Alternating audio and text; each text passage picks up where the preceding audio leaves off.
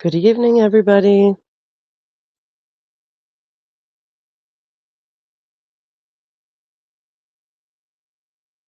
I'll give it a few minutes for people to start coming in.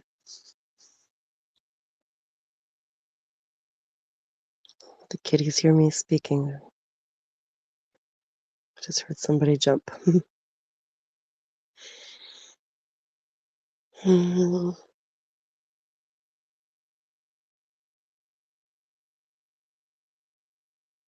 It is 10:44 p.m. Eastern Standard Time, where I'm at, in the middle of nowhere, Canada.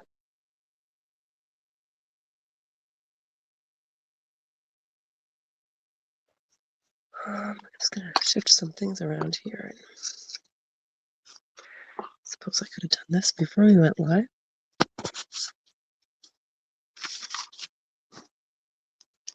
Say hello if you come in, or when you come in.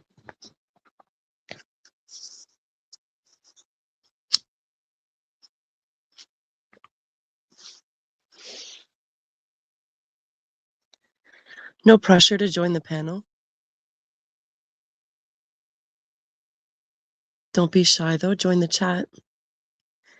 And if you feel inclined to, join the panel.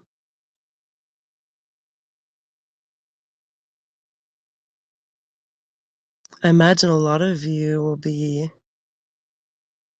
either out with family, friends, maybe out enjoying a nice walk. Maybe you're sleeping.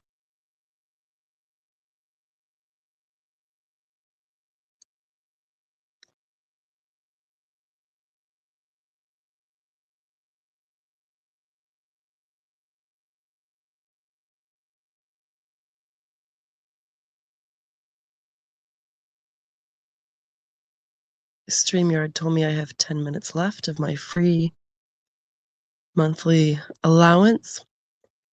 From what my understanding of the email that I got, they won't cut us off. So we'll just keep the live stream going as long as we want. And I won't be able to live stream until probably, I think they said January 12th.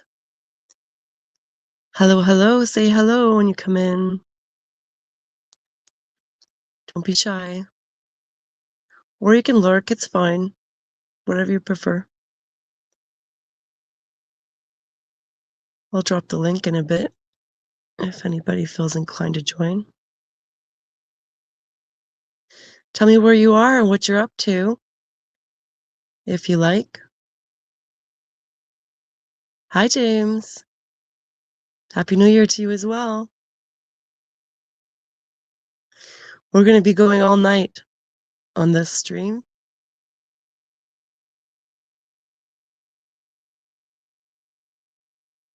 For anybody who would like a place to hang out. I think you may have missed what I said just a moment ago. It looked like there was nobody in the chat. I got a message from StreamYard saying I had used up most of my allowance for the month. So I have 10 minutes left, it said. However, they're not going to cut me off.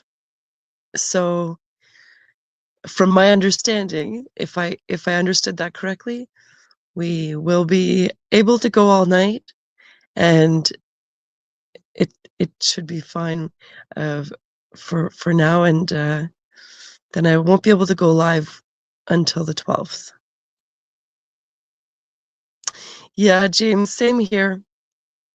I do have some friends who don't drink, but they're at home doing relaxing things like we're going to be doing.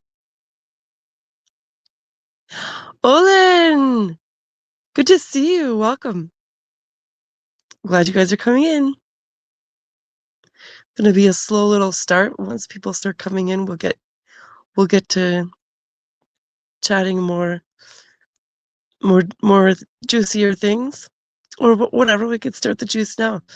How are you doing, Olin? Are you getting lots of snow? And how's your plow hanging out? We're working out.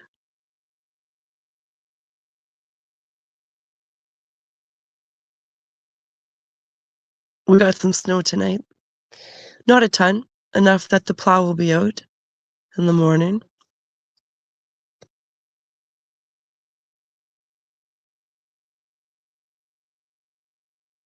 There goes my fridge. My fridge has been making some really weird sounds, and it hasn't really technically worked for over a year now. The freezer section of my fridge functions on the lower level to a temperature that the fridge would typically, so 4 degrees, which keeps your food good. So I added ice in the bottom, and so now it's colder on the bottom, and it's able to keep some things cool and safe.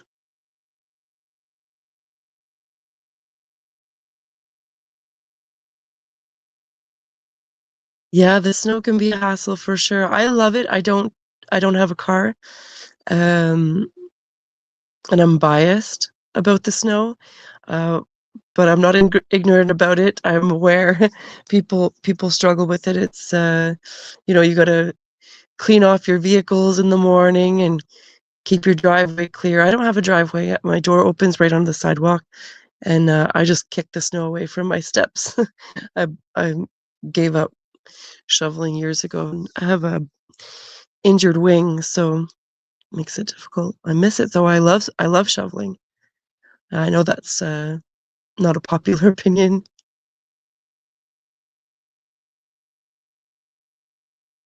That's great, James. Yeah, it helps. It's not the same. It helps though to be able to do the video calls.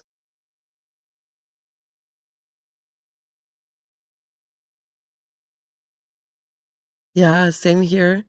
We don't have a ton of snow. When it comes, it drops quite a bit, and then it'll be clear for a bit, and then or it'll melt, or we've got some out there anyways.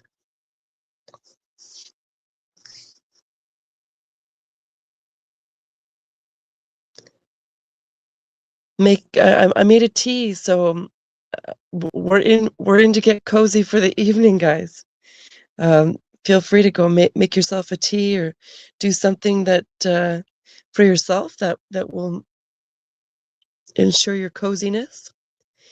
If you're feeling a chill, get a sweater, put an extra pair of socks, or maybe you don't have socks like I do. I'm not wearing socks right now.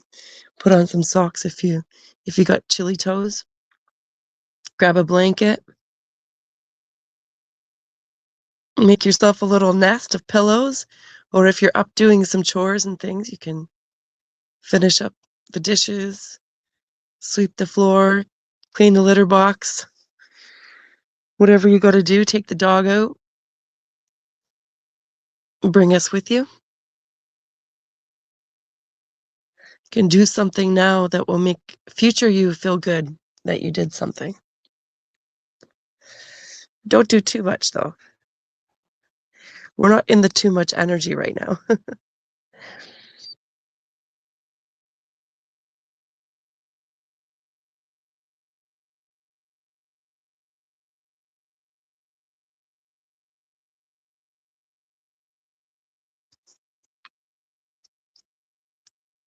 I made an Earl Grey tea.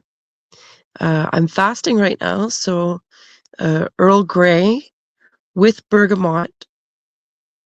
There's been studies that have shown that it increases autophagy, so I'm having that right now. Took all my electrolytes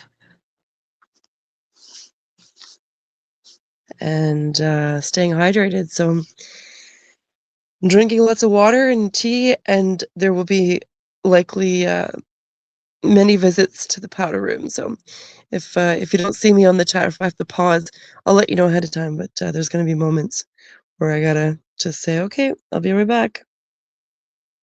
I also have timers set. I'm gonna drop some stuff here. I'm gonna put my other phone close by. and it's going to ring out the timers as they go. Sorry about the noise, guys. I've got just very little space here. So I've got my other phone sitting here. Now it's set up with timers for all the New Year's times for all the Canadian provinces and territories, and we've missed Newfoundland and Labrador. They were at 10:30 Eastern Standard Time. So Happy New Year's to Newfoundland and Labrador. They're on Newfoundland time.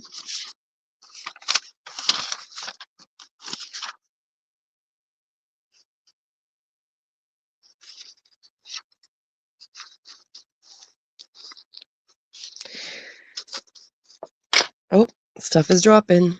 See, I don't have much space here. That's gonna happen again probably.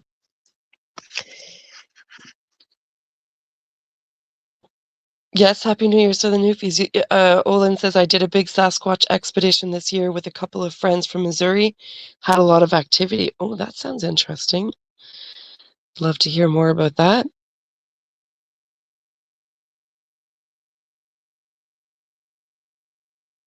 What time of year did you do this?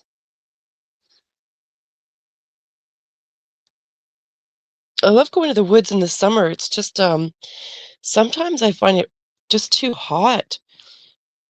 Like to even be moving, it feels like you're trying to swim through jello. Spring and fall are my favorite times to go in the woods. I love winter too. It's just hard to get there. It's kind of impossible to get there without snowshoes and skidoo or something here.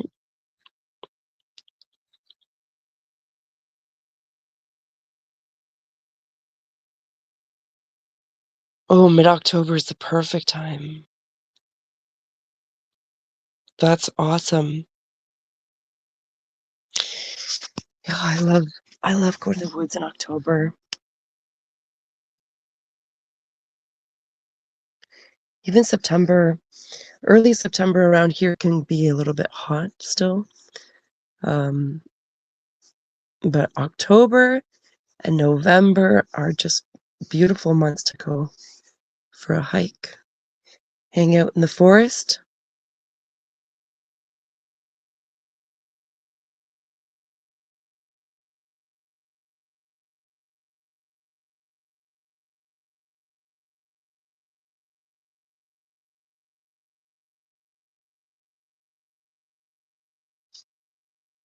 I made some notes here too for some things we'll get into. A little bit of astrology. I'm not big on the zodiac, but astrology is interesting to me. And I don't really know very much. Like I have an astrologer that I listen to online. Her name is Pam Gregory. And she's really fascinating to listen to, very down to earth. And astrology is it's a science. Whereas the zodiac, when people read their zodiacs, it's just entertainment. That.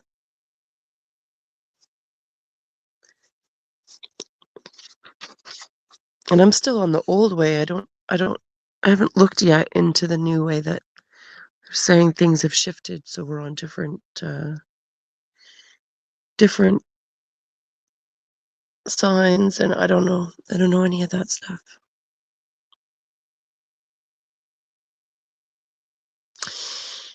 James, you would have laughed earlier. I got an invite from next door to pop over. They were having a fire, and we usually have a fire over there every year for New Year's, and just hang out outside. They're out there right now.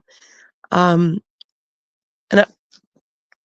this year I don't really feel inclined to sit around the fire and drink, which is what they're doing, hanging out there, having some drinks and extracurriculars.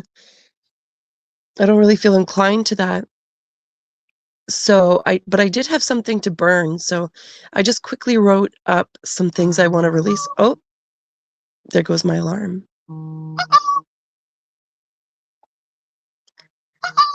That means we've got 1 minute. 1 minute for New Year's in New Brunswick, Nova Scotia, and Prince Edward Island. They're on Atlantic time. So it's 11 p.m. right now, Eastern Standard Time, but it's a minute from 12 Atlantic time. So we'll send some love and light out there to New Brunswick, Nova Scotia, and Prince Edward Island. And again, the Newfies and Labrador, Newfoundland, Labrador, they already had theirs, so love and light out to them. Prosperous New Year to you all.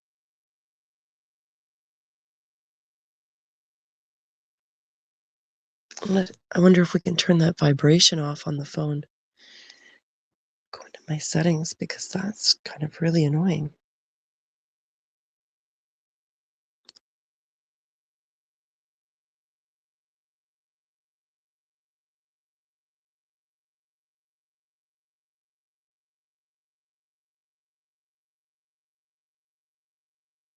I wonder why it does that. I don't have it set for that.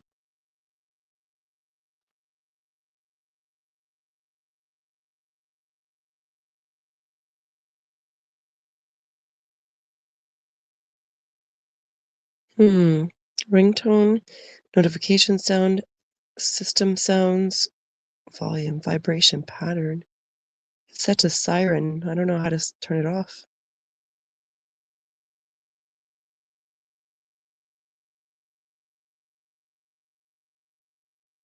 Come on, phone.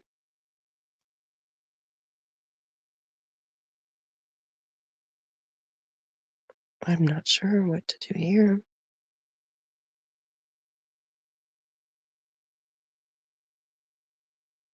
Well, we'll just turn this all the way down.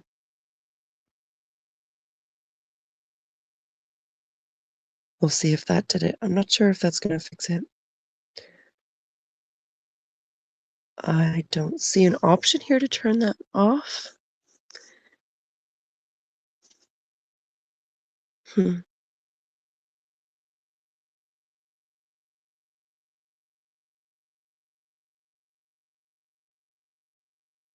Here we go.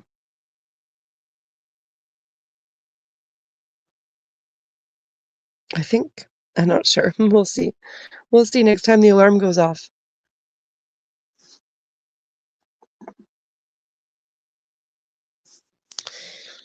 Okay, I'm behind in that. Can you guys hear me okay? Is the volume all right? Oh, yeah. I was going to say about, because you said it was too cold for you. So I'm just wearing a tank top, and I I didn't even bother to put socks on. I just put my boots on, and I went next door, and just before I went out, I wrote on a piece of paper the things that I want to release from 2025. 2025 has become one of my greatest teachers, and yeah, but also fuck 2025. Like, I'm over it. It's been a really rough year. So anyways, I just really quickly didn't have to go into details. It was just the intent of writing it in, just writing it down on a paper, and just jotted down some things. Had a little quick word with 2025, and precaution to 2026 that approach me with caution, because I mean business with 2026. So, but I welcome it. I welcome 2026. So, anyways, I just folded that up and grabbed my coffee and a smoke and went next door in my tank top. It's snowing like a snow globe out there. It's if you've ever seen the movie Krampus, it looks like it looks like that. It looks like the weather in Krampus outside. It's a literal snow globe is what it looks like. Anyways, I went to the fire and they said, "Where's your jacket?" I said, "I'm not staying." I said, "It's okay. I'll just come for a smoke and to burn some shit." Normally, when I go over to burn some stuff, it's boxes, right? I'm going through stuff here in my apartment, and so they're used to me coming over to the fire to burn some boxes, and I do have some stuff to burn. However, tonight it was just about burning my paper and sending 2025 off. So I just gave some hugs and hellos and Happy New Year's and left. So yeah, feels good not to be drinking tonight. I believe there was another year that I didn't go out to party or have drinks with friends. Excuse me. I think I was sick that year. Sick or maybe depressed. I'm not sure, but likely sick. Likely sick. When I look back, even the last few years, I've gone out, even just to hang out around the fire. Even if it was just one or two drinks. No drinks this year. That's okay. And if you guys are anybody's drinking, that's okay too. Everybody's welcome. Olin says they came in close to camp at night, had vocalizations and rock clacks. My tent got slapped, but the most amazing part of the trip was the gift. Oh my goodness, the gifts. Like when people hear about the gifts, they think I know oftentimes what they think is people say it in the chats and wherever in the comments of videos that who cares about this or it's not a big but it's not about the value. So the value of the gift, it's in the intent and the energy in it. And as the person receiving the gift, you really feel it. So, when somebody tells you that they received a gift and it's just a rock, it's not just a rock. And for myself, they left the sparkliest rock that I'd ever seen. It was a big chunk of something. It was so sparkly, and they left it right where I always sit in the forest, which I haven't been in a while. But I was going every night, and they left this big sparkly rock, and it was just so beautiful, and my heart warms the heart. There's love in that. Olin says, before my friends came, I left a gift of a piece of tur and tobacco on a granite boulder. In return, I got a piece of hematite. It's magnetic and everything. I carry it on me every day now. Oh my goodness, that's lovely.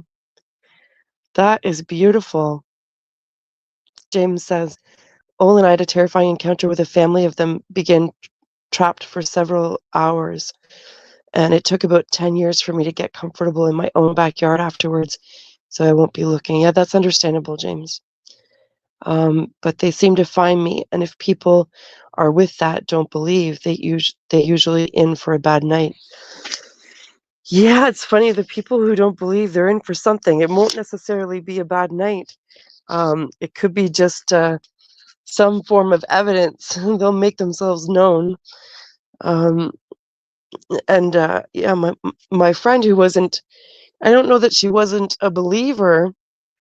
She wasn't necessarily a believer either, even though she'd been present for many of the experiences, and when I knew they were present, and she wasn't able to pick up on stuff or even acknowledge that there were noises happening around us, and we were having experiences, and she's kind of aloof in that sense of just easily able to ignore what's happening around her. And there were moments where it was so blatantly obvious. I'm like, you don't hear that right now? Listen, or do you see that? Or and even in the moment when she was able to pick up on something, she would go, huh, yeah, that's weird, eh? Or I wonder what that, it's like, what do you mean you wonder what that is? I've been telling you. Anyways, um, yeah, the one night when we were camping out in the woods, they made sure to put her to bed. They zapped her, and she just suddenly felt sick out of nowhere. Had to go to her tent. But leading up to that point, when they had been throwing stuff while we were sitting around the fire, it was very light what they were tossing. Excuse me. So either seeds or pine cones or something. They weren't hitting us. They were just tossing them all around us from the tree line, which was right beside us. And so they were making themselves very much known. I could feel their presence anyway before they started doing that. And they were doing that, and I'm saying, like, she said, "Oh, it sounds like there's raccoons or something." I said, "Raccoons? Up in those bushes? That that like, is that what you think raccoons sound like? Like tossing things at us too?" She just couldn't wrap her mind around it. And then they zapped her, so then she ended up in the tent. So then I was alone, and I had a sighting of something that night that I don't know how to describe what I saw that night, what I felt. I mean, I knew what I was feeling, except for that moment when I was seeing what I was seeing, that I that I don't know how to describe what I felt then. It's human feelings.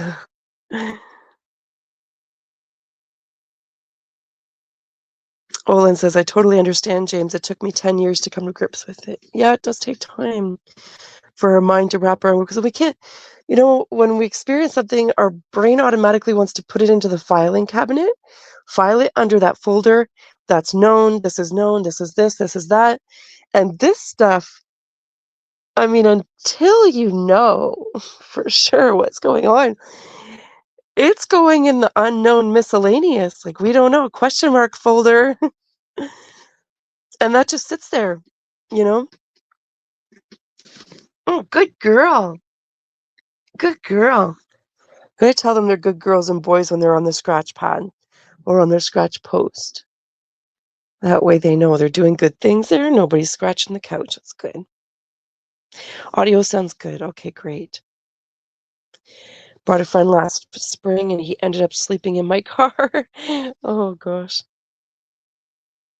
Hello, Chucking Andrew. Good to see you. Happy New Year. 11:11 here, Eastern Standard Time.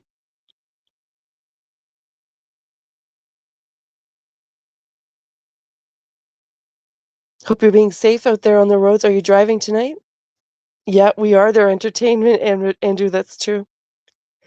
They love it. They love to watch us and take in whatever we're doing, especially if we're doing something in the woods and not just sitting there. Like, I bring musical instruments or sing, or which I haven't been for a while. I'm kind of lost my voice, and I'm gonna find it again. I'm finding it. I'm finding it. What else do I do in the woods? Swimming, talking to spirit, connecting, go and grieve, go and explore, see what's around. I like to find mushrooms, and I was studying mycology for a few years, and I kind of stopped that too, and I'll get back into it. Just other things have taken higher priority. Oh, I love it. I love it. My older kitty, she's not old, she's 10. She's dealt with health issues in the last few years since her big brother passed away. And then her older brother, not big, but older brother, our bunny, passed away. Her health declined again. She goes through extreme grief. She gets attached, and her brothers, she took those losses huge and stopped eating, and anyways, it caused some health issues. So we've had some scary times, and what you just heard, that ruckus, she was running around playing there for a minute. I gave her some pain meds tonight. She's been off for pain meds for about 3 weeks now. I did notice tonight that she was kind of seemed to be telling me she wasn't feeling top shelf, so I gave her some pain meds. What are you doing? That's Sis's! That's not your food! That's not your food! Hey, hey! That's not your food! No, no, no, no, no, no, no, no! No! No! Sis! Fiona! No! She's eating her sister's food. No, no, you can't have that, Bubby. You can't have that because your belly. Come on. Your food's up here. Yep. Yeah. Good girl. Hi, good girl. You can't eat that food. This is yours. Here, Bubby. Look. What do you think? You're feeling good, eh? Oh, buddy. You feeling good? You want kisses? Is that what you want? You're a pretty girl. You're so pretty. Yes. Yes. You're so smart. Here, honey. Look. She's on prescription diet, so she can't be eating her sister's food. Come. Yeah, I know. Let me get the fork. I'll make it look better. Yep. Here, honey bunny. Look. Num, num, num, num, num, num, num. What do you think of that? Hey?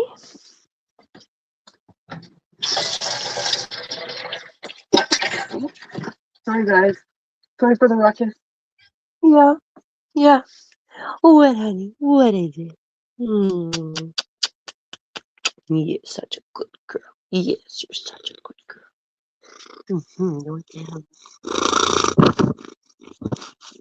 Yeah, you're a good girl. You're so pretty. You're feeling good, eh? You might need to go back on those pain meds for a bit more. I hate to put her on them because she was, they were affecting her cognitive state. Where are we? Am I too far here in the... Oh, no, I'm not too far behind. Okay.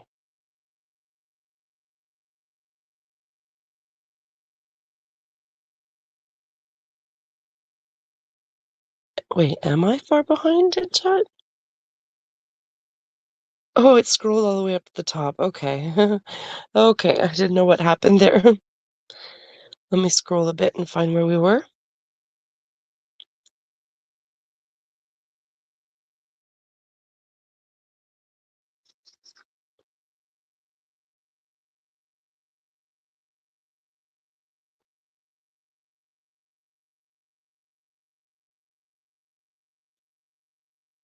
Happy New Year's to you too, Andrew. You're on home time till Friday. I'm getting my rest. Good. Good. This is a great time to rest right now, just with everything where everything is at on an astrological level, say.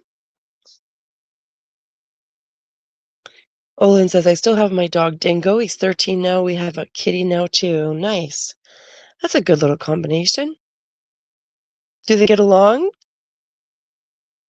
And if they do, did they take some time to adjust to each other, or did they get along right away?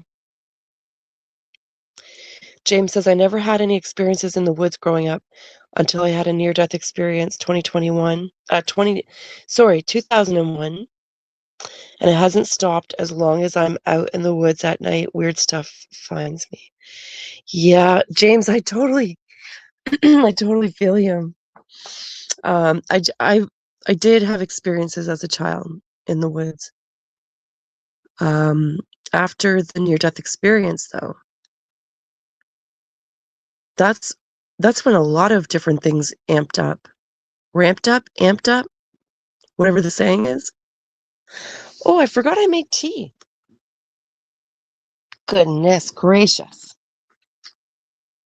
We get cozy again. Find my tea. They love each other. That's great. They play together. That's awesome. Yeah, these two girls, they've started playing together a little while ago. They play tag every day. At some point, if you hear a ruckus, they're probably chasing each other up and down the hall, all around. And I have laminate floors, so it gets pretty loud.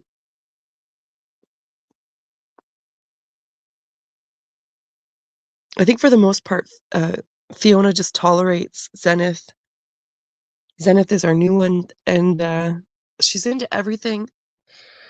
Oh gosh, she's just crazy. She's so funny and interesting to watch. When she's in that mood, I could just watch her do whatever she's doing. It for the most part, I just let her go, do whatever, be a cat, live your life, you know. And sometimes I have to intervene and say, you know. But she's such a doll. Like they're just, oh, I love them. I love animals, all animals. Nice to see them playing together. That's very rewarding when you introduce two pets and they get along, even if it takes them time. Maybe especially if it takes some time. When they do finally get along, it's such a win. Fiona was grieving hard. We both were. Our bunny passed away Easter weekend, and we just went to bed, and we didn't. We every seemed like, you know, like I would lay here and she would be my little spoon and wrap my arms around her and we just sleep, and we'd take our turns. We were waking up and going, oh, it's still real. This is still real life. And then we just go back to sleep, and it was pretty brutal. Almost right away, Zenith was sent into our lives, and that's a whole story in itself.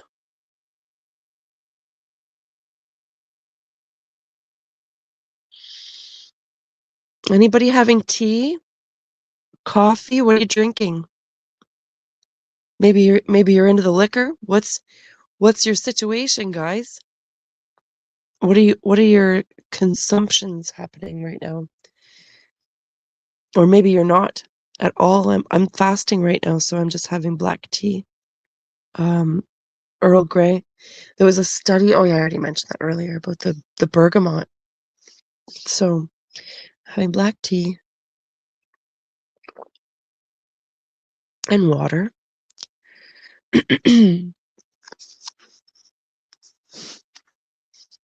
Olin says, we almost ended up with another cat. One showed up at work, and I fed him and made him a little warm bed, and he was there every day for a few months. But another person at work took him home. Well, I'm glad that he went home with somebody, because the animals, they have benefits. Like, maybe not so much the wild ones, but the domesticated are.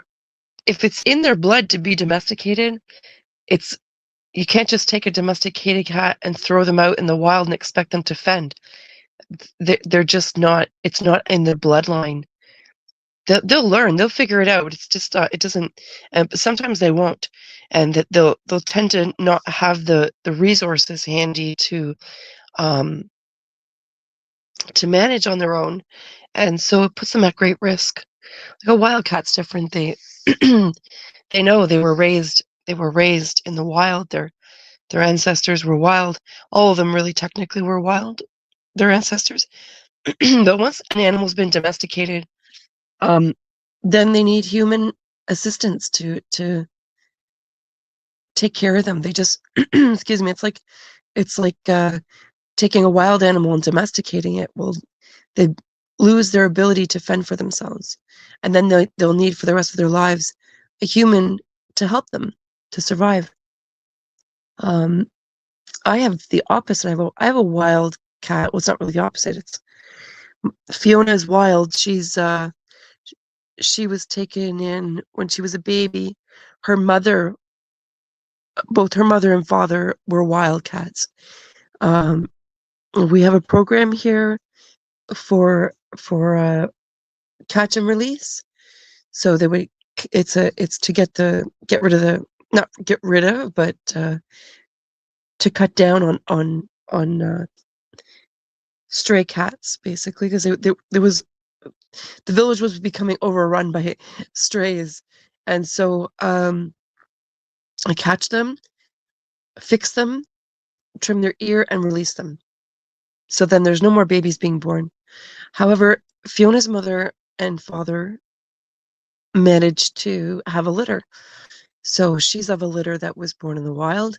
They caught her mother and realized that her memories were present and engorged or enlarged, and her belly was loose. So they knew she had her litter. So they followed her back to where they caught her, found the babies. Another cat had stepped up in the meantime. But they took the babies and fixed them and found them homes. And Fiona was passed around to several homes. Nobody could form a bond with her, and she wasn't warming up to anybody. She was so wild. And so she was about 4 months old when she came to me, and I just opened the carrier, and here's this kitten spitting and hissing, and her hair fluffed and tail fluffed, and she was angry. And I pulled her out and I held her close to my chest, and I just held her tight so she could hear my heart and feel my heart beating. And in that moment, she melted in my arms, and that was it. She was mine right away. We had no adjustment. She was mine. So it's something else to take in a wild cat. The feral cats are just they put an exclamation mark after the wild. They're wild. Wild cats are wild. It's not at all like a domesticated cat. She's so different than any domesticated cat I've ever had. We'll go back here in chat. Olin says, I've had vodka and beer tonight. Attaboy. Gator India, as my neighbor says. We say it to each other. I don't really drink anymore, but you've been drinking water all day. Yep, same here. We all felt bad for the kitty. It gets so cold here for domestic animals. It does. It does. And domesticated, even the wild cats benefit from having a little bit of help in that sense. And our cat group that was catching and releasing, they went around with, they made totes with straw inside, and like it insulates the totes, and it gives them a place to go to keep warm in the storm, in the winter, I should say. Olin says, and we could tell someone dumped him. He lived with someone at some point and they dumped him. He's in a good home now. That's awesome. I love hearing stories of animals being taken in and finding their forever home. There really is a huge difference too between wild and domesticated animals. Like Fiona, she presents as domesticated to me. She's never going to be domesticated. Like, that's just not a thing. She, at the drop of a hat, any little sudden anything, and her feralness is there, right there. It's something that will never be bred out of her either. Well, she's fixed, shown that she's not going to be breeding, but she's always going to be that wildcat. So I call her my wildcat. If you ever hear me say wildcat, that's her.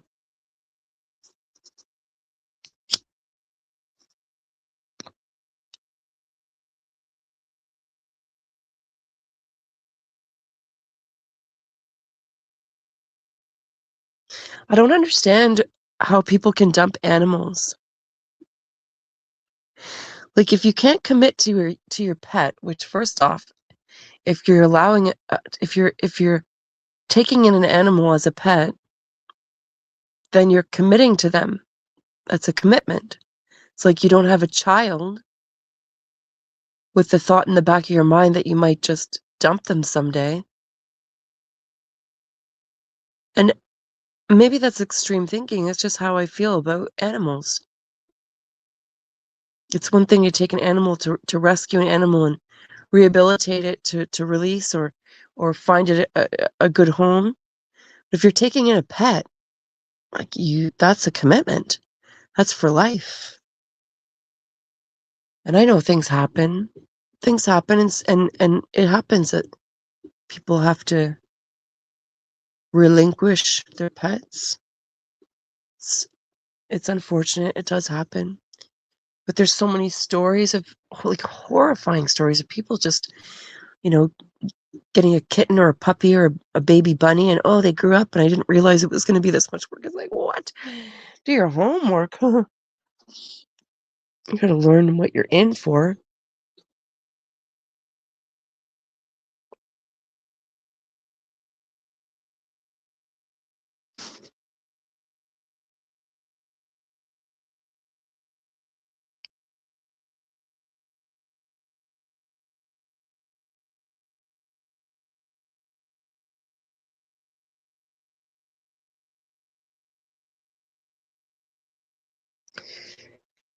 So there's a little $sign on the side of the screen here, and it blocks part of your comment. And it doesn't let me see it until the next comment goes up. So I'll try to read your comment, and if it doesn't sound exactly like how you wrote it, it's because there's this $sign sitting there blocking it. And you said some people don't see animals with any compassion. It's hard to imagine, but that's how people are. Yeah, I just can't comprehend it. I'm aware that this exists, of course. It just hurts my heart to think about. Because here nobody gets left behind. I don't care if my priority is keeping a roof over our heads so that they'll always be with me. Whatever needs to be done,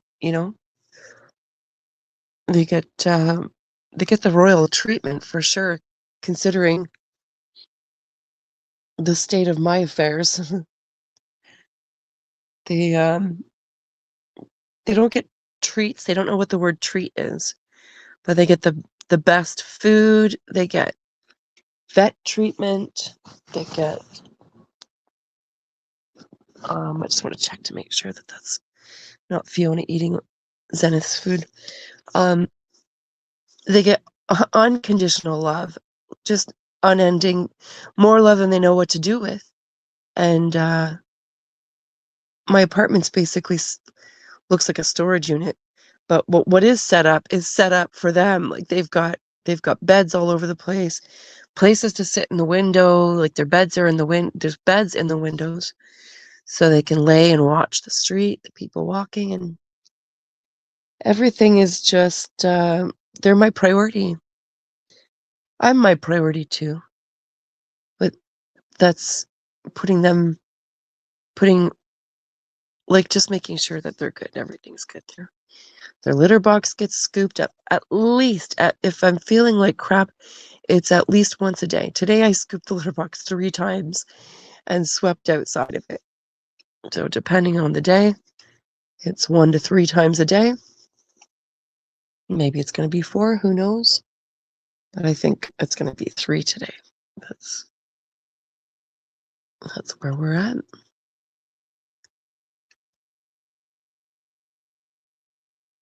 They've got 3 water bowls.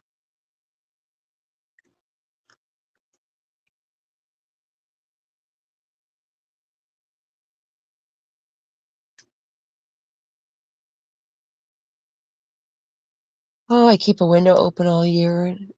Air purifier. Really big tower air purifier.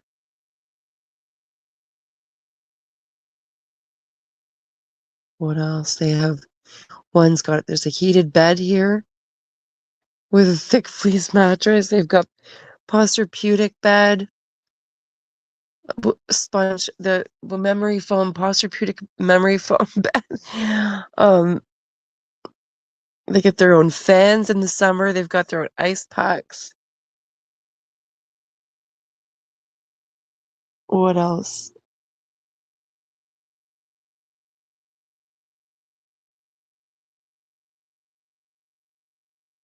whatever they need, they get it. Fiona's on medication and prescription diet from the vet, so that's a whole thing. That's what she needs, so. And if it was any other issue that she had or that she would have, we could get around it using alternative stuff, but with what she has, it's just, there's no alternatives to it. And she can't eat anything else or she'll get sick.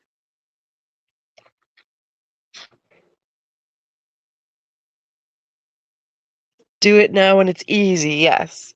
Talking about the litter box, yeah. Exactly. I do the litter box right away. Even if it's just once a day, it's better than like some people do every other day, or like I wouldn't want to use a dirty toilet.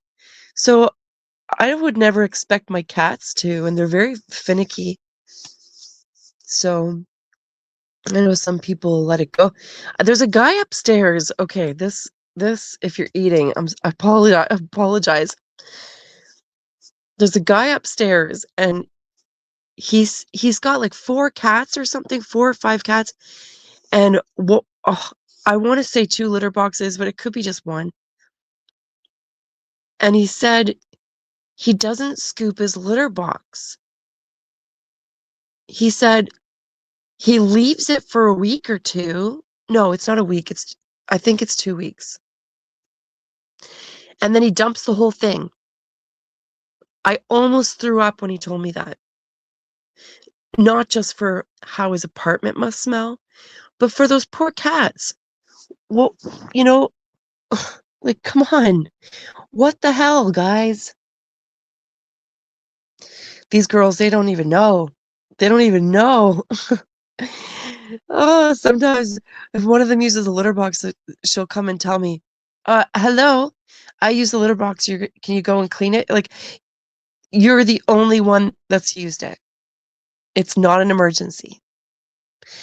But it is in that moment, I guess, for them. So, because they're so used to it being clean all the time. So, anyway, and then the apartment doesn't smell, and then they're in there, they track whatever around.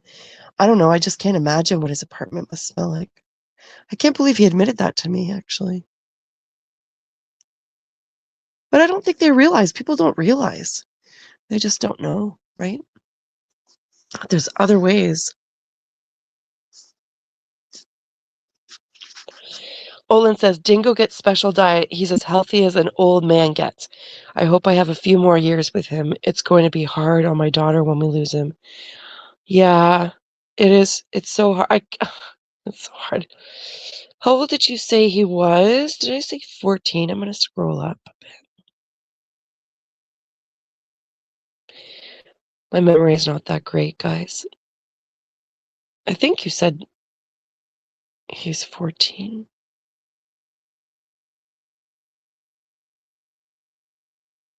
Oh, it doesn't let me go up that far.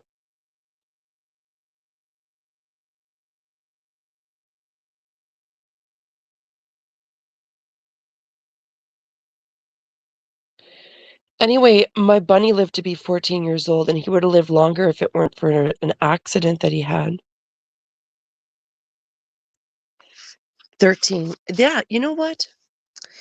With a good diet and exercise and love, an animal that's being taken care of can live a lot longer than whatever numbers that you read online. All of Hassan Pfeffer's vets, they were shocked when I would tell them his age. One vet even laughed when we were at the emergency vet out east, and she laughed when I told her his age. She was like, "What? No." She goes, "I'm so sorry for laughing, but they told us at vet school that they lived to be like 5, 6 years old." I said, "Well, yeah, they told you that. They're wrong."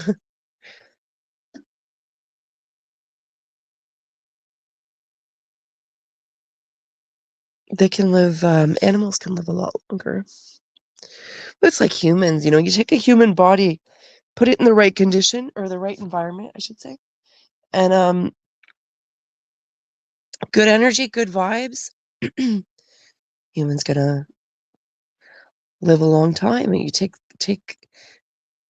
somebody and who's stressed out all the time and holding on to shit and eating crap and thinking bad thoughts and doing all the bad stuff. And it's not even necessarily doing all the bad stuff. It's just, what was it? There was a study, as much as whatever you want to put into studies, is about people who, somebody mentioned that the other day, I don't remember who it was, said about people who live a lot, I think it was Astral, said about people who live really, really long lives where they're able to continue, doing all the things. It's people who are social. They have a healthy social life. To me, that means good vibes. You got community and you're around people who you feel loved and you're sharing love. I think community is a bigger vital key than we give it credence, or we give credit to.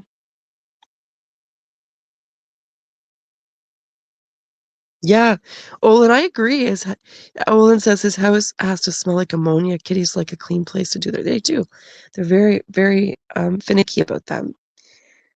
Like I said, mine will come and get me right away as soon as they use the litter box. Sometimes, or if they have to use a litter box and the other one is gone, or they're just in a mood, maybe they'll come up and yell at me like, "Hello, just so you know." And I said, I get it. I get it. I'm coming.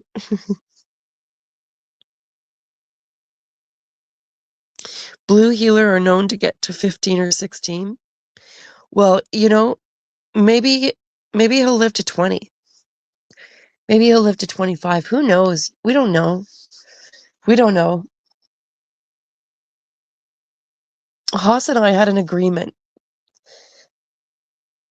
that he would live to be 23, the year of Michael Jordan. Michael Jordan's he's I don't have good as good thoughts about him as I used to, but anyway, he was a very good basketball player, and he was always my I don't know what you want to call that, but I always looked up to him. That was my team. He was my favorite player, and Haas and I had an agreement. He would live to 23, and I think he could have. But we also said, if that doesn't happen, that's okay too. It's on his time. But that was our goal, and he made it to 14. And every time he had to go for a surgery or procedure or anything to the vet, like there was always a pep talk. We would have a pep talk and let him know he's a good boy and he's so strong. And we're not worried at all. There's no stress at all, and everything is going to be okay. And after all this, we're going to go home and we're going to have all the good stuff. And he did so well, and he had to be put under several times in his life, have surgeries done and dental procedures, and he was such a strong boy.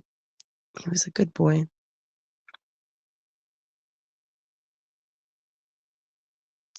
I suppose I should drop the link, or I ought to drop the link.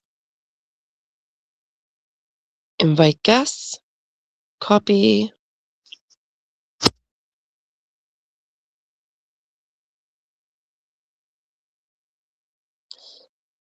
Join the panel.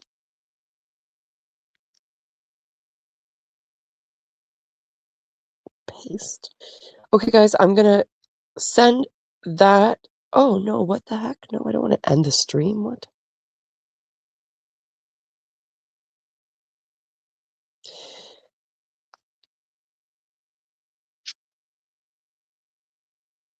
And then I'm just going to take a moment to go to the powder room.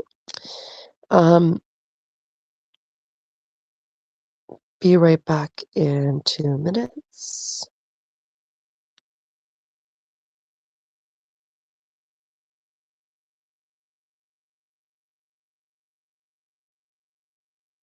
And I'm going to put that on the screen.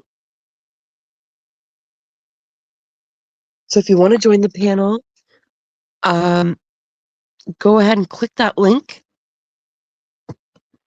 Put my tea down, and I'm going to go. I'll be right back, and you guys chat away, and I'll be right back. If anybody comes in, you know what to do. Okay, I'll be right back.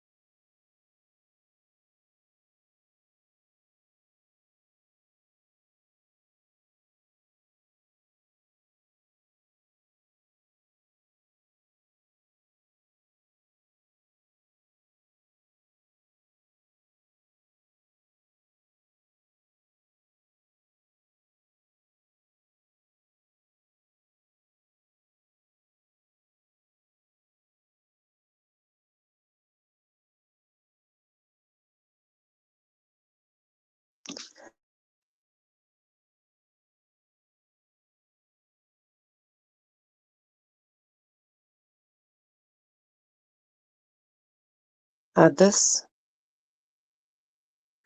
I'm just going to take some salt real quick so I can retain some liquids because I'm fasting.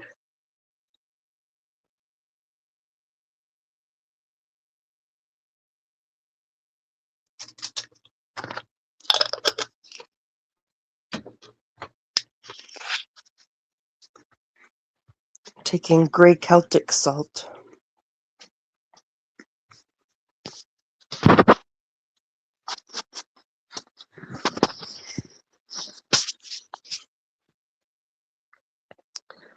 If you're fasting, you know, you can add it to your water too, but I don't like the taste of salt water. I'd rather just get it all done quick and dirty, you know? Get it in.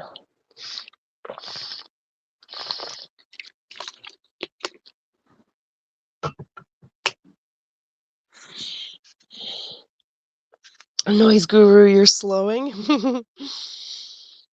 'Tis the season right now.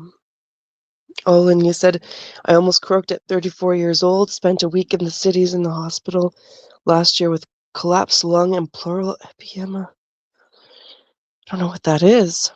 Took almost a year to get back to full strength. What is that? Pleural edema. Well, I'm glad to hear that you're still with us, Olin. Glad to see you're still with us.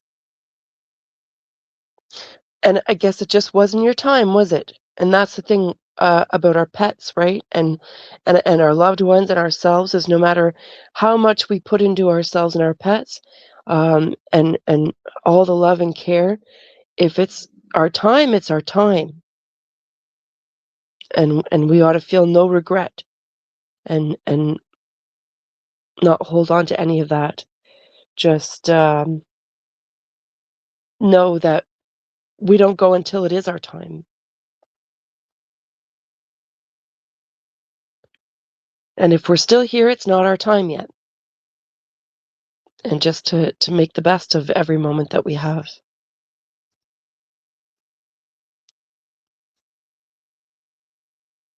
Yeah, I bet it was a whole ordeal.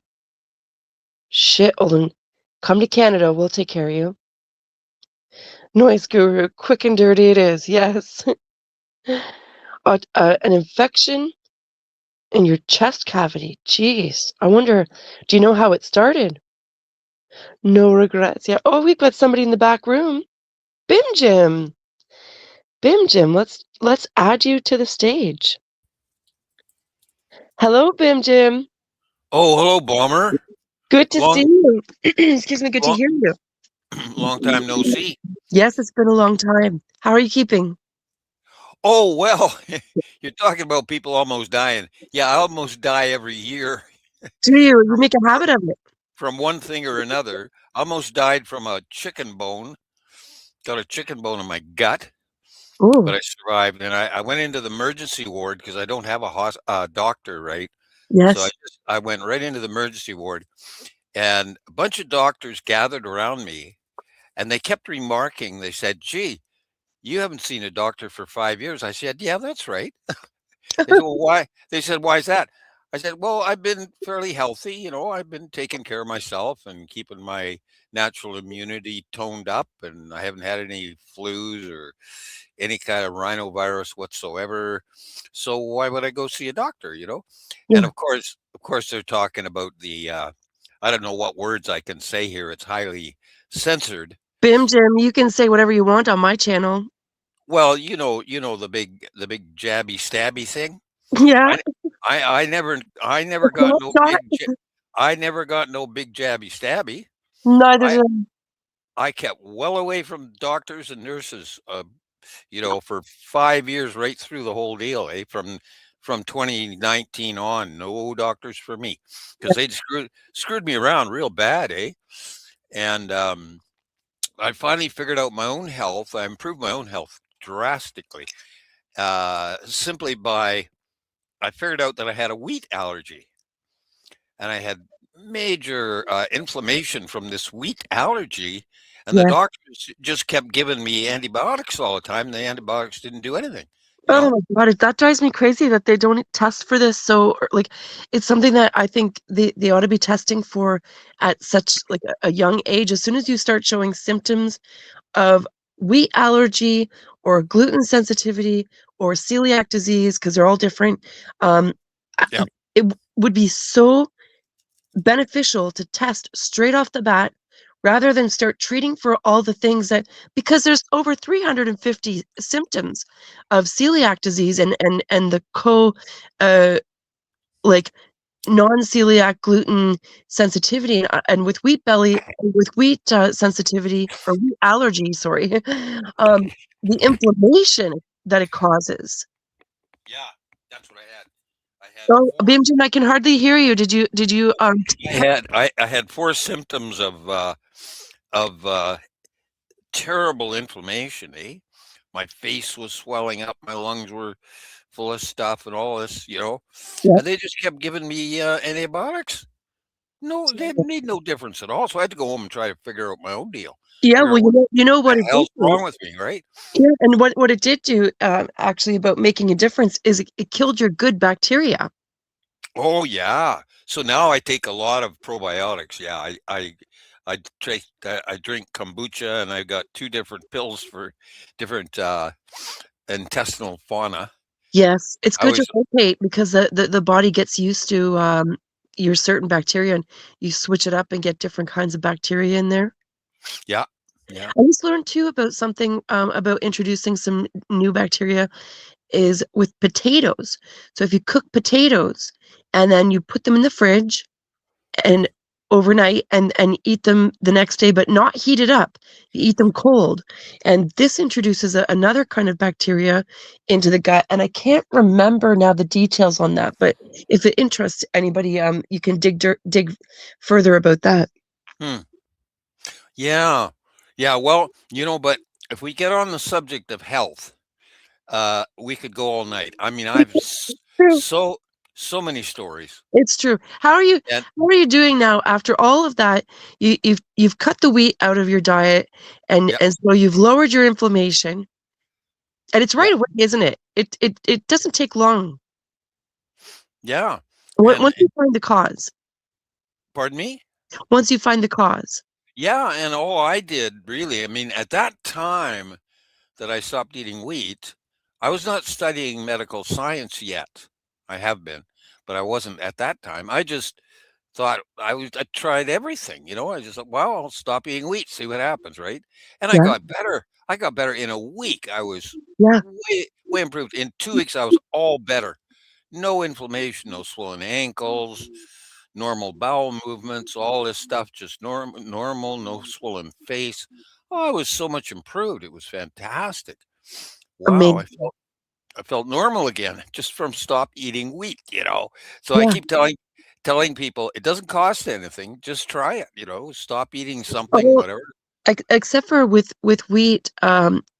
Well, I mean, if it's a wheat allergy, that's one thing. But if you suspect that you might possibly have celiac disease, um, before cutting it out of your diet, you need to be tested for celiac because if it's just a wheat allergy, that's simple, just cutting wheat out. But if you cut gluten or wheat out of your diet and you have celiac disease, but you don't get tested, so you don't find out if you actually have it and you do have it, Hmm. you're still being exposed to trace amounts, and it'll end your life early because you're still having the damage done to your villi. Well, I tested myself for gluten, and that's not the problem. It's another protein in the wheat, and there's a lot of proteins in wheat. And I tried gluten-free bread, but oh gosh, no, the swelling came right back. Yeah, well, there's It so was much not sugar. gluten, not gluten. Everybody thinks gluten, gluten, gluten. No, it's not that. There's No, something else. yeah, a wheat allergy is completely different than celiac, and different still from non-celiac gluten sensitivity. Hmm. Did you ever read the book Wheat Belly? No, no. I've got it here, and I got it when I first was diagnosed with celiac. But my problem is not necessarily with wheat. Mine actually is full-on celiac disease.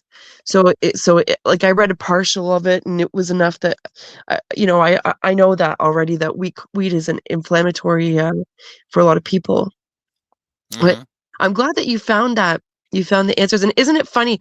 Once you find your answer, the hope that you feel suddenly, it's like a rush of hope that, Yeah. oh, we can we can feel better.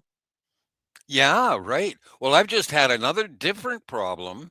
Let me see, October. In October, I couldn't walk.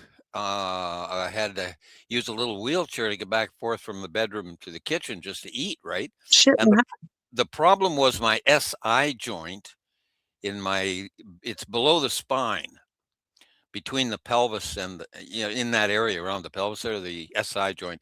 And I had it before when I was 35. I had the same problem, and now it didn't come back for quite a few years. It came back, and I fixed it myself.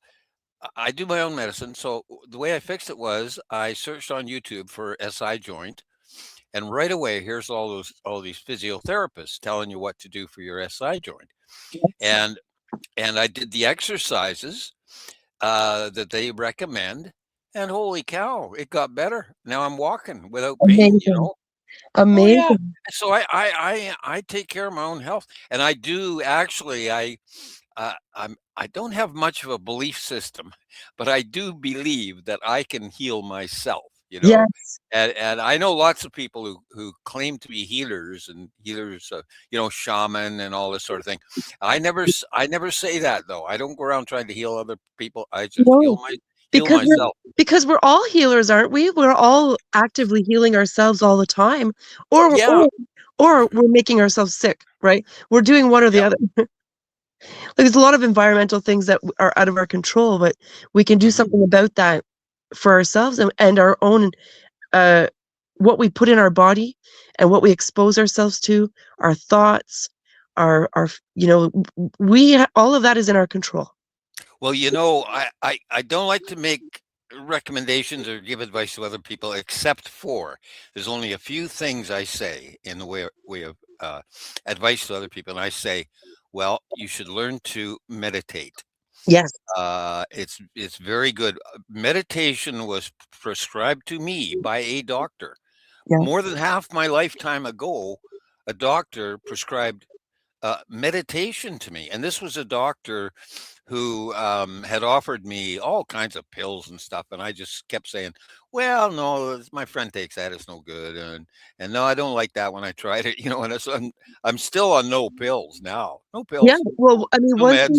No, once thank you. you find meditation, it's such a game changer. It's such a tool, like a vital tool.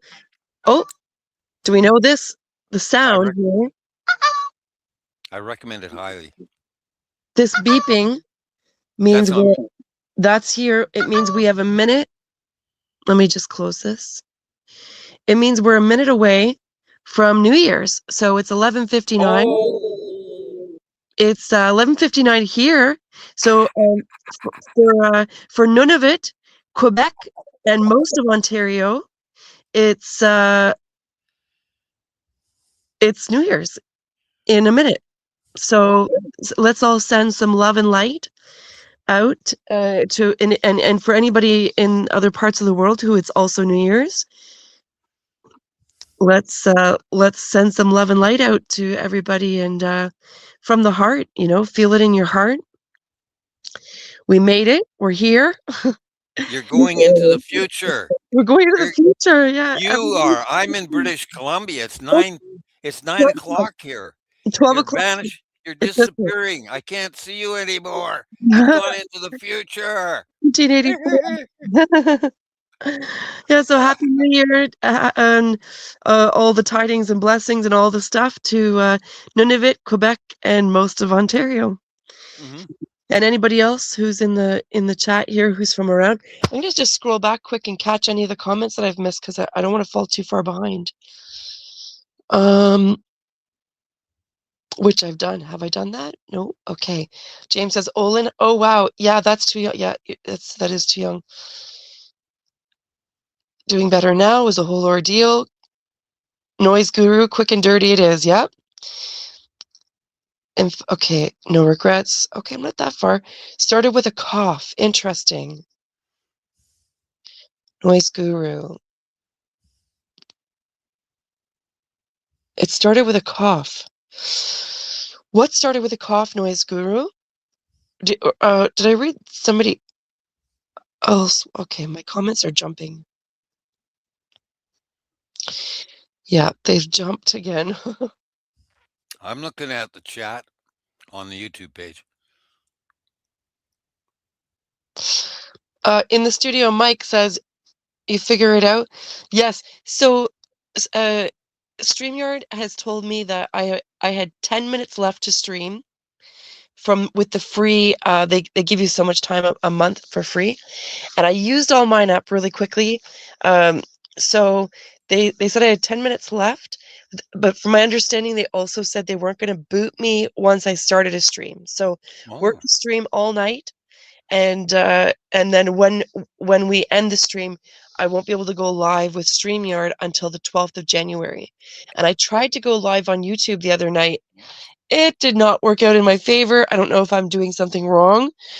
It said, you guys were saying that I had no audio, but I wasn't muted, so I'm not sure my volume was up. I don't really know what the issue was with that. Maybe I was being censored. YouTube is not my fan. So I don't know what happened there, but so far we've got it. We're gonna MacGyver maneuver around it. Olin said I had a cyst that was on my rib cage, and the chiropractor ruptured it. Then I ignored it too long, like an idiot, and went to the ER when I was on death's door. Ooh, Olin, that's wild. Like what were you ignoring? What did you? What signs and symptoms did you have? Like, you were probably nauseous. I would imagine you were feeling sick. Noise Guru says, knock, knock, knocking on the baker's door. And we can go all night. Yes, we can. We can go all night. Olin says, I take oregano oil now, too. I get sick less now. Yes. Oregano oil is great. Little Mikey. That's Mike out in Ottawa. Hello, Mike. Happy New Year's. Happy New Year. Happy New Year's. Whatever. You're on my time. So cheers to you. Forge in the flesh. Hello, hello. Welcome. Welcome to the chat. Says, I'll take all the pills. Thanks. Yeah. We'll do whatever you got to do. Happy New Year's. Olin says, still one more hour for me. Northwest Ontario, Manitoba. Yeah, I've got you. We've got alarm set on my old phone that crashed. Well, I got somebody to kind of fix it ish. So I've got alarms set for every hour, um, all the time zones in Canada and the Northwest Territories. Well, sorry, for Canada and the territories, which includes Yukon, Northwest Territories, and Nunavut. So um, you won't be missed. You won't be left out, I should say. Ought to say. You will not be left out. Where are the British Columbians?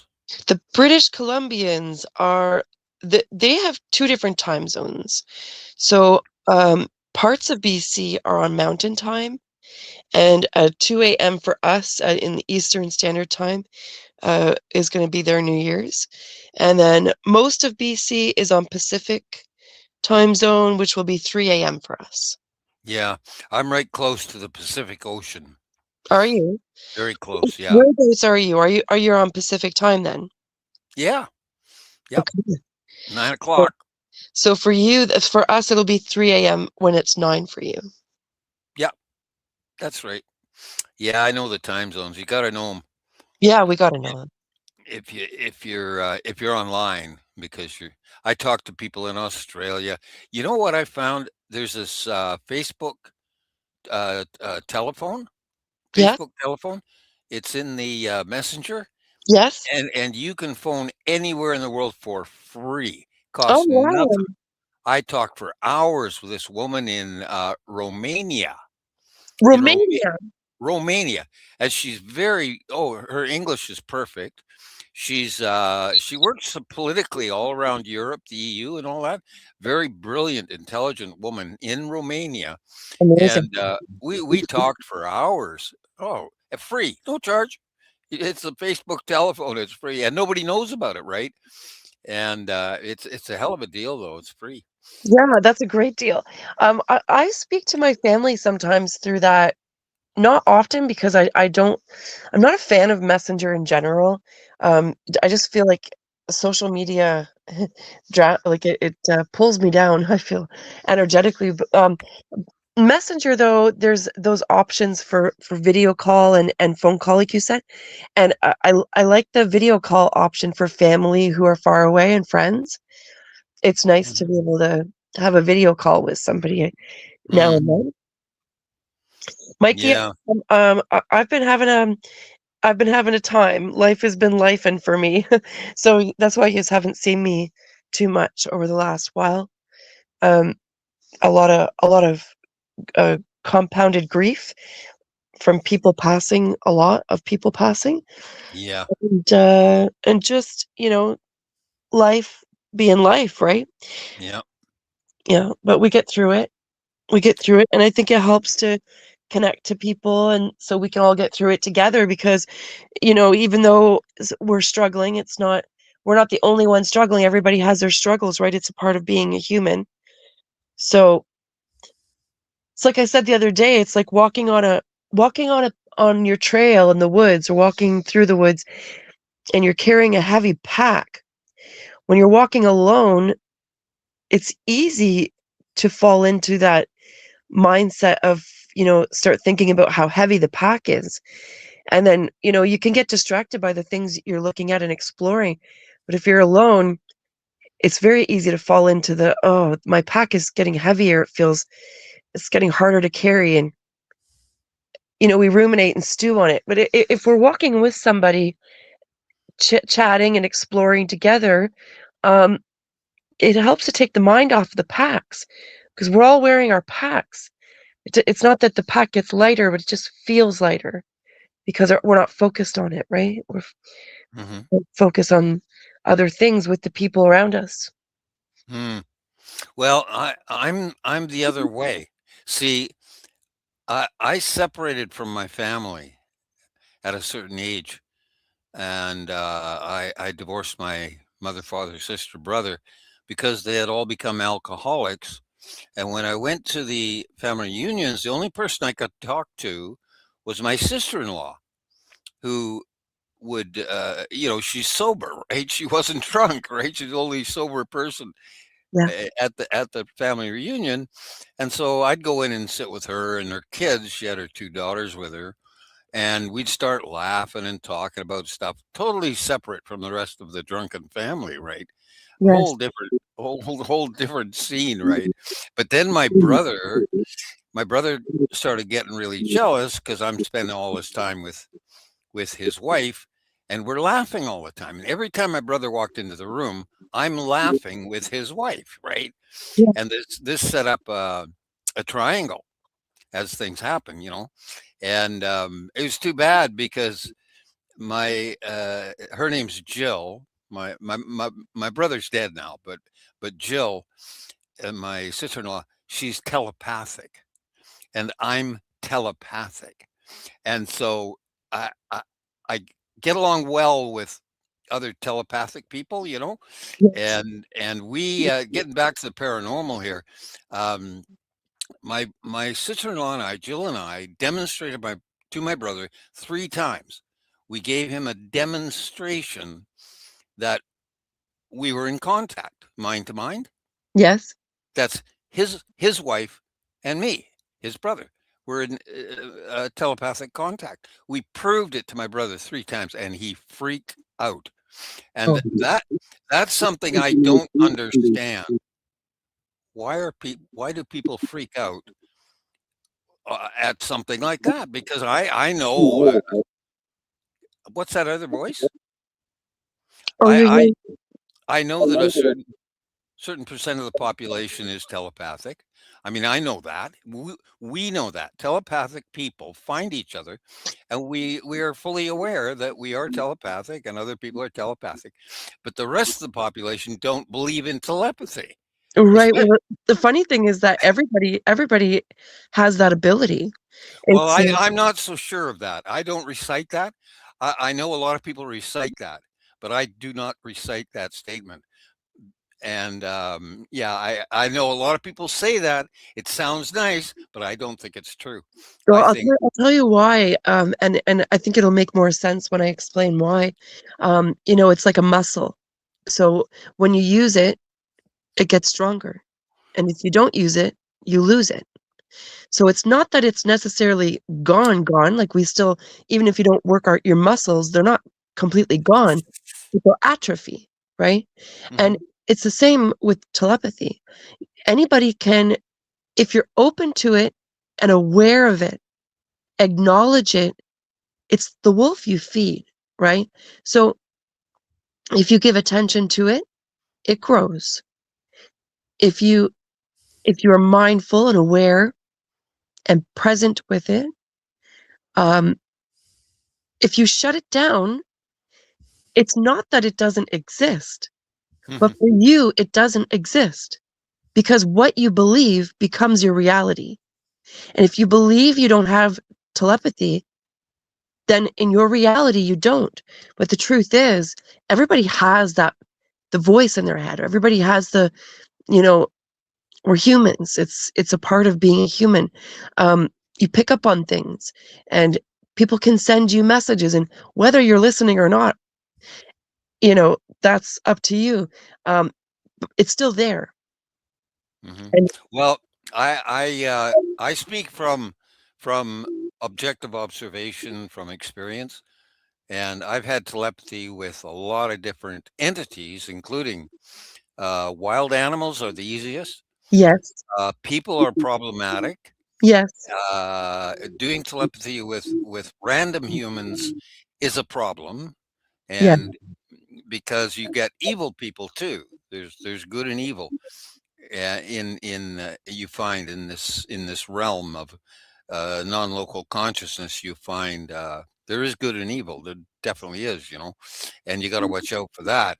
But yeah, I started meditating when I was 17 years old, yes, and well, I knew about it at that time, right?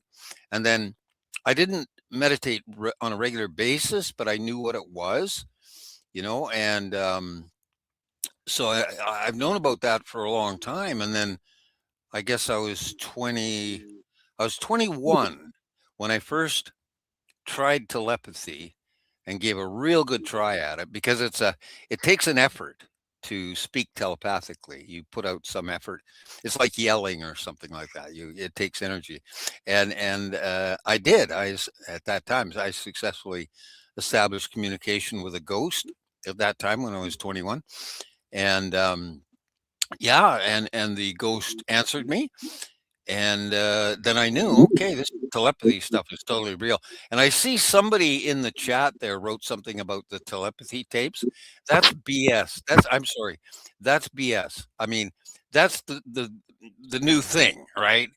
I've been doing this for decades, and this telepathy tape thing is a new thing. And I do know that certain mentally handicapped people who can't speak, I can communicate with them, and they walk right up to me. I mean, they walk up to me. They pick me out of a crowd, walk right up to me when they won't establish eye contact with anybody else. They'll walk right up to me, look me right in the face, because I can communicate with them, right? And yeah, I speak from experience, and I've done it. This is how I know about this Yes, stuff. me too. Me too. But I would like to try to teach people to do telepathy, and I teach a lot of things. I've done a lot of teaching. I know how to teach, and what you've got to do is start with the simplest, most basic thing, right? And test that, and then and this is how I teach telepathy. Try it with wild animals first, not pet animals. Wild animals, and there's a reason why I say that. That's how I started. And I was originally I hung around with a lot of native people, and I picked up things from their families and their grandmas and just the whole culture. That may be where I picked it up. I don't know, but it's just, yeah. They talk about, well, you'll find it in old books where there was a guy called the trickster in every tribe, and the trickster could do a whole bunch of things, including talking to animals and shape shifting and making themselves invisible and all this sort of thing. And that's the trickster in the old tribes. And I read about this in a book written in I think it was 1800, something like that. An old book. And I highly recommend these old books. I found so many gems of wisdom and knowledge in these old books that you don't find in the new books. But yeah, so telepathy, I've tried to teach it, but what I tell people, I say, try wild animals, and all you have to, birds are pretty easy. Not all species of birds will communicate with you, but many do. And which all you do is you look at a bird and you say, "You are beautiful." Think in your mind, okay, in your mind, you make a picture of the bird that you're looking at, and you make it beautiful, and you tell the bird, "You are beautiful." And this works with many animals. Deer will stop whatever they're doing. They'll stop and just look at you. Yes, they do. When I say to the deer, "You are beautiful," in my mind, they just look at me and smile, and they might have been getting ready to run away or afraid or something like that. But when I say, "You are beautiful," they just turn and look right at me with a big smile, and I've done that with elk as well, and bears. Bears, I've communicated with bears I mind to mind. would love to communicate with bears. Oh, they're brilliant animals, really. I mean, they're so smart. They're they're they're smarter than monkeys, I would say, or they're monkey smart. And yeah, they're bears are really something. They're pretty cool animals. We got lots of them around here. We have an overpopulation here of black bears, and no grizzlies. We only got the black bears, and nobody has been harmed by a black bear here for 80 years. No, they don't hurt people. That sounds like another person. That's a different person I hear there. But anyways, You hear a person? I hear some. I hear a voice talking. What do you hear? It's a man's voice. Yeah? Can you not hear it? No, tell me what you hear. Well, it's very garbled. You're all garbled. Hey, buddy, can you hear me? Mister, can you hear me? Can you hear me? He's trying to answer me, but I can't. It's all garbled. He might be in the back room there in your StreamYard. No? Can you? Nobody else in there? Okay. You might be hearing spirit, do you think? Oh, I don't know. I can't make out the words. But anyways, where was I? Oh yeah, the wild animals.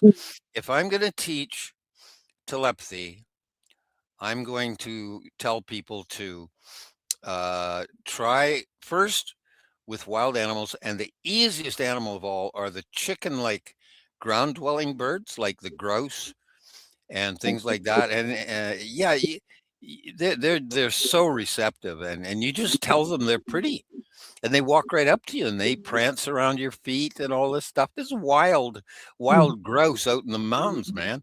I did it, and a friend of mine can also do it, and I've seen it done by other people. I can do it, and this is the beginning of the trickster, or what the trickster does, you know.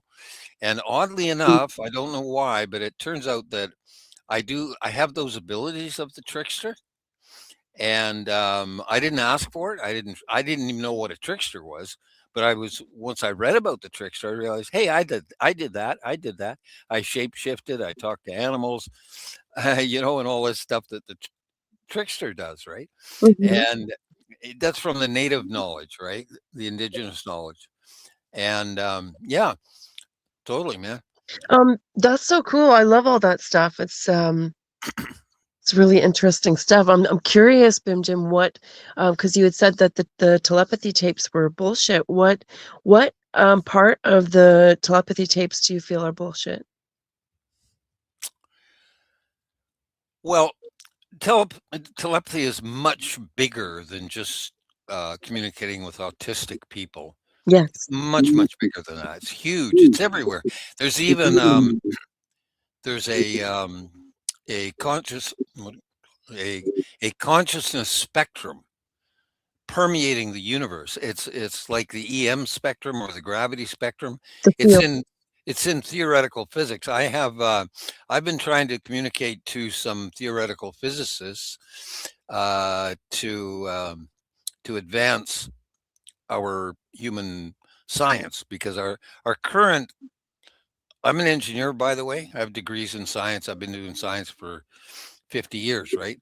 I know Okay, it. so you're aware that Big, it's big. obsolete. What we've got going on now? Well, I call it mainstream science. Yes, me too. I say the same thing. Mainstream. Mainstream, yeah. And Yeah, I'm very critical of mainstream science. I think they're off in the wrong direction, and they are. I'd like I'd like to talk to more science guys. They're called on the YouTube or what do you call it, in ufology. You Yeah. have these guys called science guys. Well, I would really like to get on with some science guys uh, who are accepting different ideas, like from ufology, and because I have all kinds of things to tell them. And I mean, I'm like Galileo, really. Galileo, 400 years ago, he he said to other scientists of the time, he said, "Look through my telescope." And for a while, nobody would look through his telescope, and he kept telling, "No, no, just look in the telescope and draw what you see. That's all I want you to just." And that's step one in the scientific method, and that's why I say that Galileo started the scientific method in European culture, is because that's what he did. Step one first, right? And in all my teaching, like, trying to teach telepathy, or I can also teach meditation, proper meditation, that sort of thing. I always start at the beginning, and I was tutoring in high school. When I was in high school, I was tutoring my friends and stuff like that. So I've always done quite a bit of teaching and lecturing, and I've lectured on the indigenous knowledge, and I've lectured on science, and those are my two paradigms: is science and the indigenous knowledge. What a great combination. Yes, you know who said that to me the other day? A PhD in philosophy. I met this guy in the drugstore. A guy I know, Bruce. I know him quite well. We know each other, and I just met him. I know he's a PhD in philosophy, and so I said the same thing to him. I said, now my philosophy advanced to a point where I realize my two main paradigms are science and the indigenous knowledge. And Bruce said, well, that's an odd combination. No, Just as I don't think exactly it's what, odd. I don't think it's odd. I think it's wonderful. Really, it's a great combination. well, the thing is, of course, I've tested science. I mean, you test in Newtonian physics in the lab and all that stuff. Well, I tested the indigenous knowledge in the same way. And the way I did it was I went up camping in the mountains, and you see my picture there. That's my camper truck that I used to use. And I would go up in the mountains, just live up there Nice. alone, and and I would test the indigenous knowledge, living in the forest, being part of the forest, becoming I call it getting my forest face on, and I would become with the forest, right, and Yes, because you do walk become in through tune. You become walk in through the tune, become one with the forest. yeah, walk through the old growth, lay down on the moss in the old growth, and eat the blueberries and talk to the birds, and Really just connect. become the forest. I am the forest. That's it. you know Yeah. and in doing that, um, I realized the knowledge I heard from the indigenous knowledge keepers. And yeah, I was very fortunate when I was in Australia. One of the first people I met there was an Aboriginal knowledge keeper woman, and I sure lucked out that day. It was my second day in Australia, in Perth, and I'd just flown in on an airplane, right, and recovered. And I met this woman, and oh man, started talking to her, or more listening to her. She was so smart. She had an encyclopedia in her mind. She was a knowledge keeper, right? And a real, honest to goodness, Aboriginal knowledge keeper. And oh my goodness, she knew so much. It's like she'd memorized books and books. Wow, she was amazing. I was so impressed. I'm fascinated by people who have these really good memories and are able to retain and recall so easily. Yeah. Um, I because I don't have that. I can take in so much information, and I do, but my retention and recall are uh, not so great. I had an accident years ago, and um, plus ADHD, just like the whole thing. It's and Mhm. some other issues, but anyway, it's fine. I navigate how I do. Um, but I'm fascinated by people who are able to take in, retain, and recall. Um, I see it as kind of a superpower, really. Mhm. Yeah. Yeah, I have a better than average memory.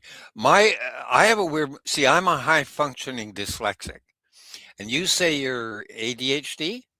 Yeah, and Oh, some okay. autism and some other like just plus like the like brain damage from the accident. Um, Hmm. altered likely who I'll be. Um, well, I don't want to say forever because I believe that anything can be healed if given the right environment.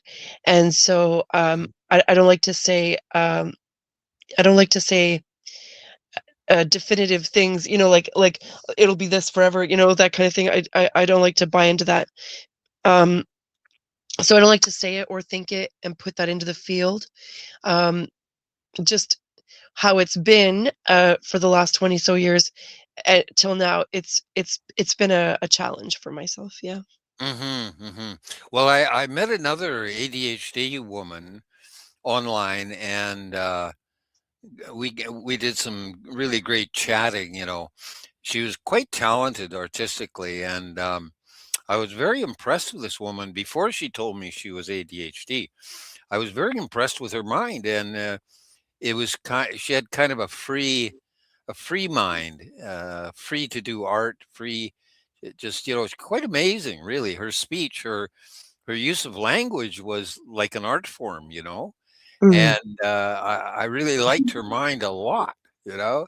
And she did, and the thing was too that she was very funny. She was online in a situation like this with lots of people, online, and she was making everybody laugh and all this stuff. And I said to her, I said, you got to try stand up comedy because you are really funny, you know, and I've And done it probably didn't even occur to her ever well, before that. yeah, well, I've done stand up too, and I left it till later in life. I should have started earlier. I could have made a living at it, but yeah, I suggest she try that. And she says, "Oh, I can't do that. I got ADHD." Well, you listen to the comedians, the top comedians in the world. Many of them are But ADHD. They're dyslexic, this, that, and the other. It's their different way of looking at things. It becomes an art form. It's like, yeah, it is an art form. You yeah, know. because we're all over the place, like we've got 30 tabs open and something could happen in our life and all of a sudden those tabs are all over the place and the information scatters, you know. Mm. Um, Yeah. and a lot of people resonate with that. And and even some people who are very orderly in their minds, just to even sit for a moment with somebody who's experiencing something totally different than them. Um, I know myself, I find it interesting to sit with somebody who's very orderly in their mind and like just experiencing the other side, It's like, Hmm. yeah, stepping out of Yeah. the comfort zone, yeah. Yeah. Oh well. Yeah. I've well, with my dyslexia, see, the thing is, there's a lot of high functioning dyslexics. They even say that Einstein was dyslexic, but that's a ad hoc. It's after they figured that out later. But my professor, I have an online professor in biology, and I listen to his lectures all the time, and his wife, and he and she, they both say that he's dyslexic. His name is Brett Weinstein, and he's a high functioning dyslexic. He's a PhD biologist, and he has done some tremendous work in biology. I mean, he was called down to Florida to be on a committee of the government of the state of Florida, to be on a committee there. And he's quite very well known, very high functioning guy, and he's dyslexic, right? So Yeah. this is it's pretty common to find high functioning dyslexics. They're all over the place, and I'm only an engineer. I like to say that. Oh, only an engineer, but I go beyond I go beyond that. But I have been doing engineering for a long time. I can hear that other voice. I wonder if your voice is maybe echoing through my speaker, maybe. Could be. I have YouTube my YouTube sound is turned off. I clicked on it so I can read the YouTube comments, and I've got the sound off. Okay, I'm not sure how to do that because I'm in Just stream. at bottom left-hand corner of your YouTube video image, there's a thing there. You click it off. Okay, Sound off. I'm in StreamYard. Okay, So I'll pop into StreamYard now. Now I'm in StreamYard.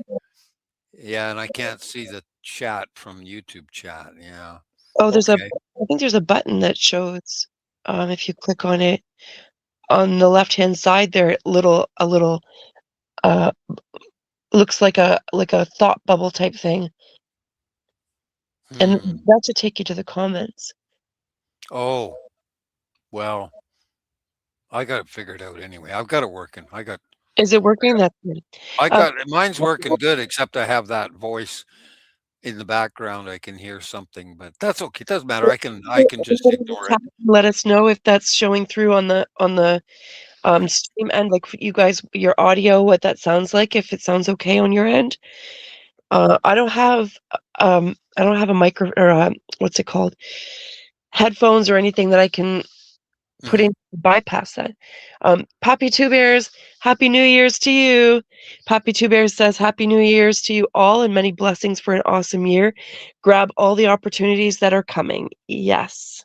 Mm. Yeah, my big thing is to step out of our 2020, 2026. Are you ready? It's 2026. yeah, to like I challenge everybody to step outside of our comfort zones and try new things and make some changes in our lives that will change the end result, right? Because if anybody's not happy for about where they are in life, or maybe they feel there's some adjustments that could be made, nobody's going to do that for us. Nobody's coming to save us. We've got to save ourselves. Yeah. So if there's something that needs to be changed, it's going to be up to us to do that for ourselves. Yeah. I do my best, but I'm pretty old now. I haven't mentioned my age. You can say your age, but there's no I'm age to changing, right? yeah, I'm 76 now, 76. and my friends are dropping dead all around me, and my neighbors, I should say, some of them are not my friends; they're just my neighbors. And wow, have they been dropping dead? Holy cow! Whoo.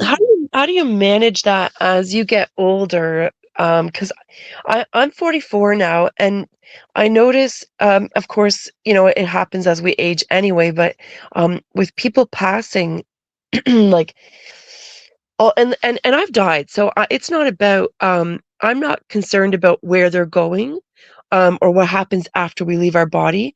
I know that, and so I I'm completely content with that, and there's no hang-ups about that. Hmm. M The thing that, I find very upsetting is the human experience, the loss, feeling them here, not feeling them here, but, of having them here in their physical form. More and more people passing, and every year it becomes more and more, and I know as we get up there, it's gonna, like you said, you're having this all the time, like, how how do you, deal with that, the grief of that, of Well, I have a way with that because my mother died in 2004, and she lived to be 84. My father died at the age of 98. But when my mother died, okay, after a bit of a grieving time, I I got a new attitude. What I thought of when I thought of my mother, I thought of her whole life from birth to death, and I thought of her in her happiest time. And my mother was happiest when I was a little kid, and she used to laugh, and she laughed a lot when I was a little kid, and she would laugh at me, and she would laugh at me a lot. But then her life took a turn. Her health went down. She wasn't so happy after that. But I remember her in her happiest time. So when I think of my mother, I think of her laughing when I was a little kid. That's when she was happiest, right? So that's how I think of my mother in her happiest time. My father, he lived to be 98, and and my attitude now is that I'm getting that voice through your audio. But anyways, my father died at 98, and I plan to make 100. So this is my attitude about my own life, is that I've got lots of work to do. I keep working, and I plan to beat my dad and make 100. That's my plan. But yeah. for better or for worse. So at the same time, though, I almost died a couple of years ago. I wrote a will. I wrote a will, and yeah, so I thought I was going to die, but I didn't. It wasn't your time, was it? Yeah, that was with the chicken bone in my gut. Man, that hurt like hell. Oh, that Oh really. goodness, I can't even imagine, because I remember as kids, um, when we would eat salmon and we would, accidentally swallow a salmon bone, um, or any other fish, or accidentally swallow a bone. It's just like, it feels deadly. As you get older, you start to, you're more mindful and careful, but it still happens. It can happen easily Oh, anybody can. Yeah, that could have happened to me when I was 20 years old. I could have at any age. Yeah. died on a chicken bone. It's a Yes, it's and a it it's a happens. it's a stupid way to die, a Super goddamn way to die. chicken bone, I'm right? glad you didn't die that way, Benjamin. I don't want to die in a stupid way. That's We don't want to do it in a stupid way. We don't want anybody to look back and go, "Well, that was stupid." yeah, yeah. You find you find yourself dead, and your consciousness is still there, and you're still thinking, and you're thinking, "Boy, that was a stupid way to die." Yeah, exactly. Yeah, yeah. I do know. I know that I have a soul. Yes, When I was younger, I didn't know that, but I came to the realization as my philosophy has advanced and I've learned new things. I realized, of course, I have a soul. of You know, course. of Yeah. course I do. That's an Yeah. obvious thing, and it's only science that says you don't have a soul. That's only science saying that. All the other paradigms, Only the for other now. all the Only for now, religions, everything, they all Benjamin. say, of course you have a soul. Of course, when you say science, I know you mean mainstream science, and that's very limiting, and it's only for now. At some point they're going to need to jump on board with reality, Hmm. and the new science that's coming out, which is actually based on ancient techniques and practices, and like that's the real science. So, um, old science, the mainstream science that's obsolete and basically extinct, but everybody's still using it. Not everybody, but doctors and a lot of the paid scientists. But it's whoever has the money, right? It's Yeah. biased science based on people's finances and what their intent is. If somebody with money has an agenda, well, they can pay to have that proved that and that's what it has been happening for all these years. But the new science, like I said, which is not new, it's just newly studied over the last 60 to 100 years. They've been doing studies, and the data is being released now. So there's so much information being released now that conflicts against Hmm. the medical and science that we've been taught up until now. Hmm. Yeah, yeah. And sometimes Especially you listen to your in gut and your instincts. It's Egypt, not, you know. it's so obvious in Egyptology because there is so much evidence. It's just Yes. billions of tons of evidence right in front of your eyes. But Yes. the establishment Egyptology in academia is so far off the track. They close their eyes. You put it Yeah. in front of their face, they close their eyes. Now, Well, so that's true. I there's Egyptology YouTube page. It's called Uncharted X. I don't know if anybody's seen that. It's about Egypt and I'm gonna mark it in chat, Bim Jim. Sorry, uncharted or uncharted? Uncharted X. Which X just the letter? Capital X, yeah. Just Uncharted, the word, and capital X. You'll find it very easily. Yeah, it's a YouTube page, and they do the science, right? And they have engineers and all these people looking at the pyramids, and not just the pyramids, but things like the stone jars. Have you ever seen those stone jars in Egypt? The stone jars? I may have.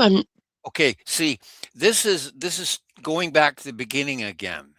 I always like to go back to the beginning, the most empirical thing. And these are these jars made out of carved out of stone, but we cannot make them today. And that's I have a degree in that materials engineering area, and I know I looked at those jars, and they've got a bunch of engineers looking at those jars. We cannot make those today, and they're just a little thing. Some of them are quite small, and they're just a jar made out of stone, right? What is it that about it that can't be made? Is it excuse me, is it the material that was used, or is it the actual form of it? Well, both things actually, because a stone jar, they'll look at it and they analyze it and they say, okay, this is granite, and they can track that granite right back to the quarry where it was dug out of the ground.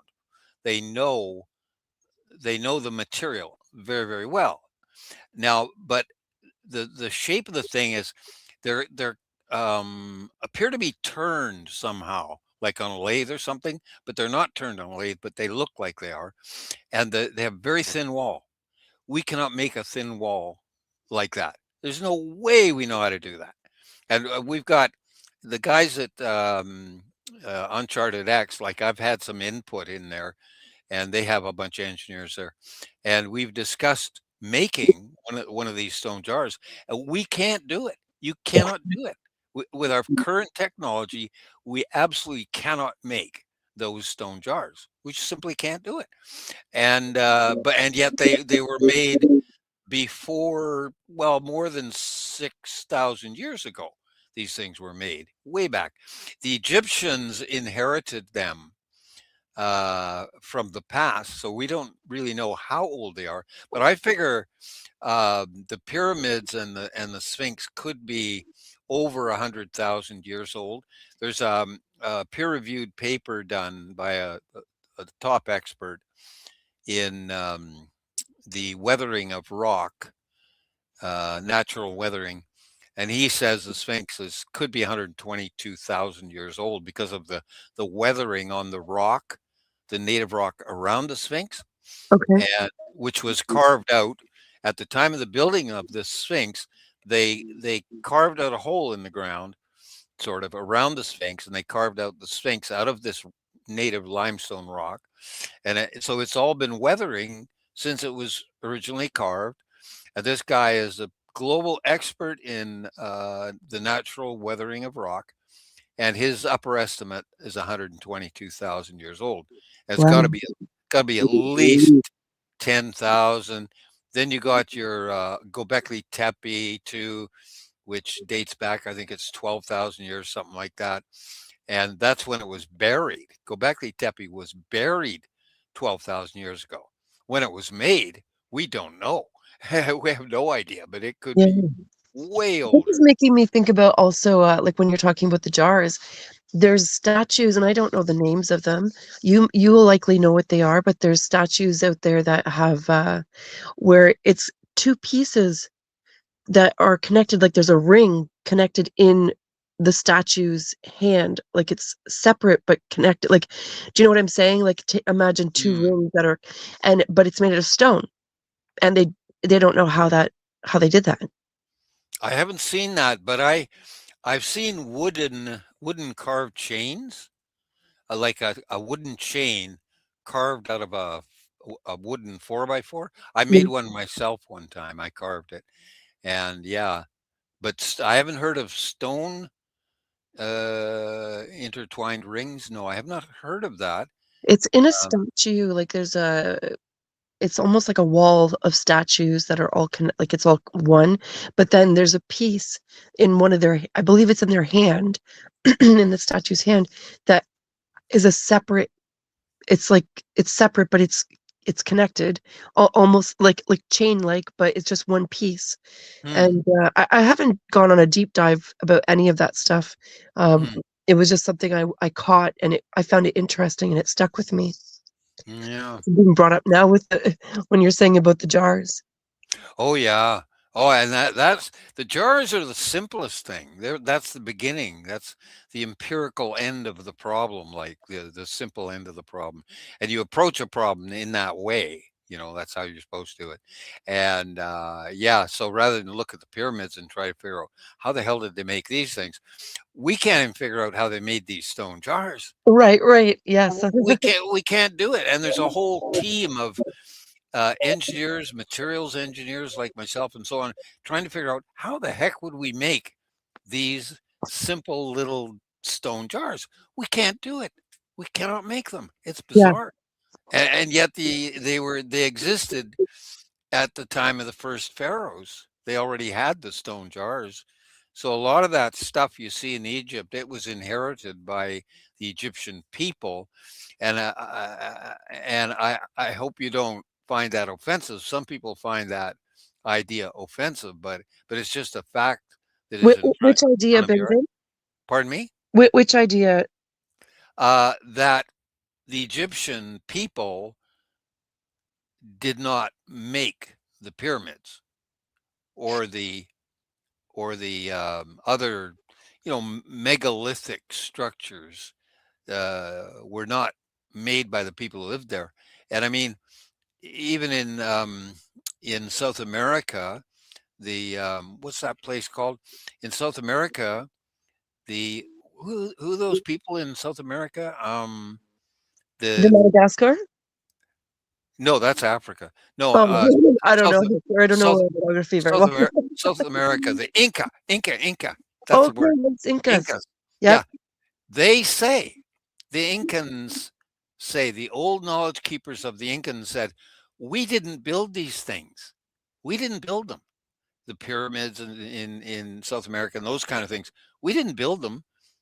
They were just here. We didn't make them. And yet people are trying to figure out, how did the Incans ever make these um, what's that? The, Machu Picchu and all these things in South America. And the Incans themselves say, "Oh, we didn't make them. We just found them here." yeah. You know? There's a hell of a story. I mean, this is getting into the paranormal here now, but there's one hell of a story on Linda Moulton Howe's YouTube archive. There's a guy there. You have to search his name. His name is Jerry Wills, Wills, and he went through a portal near Lake Titicaca. He got interested in that whole area, and he talked to the knowledge keepers, and they told him how to go through this portal, how to actually do it, and he flipping did it. He Hmm. went through, he fell into solid rock, and 7 people saw him fall into solid rock. When did that happen? About 30 years ago, 25, 30 years ago. It's in the archives of Linda Moulton Howe, where I think he did at least 2 hours with Linda Moulton Howe, and he explains in greatest detail everything that happened, exactly what he was thinking, what he was humming, who was with him, and what they were saying, and all this. Every detail is there when he fell through this into this solid Oh, rock that's fascinating. wall, man. And the people watching him, you see, one was his wife, his new wife. They were newly married, and then there were some other people who were local people, and they walked up to this place in the rock, and the knowledge keepers had told Jerry Wills how to go through this portal. They gave him instructions. And so he went up there and he got down on his knees and put his forehead against the rock. He started humming these tunes, notes that he was supposed to hum. And that's when he fell into the rock. But the people saw him, like his wife and the other people there, they saw him fall into the rock. So the wife started crying right away. And everybody else was, you know, getting upset because he's gone, right? Now, but then 7 minutes later, he fell back out of the rock onto the ground and stood up and said, "Wow, what happened?" But to him, see, he tells the story of what he experienced on the other side of the portal. Was it And 7 minutes for him as well on the other side, or was it? not at all. No. He thought he was gone for over 2 hours because he fell through, found himself on a solid surface, and stood up. And he looked around, but all he could see was like a gray fog, like he was walking in this gray fog, right? And he walked and walked, and in a gray fog on a hard surface. And then he started to talk and yell, and a voice yelled back at him, "Who Oh, are you? Who are you?" And Jerry Wills said, "Oh, I'm Jerry Wills." And the voice said, "Where are you from?" And he says, "I'm from Earth." And the voice said, "Oh, you're from Earth. Okay, I understand now." The voice understood. oh my goodness. So he's talking to this voice, and the voice explained a lot of things to him that he was in a different universe. He wasn't in space-time anymore, where we live in space-time. He wasn't there anymore. He fell through into another universe, and the voice said that um, uh, you can get back. So Jerry Wills said he asked the voice finally after some conversation. He says, "Well, how can I get back to Earth and to my family?" And the voice said, "Oh," it gave him instructions. Gave him instructions on how to get back out through the portal.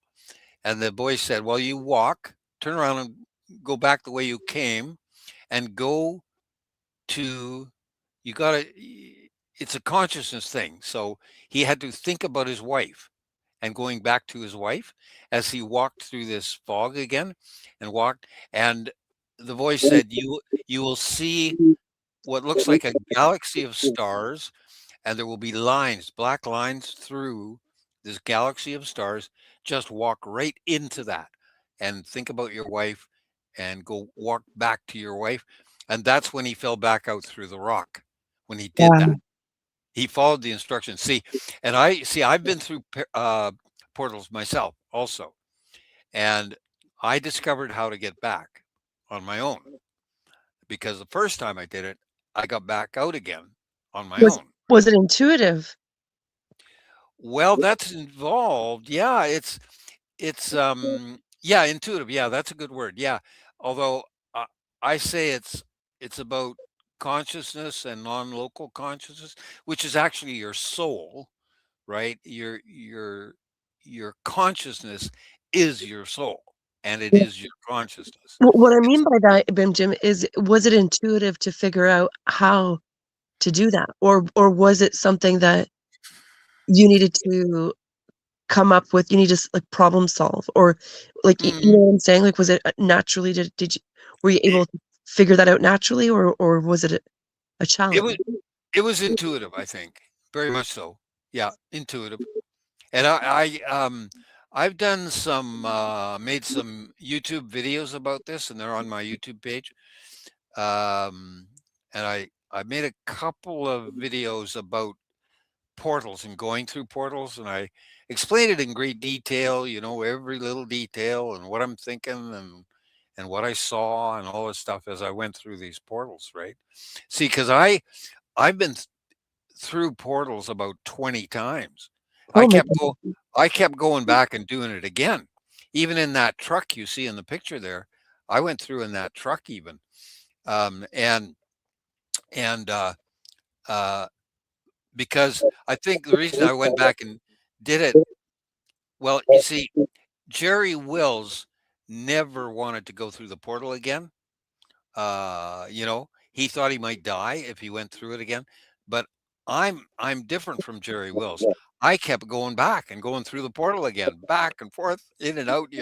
I God. tried to get up there and camp once a year, but I didn't make it every year. But I did at least at least 10 times, more than 10 times. I went through a portal and then came back out again. So that's 20 times through a portal, right?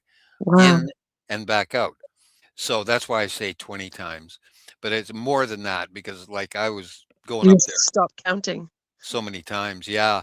Yeah. Well, I tried to get up there every September, late August, early September, because that's when the blueberries are ripe up in the high mountains. Mhm. And that's why I like to camp up there. But then also in that location where I found the portals, it's snow covered for most of the year. It's very heavy snow up there because it's up high in the mountains, right?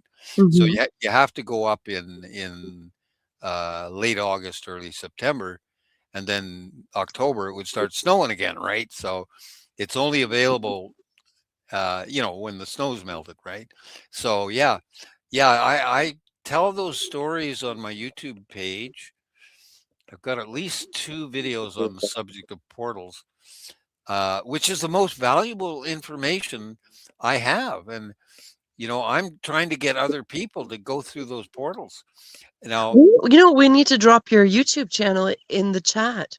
oh, Um, sure, drop it in there. I'm not sure how to do that from where I'm Bim at. Jim. I can make somebody a moderator, if anybody wants to go over to Bim Jim's channel and get that link to drop it in the chat.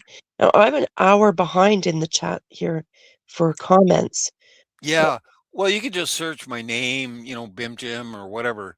I can find people's YouTube pages fairly easily. I'm gonna write your name here in the chat. BIMJIMM. BIMM.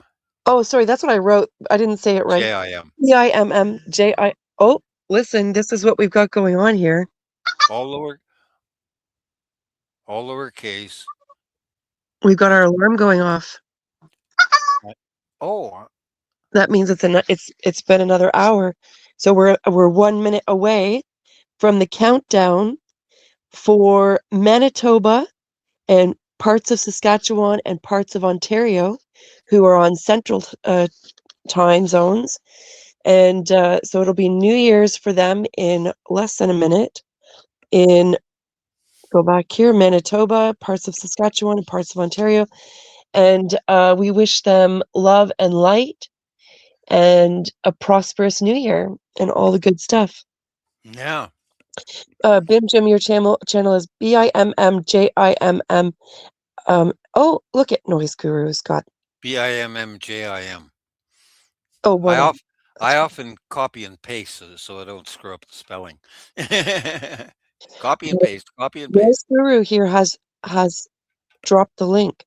Now I wonder if I can make you a Is it moderator. over there? Is it over there? Where is it now? I'll look back now. Where am I here? No, they put a capital B on it. There's no capital B.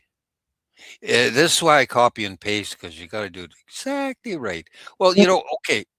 No, I'm trying to make Noise Guru a moderator, but it's not letting me do that.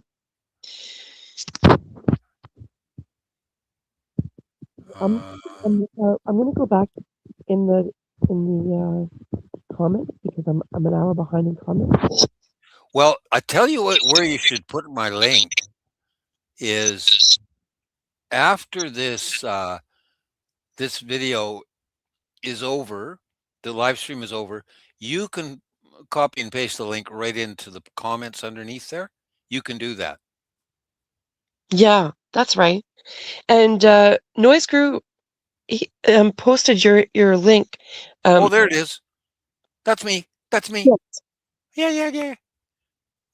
So Yay. anybody interested in learning more about that, you can go to Bim Jim's channel and check that out. Learn how to do it. And Okay. And I have to give you the what's it called?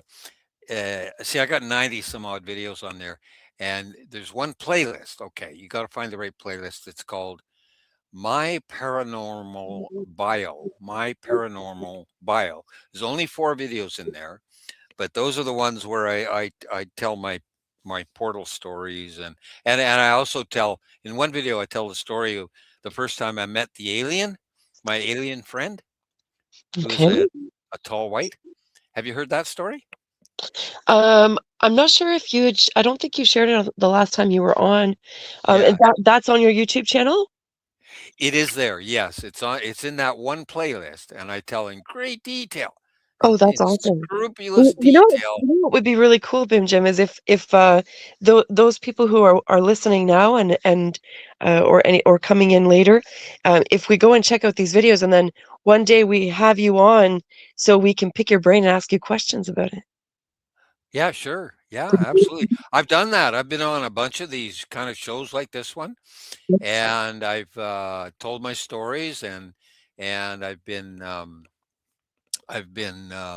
questioned by the audience or the chatters, of course. Yeah, I've done that lots of times. If anybody has any questions for me, absolutely. I mean, I have experience with aliens. I've met 4 different kinds of aliens on 6 or 8 occasions where they've come to meet me, but the one guy, I call him a guy, he keeps coming back. He's a tall white, as best as I can determine from all that I've read and listened to about the tall white species. And Yeah. there's so I've met 4 different species of aliens, and at different times, and this is all in the daytime. No drugs, no dreams, none of that. None of that. They walk up to me in when I'm wide awake on Earth. They walk right up to me and then either have a chat with me or play some trick on me or some blinking thing.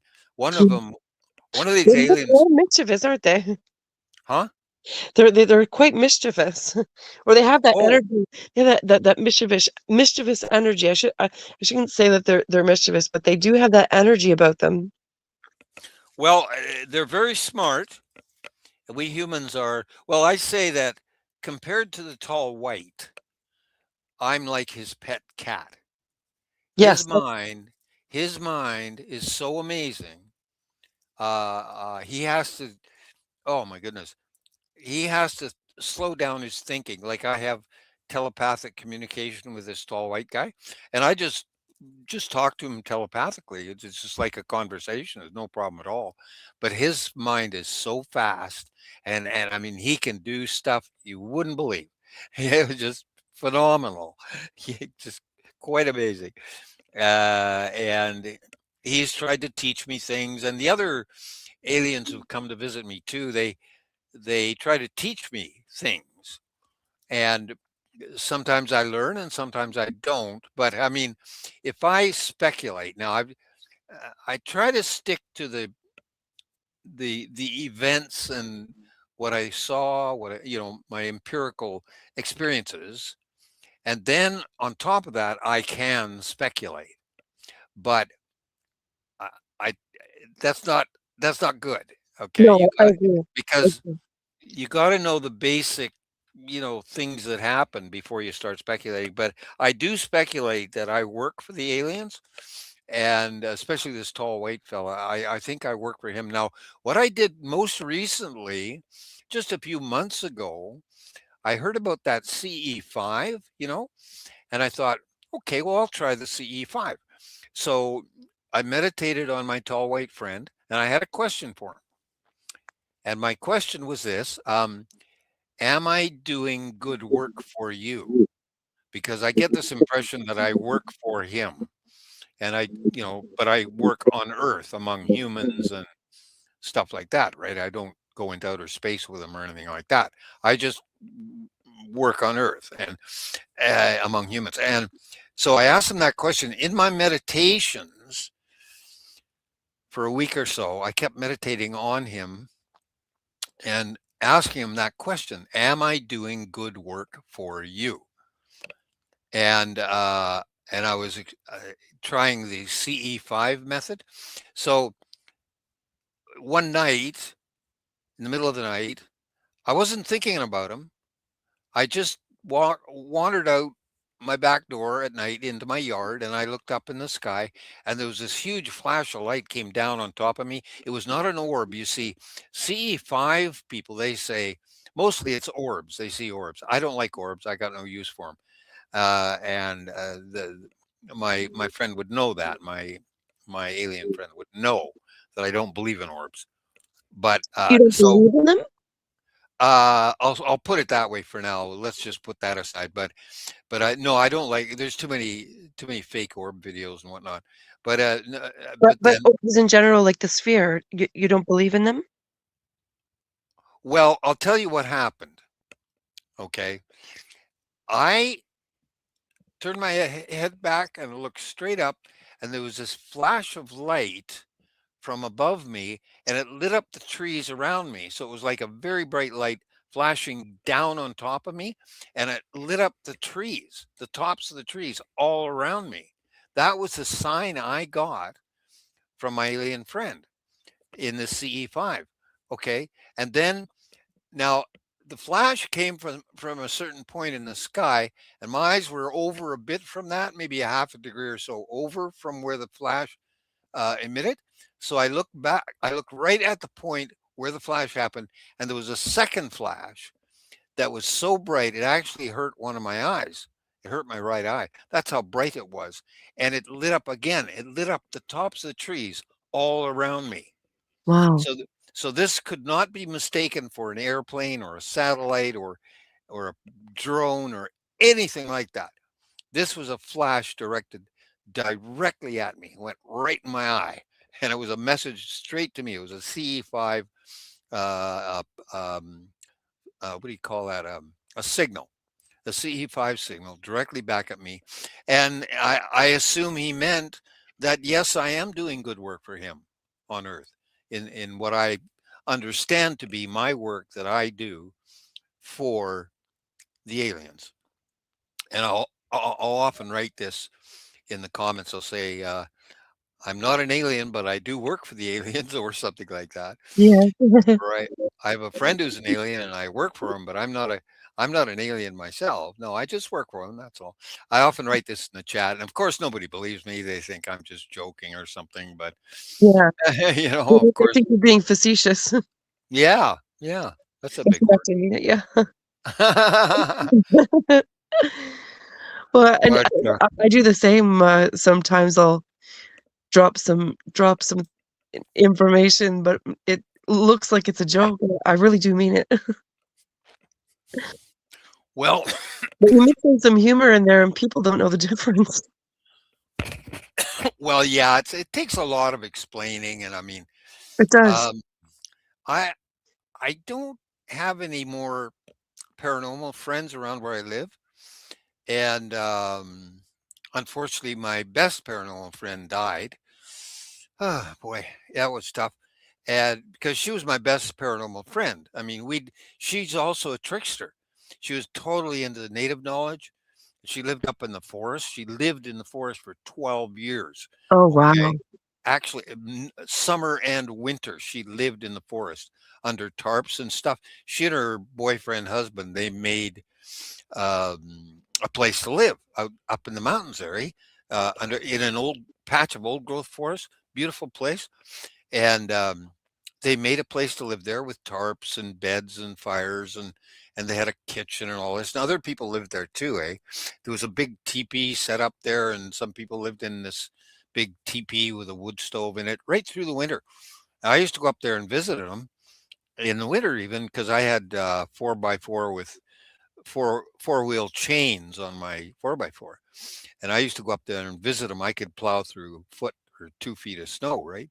And I'd go up there and visit them in the winter, bring them gifts and stuff, and because I had enough money that I could give away, you know, gifts, and so I'd bring them stuff like cans of expensive fish and stuff like that that they really like, and yeah, anyway, so yeah, that was my best paranormal friend. Penny is her name, but she died unfortunately a couple of years ago, and she was only 60, but Oh, goodness. she got the cancer and died, and she had 4 kids, and I know I met some of her kids and her brother. I met her brother as well, and but then she's gone, so I haven't got any message from her after she died. I thought I might, and but I didn't. I have had messages from people after they died. A Yes. few, just a few people. I've had some messages, and yeah, It's but I always a didn't. gift when they reach out and send messages. Yeah, I didn't get a message from her, but that's okay. Doesn't happen very Well, she's often. busy, right? She's busy doing something. I suppose. Yeah, I'm sure she's off doing something.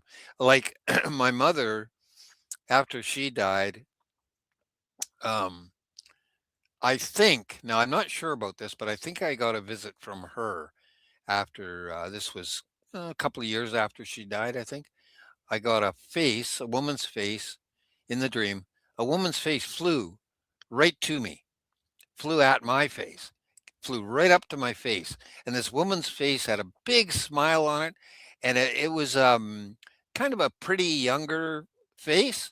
Yes. I didn't recognize it as my mother's so much, but it flew right at my face, flew right up to me with this big smile on it. And then it turned around, kind of winked at me sort of, and then flew back up towards Jupiter. Just went whoosh way up Wow. into the sky. And I took that as a possible visit from my mother after she died, and that she was happy and she was flying around doing whatever she wanted to do. She What was a at a great way to find some peace in your heart about the loss, right? in a better place. Yeah. Whereas Yeah. my father also, in a similar kind of a dream, my father visited me, and his message was that he's in purgatory. Oh. He was an atheist, my father. My mother was a Christian. My father was an atheist. And I'm kind of in between. I'm neither one nor the other. I'm certainly not an atheist. But anyways, yeah, my father. Yeah, in my dream I had about him, it's actually funny. And he was smiling, but in the dream. But what it was, the in the dream, I was outside of this office building that I know about. It's in the city of Vancouver. It's an office building there, and I was outside the office building. And I'm looking at it. I'm thinking, what is that building? Oh, that's the DMV, the Department of Motor Vehicles, right? I recognize the building from the outside. I thought, oh, that's the DMV in downtown Vancouver, right?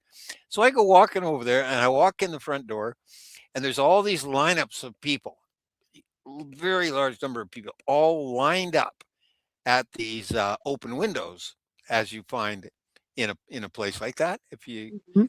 can get the scene there. Yeah. And I'm looking around at these lines of people and I'm thinking, why the hell am I in here, in this dream? And then one of the guys at the window turned around and smiled at me. And it was my father.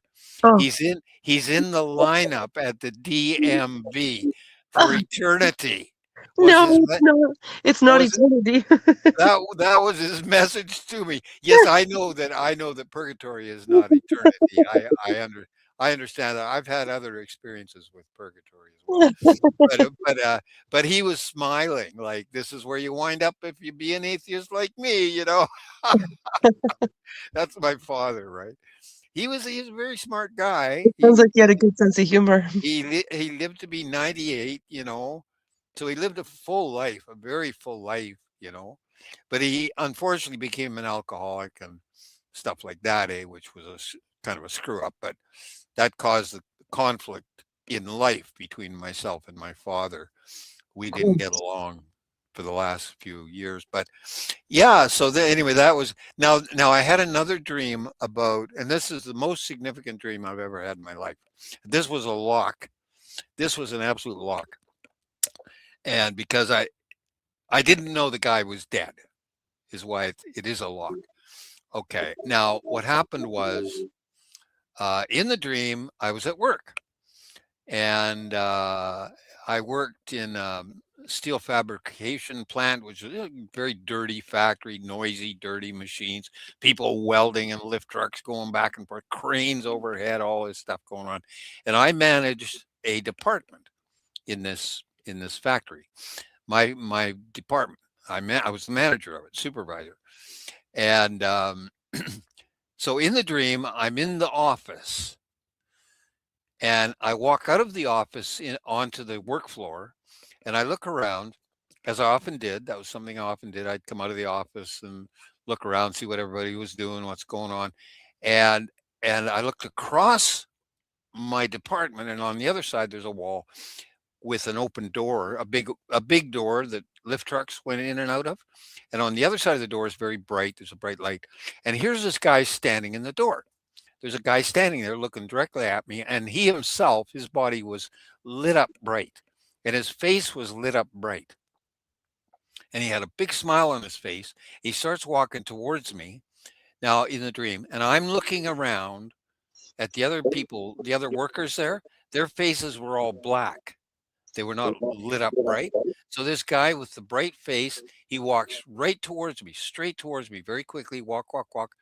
And he was a shorter man, and I'd be about 5'10" and a half or something, and this guy would be about 5'7", 5'6", shorter man. He walks right up to me with this big smile on his face. His face is lit up bright, and he walks past me, and I said, "Who are you?" And he turned to me with his big smile on his face. He said, "Uncle Johnny." That's Oh, all he said. Just Uncle Johnny, which is the name I knew him by. He was my Uncle Johnny. did He he look was. like him? Did he look like your uncle? Yes, he certainly did. And he was like shorter and I remember that because he was married to my Auntie Edie, who was 6 foot. And here's this guy, 5'7", married to a 6-foot woman, right?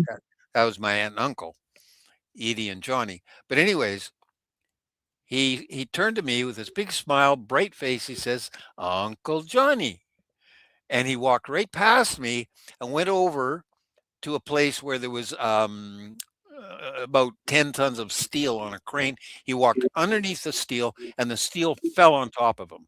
Oh, And the last thing I saw was his smiling face disappear under this 10 tons of steel. Okay. And so this was a message that's he died. That at that very night that I had the dream about him, he died. And I didn't find that out for 2 weeks when I was talking to my sister on the telephone. And she was just talking family business, yakety yak, because I lived in she lived in Vancouver. I lived outside of Vancouver.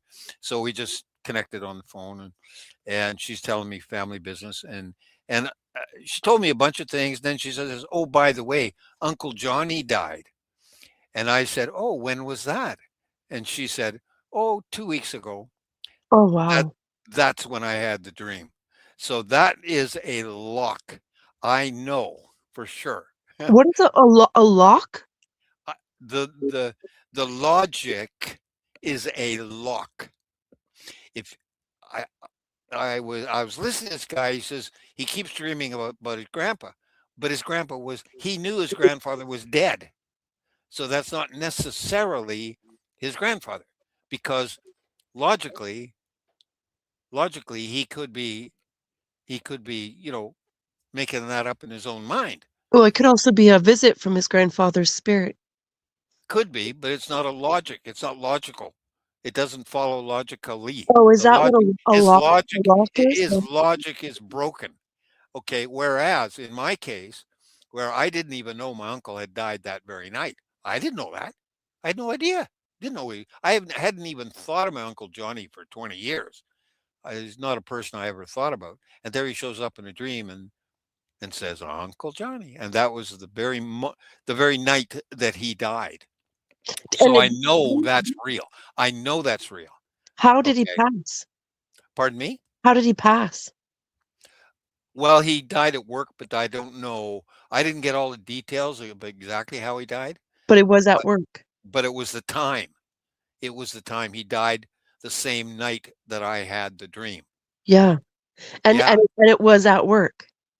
Yes. Yes, And he did. did he work in a steel you said it was a steel factory? Yeah, yeah, yeah. He worked in similar situation. He was fire inspector, and he went around to all different kinds of factories and stuff and did Isn't his that job. interesting? That's happened to me a few times now, where spirit has come to me in my dreams, and it's the same situation where I'm shown they've passed, and then I Mhm. find out the next day that they passed the night before. Or Yeah. and it's like, the first time that happens, it's like, wow. But like, like after that, it starts to become normal, natural, right? You just realize like, oh, this is a thing, Yeah. Yeah.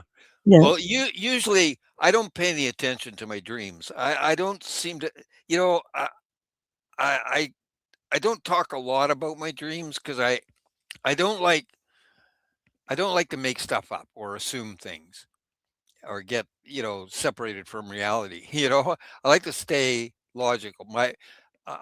Actually, I give lectures on logic because Yeah. I'm trained in that. It's called methodology. I've given lectures, and I gave a lecture to a room full of people who already had degrees. That's the kind of lectures I give. I give Wow. pretty high level lectures.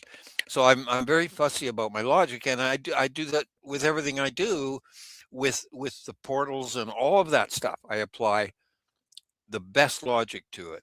So it's Yeah. not just that I get a feeling about this or whatever, or I thought I saw something in the corner of my eye. No. When I say I saw something, I mean I looked right at it and it looked right back at me. And that's that's my experiences. I'm very fussy about experiences and the experiencers.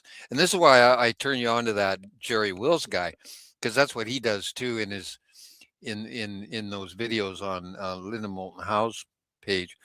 Um, he just recounts every detail, step by step by step by Yes. step, exactly what happened. And when I've written up some of these things as well, like the time I shapeshifted into a bear, I wrote that up. That experience, I shapeshifted into a bear. I didn't mean to. It just happened. Oh, Oh, it wasn't your intention. no, it was not my intention. I was out animal tracking in the month. I call it skunk cabbage time in the forest because that was the month. It was like April, late April, when the bears come out of hibernation around here. And I was, Brenton, before we go into it, because I want to hear about this, I just don't want to fall too far behind in chat, and oh, okay, so I'd like to catch up on chat. If you want to refill your drink, or anything like that, sure, it'll take me a few minutes to catch up in chat. okay. Then I would love to hear this story. I Um, will get a drink. okay, okay, take your time here. Back in a So- bit. Okay, so we've got. I'm just going to scroll back a little bit. Pappy Two Bears says, Happy New Year's to you all and many blessings for an awesome year. Grab all the opportunities that are coming. I believe that was the last comment that I read. I'm going to skip some of them here, except Noise Guru says Bomber wants to Snapchat, and I don't know what that means. But it sounds like something that I don't want to do. Mikey says, yeah, me too. Personal demons, but I said birthday's on the 2nd, and I start my new job on the 3rd. So I can start to focus on myself and having a good, healthy routine again. That's awesome. Olin, telepathy tapes. I'm with you on that. I have an autistic daughter and I've been down this rabbit hole. I'm on that spectrum too. Probably same reason I have a Sasquatch connection. I completely agree with you. Nice Guru, I am Sasquatch. Olin, I'm in a room with someone that's going through a hard time. I can feel it. It's gut wrenching. Oh, Olin. That's tough. It's rough. Surround yourself in white protective light of source and do the same for them. See them in the best possible outcome that you can. Poppy Two Bear says, yes, a seed can remain dormant for, I'm going to highlight this.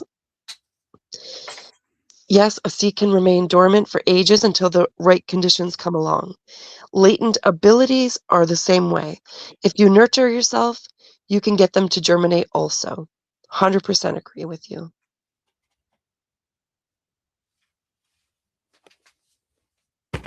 Oh, then I agree, yes. Autistic daughter picks up on more than she rightly should. Yeah. Noise Guru says he's a wild animal. You would never do. Not the same as mentally disabled. It's a neurodivergence. Yes. When I say to Jerry, Poppy Tuber says the beauty way teaches us to view and communicate with the world from a place of filtered love, from the looks within place. The beauty way teaches us to view and communicate with the world from a place of filtered love, from the looks within place. Oh, what's happened here? I pressed the button. Okay, here we go. Galileo, everyone in distance from somewhere, yes. Poppy Two Bear says gifts that people are given by Creator are coming from a power much higher than the self of the person displaying those gifts. They must acknowledge where their gifts originates from. Be thankful. Yes. Gratitude in all that. And in everything. Sandy's live. Is she good? That's good. It's good to have multiple places to go to. You can come and go as you please, and I'll be here all night. That's Crew 44. Pappy Two Bears says, yes, you are the change you desire. When you change your mind, you change where you direct your energy. Send your energy to where you want the change to happen. Yep, you can do it. It's real. Hmm. Buenas noches, chica. Thank you for being here. Poppy says, once you enter StreamYard as a guest from YouTube, you must mute the YouTube or you will get echo feedback. Even better if you close the tab to YouTube.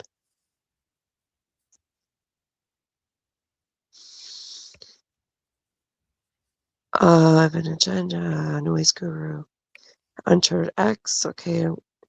Patrick Noble, welcome to the chat. If you're still here, I'm pretty far behind in chat, so I'm not sure if you're still here, but if you are, and even if you're not, welcome, and come back if you've left, and we'll be here. So anyways, welcome and thanks for being here, everybody.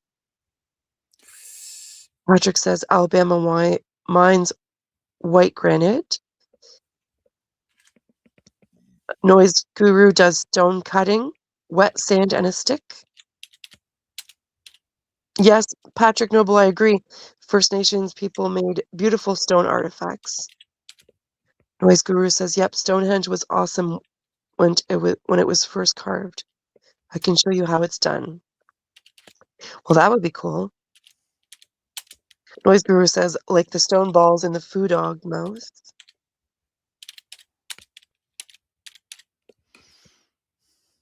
Aztec. Take a turn at the checkers and step over the airline. You must think of a bomber walk through the door. Noise Guru.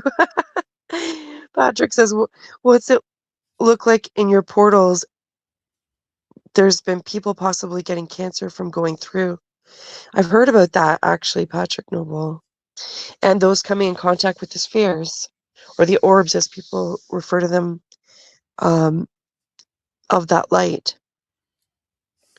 Pappy says, Native people have very specific ceremonies for soul travel into the dream time. They start from sacred space that is held by the sacred fire and sacred drum beat that guides them back.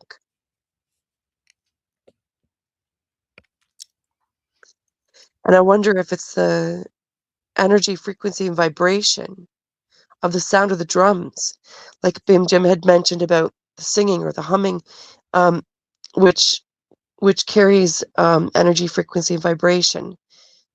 And I wonder about stuff like that. Noise Guru has a link there, and I hope that showed. I hope that you're able to click on that. If not, I can share the link in the comment section of this live stream video once it's posted, or if Bim Jim goes under and comments under that, you'll see his YouTube channel name, and you'll be able to click on his name. Hello, hello. Pappy says, careful with these beings. They may not be, and most likely aren't, what they appear to be. That's the sense I got too, Pappy, from my own experiences. Well, with the beings, not spirit, because I'm very connected in that way. He also says discernment before openness, and always filter through your spiritual protection. Yeah, that's I've had my own experiences in that sense, and I was very cautious. Patrick says I've seen them personally. Yes. Noise Guru says you will never understand because it happens too fast, and it feels so good. It's like walking on glass. I don't know if that's a song or a poem, but well said. I'm not going to read that comment, Noise Guru. And how you were in line for the bathroom after drinking 24 beers forever, necessarily.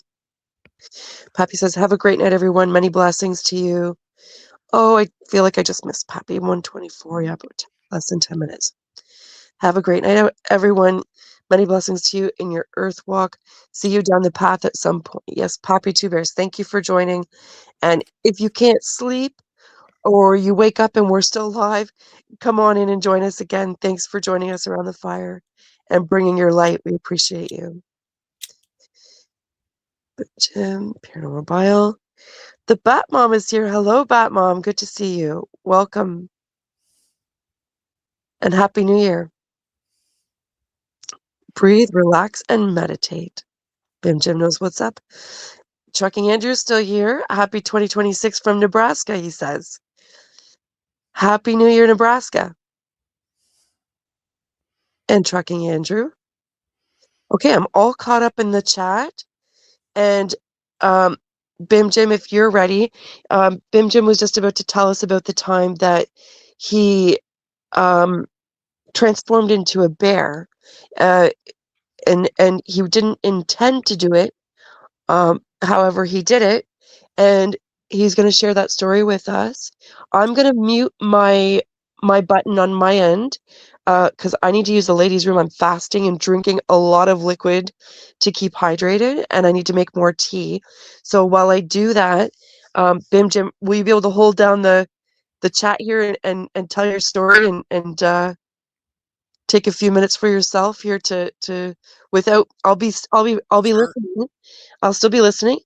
I'll just have Okay. myself muted on this end. Okie doke. Okay. I mean, yeah.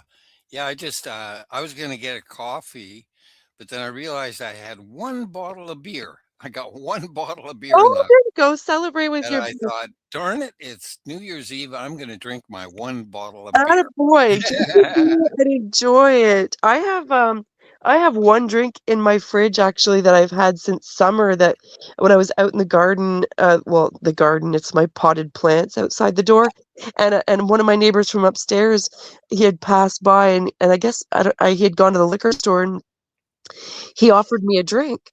And so I accepted it, but I didn't drink it because I just where I wasn't drinking in that moment. Um, and so I thanked him. He insisted that I take the drink, so I thanked him and I stuck it in my fridge. Well, that was summertime, and I don't drink um, if I'm upset. And by upset I mean anything like mentally, physically, like it just I've got to be in the right headspace for a drink, like and because of the grief that I've been processing and Hmm. a lot of Yeah. stuff going on, I've not been in a good place for that. Like that's a strict rule I have for myself. So uh otherwise tonight I would have a drink with you, but I'm fasting and I'm strict with the fasting too. So, um, Cool. but by all means, enjoy that drink and cheers to a very happy New Year and many blessings and a prosperous New Year. So, everybody who's listening, Bim Jim is going to share an experience that he's had. Uh, and Bim Jim, I'll leave it to you. I'm going to go on mute and I'll be back in a few moments. Okie dokie. And Now, thank you for sharing. okay. Can people in chat just can you hear me? Could you write yes, you can hear me? Can you hear me? Yeah, will you share the People in chat? audio? Let us know how we're doing with the audio, because on my end it sounds good. Yeah, I'm not getting a it doesn't look exactly right. I need somebody in the chat to just say yes, we can hear you. Can you hear me? Can you hear me in chat? Can you hear me? Can you hear me in chat? Can you hear me? Just say yes or do Mhm. a picture of an ear or something. No? Give us Yes, a no? time. Give us. Okay, well, I'll just talk then. I'll tell this story. I got a lot of stories, but I'll tell this one about the bear because it was very significant. Oh, we got a yes. We got a yes from Noise Guru. Thank you. Noise Oh, Guru. great. Thank you so much, no schooler, guru. Thank you so much. Uh, Perfect. Okay, yeah, I'm gonna mute and you go ahead. yeah. Okay, here's what happened. Now, this was I don't know, about 20 years ago or so, and I wrote it up online and posted it on an indigenous page. And I called this story, which is an absolutely true story, I called it skunk cabbage time in the forest because that was the time of year. And when you become part of the forest, you walk into the forest, you don't think, oh, it's April or it's May or whatever. No, you think, oh, it's skunk cabbage time in the forest. This is how you tell the seasons, right? Because the skunk cabbage is the first flower to bloom in the forest, and it's very early in the year, and it's a big yellow flower. So I called this thing that I wrote, I called it skunk cabbage time in the forest, and I posted it on a a page where I was admin. It was about native knowledge, native spiritualism, and native art, and all that sort of thing. Eh? So I wrote it and I posted it there, and uh, it's it's funny because I somebody wrote back to me, a native woman in Alberta. I'm in British Columbia. A native woman in Alberta wrote back to me and said, "You must not tell that story. That is the secret knowledge," she said. She told me. She read my story and she said, "That's the secret knowledge." And some tribes in native people, some tribes, well, tribes differ. They're different from tribe to tribe, and each tribe had a different language, and they had a different name for Sasquatch, and they had a different name for cryptids and all kinds of stuff. So it's a lot of study to study the indigenous knowledge. But in any case, when she wrote back to me and said, "You must not tell that," she scolded me. She said, "That's the secret knowledge. You must not write that and post it online. I can tell the story to other people face to face, as is the oral tradition of the indigenous knowledge, but I'm not allowed to write it or record it in some way, okay, according to her tribe." Now, my tribe, or my local native people here, I'm not a native person myself, but I'm connected to the local native tribe called the Shishal. And I've learned from their knowledge keepers, and their knowledge is about this land where I live. So it's very high quality knowledge. And that is the knowledge that I have tested and found to be true. It is the knowledge, specific knowledge in the tribe about this land, this territory. And the knowledge is attached to the land, you see, because that's an important thing to understand, that your consciousness is embedded in your land, in your forest, in your mountains where you live, in the ocean where you live. It's connected into all of that, right? So this is how I think about it. Now, okay, so I'll tell this story the way I wrote it online there. Now, what happened was it was. Benjamin, before you go further, I just want to say I completely understand what you just said. It's where I'm from. Like I'm very homesick for where I'm from, and yes, the people, but it's the land and the water, like just that. I'm getting tingles just thinking about it. Like that's so ingrained in me, the land, and Mhm. yeah, yeah. So, anyways, I'm here. I'm gonna go back on mute. Yep. My tea. I'm making tea. Oh, yummy. Yep. Okay, I'm sipping my beer real I have slow. one. Enjoy. I have, I have one beer a week for medicinal purposes only. Now, okay, so I'll tell this story. What happened? The story is called Skunk Cabbage Time in the Forest. And it's an absolutely true story. I mean, this is an experience. So one morning, I was thinking about the bears because it was that time of year when the bears come out of hibernation, and at that time of year for the bears, there's nothing to eat except skunk cabbage. It's the only food, or grass. There's no fish, there's no berries, and the poor bears, when they come out of hibernation, they're not well. They're very hungry, and they're cold, and they're just not happy at that time of year. And so I went out near my home, very close to my home. There's a creek there, and a lot of undergrowth and stuff, very thick undergrowth. And I went to that place because I know there are bears in there. They live in the undergrowth there, and they they come out of hibernation at that time of year. And I was feeling sympathy for the bears. I feel sympathy for the bears. I don't fear the bears. I've walked up to wild bears. I talk to them, and they're great. They're great animals. I get along just fine with them. But on that morning, I went out tracking. See, animal tracking can be done in a spiritual way, you know. The Bushmen of the Kalahari do that, and I've read about that and so on.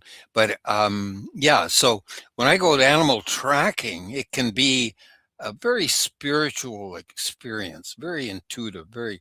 So I get my forest face on, and I was walking um, around these trails where there's very deep undergrowth, heavy undergrowth. And I'm looking through this place for trails and stuff, and I'm looking for signs of the bear, bear prints, bear poop, anything like that. I'm looking for signs of the bear. I'm tracking the bear. But at the same time, I was feeling in my mind, my consciousness was connecting with the bears through sympathy. I had great sympathy for the bears at that time of year because they are hungry, very hungry, and they're not, they're having a difficult time of year. So anyways, I'm pushing through the bush, this thick undergrowth, and I had my full rain gear on because it was a wet day, typical in BC, and I've got my full rain gear on, and I'm pushing through these bushes, this undergrowth. And at one point I popped right out of the undergrowth onto a trail. And I started walking along this trail towards a creek gully. And I could hear the creek up ahead. And I'm walking along this trail, and I look down and I see bear poop right in front of me. Well, naturally, when you're tracking, you're very interested in the poop. It's called scat. And the study of scat is called scatology. So this is all part of animal tracking, right? So I look down and I see this little bear poop on the trail, and I stopped to study it, which is called scatology. So I bent forward at my waist to get closer and look down at this scat, and it was a pitiful little scat, and it was I'll just it was covered with mucus, which means the bear is sick, and I looked at it. I leaned forward at the waist, and I looked down at the scat, and then I started feeling weird, and I looked at my arms. My own arms were hanging out in front of me. I looked down at them, and they were the arms of a bear. My arms had long black hair on them, and it was all wet, and my arms were thick, like a bear's arms. And I looked at this, and I thought, I'm not a bear. Why do I have the front arms of a bear? And then you're having these thoughts like 5 a second, you know. And And I'm what did looking that down at feel my like then, Jim? What did that feel like? You said you felt strange. yeah. Can you describe what you felt? Well, I was feeling sicker and sicker as I transformed into this bear, or I should say that my consciousness entered the bear's body and I felt what the bear was feeling. And I looked down at my front arms, and my arms were the front arms of a bear. And I thought, well, that can't be, because my mind was still as clear as could be and just normal, just my normal mind. And I look down and I see I have the arms of a bear, and I think, oh, what am I shape shifting into a bear? So I turned my head, I looked down my body, and I was a bear. I was inside the body of this bear who had taken that poop, the same bear, right? And I was feeling great sympathy that day for the bears. And so my consciousness actually jumped into the bear, and I'm the bear now. And I was feeling everything the bear was feeling. And I started feeling really sick, like I had the worst flu I ever had in my life. I was shivering. I was starving hungry. I was cold and shivering. And I just felt really sick, terribly sick, because that was the bear I jumped into. My consciousness jumped into this bear.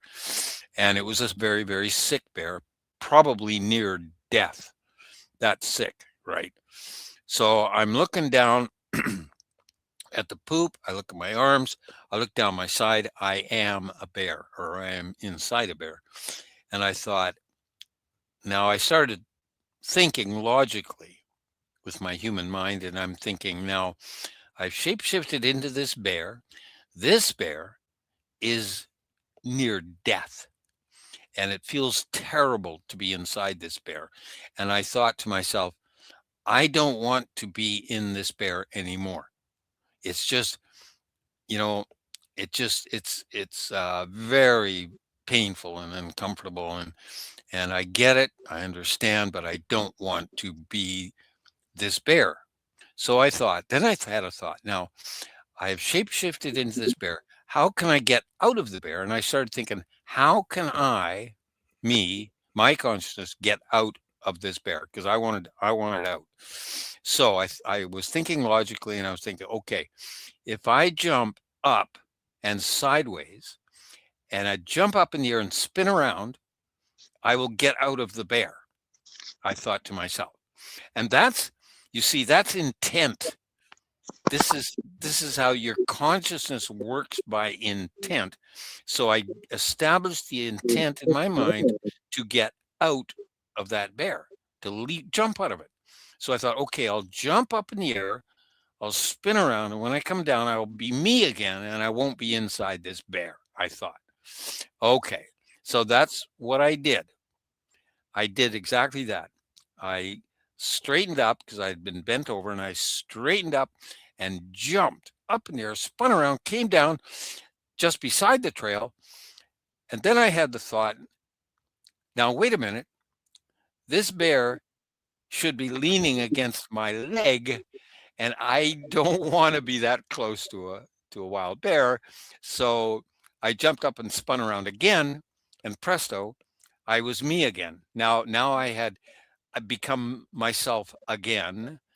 My own consciousness had re-entered my own cranium, and I was standing there as I had been before, and the sound came back. If there's something called the Oz effect, when the sound goes away, if you're Mhm. having a paranormal experience, suddenly there's no sound. And That's then right. when the sound comes back, presto, you're back in space time. Your paranormal experience is over. So now I noticed, okay, the sound came back, so I could hear the creak and everything. So I knew, okay, this is good. This is good. Now I'm back in space time. I've returned my consciousness to my own cranium in my own time, right? Yes. And I sort of relaxed because the pain of being that bear went away. So now I was healthy again. I was well again, and I was just me. And so I went home, and I thought, well, that's enough for one day. I'm going home and take it easy for a bit. This is quite an experience. It was a hell of an experience, really. And so, yeah, I wrote that up. Uh, and that native woman, as I say, she wrote back to me and say, you must not tell that. That is the secret knowledge. Never write that down, never record it. You should never do that. So yeah, I understood what she was talking about. I know, I'm aware. But so anyway, I do tell the story. I do tell it because for those people who have experienced some of these things, you see, like the silence, the sudden silence that you sometimes experience in a paranormal experience. Uh, Other people will hear that detail and they'll think, oh yeah, I remember that time. Yes. Yeah, when the sound just went away, and then it And came it's back funny, again. it's funny you say that because how many experiences we've heard where, and there's so many people that chalk that up to the sound actually stopping, and I have to say to myself, like, how do they believe that all the sound actually is literally stopping? Like, Yep, that's a personal thing that's happening. That's not. I mean, yep, I'm sure there's instances where because we know how it works in the woods. If it does get too quiet, there's a predator around, but that's not what they're talking about. And for myself, when I explored my own experience, my not my first experience, but my first Sasquatch sighting.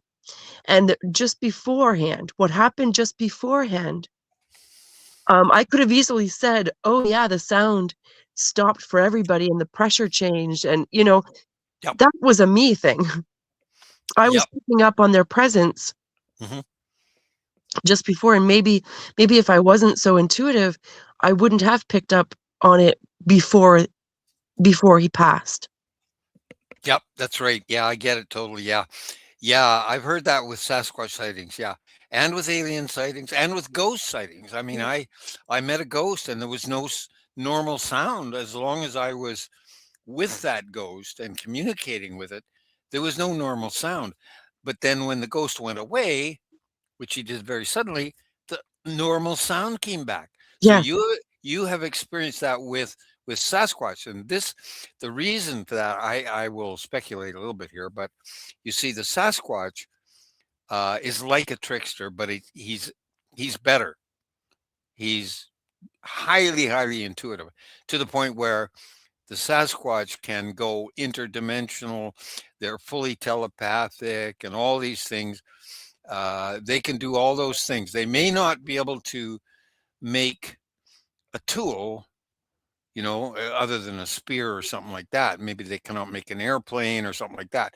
But their brains can do all these other things. They're highly, yeah, They're very intelligent. And I think, yeah. They got those gigantic brains, and they use their brains to go interdimensional and to do things like that. They yeah, can do that at will.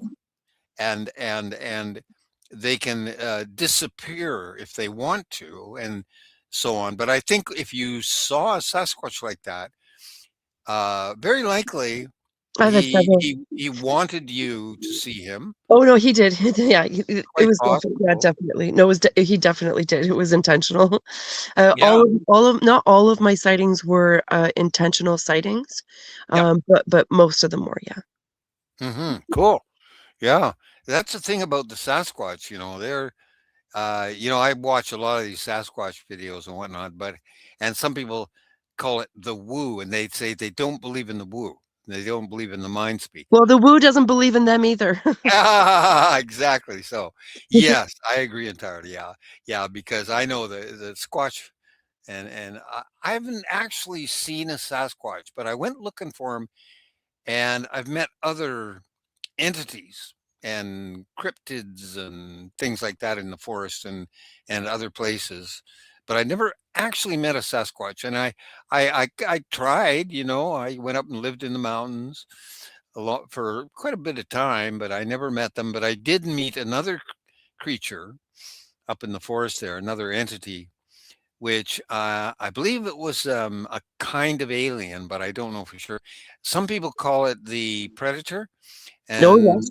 some people call it the shimmer man. Have you Yes, the I've sh heard of these, yeah. Yeah, yeah. Well, that's what it was. I met one of those And the reason guys. why they call it the Predator is because it resembles from the movie The Predator. It's not that this is a separate. It's only a name given because it resembles the character from the movie. But when you hear Shimmerman, they're referring to the same being. Exactly so. I've met that guy. And I was looking for Sasquatch, right? But instead I met this guy. Well, actually, see what happened was I was in that the red truck you see in my picture there. I was camping, living up in the mountains there, and I'd gone through a portal. So I was camping on the other side of the portal, right? And there were good blueberries there. So one morning I woke up, I looked outside and there was this fog. And I thought, oh, that's a weird looking fog. It was very spooky fog. And then I realized it's because I was inside a cloud. I was up in the mountains, there's clouds, right? I was right Oh, inside a cloud, and it looked so spooky. And I yes. thought, oh, I'm gonna get dressed and have a coffee. I'm gonna go walking up into the old growth forest and eat It's like blueberries. it's like being in a whole other dimension when you're in a cloud, and people who've not experienced it, there's really no way for us to explain it. Hmm. When you're experiencing it, it's just unlike it's like a dream. Like it Hmm. doesn't even feel real. It's really magical. Yeah. So I went walking up up from my camp up a hill. And it was very steep. I went up there, up into this old growth forest where there's a bunch of really good blueberries and stuff. And I'm up there wandering about for an hour or two, and the fog eventually went away, and it became it was a sunny day, and I was full of blueberries. So I headed back towards my camp. Now, to get back to where my truck was parked, I had to walk down this very steep scree slope, which is rock. And you're stepping from rock to rock to rock to rock. And I was using my stick to balance on these tippy rocks, right? And I'm coming down, I'm focused on my feet. I'm coming down this hill, and I come down, and I stepped off the last rock, and I was right at my front bumper of my truck, right? So Oh, we're having the bam. alarm is going off, Bim Jim. I just want to have a little moment for we're a minute away from New Year's in Alberta and parts of BC, Northwest Territories and the Yukon. They're on mountain time, and Yukon doesn't do time change. They're on Yukon Standard Time. Excuse me, but right now we're 1 minute away from New Year's in Alberta, parts of BC, Northwest Territories, and the Yukon. And they're on mountain time. So happy New Year to them, and sending love and light to them with all the good stuff, and blessings for a prosperous New Year. Send them all the good energy, and we won't wait for there it is. It's 2 o'clock now, Eastern Standard Time. So happy New Year's to them, and Bim Jim, continue on. Yes. Just post a little comment there. So yes, yeah, I stepped off the last rock onto the road, flat surface of the road. Now I could look up. I didn't have to focus on my feet. I looked up, and very close to me, about 7 feet away, there were some bushes at the side of the road, which was the perimeter of my campsite. And these little low bushes were salal bushes. They're only about 2 feet high, and they got these very green leaves on them. And I looked at these bushes, and they were vibrating. Now, I'd never seen this before. These leaves were twisting back and forth, and the bushes were just vibrating. Like, it was impossible. How could this happen, right? So I stepped forward with my stick, and I poked my stick into these vibrating leaves that were bushes that were only about a foot in diameter, was just shaking. And I stuck my walking stick in there. And when I did that, the area of shaking leaves, vibrating leaves, spread out to like 3 foot diameter and started moving away from me. Now I thought at the time, when you see something real weird like that, your brain starts figuring, what is this? And I thought, well, maybe there was two squirrels fighting in the bushes, or maybe there was some little birds in there uh, bopping around in the bushes, making them vibrate like that. So that's why I stuck my stick, my walking stick in there to separate the bushes, see what the hell was in there causing the bushes to vibrate. Tim, you're kind of Well, blowing my mind, because I've seen this. I've seen this many times in through the years in the woods, and never have I ever thought to stick a branch in there. A well, stick. yeah. And It and never then occurred to me. but as soon as I poked my stick in there, this circle expanded out very suddenly, just went whoop like this, right? In response to my stick. And then it started to move away from me. Like, and it was very much as if it was afraid of me. Whatever was doing this was afraid of me because I poked it with a stick, right? So it starts moving down the side of the road, and I followed it with my stick, kind of threatening to poke it again, right? And it moved along, moved along, moved along, and I was following it, and then it took off running up this very steep slope, and the entity took off running away from me up a very this slope was so steep that later I climbed the slope, and it was very difficult. It was at the angle of repose, it's called, and I it was but anyway, this thing went running up the slope like it was free from gravity. It just took off running. And as it run up the slope, it passed through all these bushes and trees, small trees and stuff, and I could see its outline as it ran away from me. I saw the outline of this entity, and it was the size and shape of a Sasquatch. It had big, thick legs, big, wide hips, and it ran like really fast away from me up through these bushes. And as it ran, I could see its outline, especially the lower part of its body. I could see the outline very clearly.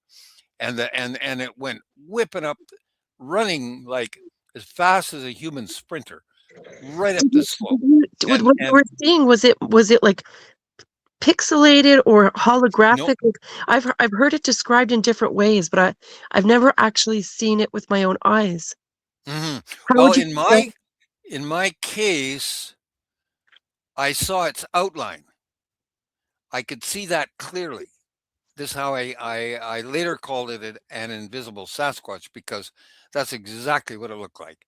And Okay. I did not really see the shimmer effect so much. I saw the outline of it is what I saw. Hmm. And that's how I knew it was a bipedal, a tall bipedal, heavy set animal or entity running up the slope like really fast, as if it had anti-gravity technology or something, right? And it and it went up and up and up and then disappeared over the top. And that was the end of the experience. When it disappeared from my view, it passed over the top of this slope, right? So now what was I to make of that? Because that would have been in the year about the 1990s sometime, mid 90s, 1990s, somewhere like that. And I didn't try to tell anybody that story because I had never heard of the predator or the shimmer man or any of that stuff. Right. Never And heard. looking at it from a logical point of view, you already know that, how most people are going to receive that is not, it's not And going to be received. I did tell my friend Penny, who I mentioned earlier, my paranormal friend. I did tell her that because she had told me about seeing Sasquatch. She saw a Sasquatch. She and her boyfriend walked into a ghost village. They walked right into a ghost village up the mountain there where they were living, right? And so I thought she would believe me, but she didn't believe me, and I just laughed and shook my head. She didn't believe me. I couldn't believe it. But anyways, it happened, and that's the way it happened. And then that was in the 1990s, so it wasn't for another maybe 10 years or so that I was reading online, and I found this guy who told an experience that he had, and he wrote very clearly and very well and very precisely. And he was a hunter. He was standing in bush in the forest, like with a gun. He had a rifle across his chest, as a hunter does. And he was just standing there, and he heard something. He looked to his left, and here comes this hole in the forest running towards him. Oh, A hole in the forest, he said. That's what he called it. And it was running towards him. And it was like the size and shape of a Sasquatch, and I was running towards him in the forest, right? And he saw this thing coming. He never thought of shooting it. That thought never entered his mind. It ran towards him and ran right past him, close to him, ran right past him. And he said these words. He says, "I looked in the hole, and there was nothing in the hole." wow. And that's exactly what I said to Penny. I saw a moving hole through the forest, but there was nothing in the hole. I looked in the hole. There was nothing there. And this and putting that all together, that's why I say that the predator, I call it, the shimmer man, is a kind of alien. It's not a Sasquatch, I figure. I'm speculating now, and people who've seen it can speculate this way or that. But yeah, it was a running hole through the forest. Damn it, it's what it was. Yeah. And it's exactly what it looked like.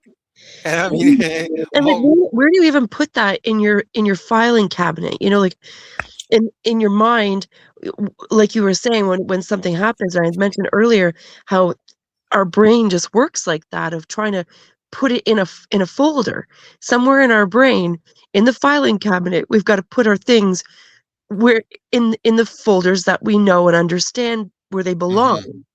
Where do you put that? That's in my question mark folder, right? Mhm. And Mhm. Yeah. Well, the thing that convinced me was when I read this other guy's writing, and yeah, he described exactly what I saw, exactly to the, I mean, to the finest detail. And that's when I knew, okay, okay, yeah. it was real. It There's a was. folder for this. It's just not in my filing cabinet yet. So I found about 30 accounts of various people who've seen this entity, this guy, this entity, and yeah, it's an entity, all right.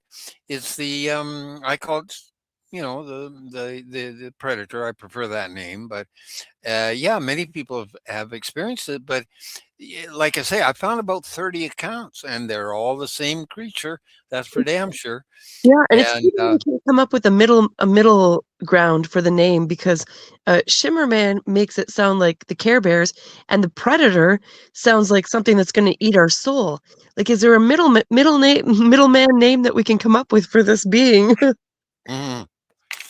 Well, now, of all the accounts I've read, I got closer than anybody. I mean, I walked right up to this guy and poked him with a stick.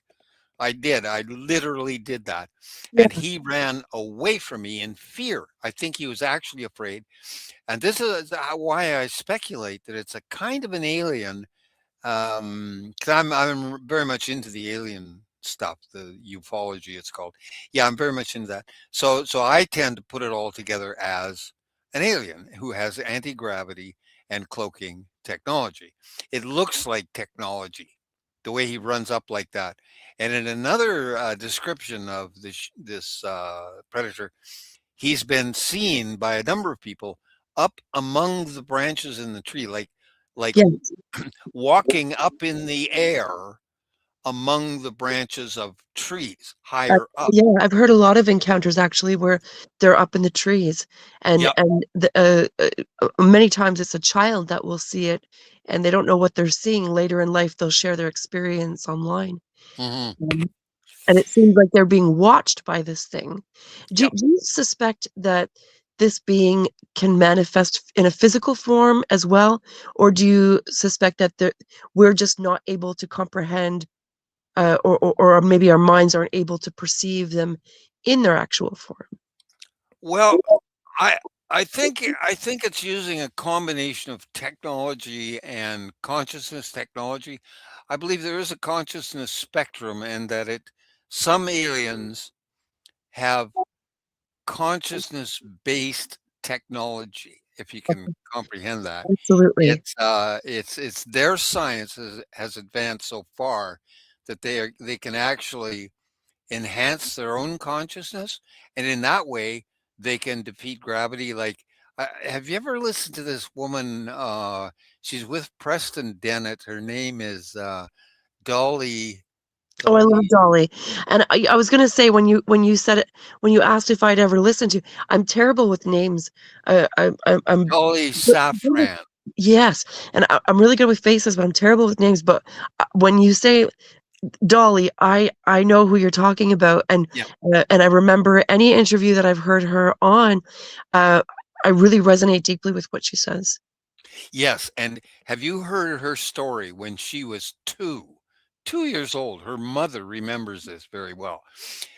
Dolly, when she was 2, she, uh, levitated herself up into a closet where up onto a shelf, in one of those high shelves in a closet, Hmm. because she, as a 2-year-old, she was playing hide and seek with her mother, and she thought that she would go up into this shelf and hide up in this shelf, In right? the perfect hiding spot.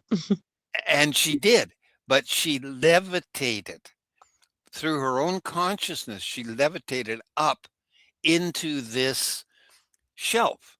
And when her mother found her, the mother says, there is no way she could have climbed up into that shelf. It's just impossible. So I take that as true, Yes. that by consciousness we can actually levitate, literally go anti-gravity, right? Yeah. And I think I might have done that myself. I felt it myself. I have felt levitated somewhat. I can't, you know, I can't, I can't testify to that, but it seems as if I have actually levitated myself at times, and it's to do with consciousness. So I do think that through our consciousness, we can literally go anti-gravity and levitate and do all these things. And furthermore, I think there's a science to that as well. I agree. There's a science to consciousness, I think, where when I say the word science there, no, though, I mean more like the alien science, like We're not talking mainstream science here. not mainstream We're science. talking true science.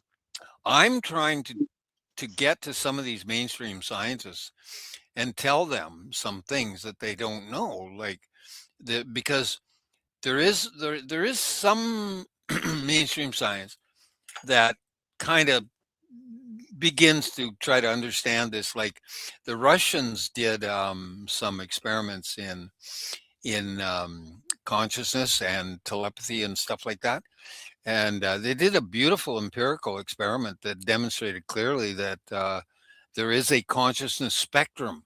It's an actual spectrum, and but we most of the time we don't see it. So we humans, we in our young science, only 400-year science, we have not yet discovered this consciousness spectrum. We rely on the EM spectrum, the electromagnetic spectrum, which is light and radar and all that jazz. We're way too obsessed with this EM spectrum, with light, you know. Yeah. But there are other spectrums beyond. This is where our mainstream science could make a jump forward by seeing this and knowing these things, and it would bring on a revolution equivalent to the original Einstein theories of what was he call it? E equals MC squared and all that jazz. General relativity. Relativity. Well, Before, I think see, in night. acknowledging the possibilities is a great start, and I think that's where science falls short, because if it's like already it's biased, the way that mainstream science runs things, it's already biased, with whoever has the most money gets the data on their side, but they shut down before even acknowledging the possibilities, and the possibilities are endless. I mean, as humans, we know our perception is already so limited, and given that information, everything we think we know is so minuscule in the grand scheme Yeah. of things, really. So this is why I've been trying to communicate with these science people. There's Science Bob. He's actually, if you listen to Science Bob, he's a ufology science guy, and he doesn't say too much, but I found out he's a very highly accomplished scientist, Yeah. extremely respected in the high level theoretical physics and all this stuff. But he's more of a mathematician who don't don't come through to the average person very well. But anyways, I had a little chat with him. I got to chat with him a little bit, and I asked him a question that I always ask. Like I go to lectures in physics and stuff, and I'll ask a question of the professor, and I'll say, of all the physics that there is to know, what percent do we now know, we humans? How much physics do we know? How much more physics is there still unknown to us, right? Mm. And I asked them to express that as a percentage, and only one of these guys took me seriously, and he says, "Oh, we know about 5%, maybe." I was just going to say probably 2 to 5%. Yeah, well, and I thanked him very much for answering my question. It was very nice of him to answer that. And honestly, yeah, I actually thought about it and came up with this 5% number. So I asked Bob, Science Bob, I asked him the same question. He says zero. We don't know anything, he Yeah. says. And that's Now, probably closer to realistic number than anything else, yeah, really. yeah. It's like that question, how big is the unknown? Well, we don't know how big the unknown is, you know. And that's the question I'm asking really is how big do you think the unknown is? And that's 100%. yeah. I think we maybe know 1% of we don't even know if there's an end to physics. Yeah. We don't know that. We don't know if, you know, we don't know if there's an end to physics. And The yeah, universe. we have to our mainstream science makes that mistake. They're making that mistake all the time because they're searching for the grand unified theory and for the theory of everything and all this, like they're almost there. They think they've almost figured it all out. That's right. It really feels No, like no, that, no, no, doesn't it, no. when we're talking about science? It seems like they're just trying to find the finishing touch. It's like, what? Mm. We haven't even touched the surface. Yeah, and even Avi Loeb. Do you know Avi Loeb? I know the name. If I saw the face, I would He's know a very who you're talking well, about. he's a very high level, highly qualified physicist. He was the head of astrophysics at the one of the biggest universities in the United States, Avi Loeb. He's the guy who made a big deal about Oumuamua and Three Eye Atlas and all that stuff. But he said the same thing, a lot of the same things I'm saying, which are he has said that in 1895, if you went around took a poll of all the top physicists in 1895. Now that's before Einstein, right? Because Einstein first presented his relativity in 10 years later in 1905. But 10 years before Einstein, if you went around and polled all the physicists in the world, they would have said, oh, well, we almost know everything. We've almost got it all figured out. We're right near the end of physics. They actually thought that at that time. Isn't that And crazy? they wrote that. If you read the physicists of 1805, 1895, pre-Einstein, pre-relativity, they wrote that down. They said, well, we almost know all the physics. We've got Newtonian physics and we've got Maxwell's equations. And yeah, we almost got it all figured out, right? And they haven't even yet heard about relativity or quantum theory or the standard model of particle physics, which are those are the three legs of theoretical physics at that time. At this time, I'm sorry, at this time. So anyway, they hadn't even heard of it, any of that stuff yet. And they thought they knew they almost knew the end of it. So Avi Loeb understands what I'm saying. He says the same stuff I'm saying. He Yeah. says the same stuff.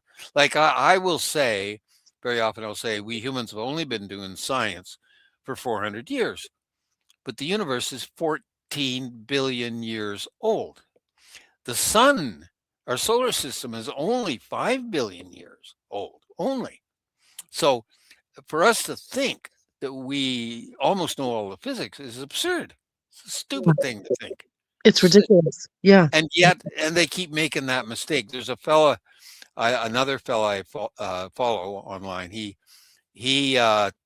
talks with Avi Loeb very often, and they argue back and forth. And his name is Keating, and he's an experimental physicist, PhD, and I call him the Pope of Science.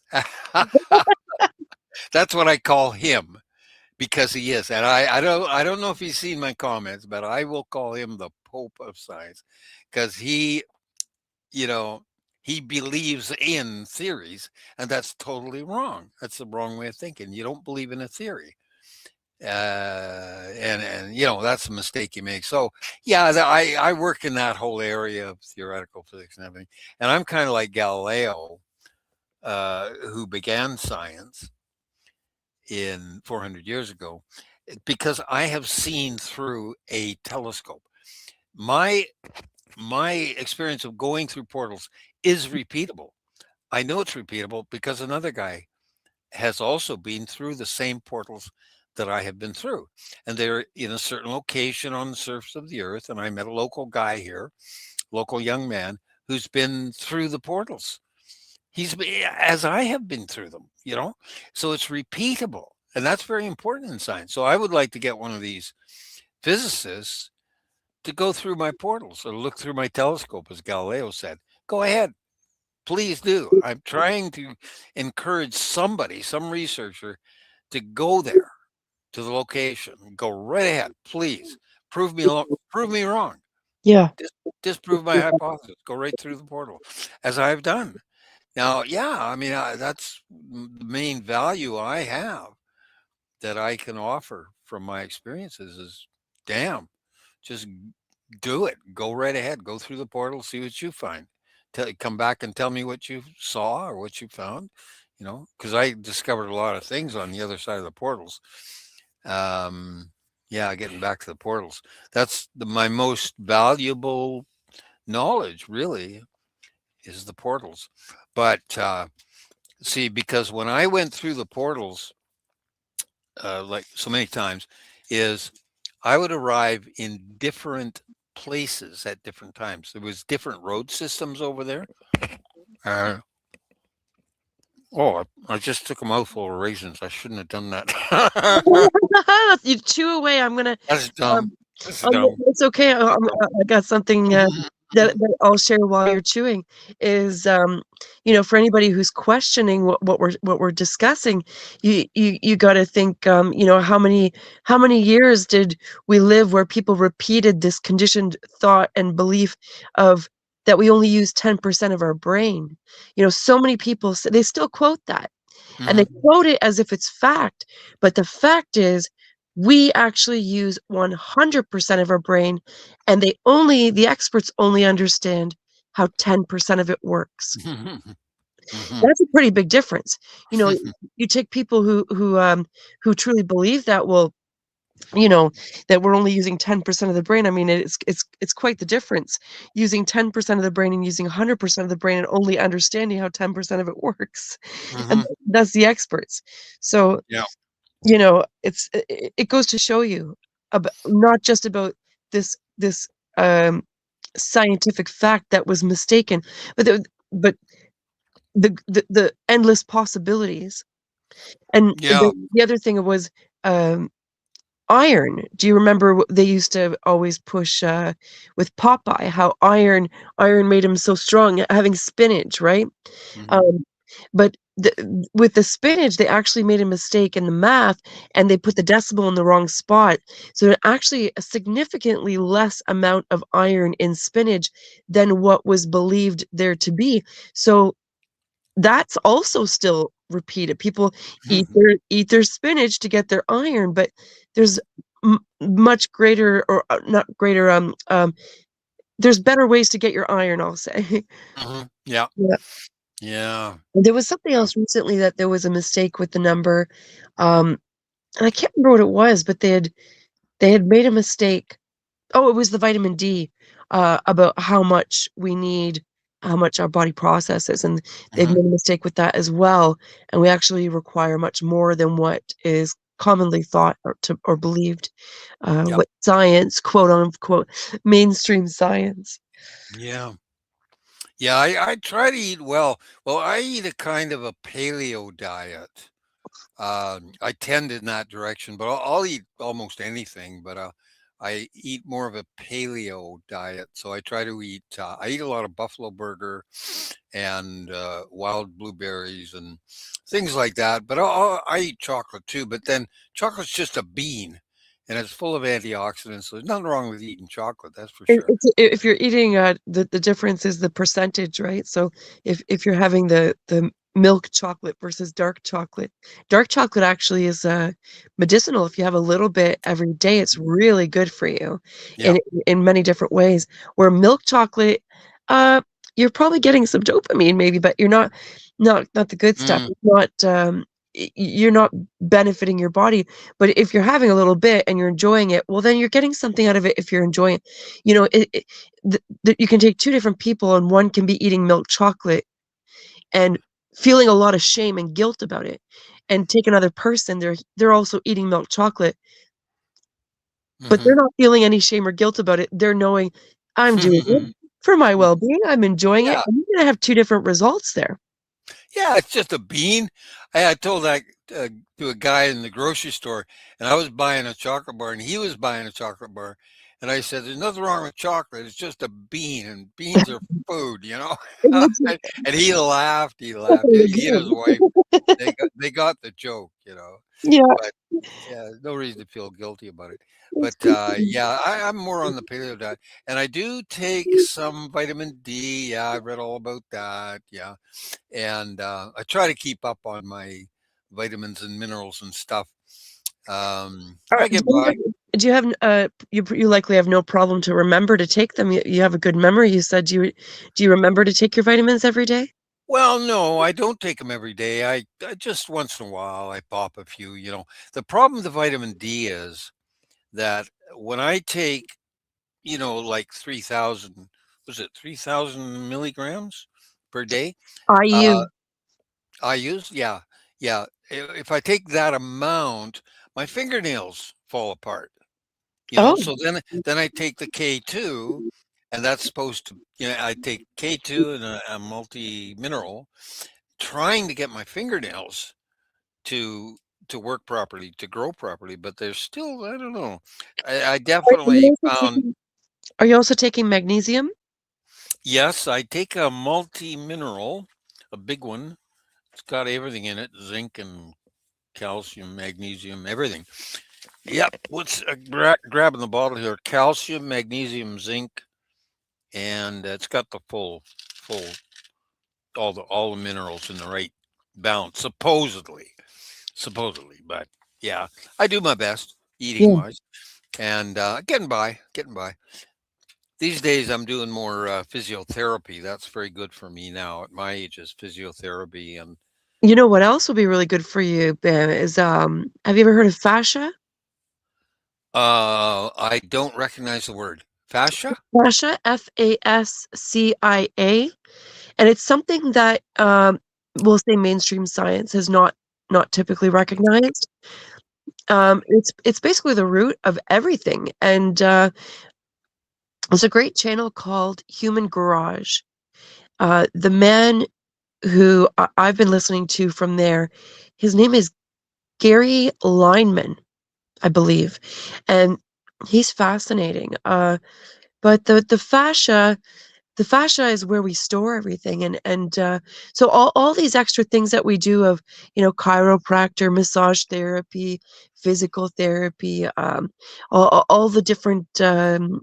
the different aspects of healing, they're Hmm. all great, but often you'll find where somebody will uh, have pain or something, and they'll say, well, I did this and it was helping, and then it just stopped helping. um, I'm being drawn, um, pulled towards learning about fascia, and I don't even know enough about it to explain it. But anybody who's dealing with any kind of pain or physical issues at all, um, I would recommend you to explore learning about the fascia. That starts with an F. Yes, Yeah. F as in Frank. Yep. I'll read it in chat here and I'll put it up on the screen. But it's F as in Frank, A as in Apple, S as in System, C as in Crystal, I as in India, Hmm. A as in Apple. Yeah. Yeah. Fascia. Well, in medical terms, that means bundle, and like you can get plantar fasciitis, but Yes. I don't know if it's the same word. I don't know. So the Uh, fascia is like a oh, layer. there it is. It's like Yeah, I a think layer. I'll put it on the screen too. yeah, I see it there. Yeah, fascia, FASCIA. It's like a I'm not a good speller, but it could be the same thing. I'll look it up. I'll look it up. Yeah, I'll the look it up. fascia is a layer around our bodies that we're basically made with all fascia is holding us together. And Hmm. it's such a root, vital, important part of our bodies, and it's being neglected. And there's fascia exercises you can do, and Human Garage. I've been working with their exercises just recently because I'd gotten back into lifting my weights. I started doing all the things, and my injured wing. I have an injured wing here. Um, it's. I thought I'll start doing all the things that will help that to because I'm in so much pain, and so I'll say I've been in so much pain. I don't want to say, I don't want to own that as if it's, I don't want to put that into the field that I'm in. I'll say I've been dealing with that, with pain. And so, Mhm. um, everything I was doing was a partially feeling good and partially also making things worse. And the stretches and doing all the things, it wasn't helping. And I'm like putting it out there to spirit and to anybody who's listening out there or in my field, like, please give me answers, because I just, and they're giving me answers. They're Mm. giving me answers, and fascia was brought to my attention. So I Mhm. started digging into fascia and realized this this is it. Like, this is where I've got to start. Not lifting my weights or, doing all the things. I did buy a a pull-up bar to do dead hangs. I don't know if anybody's ever heard of that, but the dead hanging, and you got to start small, you know, 3 sets of 10 seconds at a time with a 30-second break in between. You don't just jump right into it. And even at that, when you start, you're not fully 100% dead hanging. You're balancing like on your toe, or, you know, to help support you in the beginning. And then you slowly, especially if you're dealing with an injury, you Mhm. slowly work your way up to longer sets, more sets. You rotate between more sets and longer sets. And Mhm. then today I did my actual first, although I can't say it's my first, but it's my first for this healing process that I'm using it for. Um, Mm. Lift, like full dead hang, lifted my legs, dead hang. And I have to be mindful because of this shoulder, right? So I don't want to cause more damage. Mhm. What this does is it decompresses the spine. So if you've got a pinched nerve, or anything like that, it eases that, like it and shoulder, there's a word and I can't think of the word. There's a word for it. Anyways, uh where it's not, anyways, I don't want to recommend anything that might cause anybody more pain. But definitely, if you're dealing with anything like that, look into this and see if this is for you, because for me, it's helping me, and I'm doing it carefully and slowly. Unlike normally, I jump right in and go, which is not the way to go, really. For it, I think the body is slow to adjust, and you got to think of even how we work about over time. Um, Even with things like fasting, where I'm fasting right now, the body needs time to adjust. Mhm. I did I did some smaller fasts, and I think I had done a 4.5 day fast, somewhere around that the 4.5 day mark, and it was, I had such good benefits from this, that after doing a refeed, right away I jumped back into a fast. I couldn't wait to jump right back into a fast, and I think I cut my refeed short to jump into a longer fast, and I did a 10-day water fast. And Ooh. it was not, it was, I did it. I did a 10-day water fast. It's not like I cut it short. I did it. However, That's major. yeah, it was pretty I don't recommend that for anybody who hasn't done the research. I did a ton of research before starting fasting, and I learned a lot. And even I've continued to learn. um Even now, it's a year and a half into my research into fasting, but even now there's still more to learn, and I still don't quite understand what I did wrong. But in that 10-day water fast, something wasn't right, and I wasn't listening to my body. I was listening to my willpower. I have willpower like it's nobody's business. And that's great. That can also harm me. And so listening to your body is number one key. Always listen to your body. Mhm. Especially like if you're jumping into fasting, don't jump into fasting. Intermittent fasting, sure, there's no problem. That's, everybody intermittent fast. When you're sleeping, you're intermittent fasting because you're not eating when you sleep. So, not eating before bed, stretching that time, that window, the fasting window from after your dinner, not consuming anything that will spike your blood sugar, or and that's not just sugar, but carbs and everything like that. Any food at all in a fast, if you're doing a true water fast, and then in the morning, not eating right away, delaying that, but you do that slowly. You don't just jump into uh let's say a 12-12 window to a 5-day water fast. Like you work your way towards that. And I did jump from, I believe my window was 18. I believe it was 18 to 20, we'll say, approximately. And then I did a 24-hour fast, and then that was no problem. And then um I only eat once a day typically, so doing a rolling 24-hour fast. But then I just jumped into a longer fast. I did a 3 or 4 day fast, and or maybe that was the 4.5. I can't remember actually. I have it all marked in my notes, but um, anyways, I got so many benefits from it. Inflammation went down, clear-headed, pain was mostly gone, and um, I just felt great. I healed things in a couple days that I didn't know could even be healed. That I didn't even, that I was told that would never be healed, like the floaters in the eyes. They tell us, oh, you Mhm. can't do anything about that. Well, that's not true, because during one of my fasts, that all went away. I had horrible floaters in my eye from injuries, head injuries. I've had several head injuries, and Mhm. you can develop floaters from that, from hitting your head. It damages the retina. So, anyways, skiing accidents and whatever, stupid things.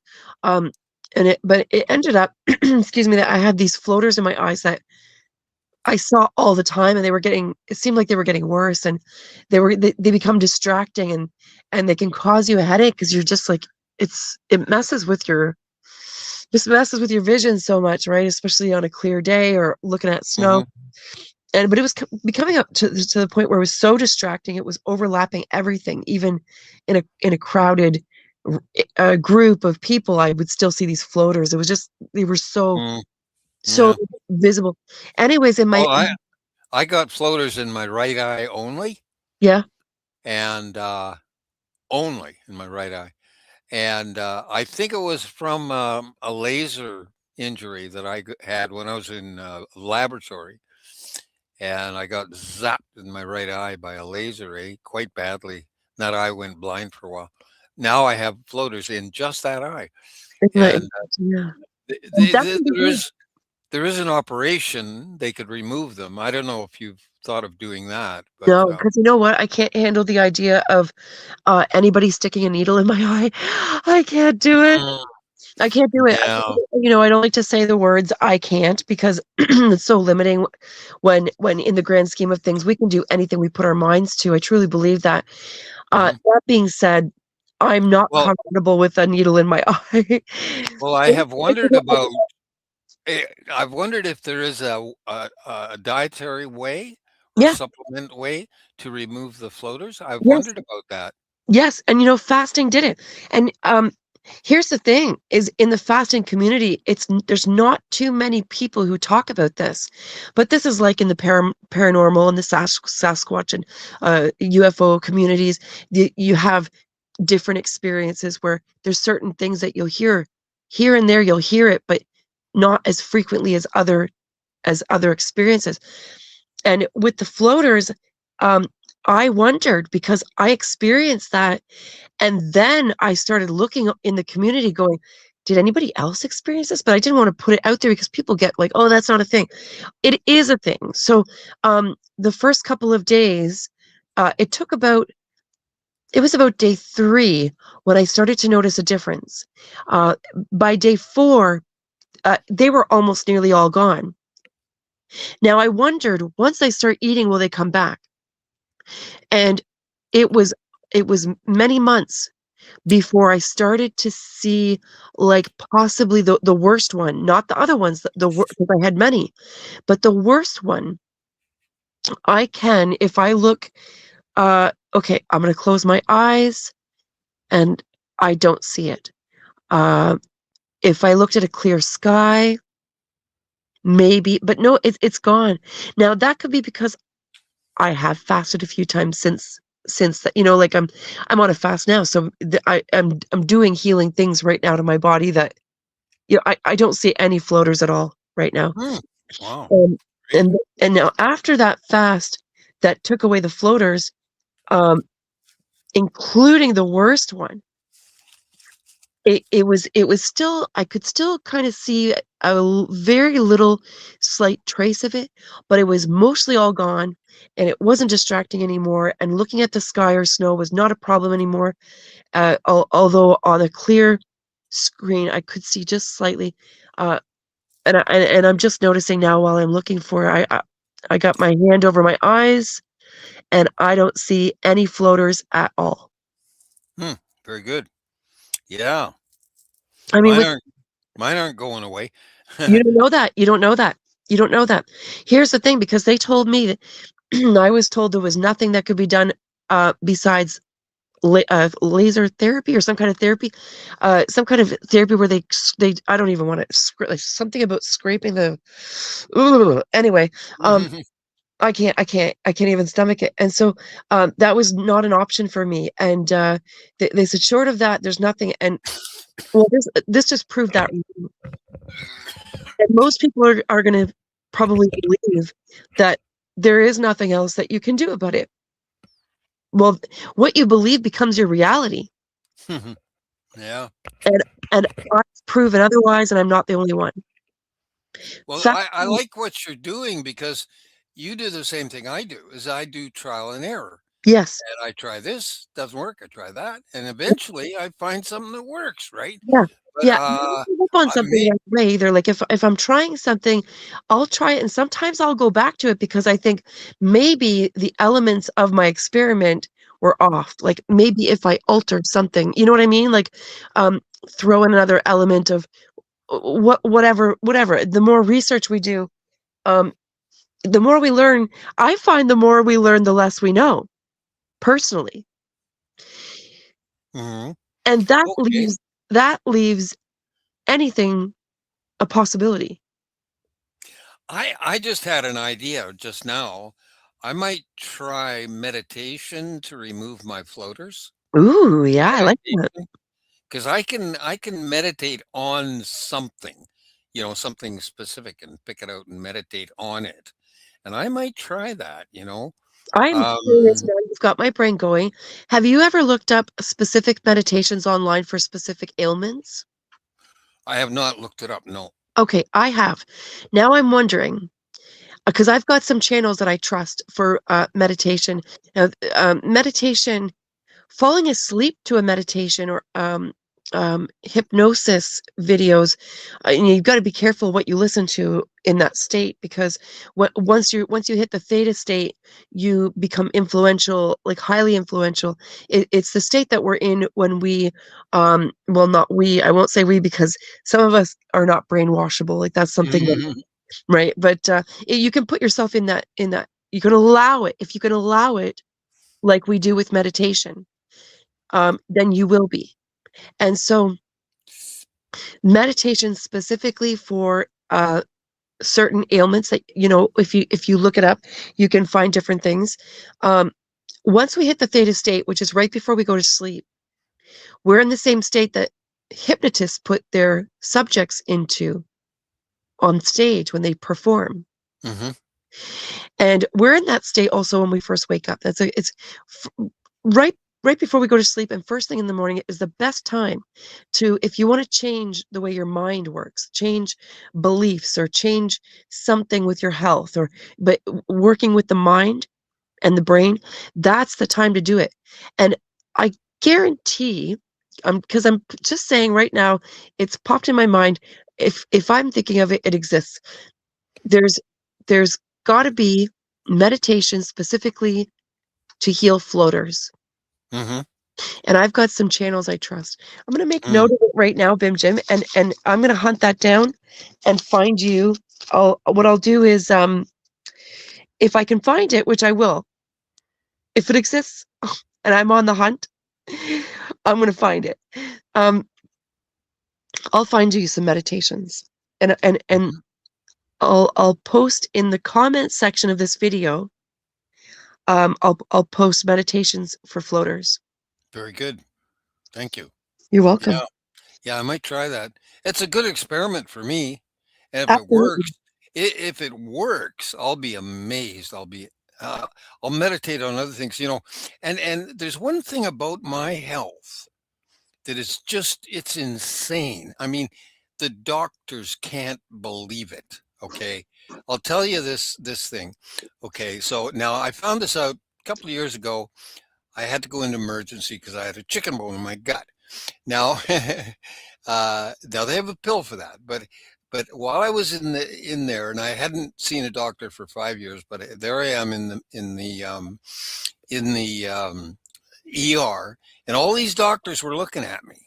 And the strange thing is, they put me on this machine where they had all my readouts.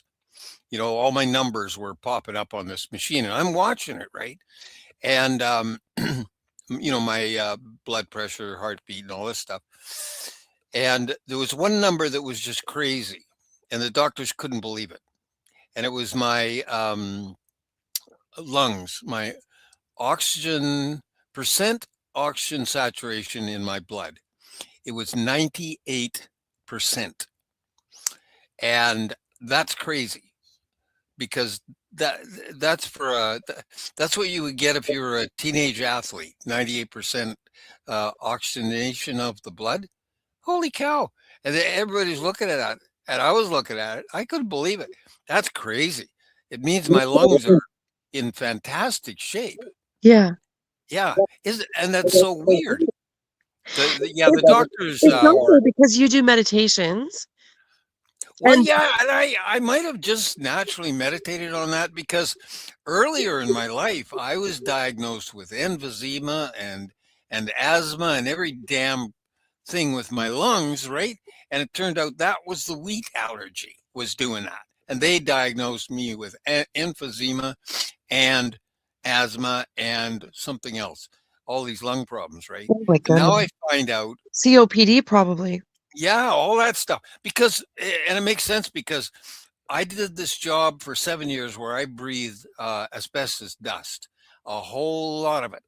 And I didn't know it was bad for me, and I breathed the hell out of that asbestos dust. I've also been smoking continuously, smoking tobacco Yeah. for for a long, long time. And here I am.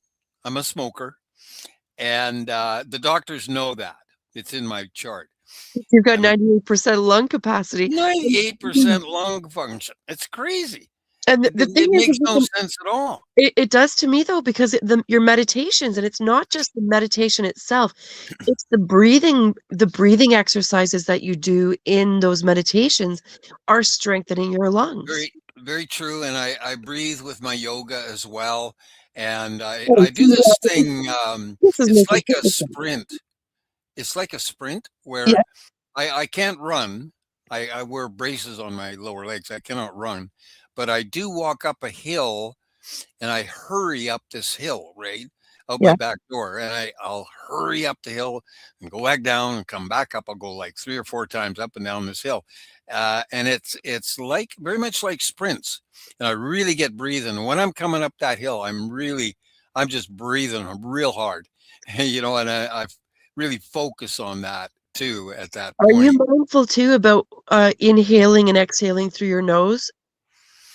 I don't think about that so much. I do there's the regular breathing exercises. Same in yoga and in meditation. I think it's the same sort of thing. So Okay. that's how I breathe like Okay. that. Look into the benefit of breathing through your nose versus through your mouth, because there are benefits in meditations, specific meditations and exercises for allowing through your lungs, but or through your mouth. With breathing through the nose, is there's huge healing benefits to breathing through your nose, and there's stuff that happens. Uh, there's even a nasal cycle that happens inside your nose, where every about half an hour, one side swells and the other side goes down. Like right now, Mm-hmm. you can press down on one side. One side is going to be, uh, for most people. Some people that cycle is disrupted. Like for myself, it's disrupted. Um, Mm. but Mm. you can you can hold one side of your nose on one side and the other and breathe, and you're going to see one side is easier to breathe through than the other. And Mine are if you, Oh, I'll give you a nose idea. Try this. It's incredible. I think this is why I don't get flu or COVID or anything. I don't get any kind of rhinovirus anymore at all. And this has been for some years now. Is I snort hot salt water up my nose, and I make sure I get it all the way up into my sinuses. I get this hot salt water in my nose. I turn my head upside down, lay back on the bed with my nostrils pointing at the ceiling, and you get that hot salt water right up into your sinuses there, and you can feel it go up in there, right?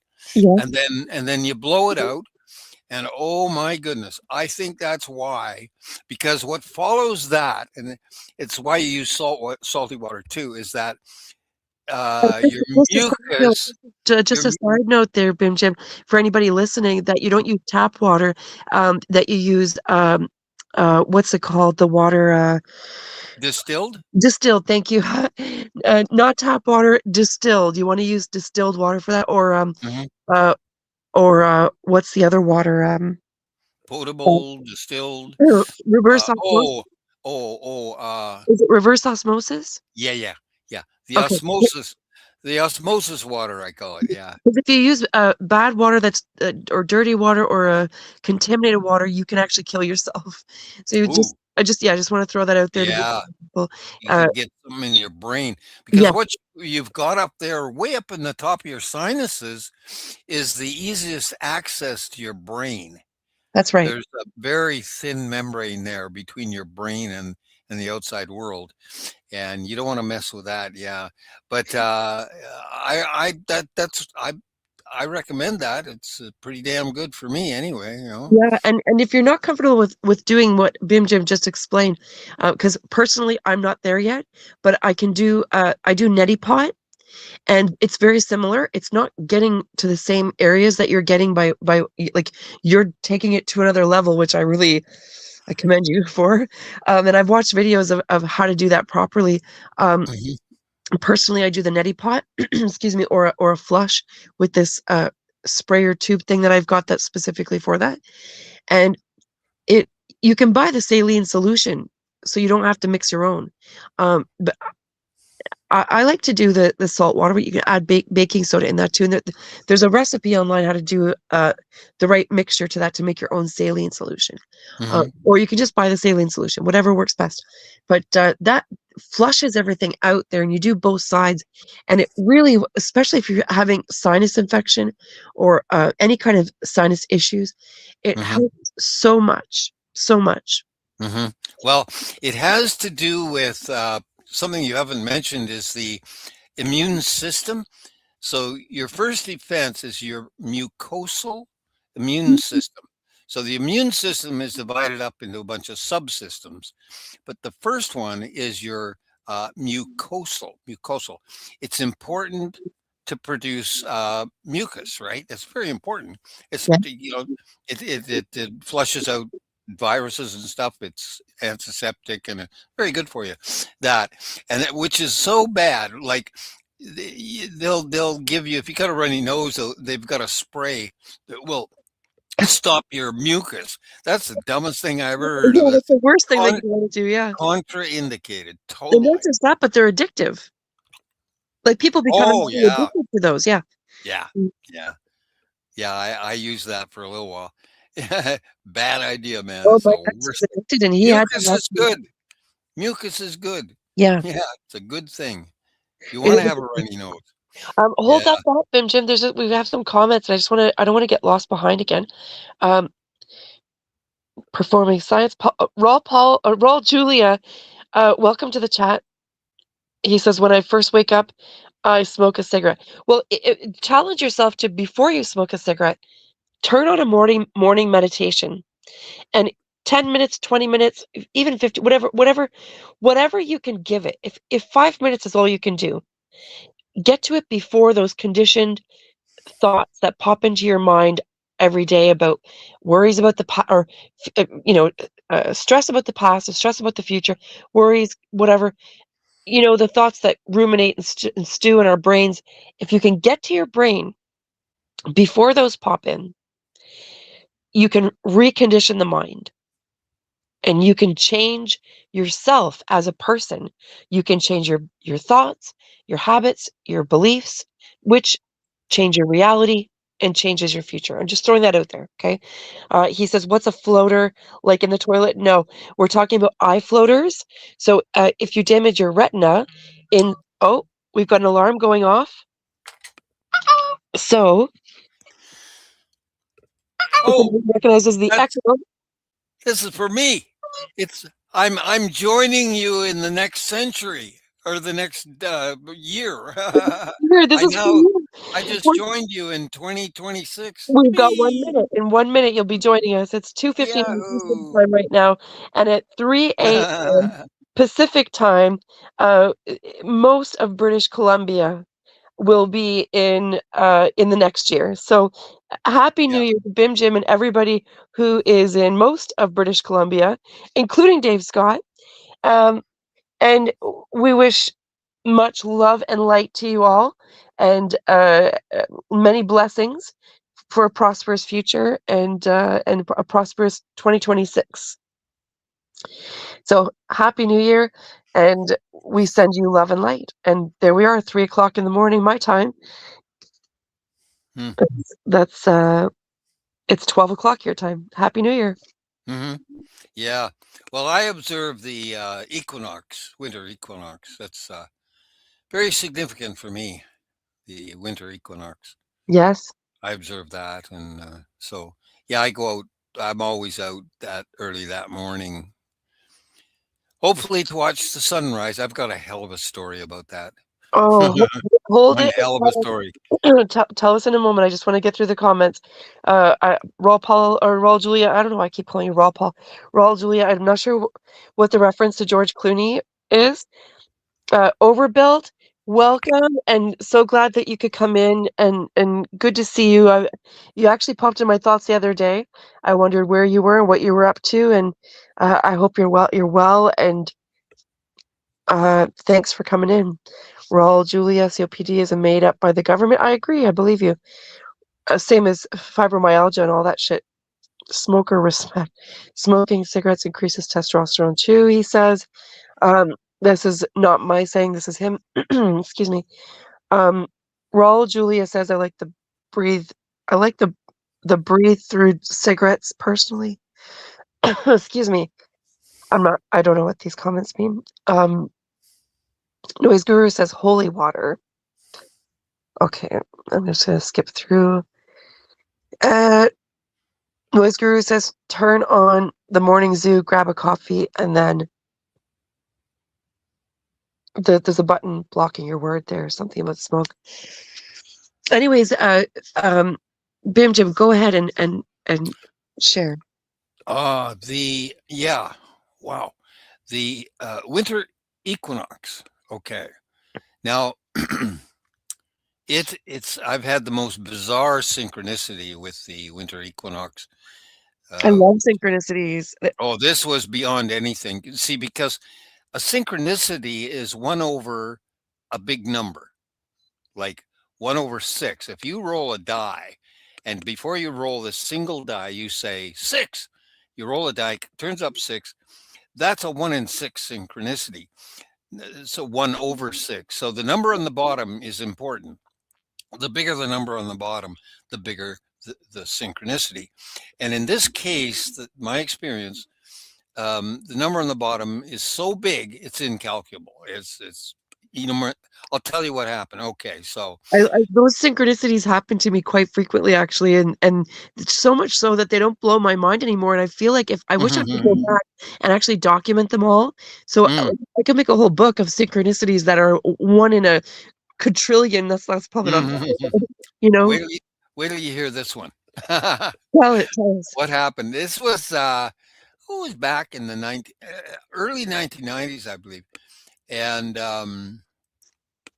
near my home there's this park just right on the ocean there, and there's a beautiful view there. You look out across the ocean and you see mountains on the other side. The mountains are on Vancouver Island, so it's a very nice place. And we used to gather there at the equinox, and especially the winter equinox, on the morning of the winter equinox, and at the evening.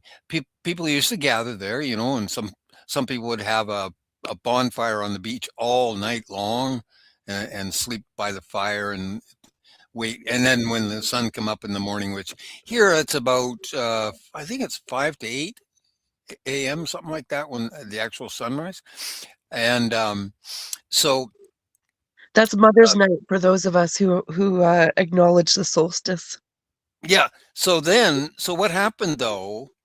That had happened in the past, and then one morning in around 1993, I'm going to say around that time, because I remember the truck I was driving. It was my green one, which I sold in 1995.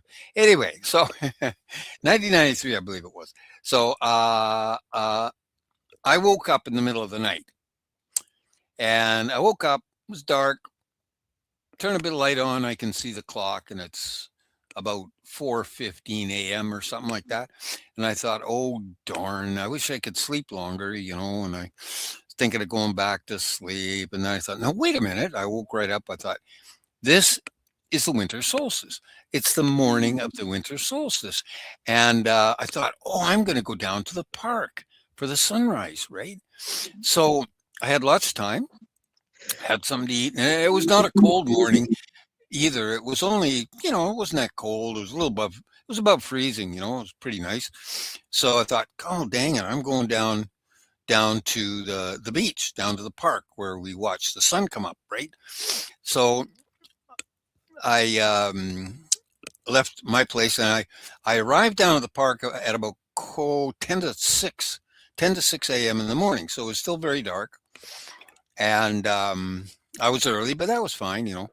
So I drove my truck, pointing it directly across the ocean at the mountains that are on the other side. But I couldn't see them, of course, because it was very dark. But I was pointing straight out over the ocean, right, in my truck. Okay, so I parked there, and I got out of the truck. I'm looking around. I thought, gee, there must be some. I thought there might be some people there, because on other times they actually literally stayed on the beach all night. But so I walked out and I looked up and down the beach. There was nobody anywhere, no light, nothing at all, not a soul anywhere.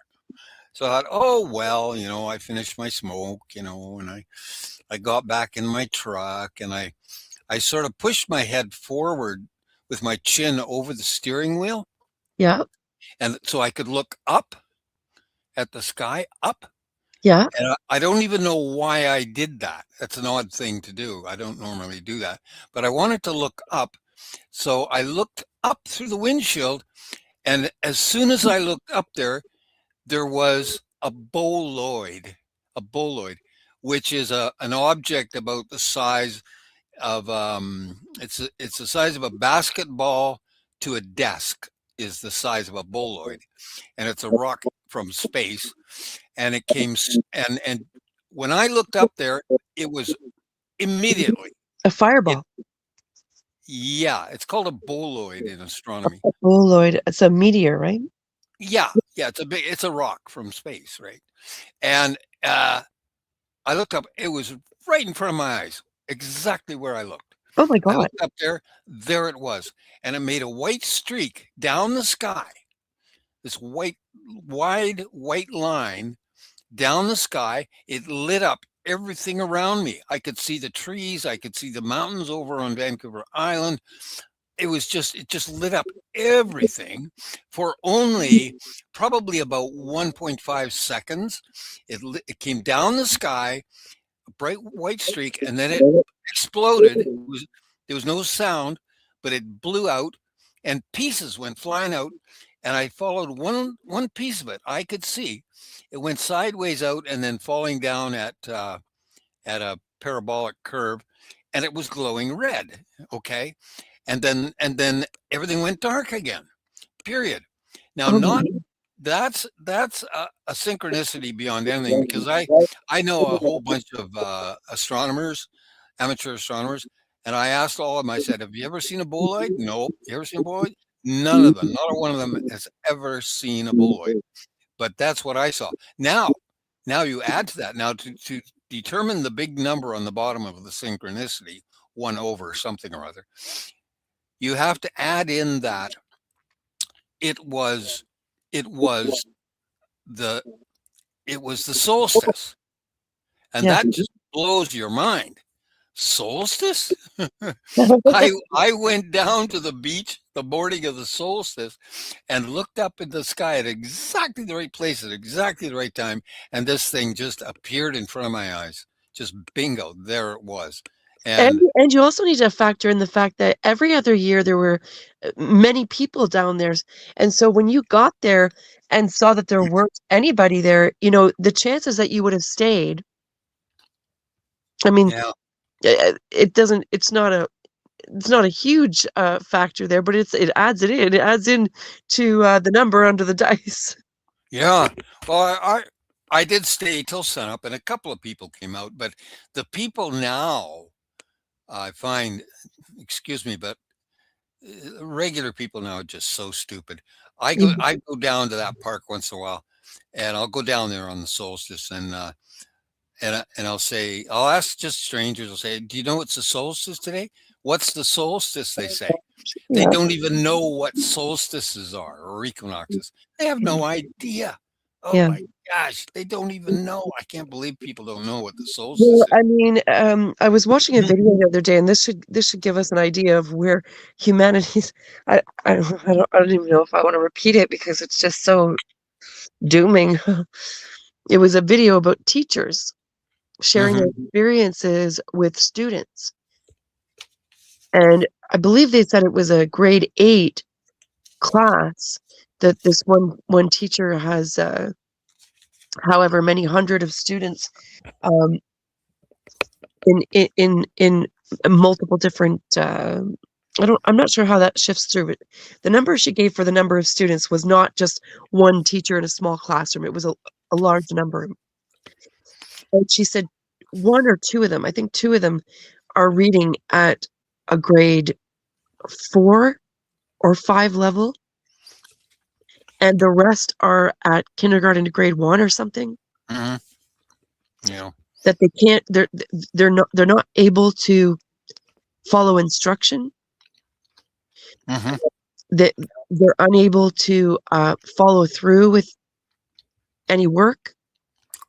They don't like they're reacting to things like minor things. They're reacting in a way that, you know, would never have been tolerated. You know, myself personally, I don't know how it was for you in school, but I mean, it just I couldn't believe it. It was one teacher after the other who was sharing their experiences, and it was actually like, oh, you know, oh, Hillbilly Herb is here. Happy New Hmm. Year, Billy Herb. Hey, hillbilly, Welcome it's to the the chat. hillbilly. Hillbilly. Welcome to the chat. And Happy New Year. And it says we've got 5, so I'm guessing a stream must have just ended somewhere and everybody's come together. Flat Sixers here. Oh, is this the carpool? Lex Diaz, Happy New Year's. Good to see you guys. Welcome. Welcome. We've been on for 4.5 hours. And we're gonna stream all night because, as I'd mentioned earlier, StreamYard gave me a message the other day saying I have 10 minutes left of free streaming for the month. And that's till January 12th. So they also mentioned that if I that I could use that time up, and that they wouldn't cut me off. So I can have this stream and I can go as long as I like, and we won't be cut off. However, I won't be able to live stream again until the 12th. And I did try to do a live stream with YouTube the other day, as some of you know. I tried about 16 times, and I'm not sure if YouTube thought I was spamming, if I was a hacker, or if they really, I know YouTube has a thing about me personally. It's a personal thing with my name. So I'm not sure if I was being censored, but they weren't allowing me to have volume on my chat. And so my volume was working, everything was up, but they weren't allowing me to have volume. So, anyways, I might try again with the YouTube from now till the 12th. For now, we've got this stream tonight and leading into the tomorrows, and yeah, we'll just keep going and go with the flow as we usually do. Now, I took some notes for the stream, but we've got Bim Jim on now, and he's been sharing experiences and stories. And I'll drop the link, and if anybody wants to join, let's see, invite guests, copy. I watch Hillbilly's videos of his backyard. I watch his videos. Hey, Hillbilly, I like your videos of the backyard. Very nice. Very nice. Oh, I keep saying I want to time aside to go check out Hillbilly's channel. Yeah. Well, there's about 3 people watch his videos, and I'm one of them. he's got a beautiful, one of them. Very, very green backyard. I want to be one of them. I would imagine he's got a green backyard. I imagine even now with the snow, he's probably surrounded in greenery. Well, it's not YouTube that's limiting me. It's StreamYard that's limiting me. But YouTube is censoring me, I believe. So I'm not sure. That could be just my suspicions because of past experience with YouTube and how YouTube censors me in a lot of different ways. They muted my live stream. YouTube did. So I'm not sure what's going on there. StreamYard doesn't limit me in that way, but it limits me in time for free live streaming. So if I were to pay, I would something like $45 or $45 or $50. I would get unlimited streaming and all these extra perks. And down the road, maybe we'll do that. It's just not where we're at right now. Is StreamYard per month? Is that $45 per month? Yes. Yeah. So we did a certain amount of time for free per month. And I didn't realize that it was a certain amount of time. And my streams run fairly long recently. When I do go on, I went on around Christmas time so that we wouldn't be alone. You know, a lot of us are alone, and I wasn't feeling good about that, and I know that others weren't feeling good about that. So we went live, and it was a few long streams in a row, and we took up all the time for the month. So that's what happened there. But well, I hope Hillbilly Herb comes on. Yeah, me too. Pop in, Hillbilly. Pop in.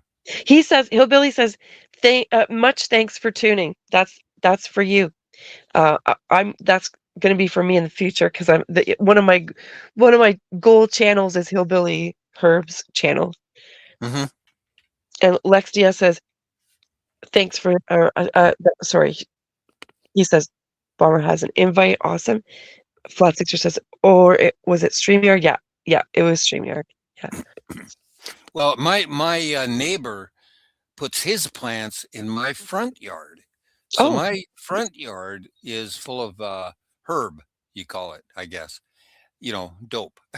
Yeah, the medicine. He grows it in my front yard because actually I have a medical medical marijuana card. So I can grow it. No problem. Totally legal. And so that's why you're in Canada, though, so you can grow it anyway. Yeah, well, I don't smoke it though. I love the smell of it though. I go around, I sniff the buds there, and I love the smell of it in the yard. Eh? Oh, it's Yeah, beautiful. yeah. But I don't actually smoke it. I've tried lots of different kinds of, CBD. I've tried all that stuff, and it doesn't really benefit me in any way. Yeah.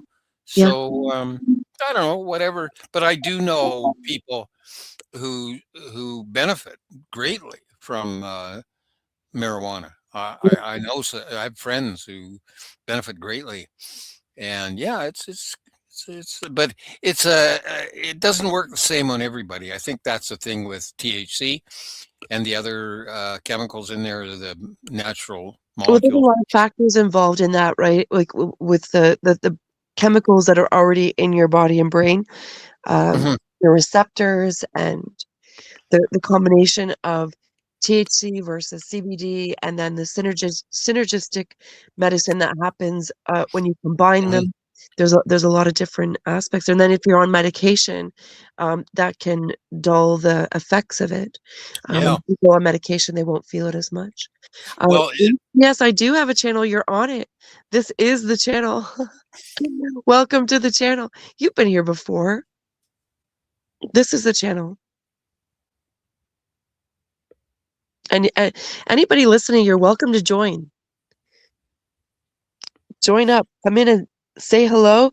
Um, if you're listening or lurking, or if you're whatever you're doing, and if there's something you can do for yourself tonight for tomorrow's you, do it. Go fill your kettle and prepare it for the morning.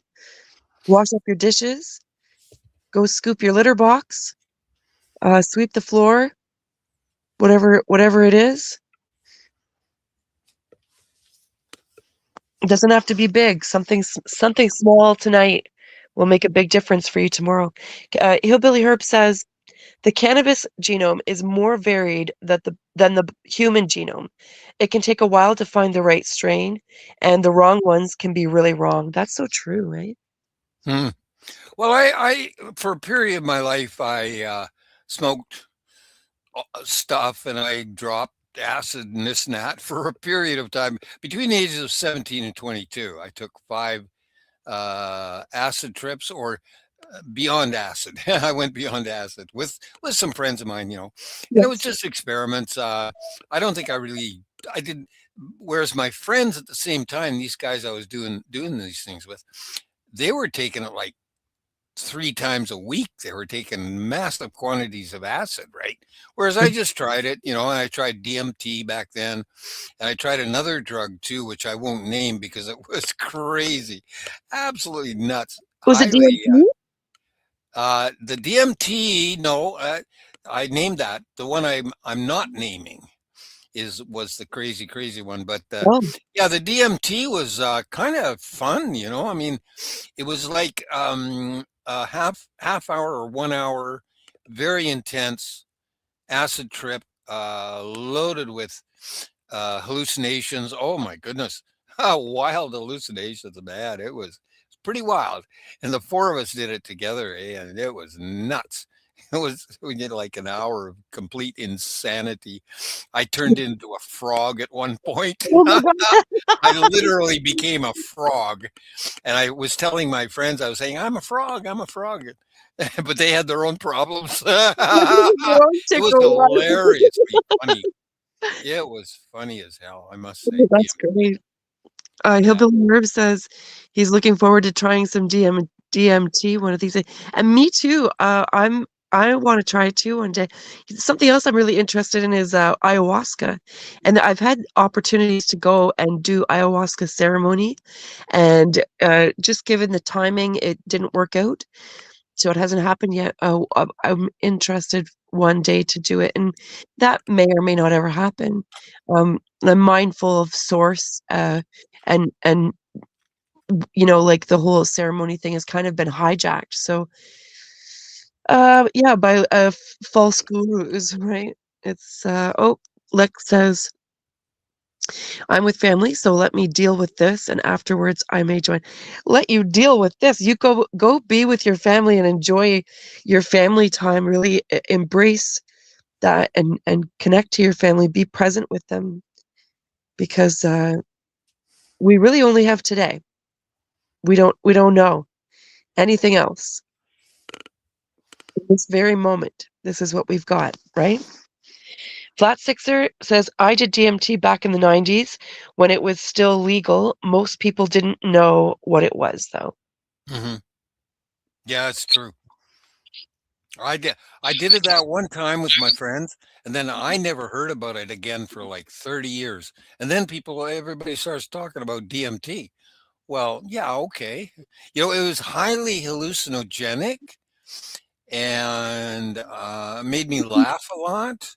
When you looked at your friends who were doing it with you, did they look like they were tripping balls, or did you see them as other beings, or like what did you see when you looked at them? Well, they looked normal. They looked quite normal. I mean, one thing we did a couple of things, but one thing we did, it was we raided my uncle's backyard. My uncle had a Like a garden? he had a swimming pool in his backyard, and he had a wooden fence around the swimming pool, right? Oh, this is And great. we went there, and we climbed over this wooden fence, ripped out of our brains on DMT. We climbed over this wooden fence and jumped in the pool. Oh my God. Somebody else's pool, right? That's And awesome. oh my goodness, that's when I became a frog. When I hit the water, Yeah, I immediately. turned into a frog, and I was swimming around like a frog, around in this pool, and swimming past my friends and saying to them, "I'm a frog. Look, I'm a frog. I'm a frog." Right? And that was the only time I shape shifted into a non mammal. Everything else I shape shifted into were mammals. And anyway, they didn't respond to that. But then what we did, we climbed into the swimming pool, and there's four of us, and we were just kind of coming down off the DMT, and we lay down on the concrete with our heads in the middle, four heads in the middle, right? And we're laying there talking, just kind of quietly talking, and I said suddenly I said, for I don't know why I said this, I said shh, be quiet. Quiet, quiet, quiet. Listen, listen. Do you hear that? Do you hear that? It sounds like there's somebody digging underground. And my one friend there, the one guy, he laughed. He almost died laughing. He almost damn died laughing. It was, I don't know why everybody thought it was so funny, but it was pretty funny. It was the drugs. Somebody digging underground. You were maybe hearing moles. Oh boy, those were crazy days, crazy times. Yeah, I was pretty wild and crazy hippie Probably some guy. really good times. I was a motorcycle guy. Traveled around the world, did all kinds of crazy shit back then. I'll tell you. Oh, Lived in good. Sounds like you've had an amazing Australia. day. Lived up near Alaska for a while. Lived down in Australia for a while. Kuala Lumpur. Visited there. Got into the only fist fight of my adult life in Kuala Lumpur, Malaysia, of all places. Over what? What happened? Well, I was only there for 1 week in that city, Kuala Lumpur, because my airplane was having troubles and it landed, and and I said, "Can I stay here for a week?" They said, "Yeah, sure." I had the right kind of ticket where I could stay there, so I did. And anyway, I met a guy. I met a young man there, and I was young. I was 21, I guess, and fresh out of college, and I met a young student there. He's a young man, about 18, I guess, and he was he was a Hindu type person, like from India. His family came from India, and he was a little guy. He was like 110 pounds, 105 pounds, something like that. And a really nice, friendly guy. We went wandering around town. And I met with his friends, some of his student friends, because he's a student, and met with some of his student friends, and we're just goofing around. So one day he and I got on a bus, and I got on the bus first. I walked up there, down the bus, and I thought he was right behind me, but when I turned around, he wasn't there. I didn't know where he went, right? So I went to the back door of the bus, and here was this guy about a 200-pound guy was trying to kill my buddy, my friend, who weighed 105 pounds. Now, I was in excellent condition, What was he and doing? Beating you? he was pushing them out the door of the bus in crazy traffic. Oh my And goodness. my friend was hanging out the back door by one hand, and there's cars and trucks ripping past him every which way. And this guy was trying to push him out onto the street, and the bus was going, right? And I jumped down into the hole there, and I hit the big guy 2 times. I gave him 2 strikes. I don't want to say exactly where I hit him, but he went down. He hit the floor, and I grabbed my friend by the above the elbow, and I heaved him back in and up the stairs and back down the bus. And then I put him behind me, and I stood between my friend and this big guy in case he came up the stairs and wanted to fight more. I was ready for him, you know. And I'm not a fighter. This is Yeah. the only time in my adult life, I ever actually got into a fight, ever. We do what we got to do, right? Because he tried to kill my friend, you know? Yeah. No way, that's not going to happen. Yeah. But so anyway, yeah. And finally, this guy came up the stairs after later, and he was crippled. I'd hit him real hard, real bad. Might have disabled him, I don't know, but I really hurt him pretty bad. And so, yeah. Yeah, that was Kuala Lumpur. You Now, mean why did I tell that story? Why did I tell that story? I don't know. But life lessons. yeah, I went around the world, and I was a crazy hippie guy, you know, and having a lot of fun. Damn, had fun in Australia. Boy, Oh just gosh. party all I can't imagine anybody might have fun in Australia. If I ever went to us, well, I can't because of the spiders, but I would love to go. I would love to. Billy Herb says a friend of mine in the UK just made some Deemster carts and suddenly mailed me one. Hopefully it makes it. What's a Deemster cart? That's interesting. I don't know what that is. I don't On know. Saturday Divinorum, I blasted completely off to another dimension. I melted into the couch and transported to a string world. Found myself in the machine elves' hive, and they were super pissed at me. Oh, that sounds interesting. I would love to see these experiences that people have in like an animated video. You know, like if we could do that, that would be really cool. I would love to see what people saw. Oh, and they kicked you out. Okay. Lex Diaz, Happy New Year to you, and thanks for coming to the chat. Come back later if you like, or whenever. I don't know what's going on with if you're having game night or party night or what's going on with your family, but you're always welcome here. Plat Sixer says, I always experienced some level of synthesis, but with DMT, colors seem to have opinions. Geometry stopped caring about Euclid's rules and started doing jazz improvisation far from my prior reality. Oh, that's fun. Hillbilly Herb says, Flat Six are right on. I'm really curious to meet some of the various entities in the realm, but I'll be sure to come with the questions next time. Yeah. Flat Six says, I didn't meet entities so much as recognize them, like they've been waiting forever just out of view. Oh, interesting. Oh, that's DMT slang. Okay. Yeah, I don't know much about anything really. I'm going to drop the link here again.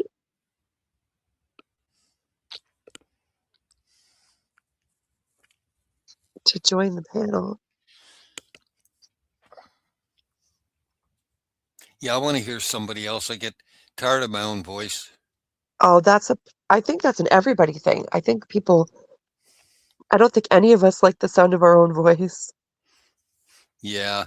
Well, I've been a radio DJ, and I've done public speaking as part of my work. I've done stand-up comedy, which is a performance art. You know, it's a word art, performance art. So I'm a wordy, speaky, talky guy.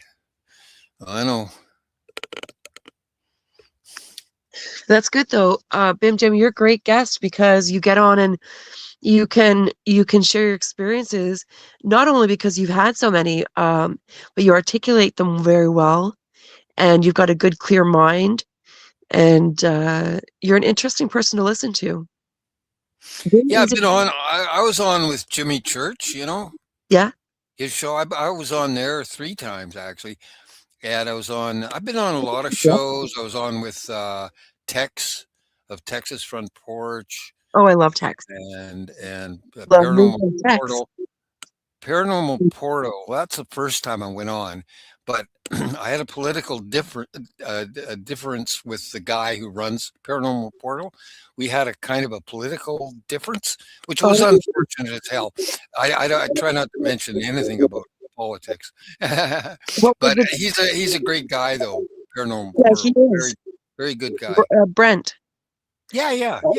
What? I've been on. What was I this? was on. What was the topic? Um, well, that was the first time I was ever on a YouTube show. And I thought that I would just come on and tell all my stories from beginning to end in chronological order. Well, in an hour and a half, I can't do that. An hour and a half, I was like 20% through all my stories, right? And that was, and I was ready to pass out. Yeah, they're So, only on for 3 hours. yeah, but yeah, but anyways, yeah, he's a good guy. I like him. What was It, the topic? The political topic. oh, I don't even. I say We give won't get into it. We won't get give into it. I'm curious what the topic was. give politics back to the baboons. Yes. We took it from them. Give it back to them. It's real bad. I, Humans got to stop doing that. You yeah. see, when I say that I work for the aliens, sometimes I say that I work for them. One of the things I do is I oppose politics. I oppose our way of choosing leaders because most of the world leaders are retarded. They're incompetent people. The Prime Minister of Canada now is simply incompetent as hell. All of them, 100%. I think all of them are. Dreadful. It's dreadful how incompetent they are. Yeah. And I'll tell you one I like. A world leader is Modi of India. And you know why I like him? Hmm. Because he loves his people and his country. It's that simple. Yeah. Modi. He's made some great political decisions for his people, Yeah. and he's a great guy. And there was another good leader in the Philippines. His name was Duterte. He was the president of the Philippines. Hell of a great guy, wonderful guy. I listened to him, and very wise, wonderful guy.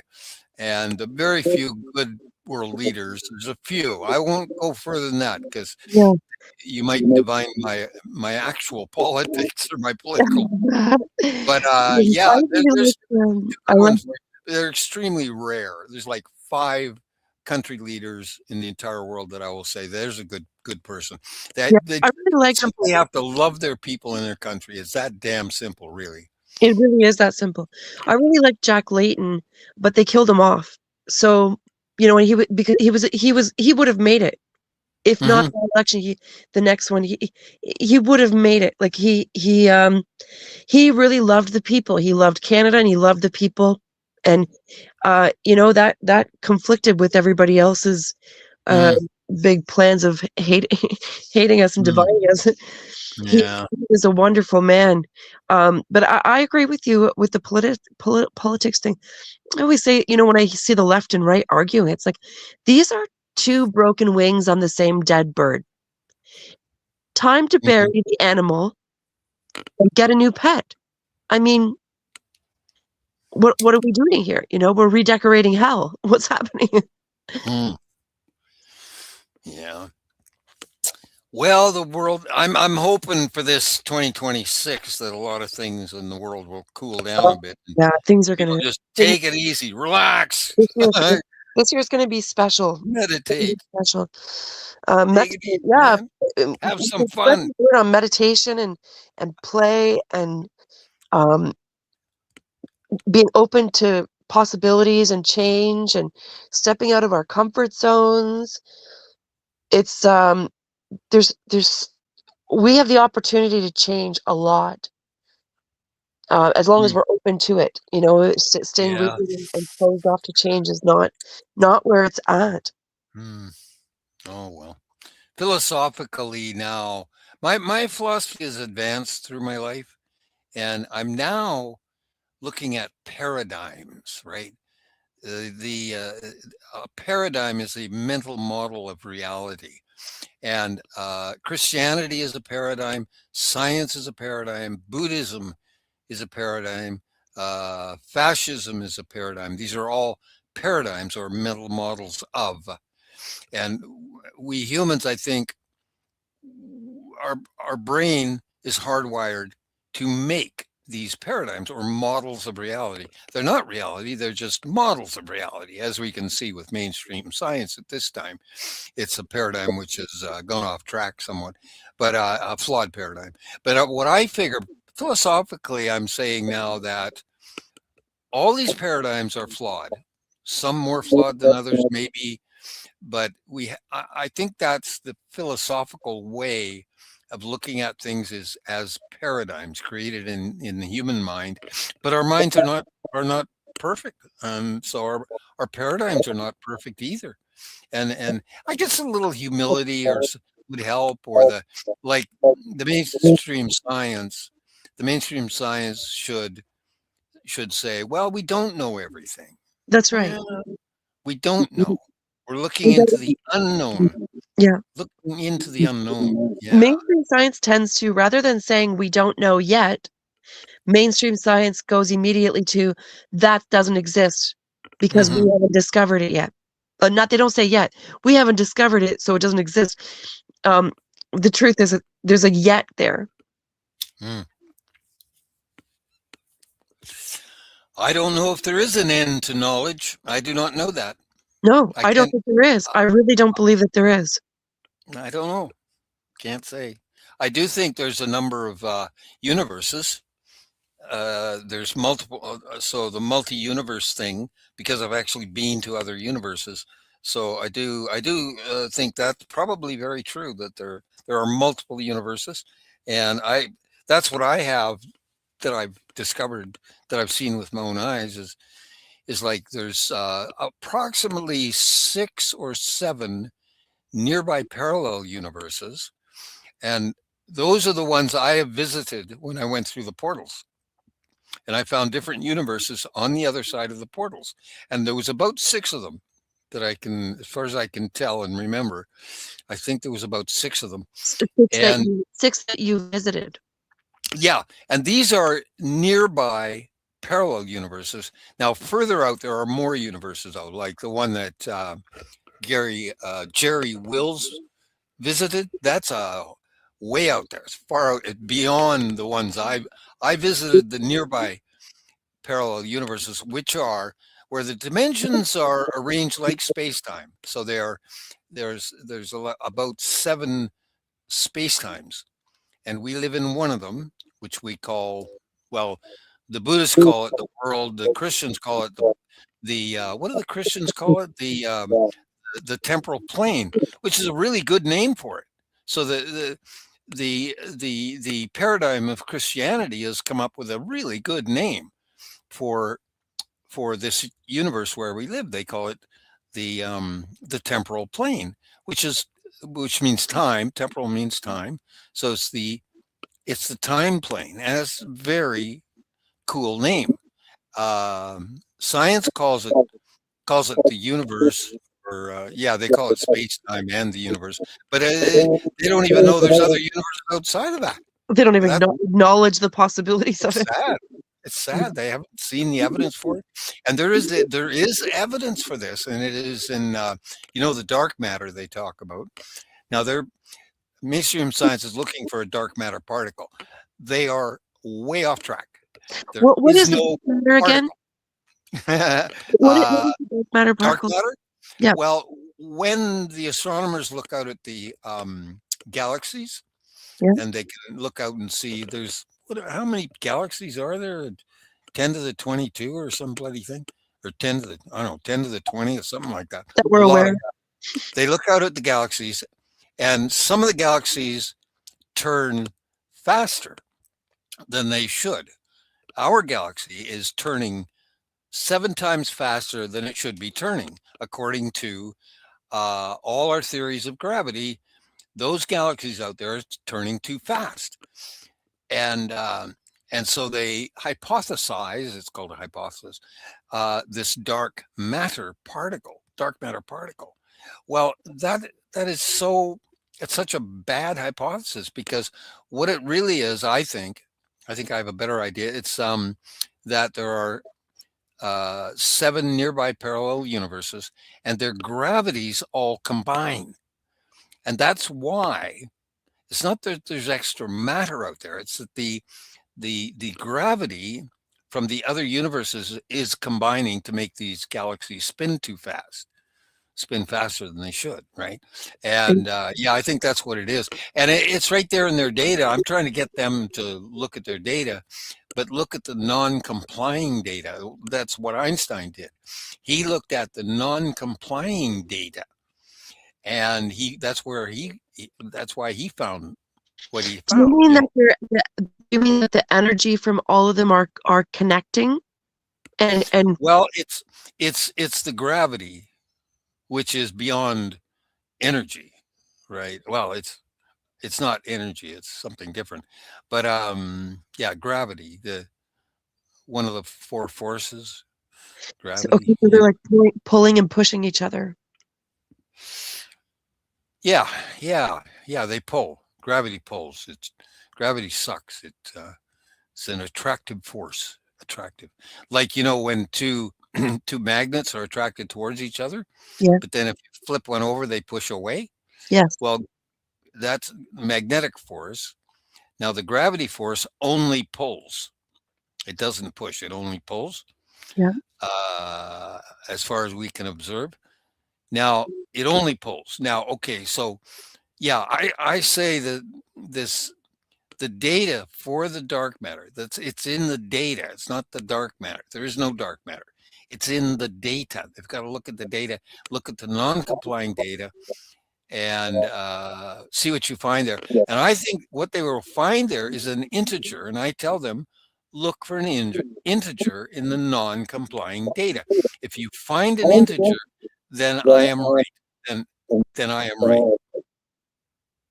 That's what I tell them. But this is, this is what I've discovered based on my experience of portals and nearby parallel universes and stuff. But I try to get that through into mainstream science. I'm trying to get that in there. And they won't even hear you, probably. No, they don't listen.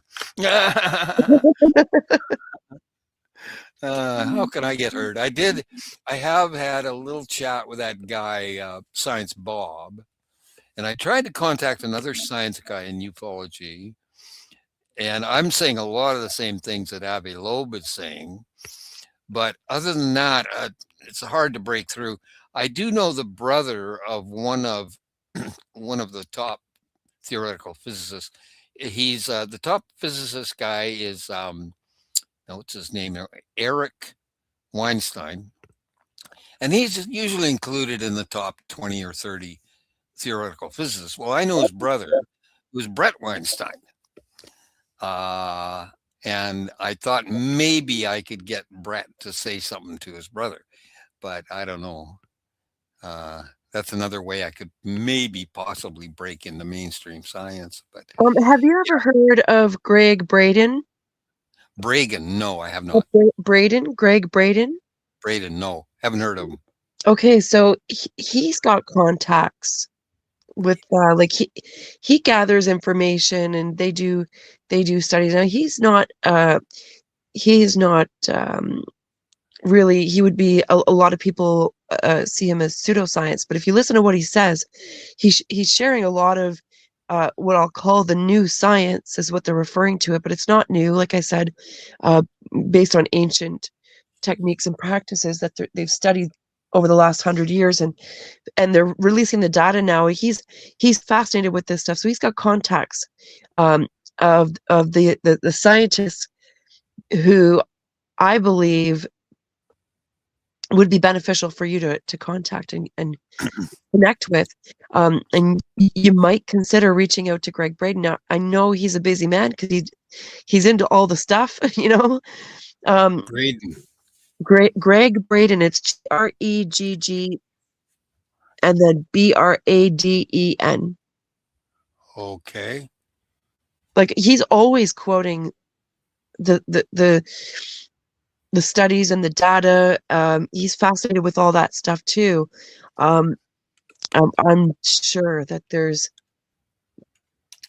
if you can connect with him, I'm sure he could help you connect with these scientists who would be it would be helpful, I think, for yourself to get this information out there. I got his name on my clipboard. Whoop, wrong button. Got to push the right button here. I'll write the name in chat for anybody who missed that. Greg Braden. Yep, I spelled it right. Perfect. Oh, and Flat Sixer knows who I'm talking about. He says Braden would probably be helpful. He's a genuine man. He really is. He's big heart, and big brain, and he's fascinated by all this stuff that we're interested in. He would, I'm sure, be interested in hearing from you. Let alone, but he would have contacts, I'm sure, to share with you, or get you in contact with somebody. Yeah. Well, you know, I mentioned the consciousness spectrum earlier, the consciousness spectrum, and I've talked about that quite a bit, but I've only found one other person who's ever heard of it, and this is a fella. He has a YouTube page. It's called what is it now? Alien Scientist. Alien Scientist. And he's got a whole group of guys there who are they're kind of like engineers, and they're trying to make anti-gravity and all this propulsion and all this sort of stuff. And but he had heard of that experiment that the Russians did that clearly indicated a consciousness spectrum. It's really obvious from what the Russians did, and he's the only other one who's ever heard of that. I'd like to have the link for that. I could never find the link back to where I read that about that Russian experiment. It was phenomenal. Oh, hopefully, Alien science. Yeah. if I can make somebody a moderator, if there's somebody who's interested in being a moderator, who might be able to drop links or you know, do the stuff. Yeah. It could even be temporary for tonight if you like. If anybody is interested, let me know, because if I can figure out how to make somebody a moderator. We can find that for you. Alien scientist. Let me find my pen here. Alien scientist.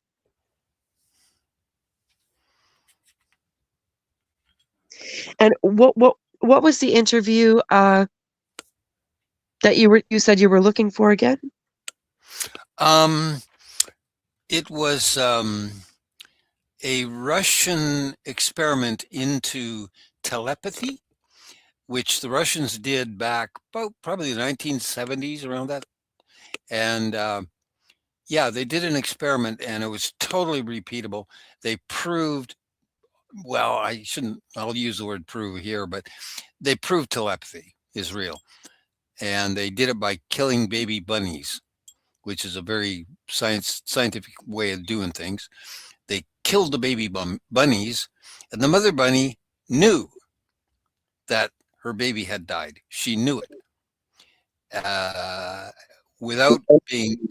So what they did was, I'll tell you this experiment, what they did. Okay, so they were experimenting with telepathy and bunny rabbits, and they would have a mother bunny, and she'd have like 5 babies, and they would take the babies. Okay, they wired up the mother rabbit's brain to an oscilloscope, which printed out a line going up and down.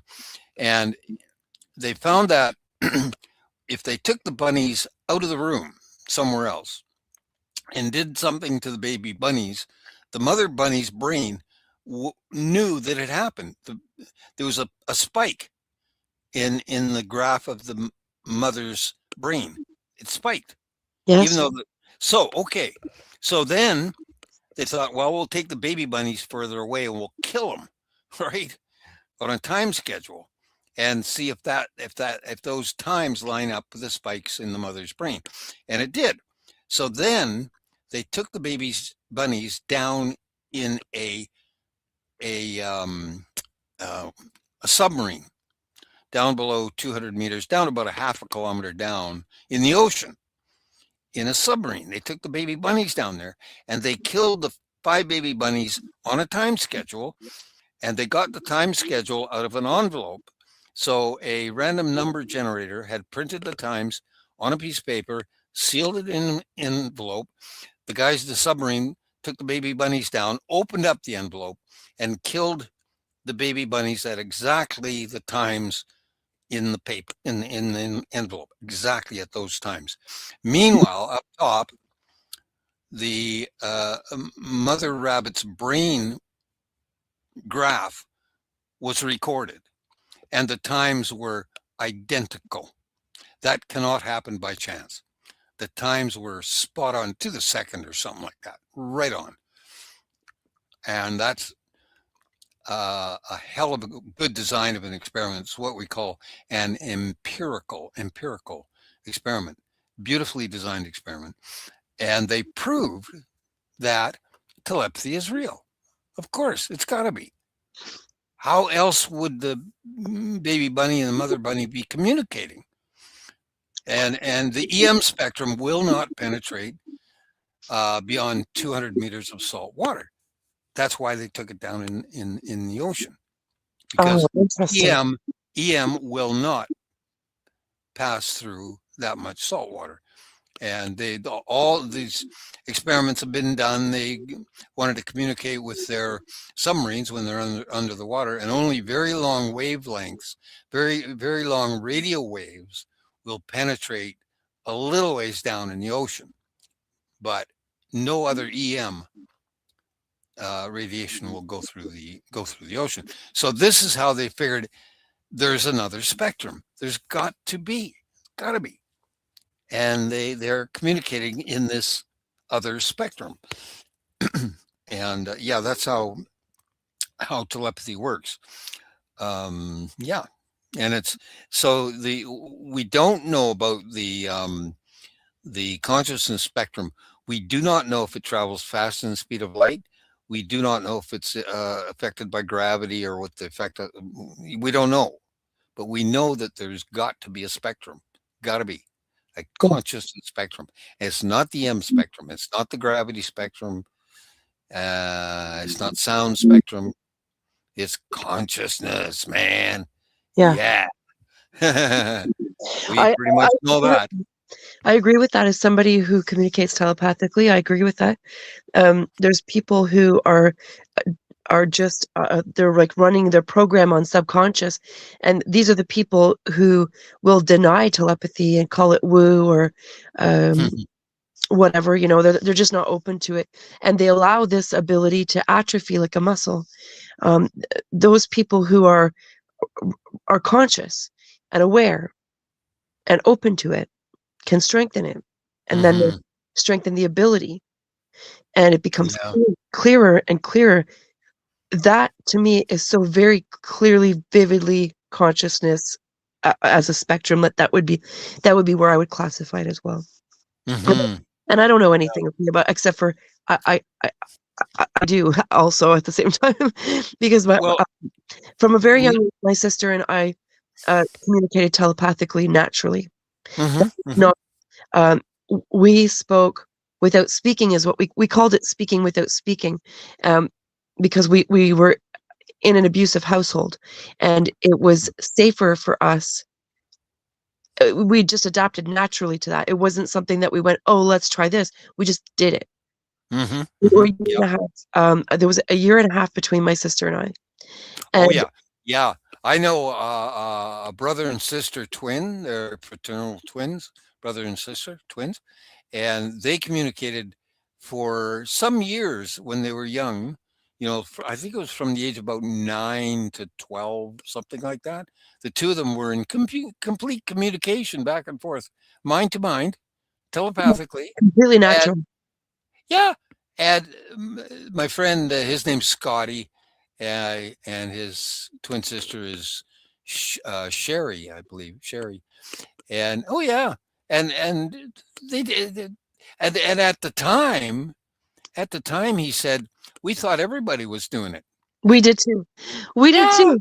And this yeah. was from the time we could walk. Like this didn't start later on in life. This was right from the get-go, and all through growing up.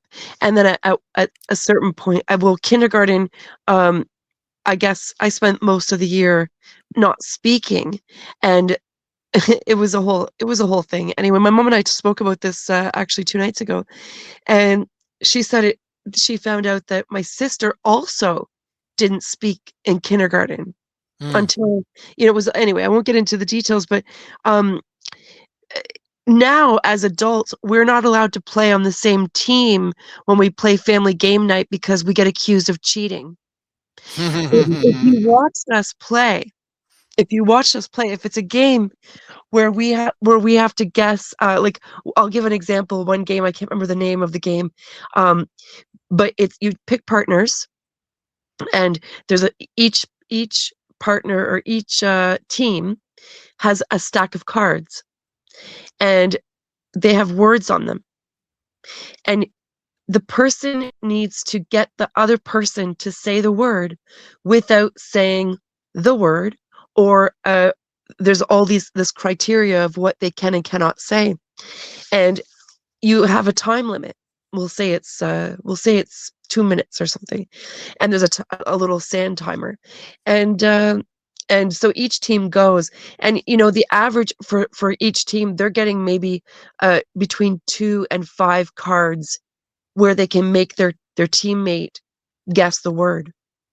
And when my sister and I play, we're getting between 20 and 25 cards, Mm-hmm. and they sit there around the table watching us, Mm-hmm. and they get angry because Mm-hmm. we're obviously going to get it. But they accuse us of cheating, and we're not cheating, and you can clearly see that. Mm-hmm. You can see that we're not cheating, but we communicate differently. So it ultimately in the game it does become cheating Yeah. because we're communicating telepathically. So it's something that over the years we've not kept up with, but Mm-hmm. when we get together, it'll happen again, and even at a distance.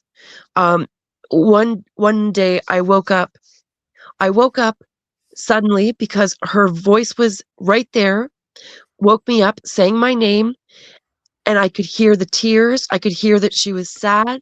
Um, it was like, like she was crying, and it was so clear as day. This was not too long ago. It was this year, and I it was as if she was right there in the room. Now, this had not happened since, I don't know if this has ever happened this vividly like this, not in our adult years. And I messaged her right away, excuse me, and she didn't respond. And I called, and she didn't respond. And then she did. Then she got back to me, and she said, "What's up?" And I said, um, "I heard your voice, and you were crying, and you said my name." And she said, "When was that?" And I said approximately whatever it was. She said, "That's exactly when I was sitting here crying." And she said, you did come up, like your name, and you came up." Yeah. Yeah. Wow. She's in Montreal. Yeah, there's something special about family and siblings and whatnot. Yeah, it's a special connection there. Some people call it the trance of the family. Have you heard that term, the trance of the family? I've not heard the term, but coming from uh my position where I've come from the other side, like I've died in this, left my body in this place, and then went somewhere and came back. um I feel like I know what you're you're referring to. Mhm. And I'd love to hear what you have to say about that. Well, it's just it's a very normal thing. It's not paranormal or anything like that. And I realized when I heard the term "the trance of the family," um, Sorry, I sorry, Bim Jim. What I was talking about was not. It's not paranormal. oh, okay, yeah, no, it's not paranormal. Uh, I heard the term and I thought, yeah, I was in a trance when I was living with my family when I was a kid, and I had an older brother, older sister, and mom and dad, and there was in the house. It was kind of like a trance, It was like we didn't talk much. We were a quiet family, sort of, and yeah, it was like a trance.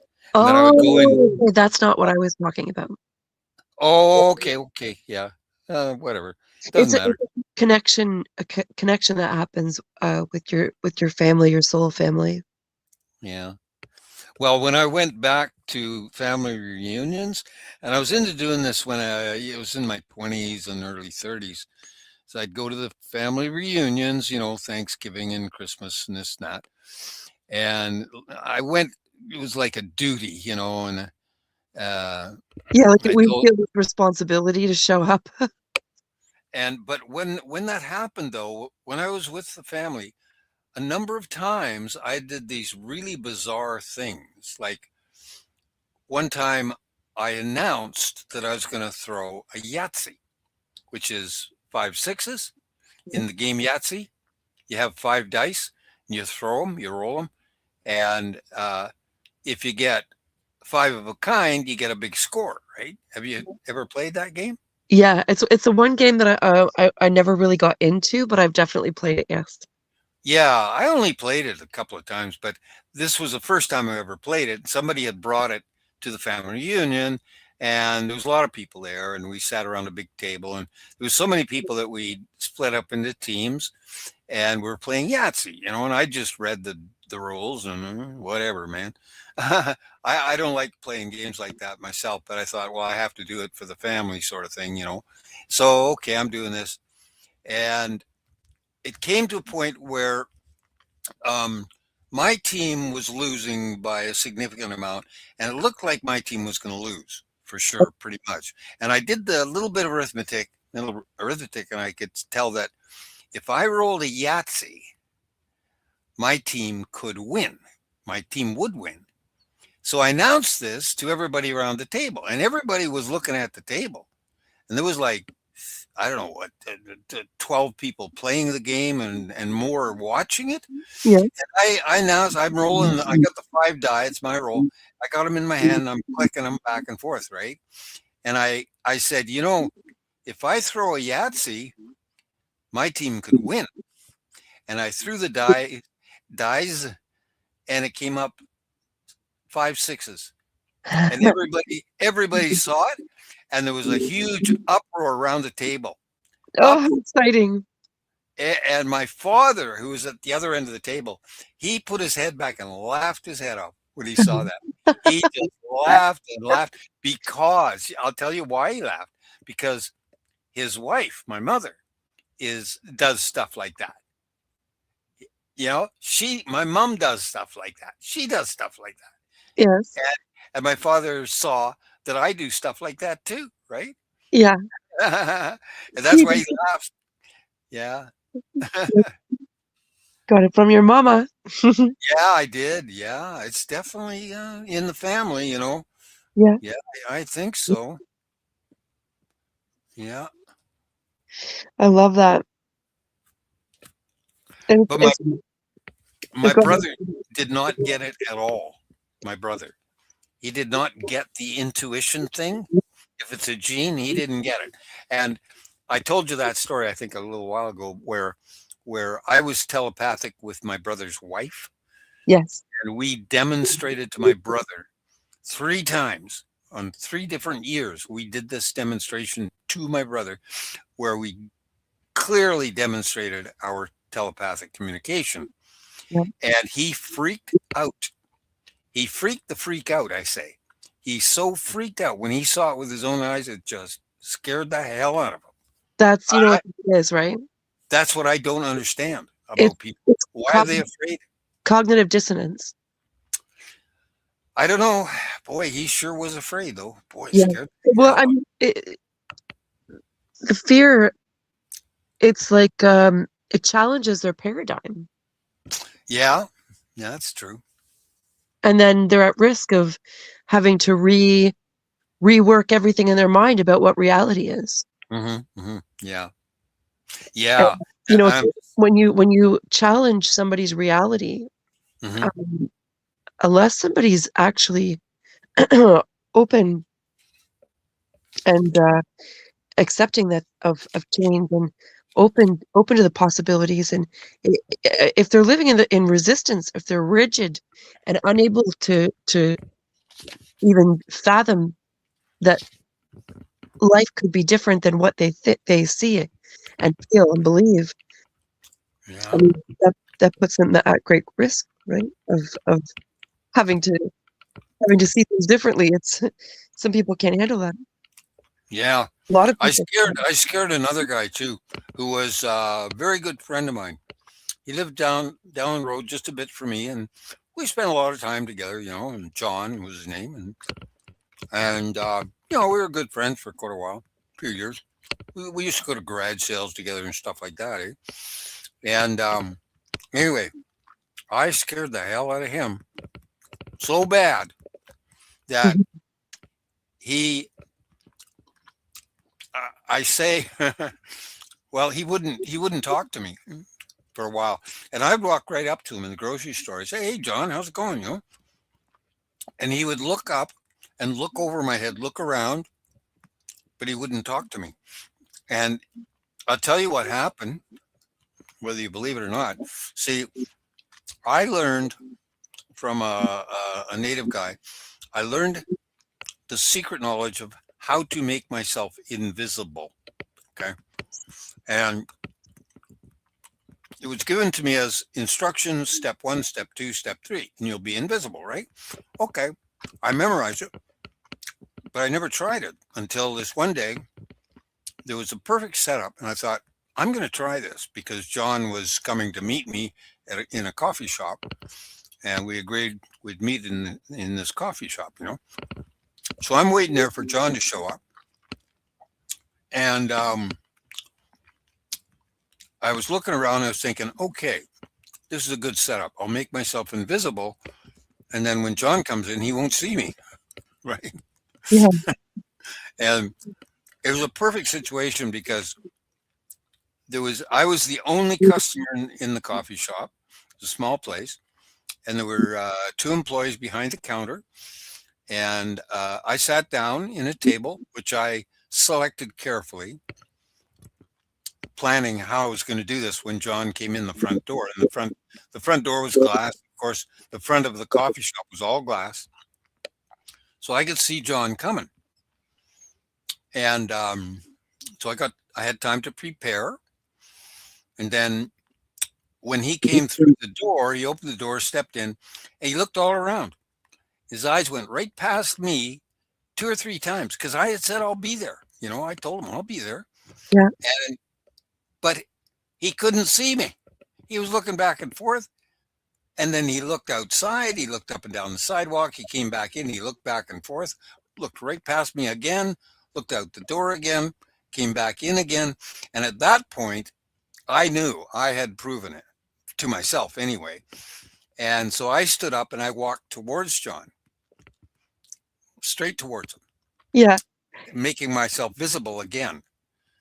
And I know what John saw, and it scared the hell out of him. What he saw was me appearing out of nowhere in out of front of him. nowhere. Yeah, That's what he saw with his eyes. And the reason I know that is because I taught my friend Penny how to do it. She did it to me. I saw her appear from nowhere at all. She just boink appeared from nowhere. I saw it with my own eyes. John, though, it freaked him out so bad that he didn't know if I was real or not. He really didn't. And so after that, if if the subject of imaginary friends comes up, I say, well, I never had an imaginary friend, but I was an imaginary friend. to John. Yeah. John Cleghorn is his name. And I was his imaginary friend. So I would walk up to him in the grocery store in a normal sort of way. You know, you see a friend in the produce department, you walk over and say, "Oh, are you going to buy that pineapple?" Or, you know, regular stuff, you know. Yeah. And I would walk up to him and say, "Hey, how's it going, John?" And he wouldn't speak because he was so freaked out. Because He wa- you it's threatened not that his he paradise. it's not that he disliked me or anything like that. No, but what he That saw threatened his he was paradigm. freaked. Yeah. So he would look over my head because he's a little taller than me, and he would look over my head and look back and forth because he wasn't sure if I was real or not, and he didn't want people to see him talking to himself. So that's what he did. And then later, though, John and I became friends again. Later on, we re-engaged as friends, and I think he figured out what I did, and we re-engaged as friends after that. But I would love to learn how to do that. yeah, I only told one person. So there's instructions at step 1, 2, 3, and I only told Penny. She's the only one I ever told that, because that really is the secret knowledge. I mean, that is the secret knowledge. And I said, like I say, she did it right in front of my eyes. And the funny thing too, when she appeared in where she was not, she appeared from nowhere in front of me. Both of us put our heads back and laughed and laughed and laughed and laughed because it was just so funny. I thought. I mean, Yeah. and that was the same with my sister-in-law too, who's also um, aware of the paranormal, and my sister-in-law Jill. We would laugh in unison when we did these things. We did telepathy together and stuff, and when we did it successfully, we both throw our heads back and laugh and laugh and laugh. I don't know why that is. I don't even have an know. explanation. I think this is something that I do, and I don't know how I do it. Like, I don't know I've never been told the steps, but I've had experiences where clearly I'm not being seen. Do you know what I'm saying? Like, I don't know what the actual step-by-step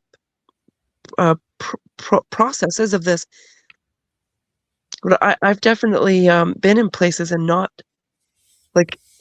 been visible, like not just. Mm-hmm. I don't know how to explain it, but it's like you just it's not just insecurity where people, it's you're really not being seen. Mm-hmm. Yeah. Well, it's like I say, I'm just gonna let that be the secret knowledge, and I don't care what people think of it. I know, but and I even did it to a cat one time. I did it to a cat. Yeah, I believe you. I put an image into a cat's brain, that a false image, Yeah, and the cat chased after the mouse and then stopped and looked around because there was no mouse. I had put the image of the mouse into the cat's brain, and that's a form of this telepathy. this can be done. Yeah, yeah, it is very much so. Yeah, It's a because little more. animals communicate telepathically through their mind's eye, seeing the images Mhm, in your mind. That's mhm. how you communicate with an animal, is to visualize the image that you want to send to the animal, and Yeah, they see what's in your mind's eye. yeah, and I think my tall white friend, I think he did that to me too. He put an image in my mind. This was on our third meeting. Now, I haven't got this up in a video. I made a video about this, but I could tell you what happened if you want to hear another alien story. But Sure. Before you start, though, I just want to check the comments here. who we got? Flat Sixer had said that he wouldn't mind being my moderator. I don't know how to do it from this end. I did figure it out a few days ago. I think I think I think you need to go backstage, sorry, in order for me to click on your name and make you a moderator. I'm just gonna check now in the private chat studio. No, it's not letting me click on that.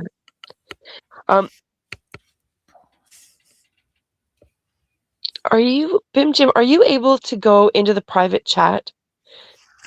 I'm on YouTube or StreamYard. I can do either one. I Okay, can so pop on StreamYard. on Stream. I'm on StreamYard now. Okay, I'm on StreamYard. Ooh, ooh, ooh, ooh. I'm on StreamYard, StreamYard, StreamYard. What do you want me to do here? Okay, I booted myself there for a moment. Sorry. Okay. Okay, here I see. Okay. If I go here,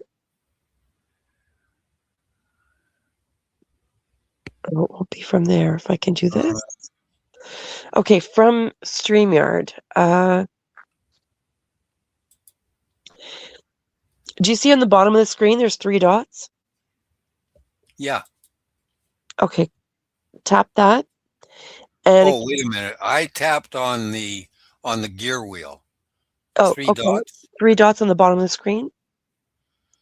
I'm not seeing it. You're the guy. You're the Oh, there on my picture. I see 3 dots. Okay, tap it and see what comes up. Remove from stage. Edit name. Edit avatar. Visual effects. Stop mic cam. Okay, not those 3 dots. Look for another 3 dots somewhere on the screen. Sorry. 3 dots on the screen. Let me see now. There. No, not there. No, you see, you're like it's your Well, show. I'm also on my phone, so if you're on a computer, I Oh, don't know what it looks like, the layout. yeah. Yeah, I'm on a big screen. I got a big tower computer on a big monitor and all that stuff. Chat with everyone in the studio. Dum de dum dum dum. Let me see now. Present. I don't see anything about that on what I'm looking at here. Okay. Well, No. that's okay. I just if you find on the screen a place where it says private chat, mine is under 3 dots. Oh It yeah, says, I see it. Private chat. Yeah. you see that? Okay, go into private chat if you can, and just type something. It'll just be between us. You can just type a hello.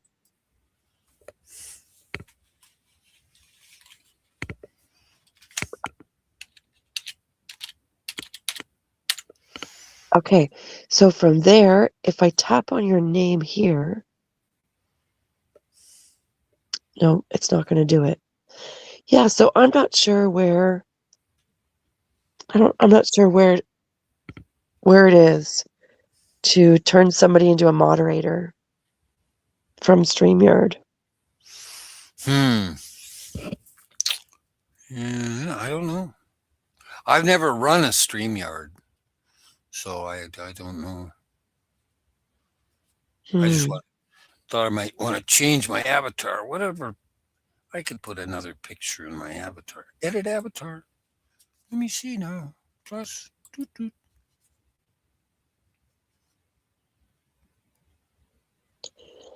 There was a way the other day because I clicked somewhere and it said, make this person a moderator.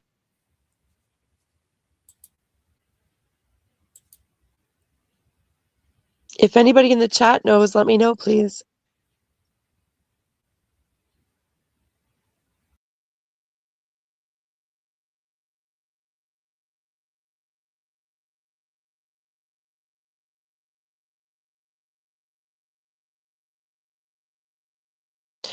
Oh, I think Bim Jim booted himself out. Okay, I'm going to copy this.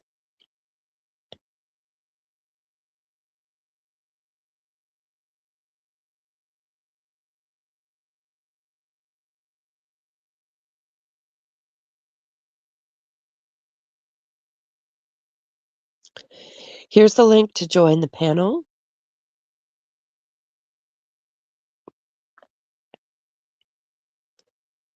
And if you click on that, it'll take you backstage and you can join. I'll get a request and I'll accept. Jim, if you can hear me, I know you booted yourself out there somehow. This technology, I've got to be mindful about what I click on too, because if I get booted out, if I accidentally end the stream, I won't be able to go back on. But there was a way to make somebody a moderator, and I can't find it.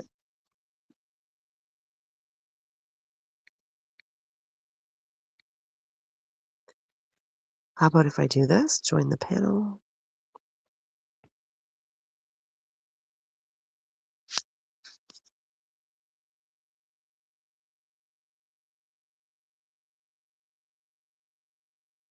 There. Anybody's welcome to join if anybody wants to join.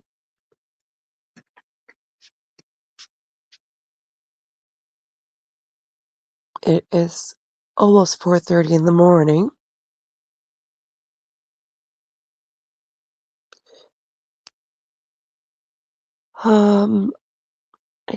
I'm still gonna keep hunting here on how to find this.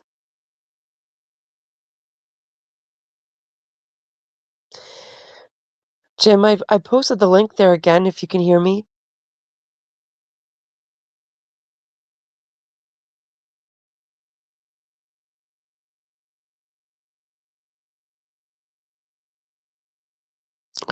Yeah, I don't see how to make somebody a moderator. I think I might need to do that from YouTube. I did see it the other day.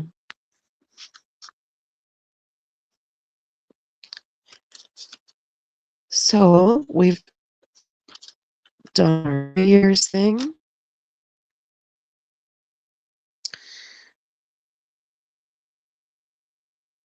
Just a little reminder. January 3rd is the full moon at 5:03 a.m. Eastern Standard Time. It'll be full wolf moon in Cancer. And it's going to be a super moon.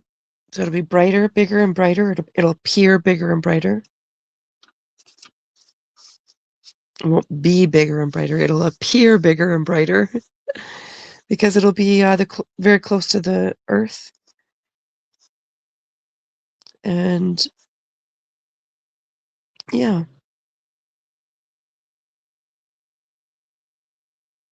The next one after the 3rd is going to be November 26th of this year. It's the next supermoon.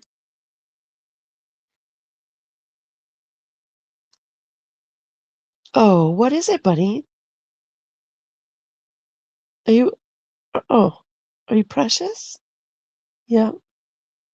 Gotta dig in and see what's in there.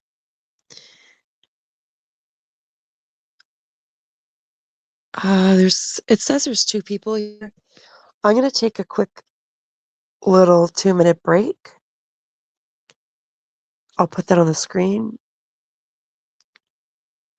Maybe I'll take 5 minutes so I can have a moment with the kitties, because one here is about to get antsy. She's starting to dig into the brush box. 5-minute break.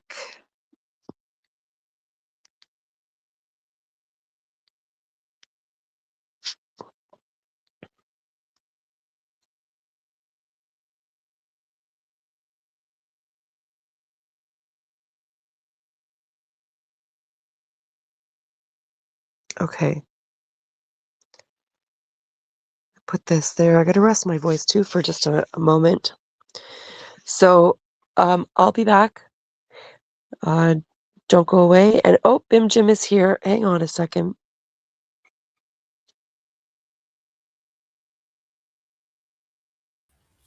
There you are, Jim.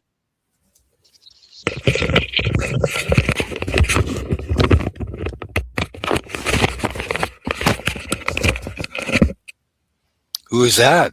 Hi, can you hear me? I can hear you. Great. Okay, I'm going to take a few minutes break. and you're welcome to chat and talk and do whatever. I've got to use the powder room, and I just need to rest my voice for a moment and settle this cat down, who's starting to get into things here. So I'm gonna just tire her out for a minute too. Okay, I put in a new avatar there. Oh, I see that. Who's that? That is me, but it's kind of a goofy picture, but that is me actually, but I'm Oh, not it's you. bald. I'm not bald at all. I'm not the least bit bald. Oh, but you made yourself bald. Yeah, that's kind of a, Zenith. you know, a bit of art there. It's well, Clever, clever. that's my mustache. That is my current mustache. That is true. Yeah, yeah. Oh, So it's great. I got a bunch of pictures I can put in there, but that one popped up. I don't know how it got there, but I'm not bald at all. I got my full hair. There, I made you the full screen. It's funny. Oh, okay. Now I what I don't know right now is can they hear me? Oh yeah, they can. I'm sure they can. It says there's two people in the chat. Can somebody let us know if you can hear Jim, and a yay or a nay, um, whatever you want to say there. If you could take a moment and just let us know that how the volume is, and if you can hear us, and Jim, if you want to talk for a moment and see if they can hear you. Okay, yeah. I was gonna tell another story. Which one was that? I forget which one I was gonna tell. What was that? Not about the cat. Which story was that I was gonna tell? I forget now. Can anybody Um, remind me? yeah, you were just saying about making yourself invisible, I did that one. I finished that one. and but you were so that you were just finished when you were talking about doing that with the animals, and then doing it with um. Oh, we were talking about communicating with animals, Yeah. and Yep. then Yep. I don't know if that's is that working? Yep. Yeah, it is working. Okay. I've got sound on StreamYard, but I don't know if I have sound on YouTube. okay, somebody, I think Poppy Two Bears earlier said if you're coming in, you got to close the YouTube volume, or I don't know if it's close the YouTube or close. I think you need to close YouTube and or turn the volume down on YouTube. Yeah, I got that. I got the volume off on YouTube, but I'll separate it out. I can do that. Do you see the chat in StreamYard? Right now I'm looking at StreamYard. I do not see the chat in StreamYard. Okay. Do you see the little conversation bubble? It's there's a panel there. You'll see a palette, like a paintbrush palette, a notebook, um, something that looks like a folder with mountains, and a box with I a do line not in see that at all. No. it. You don't see a thought bubble, not a thought bubble, but a conversation bubble. Nope. Nope. I don't have that. You have, see, okay, but Well, I do have YouTube open. Where is it? There it is. Yeah, I do have it. There it is. Now I'm back on YouTube again.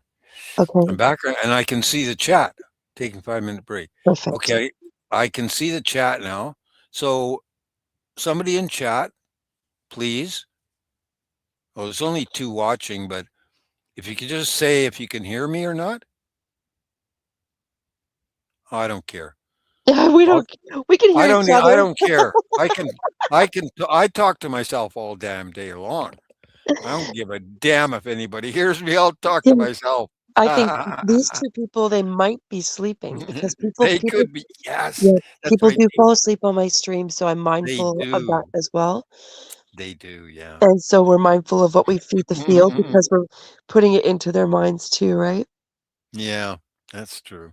I do that sometimes. I fall asleep and then I wake up. Usually when I'm watching Linda Moulton Howe, I fall asleep and I wake up and it says there's one person, one person still watching, and that's me. It's you. I've I done I that. fell asleep for 2 hours or something, Yeah, right? I've done that. I'm careful about it now, about what I fall asleep to now. Now that I've learned about the neuroscience of how the brain works and the different states in our brain of, like when we're in theta state and all that stuff, that we're absorbing that information, it's going into our body, or it's going into our cells, it's changing the way um our our DNA expression and all kinds of stuff, our thoughts and, you know, behavior, all the stuff. Yeah, It's all connected. So, yeah. anyways, I I'm have very a mindful. story. I have a story about that too. Falling Oh, asleep with the TV on. I have a story about oh that as God, well. there's so many, so many. I used to love The Walking Dead, Mm, and I would recommend that nobody fall asleep to The Walking Dead. Oh goodness, especially if you have vivid dreams. mhm. Yeah, Um, Anyways, I'm gonna take my quick break because my voice needs a few minutes as well. And if you wanna hold down the fort and sure. tell a story, something, Yep. I'll stick around. yeah. Okay, and I'll be back and I'll be listening. I'm just gonna have you on mute. Okay. Yeah, I had a nap earlier today, so Perfect. I'm quite wide I awake. I soaked in the bath, in a salt bath, all for 5 hours through the night Ooh, into the morning to try to ouch. wash away. I wanted to wash away 2025. Cleanse it out of my soul. You must 2025 was be really. wrinkly. I'd No, get I all don't. wrinkly if I did that. Yeah, I don't prune up like other people do, and we actually discussed that last night, or yeah, it was through the night because I was in chat while I was in the bath. We discussed that, and I kind of want to go down that rabbit hole and figure out more about that. But yeah, I don't prune up the way that other people do. It's really interesting, but I don't. So yeah. Oh, I'm Sure. also not recommending that people soak in the salt bath for 5 hours. I No. I don't think that like I usually soak for 4 hours, and I don't think that's healthy. And my body was telling me to stop doing that, so I did. And I took a long break from the salt baths.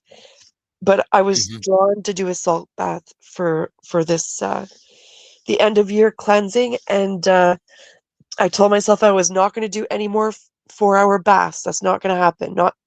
Not with the mhm. salt bath. And I didn't do a 4 hour bath. I did a 5 hour bath.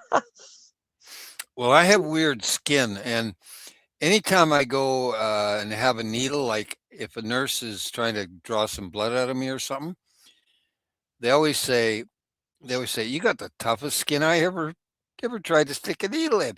And they're trying to Oh, poke it won't go in, and it's like I have Kevlar skin or something like that. It's oh very my strange. goodness. Yeah, it's That's rather weird. interesting. And yet, if I try to shave with a blade, I bleed. My face just pours with blood. If I try to Oh, I have to use a certain kind of electric shaver, like, one of those turning wheel things. Otherwise, I can't shave. I can't shave with a blade. really? Blood pours out of my face, but I don't care.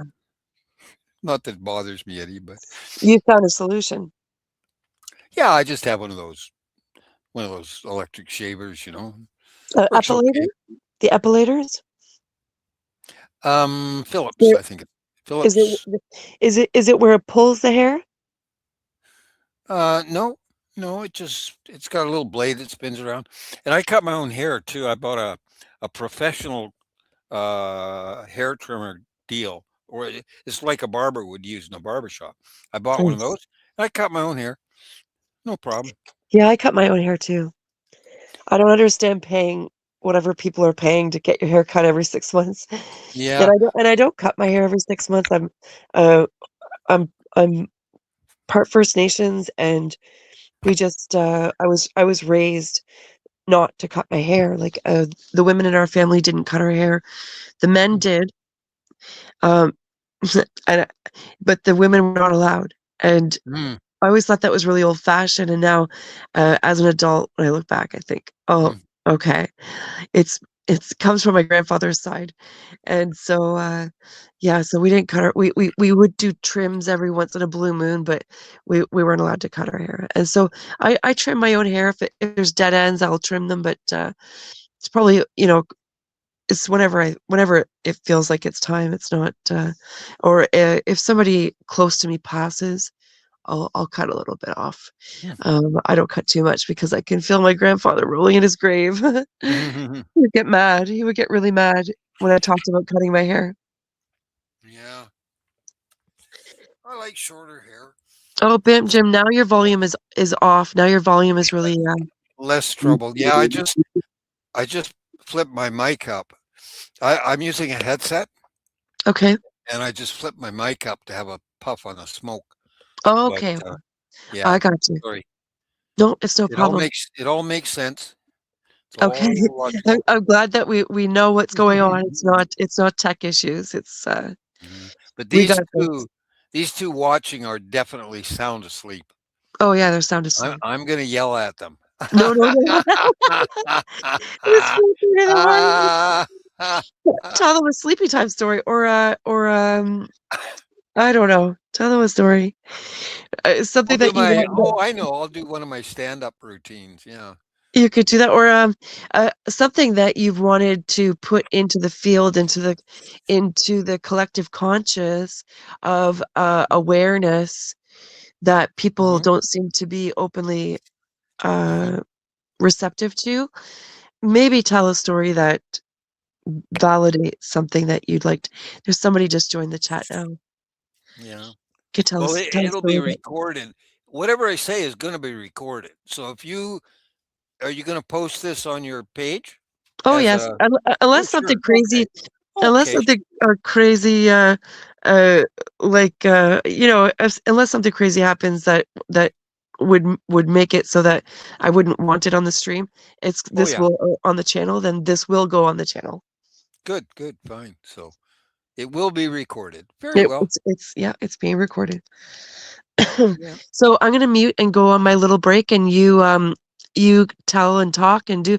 Somebody has just joined the stream, so Oh, 3 watching. yeah, Oh, one new of them is person. awake. One person is Oh, awake. still here. I didn't forget those guys. Yeah. Oh, in the studio, Mike is here. Mike, it's so funny because yesterday, I think it was yesterday, you randomly popped into my thought in the studio, Mike. Like I just had a moment where it was like, Mike, and had I had any contact with you any other way, I would have sent you a message and said, by the way, I remember your name. Just throwing that out there.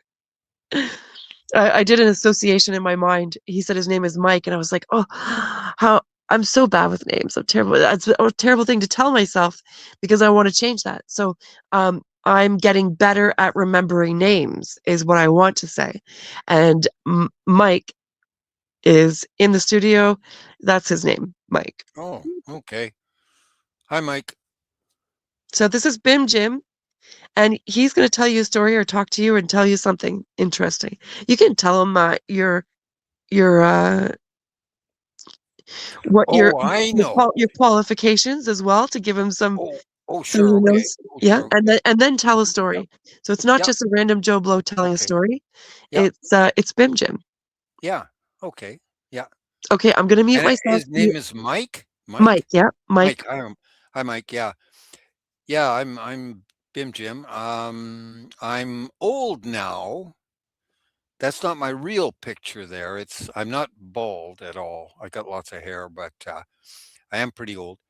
And so I'm an engineer. I have a degree in engineering, metallurgy, and organic chemistry. I went around the world. I did all kinds of things in my life, and along the way, I kept having these paranormal experiences. Right, but I didn't pay much attention to them. Like I met a ghost when I was 21. I was down in Australia, and these people tricked me into sleeping in a haunted house. They didn't tell me it was a haunted house. They tricked me into sleeping in an old haunted house. So uh, I I there's all there was in this little house was like 3 rooms and 1 bed and no furniture. And they led me in there with an oil lamp, and then the guy who led me in, he ran out the back door because he was terrified of this ghost, right? So I sit down on this bed and I started hearing noises right away. Right away I heard the ghost, but I didn't know what it was. And I heard these little clicking, bumping noises, click, bump, bump, click. And it sounded like somebody was in the next room working on a workbench and putting together a clock, an old wood and metal clock, and they were going clink, clank, clunk, bunk, bunk, bunk, bonk, bonk. And I thought, well, that's odd. Somebody's doing something. And I thought, well, I'll just go to sleep. But when I laid my head back and closed my eyes, the sound got louder and faster. Click, bunk, bing, bang, boom, bing, bang, boom. And I thought, what the hell's going on here? So I sat, I sat up, and the noise went down a bit. And I thought, oh, that's weird. And I laid back down again, and the noise went up again. As soon as I closed my eyes and tried to sleep, the noise got louder and more annoying. So I sat up again, and I thought, this kind of seems like a ghost. Now, at that time in my life, I guess I was 22, something like that. And I was a science guy and an atheist, and I didn't really believe in ghosts, but I just put it together because everything this thing was doing was what everybody says ghosts do. They make these little noises. It's cut out bad. Your volume is cut out bad. Where's my volume? Where's my volume? Volume. I'll turn it up. Oh, wrong button. Okay, volume up, up, up, up, up. Is the volume up now? Volume up. Oh, good. Okay, if you can hear me. Good. Okay. So yeah, I I was experiencing this ghost in this haunted house, but I had never, I didn't really believe in ghosts because I was an atheist, but this was obviously a ghost, right? So I thought, well, I'll try to communicate telepathically with this ghost. I'll just try it, see if telepathy works. I didn't know if it would work, but I tried it and it worked. So now I'm talking to this ghost telepathically, and he's answering back to me with bumps and clicks and bonks and stuff like that, right? And I start communicating with the ghost. And then I got annoyed at the ghost. I was getting more and more pissed off at this ghost. So eventually I started talking mean to the ghost telepathically. I said, are you aware that you are dead? And the ghost didn't like that question. It got angry about the question. And he, but he couldn't speak telepathically. All he could do is make these little clicking and clunking and bonking noises. And I was thinking, this guy is pitiful. This ghost is a pitiful consciousness or soul. He can't do anything. He's hanging around this house for 100 years. He must have been hanging around that house for 100 years because it was a really old house. And I thought, what a pitiful entity this is. So I thought, I'm going to get rid of this guy. I got mad at him. And so I said to him, I says, look, you're dead and I'm alive and I don't care about you. I care about live people. So therefore, you can just fuck off. And telepathically, I just yelled at him telepathically, fuck off, like that. And then there was this loud boom right after I said that. There was this like a brick hitting the wall on the outside of the house. It was just boom, like that, right? And then everything went quiet. Everything changed after the boom. everything went peaceful and calm, and the normal sound came back, and I could hear the sound outside with, a little bit of wind in the leaves, and just ambient sound came back after the ghost vanished. So, okay, that's cool. Um, Whatever. I thought, I thought, "Oh, I'm just gonna go to sleep." So I did, and I went to sleep, and I slept better than I've ever slept in my life. And when I woke up in the morning, it was about 8 o'clock in the morning, and I'd had like 9 hours sleep. And I got out of bed, I walked out the back door, and there was the guy, John, the guy who had led me in there with an oil lamp the night before.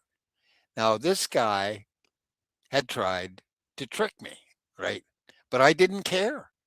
I wasn't mad at John at all, not in the least. I thought this was an interesting experience, and I thought it was a great, interesting experience. So I sat down across from John, and he had his pipe, and he says, "Did," he says, "what did he say? Uh, how did you sleep?" He says, and I said, "I had a great sleep after I got rid of the ghost." And at the word ghost, John freaked out. He jumped up and ran away. He thought that I was going to be mad at him. I was not mad at him, but he thought I was going to be angry at him because John was a Christian, and he knew that I was an atheist, and he thought that he was going to prove something to me. The ghosts are real and that I shouldn't be an atheist and all that sort of thing, right? So, but I didn't care about any of that. Didn't give a damn. And I still, to this day, I don't care. But but anyways, so John gave me a ride back to town, back home where I lived, and everything was cool. But that was one of my early paranormal experiences, and it was the first time I really tried telepathy, and it worked beautifully, worked perfectly.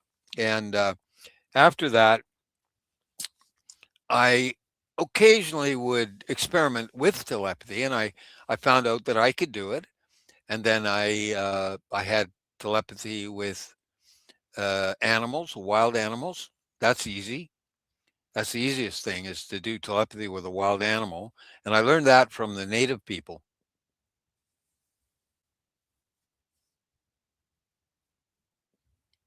I'm reading that. Oh, I see. Very well. Yeah. So I was, yeah, I didn't care. It didn't bother me a little bit. Not at all. And then when I went back to the house where I was living in Australia, there was another guy there who had met the same ghost, right?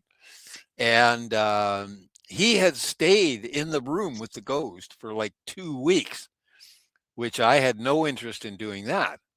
But he had stuck around. So, yeah, so it was very well known that this was a haunted house and that ghosts are real and all that stuff. I learned all that stuff, and I thought, well, I don't care. That's fine with me. I mean, I went back to work later on. I was an engineer, and it didn't trouble me in the least. I carried on with my life, but things would happen from time to time. I would have these paranormal experiences, and eventually, I'll jump forward. Eventually, I met aliens. They would come to visit me. I'm what's called a conscious experiencer, which means that aliens just come up to me in the daytime, not in my bedroom at night. I'm not an abductee. They just come up to me in the daytime, and they do tricks on me, or they run an experiment on me. They want to experiment on my mind, and they don't say they're aliens, but I can tell by looking at them they're aliens. Like, so there was these three kids showed up, and they had black eyes, and I don't want to tell that story in detail, but they were definitely the black-eyed kids, and they tried to play a trick on me, but I would not be manipulated. I learned a long time before that, you don't let people manipulate you. And they tried to manipulate me. Before we go further, Boom Jim, I would just like to surround ourselves with a white protective light of source. And that's our protective light that nothing can come into. Only those we invite can come in. I personally invite my grandmother, my father, and my pets. And you can invite who you like into your circle, your protective light. Nothing else can come in. Just, just Okay. Well, yeah, to this day, I'm not impressed with ghosts. I don't bother with them. I like aliens. They're much more interesting and complicated, and there's all kinds of aliens. And so I like the aliens. And I'll tell you about the third time I met my alien friend. Now, this is, he's a tall white, he's 8 feet tall. And before this, he'd come to visit me 2 times before that. And he had brought 4 little grays with him to visit me. One time, not not at night, not in my bedroom. No, he came to visit me at school. I was at school studying computers, and he came in and sat down beside me in the school. And he's 8 feet flippin' tall, so he didn't fit in the desk too well. And his 4 little friends stayed by the door. Their job was to open and close the door. I think they just worked for this guy, this tall white fella. And they're not too smart, these grays. There's a whole bunch of different kinds of grays, and these are the ones that are 5'3" or so, and they are not a biological robot. They are a creature with a soul. They communicate by telepathy only. They don't have they don't have a voice box or anything like that. These guys. And anyway, they're, I kind of laughed. I was laughing at them. They were funny, funny 4 little guys like the Four Stooges, man. They were quite hilarious. And anyway, so the tall gray guy comes up and sits in the chair next to me at the next computer over, right? Which was empty. And but he had to fold up his legs. His legs are so long that he couldn't get them underneath the desk. And he had trouble doing that. And this is why I looked down at his legs, and he was folding them up to jam them underneath this desk, right?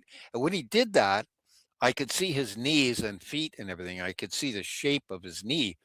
And his knee was just like a human knee because he was wearing a skin tight suit on the bottom part of his body there. And I could see through, and I could see his knee had all the same lumps and things on it that my knee has, but it's stretched out lengthwise, right? And then his feet were very long and skinny, quite different and alien like. So I'm looking at all this. I'm thinking, yeah, this guy's an alien, all right. I mean, that's all he could be. And then he put his hand in front of my face, showed me his hand, which was very alien sort of hand. He had 4 long, skinny fingers with no knuckles, and they sort of curled up. He could curl up these 4 fingers, right? Like they didn't bend like with knuckles. They had just like worked in some. accordion style. Uh, they were just like tubes, and he could roll them up. They had no nail, no knuckle, no wrinkle, nothing.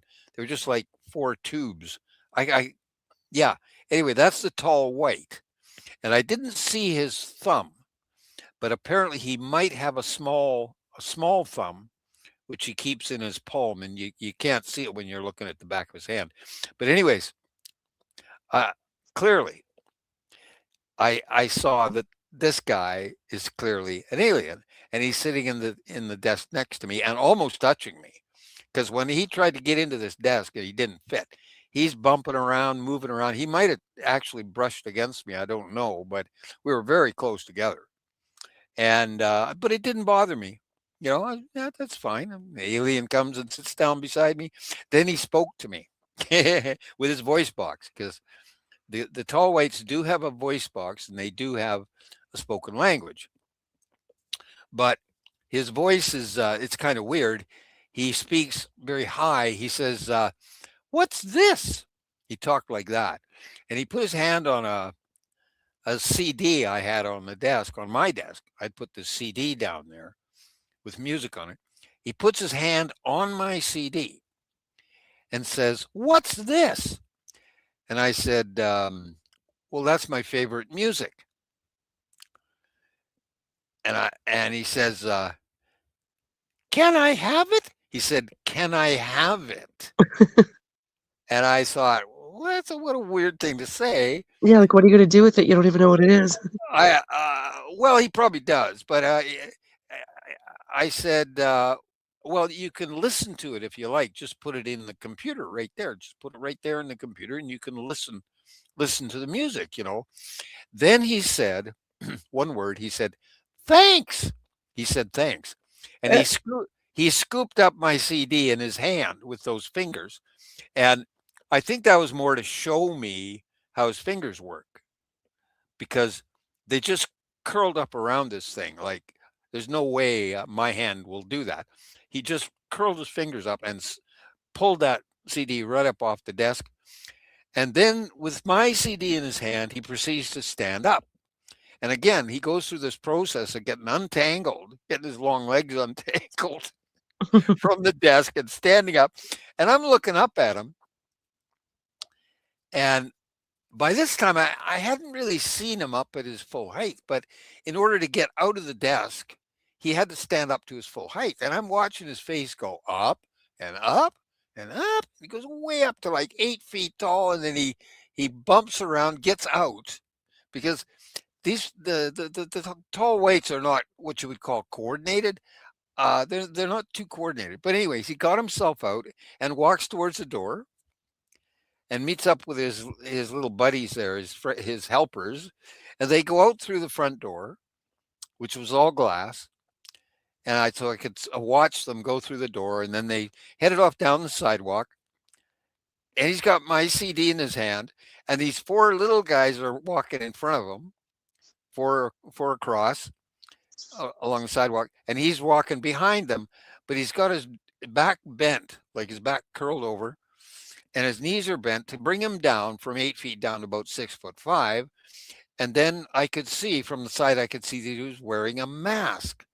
He's wearing a large mask on the front of his face. And that was his human mask that he wears, right? okay, this is interesting because Oh yeah. Oh yeah. yeah. So I said, or I thought in my mind, he was by this time he was outside the building. But I thought in my mind, I thought, oh, he's wearing a mask. And he flicked his mask around at me. When I thought that, he went flicked his face around at me, plants his face right at me, his big smiling human mask, and he says, "Do you like it?" Telepathically, he says, "Do you like it?" And I said, "Well, yeah, it's okay, I guess." So we were having this telepathic conversation back and forth, which I think that's maybe one of the reasons the aliens come to visit me because I'm telepathic. I don't know.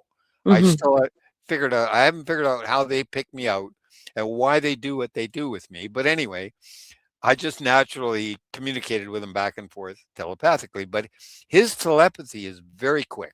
Yeah, It's very, very fast. His yeah. brain works. Like, you can tell that that's a very natural way to communicate.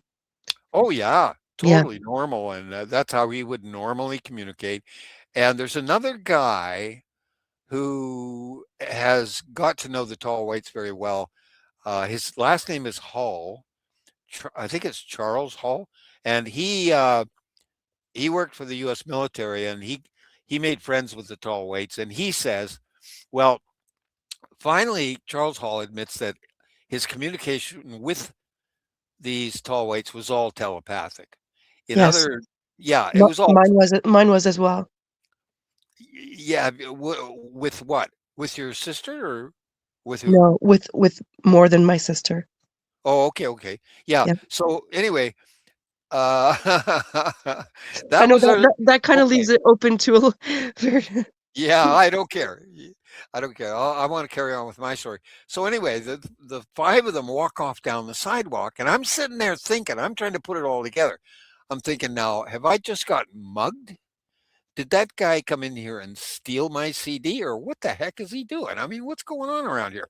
Now I looked around the room because there were like about six other people in the same room where I was sitting at the computers, and all of them had their heads bowed and they were all looking down at their toes. Everybody was like out cold. In a Okay, trance.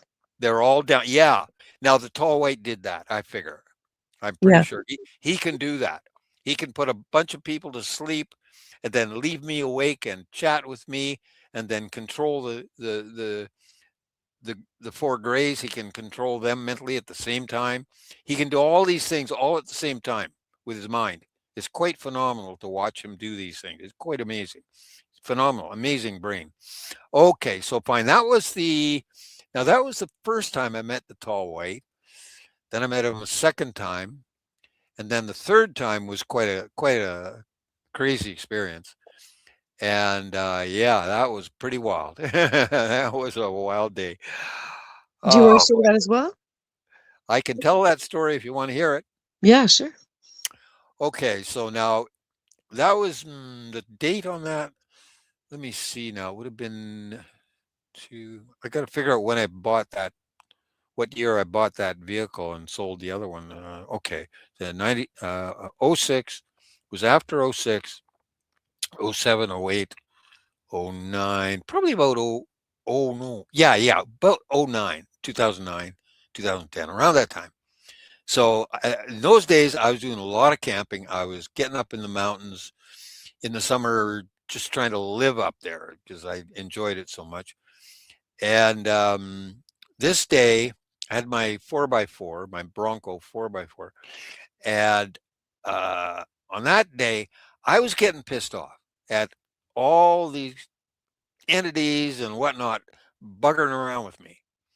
And I didn't know if it was the CIA or was the aliens or who the hell was screwing with me, but I knew somebody was screwing around with me. And I just wanted to go up and live in the mountains alone, be quiet, read a book, take some photographs, just super enjoy the being in the forest. That was your whole point of going there was to be alone and they won't leave you alone.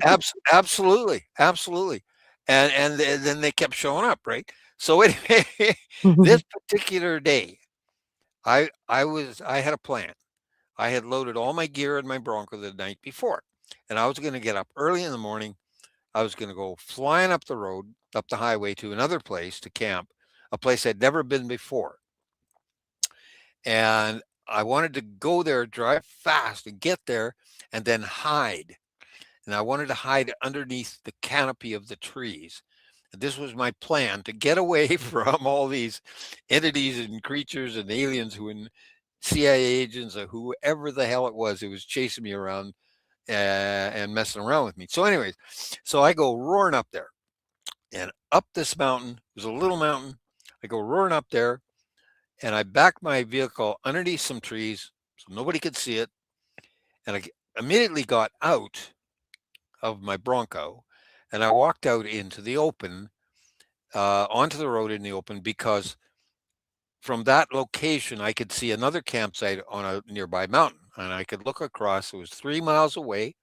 I checked this on Google Earth.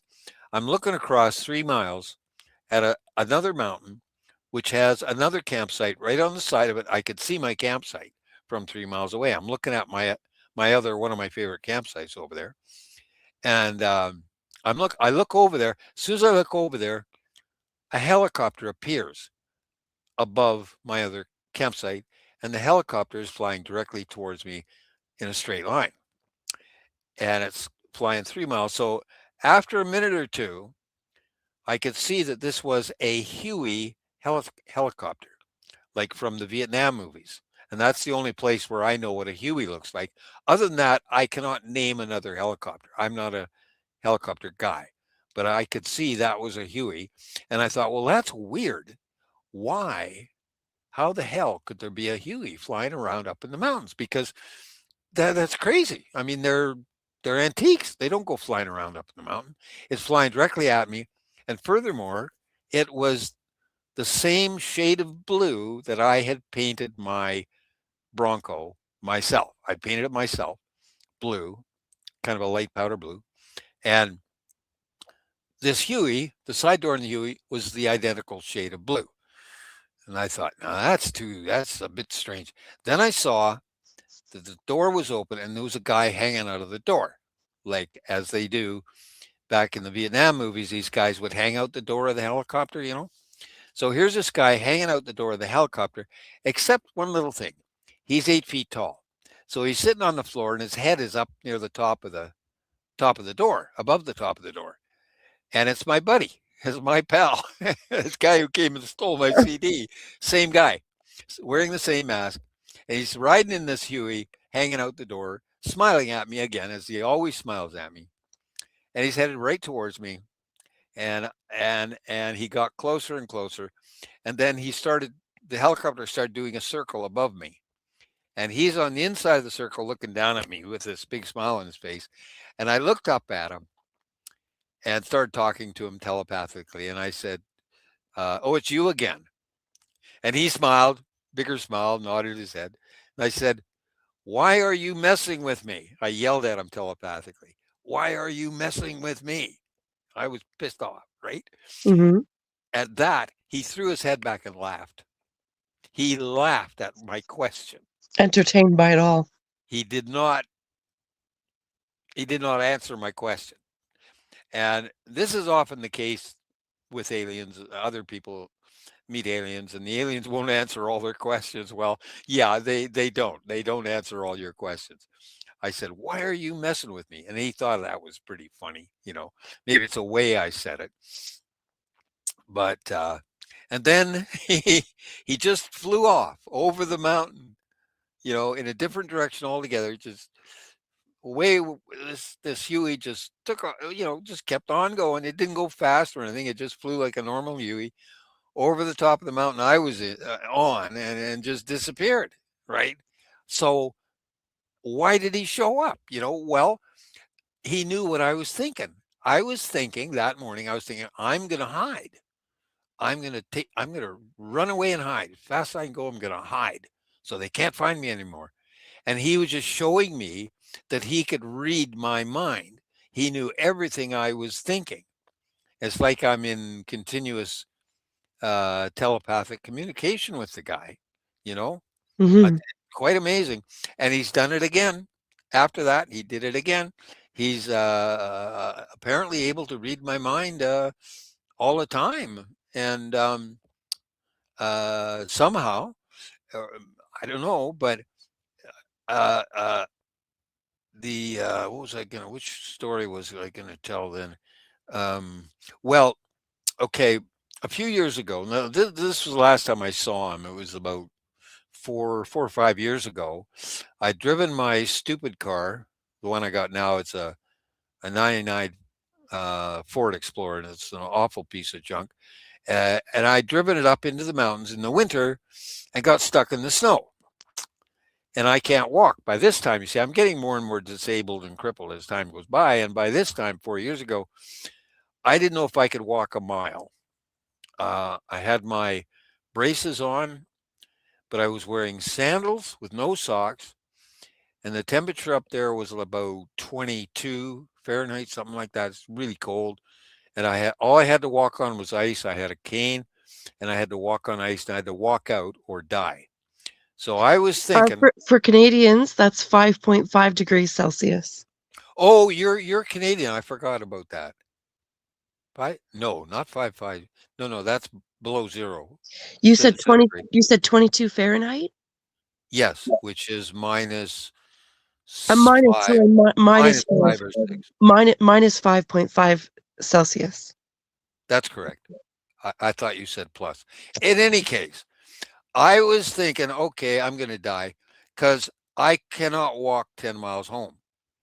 I was walking on ice and I was slipping and I had a cane. And if I fell down once, I probably couldn't get up because by that time I was pretty damn crippled by that time, right? And Yeah. I'm wearing sandals with no socks. My feet turned purple and then they began to turn black. And I'm What time of walking. day was this? It was in the late afternoon, which was stupid of me to go up there late in the afternoon and get stuck. That was just plain In dumb of me. sandals alone. Yeah, right. I know. I did something real No stupid. judgment, Jim. No judgment. No, I know. I never thought I would get stuck. I know that's the thing. We don't You know, expect that. I had 4 good tires on, four-wheel drive, but no, I got stuck. But yeah, anyway, so I'm walking out and trying not to fall down. But I've been thinking for quite a while there. I'd been thinking, geez, I'm going to die now. What the hell can I do? I can't stay in my vehicle all night because it was going to go down way colder, and I didn't have a lot of gas in it, and there's no way staying in the vehicle overnight was not an option. So it's like I gotta walk. So away I went. Now I'm walking along, and then I looked up ahead, and the road uh, curved back and forth through the forest. It went back and forth through the forest, typical logging road. So I couldn't see too far ahead, but when I came around a corner, I could see farther up ahead, maybe a few hundred meters up ahead. There was my friend, 8 foot tall, dressed in human clothing, wearing his mask, his human mask, dressed in normal human winter clothing. And he was standing at the corner, as far as I could see, with a big smile on his face, just standing there watching me. And I'm walking along, and he's smiling like he's laughing or something, right? And I'm walking along, and I looked at him. I thought, what? I had to blink my eyes a few times. Yeah, there he is. That's him. So all I could do is keep walking. So I just kept on walking and walking and walking, trying not to fall down. And then I came to that corner where he was, but he wasn't there, of course. But when I went around that corner, again, I could see ahead to another corner, another bend in the road. And there he was again. Now he was standing at the next bend in the in the road, right? Same thing. Big smile on his face as usual, and he's looking at me. And I thought, by this time I was thinking, what are you doing? Like you're always messing with me, man. And then I kept walking and walking, came around another corner, and I saw him a third time off in the distance. I just kept walking and walking and walking and walking. And eventually I heard a quad coming. And it was one of those big quads with a hunting quad with a big basket on the front where you put the deer. And there's a guy driving this quad, and he has a girl. His girlfriend's on behind him, and he comes up. He tries to drive past me, and I said, "Stop! Stop! Stop! Stop! Stop!" And I jumped in front of him. I grabbed the basket, and I said, "Stop! Stop! Stop! If you don't give me a ride, I'm going to die." And he looked really pissed off. He was not going to give me a ride, this guy. So I hopped in the basket. I climbed into that flipping basket, and I was going to go wherever that quad went because I was done walking. I was totally done. So he finally agreed. Okay, he gave me a ride, but he was not a nice human being. Younger guy, I should say. They don't they don't think of helping people. But anyways, he gave me a ride down the road, and here we're a little ways down, another mile or so. There was some families there, and they had 4 pickup trucks, bunch of kids, big barbecue set up. They had a campfire and a barbecue set up and everything. So I hopped out of the quad. I thought, surely these people will give me a ride home, right? They look like normal human beings. So the guy in the quad took off. Took off. He was really pissed off at me. Anyway, so I got out. Now I started talking to these people, the families, and they were kind of yuppie types, I guess. Anyway, I got a ride home from one of the guys. He gave me a ride all the way to my door, and my feet, legs, my lower legs by this time were turning black, Oh God. and I had to get in the house and warm up my lower legs because with this disease I have, there's often amputations of the lower legs. Oh, That's the disease I got, and I do try to do my best, but they don't. Anyway, so yeah, but getting I recovered. frostbite and staying outside like that doesn't help your situation, Uh, does it? no, wouldn't be good. No. So anyway, I lived. I lived. I survived, and this is the last time I met or actually saw my alien friend there, the tall white fella. That's the last time I saw him. Now that was about 4 years ago. Now, however, just about a month or two ago, I thought I would do a C5. I would try this C5 thing, which is you meditate on something, and then you try to communicate with aliens or something, right? Have Hmm. you or CE5? Have you heard of that? CE5. I've heard of it, and I think I've done it without knowing what it was, and then Yeah. I heard about it, and I was like, "Oh yeah, that," Hmm. which is very doable, by the way. Like they It's try to all sell the package deals or whatever that you can join some kind of whatever, but you don't need to join any. You can do it on your own. yeah. I did it on my own, and did it the way they say. I did exactly what they said, and I really meditated hard on my friend. This alien guy, directly to him, and I had a question for him, and I meditated really pretty hard for about a week on this question for him, directly for him. And the question was, am I doing good work for you?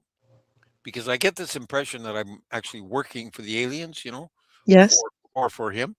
And so that was my question to him. Now, so after about I think it's 8 days or something that I meditated on it, and then one night I just happened to be up in the middle of the night. I stepped out the back door, and I wasn't thinking about the CE5 thing. It wasn't in my mind. I just occasionally in the middle of the night, I step out the back door in my yard and I look up at the sky, right? So I Yeah. go there, I look up at the sky, and there was this flash of light, very intense light. Now, this was not a point of light. This was like a beam coming down at me, and it was so bright that it lit up the trees all around me. Is this the one that you had mentioned earlier that had damaged your retina? Yes, yes, yes, yes. And we got into talking about Ah, the this that's what happened. is the prelude to the before. Yeah, that was my successful CE5 experience just a month or two ago. I just did it. Oh, And that was a month or 2 ago. That's not long. no, no, it's quite recently. Yeah. I just, I read up on the CE5 thing and I thought, I got to try this. I didn't believe it so much. I wasn't sure. So I thought, well, I'll give it a real good try. I'll really give her a go and see what happens. And it worked Yeah, perfectly. I got a perfect positive signal. Perfect. yeah. Couldn't have been better because that light was so bright and it was shining right down on me. It wasn't like a light in the sky. It was a beam, just bang, hit me right in the face. Very bright. So, okay, that was my CE5. So now that's the last time I had any interaction with this, with my tall white friend. And I don't have any reason to talk to him anymore. I don't know if I should contact him or try to mess around with him some more or what. I don't know. What do you feel drawn to do? Mm. Well, I became an environmental engineer. Like I was building big machinery as a mechanical and chemical engineer type work. And but then I became disabled at age 31. Couldn't do that job anymore, so I went back to university and upgraded to environmental engineer. So I had to take a bunch more courses, especially biology. And I turns out I really like biology. Studied the hell out of that. Shocked my teachers. I completed 2 years of biology in 7 months Oh, because wow. yeah, I plowed through that, man. I went home and just memorized the book, the textbook, and went Huh. like crazy. And to the point where my teacher at the university, she had me tutoring other students, which that's cool. So I took more courses in alternative energy and climate science and earth sciences and all kinds of stuff. Online course. I took a big online course in climate science. Fascinating stuff. And yeah, so and all the time I worked as an environmental engineer from the late 1980s on. I was working very hard for the local environmental groups and the Green Party. And yeah, I worked pretty damn hard. That was Studied, in Canada? yes, yes, right here. Yeah, right here. Yeah, there's a little university in my town, and I made my office there in their library, set up my own office there for free. So I did all this because it didn't cost me any money, and I just worked and worked and worked, and I worked for the native band as well. The chief, the native band had trouble with their negotiations with the provincial government, and I Yes. helped them out on that with their what are they called, treaty negotiations, Yeah. and I helped them out with that. And what else did I do? I just worked, work, and work, and I will read a technical document and understand it, and that's because I'm an engineer, I got that kind of brain, and I can do that sort of thing. And I, to this day, I'm studying all the time. But I switched from I That's was how very you stay so young, Bim Jim. That's because you well, said you're 76? yeah, 76, yeah. Now, And like, at 76, a lot of people, you look around, they're in their rocking chairs, and not you. yeah, You're still up yeah, and about and doing all the things, and you're keeping your mind and brain active. yeah, That's great. That's yeah. great. Keep working at it, and yeah, well, I'm kind of obsessed with what I do. I was always an obsessed problem solver. Even when I was a little kid, it showed up that I was an obsessed problem solver. And my father saw that because I was solving problems that the adults couldn't solve, right? I was Yes. solving these problems, right? So that's why my dad didn't mind paying for my engineering degree and all that. And which was nice, it was good to got it all paid for. Graduated with no student debt or anything like that, and went right off to work right away. But I've always been I'm obsessed. I know that, but I turn my obsession into work, into productive use, right? Mhm. Rather just doing puzzles or playing computer games or something like a lot of obsessed people do.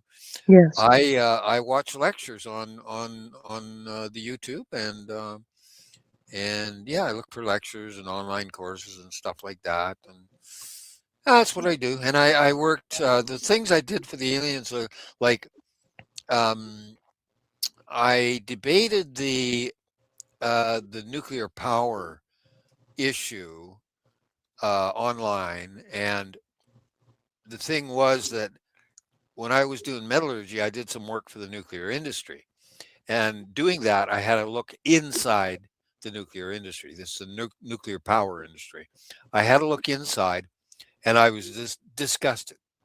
I was totally disgusted with nuclear engineering.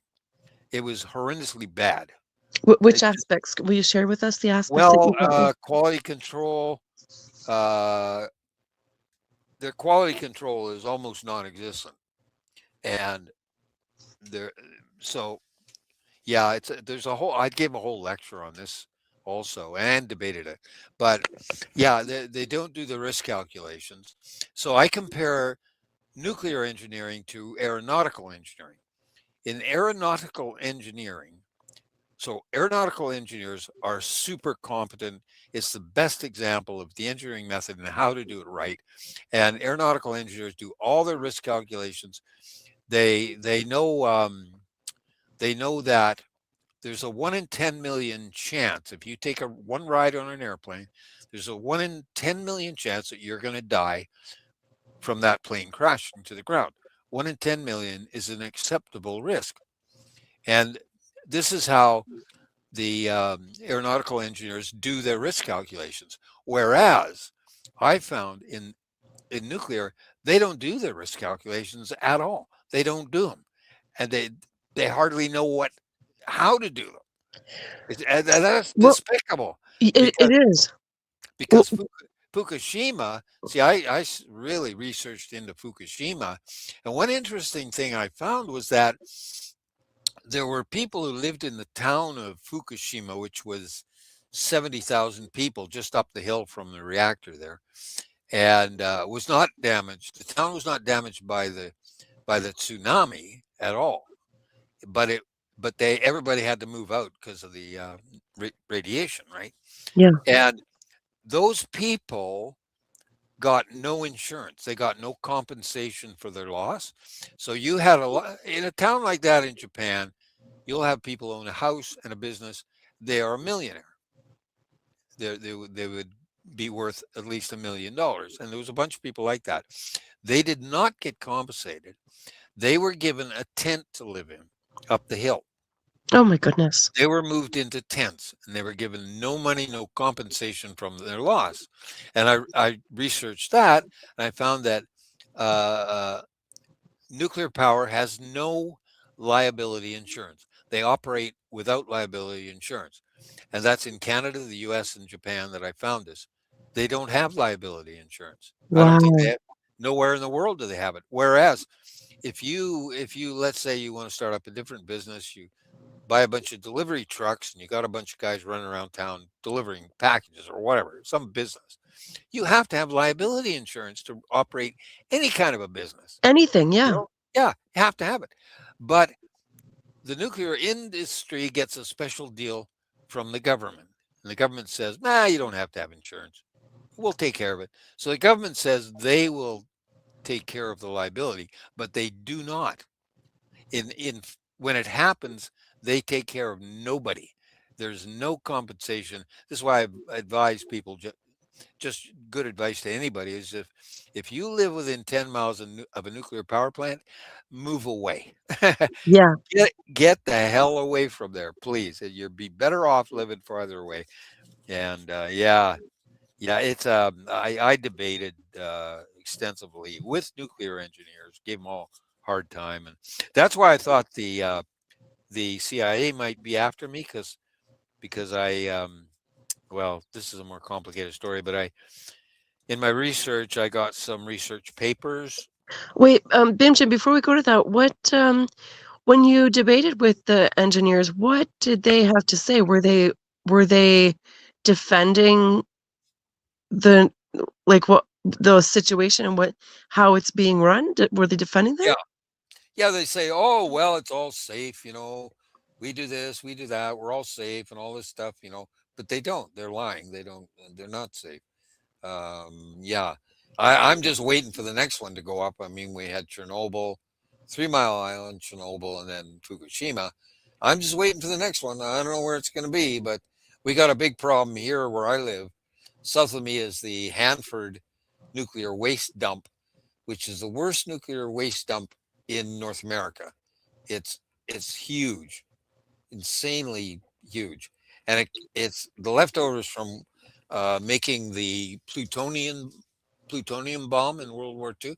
It's Yeah. all the leftover crap from that, and they didn't know what to do with all the crap. They had a whole bunch of highly radioactive material, and they just put it in shallow tanks in the ground. Oh Now goodness. these tanks, which are south of me, they're bubbling and popping and they don't. Nobody knows what's going on inside these tanks. Nobody, and that's the problem. They don't know what they're doing. Yeah. Nobody knows actually, And they're and not testing it to see no, anything. It's just sitting there. yeah, it's just sitting there bubbling and popping, and it's the worst nuclear waste dump in North America, like I said. But if you ask the nuclear power industry of today, they will never mention Hanford.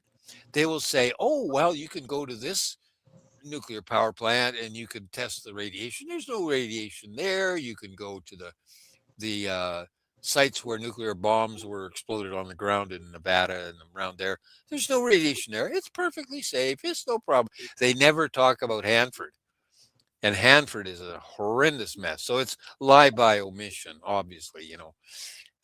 Yeah, it's oh man. Anyway, anyway. I'm very strongly opposed to nuclear power, and of course I don't like nuclear bombs either. Who does? But so in that way, I'm on the side of the aliens on that whole thing because they want us to stop all our nuclear activity because we don't even our science on what's it, particle physics and all that, it's all haywire. We have no idea what we're doing. Um, and yeah, so it's very dangerous. And then there's the environmental stuff. I mean, um, we are killing the global ocean by overfishing it. and nobody even talks about it. But I know, I studied up on that. I did a deep dive on that again, Yeah. and I do deep dives on various issues, like dilbit versus, tar versus oil and all that stuff. Went very deep into that.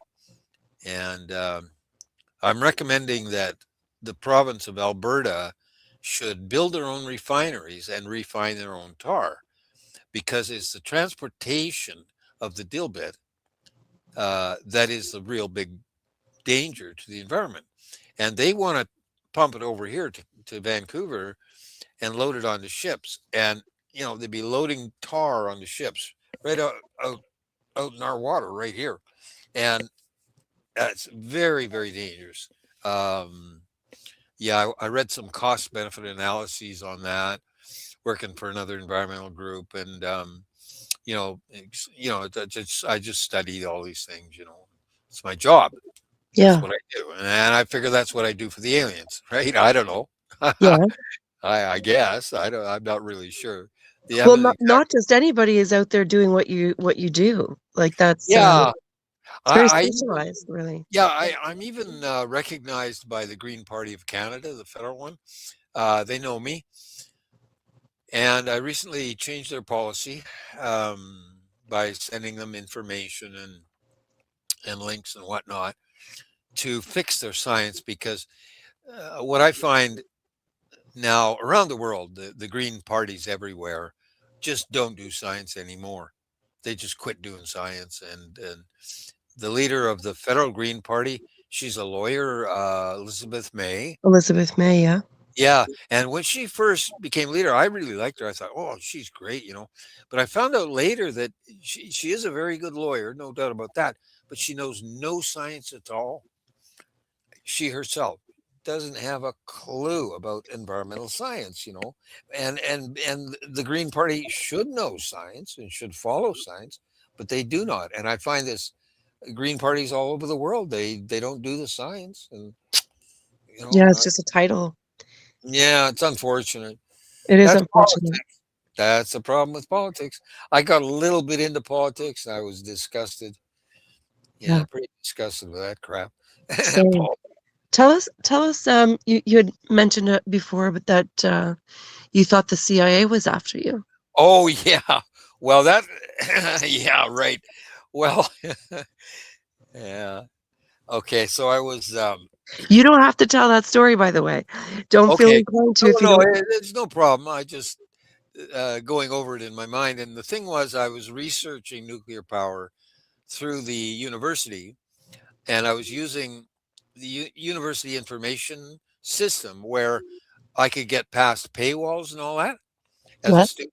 As a student, I had that ability. So I researched and I got some 6 research papers on nuclear power, and it was specifically it was called neutron embrittlement, and that is why nuclear plants have to be rebuilt every 12 or 20 years or something like that, is because of this problem.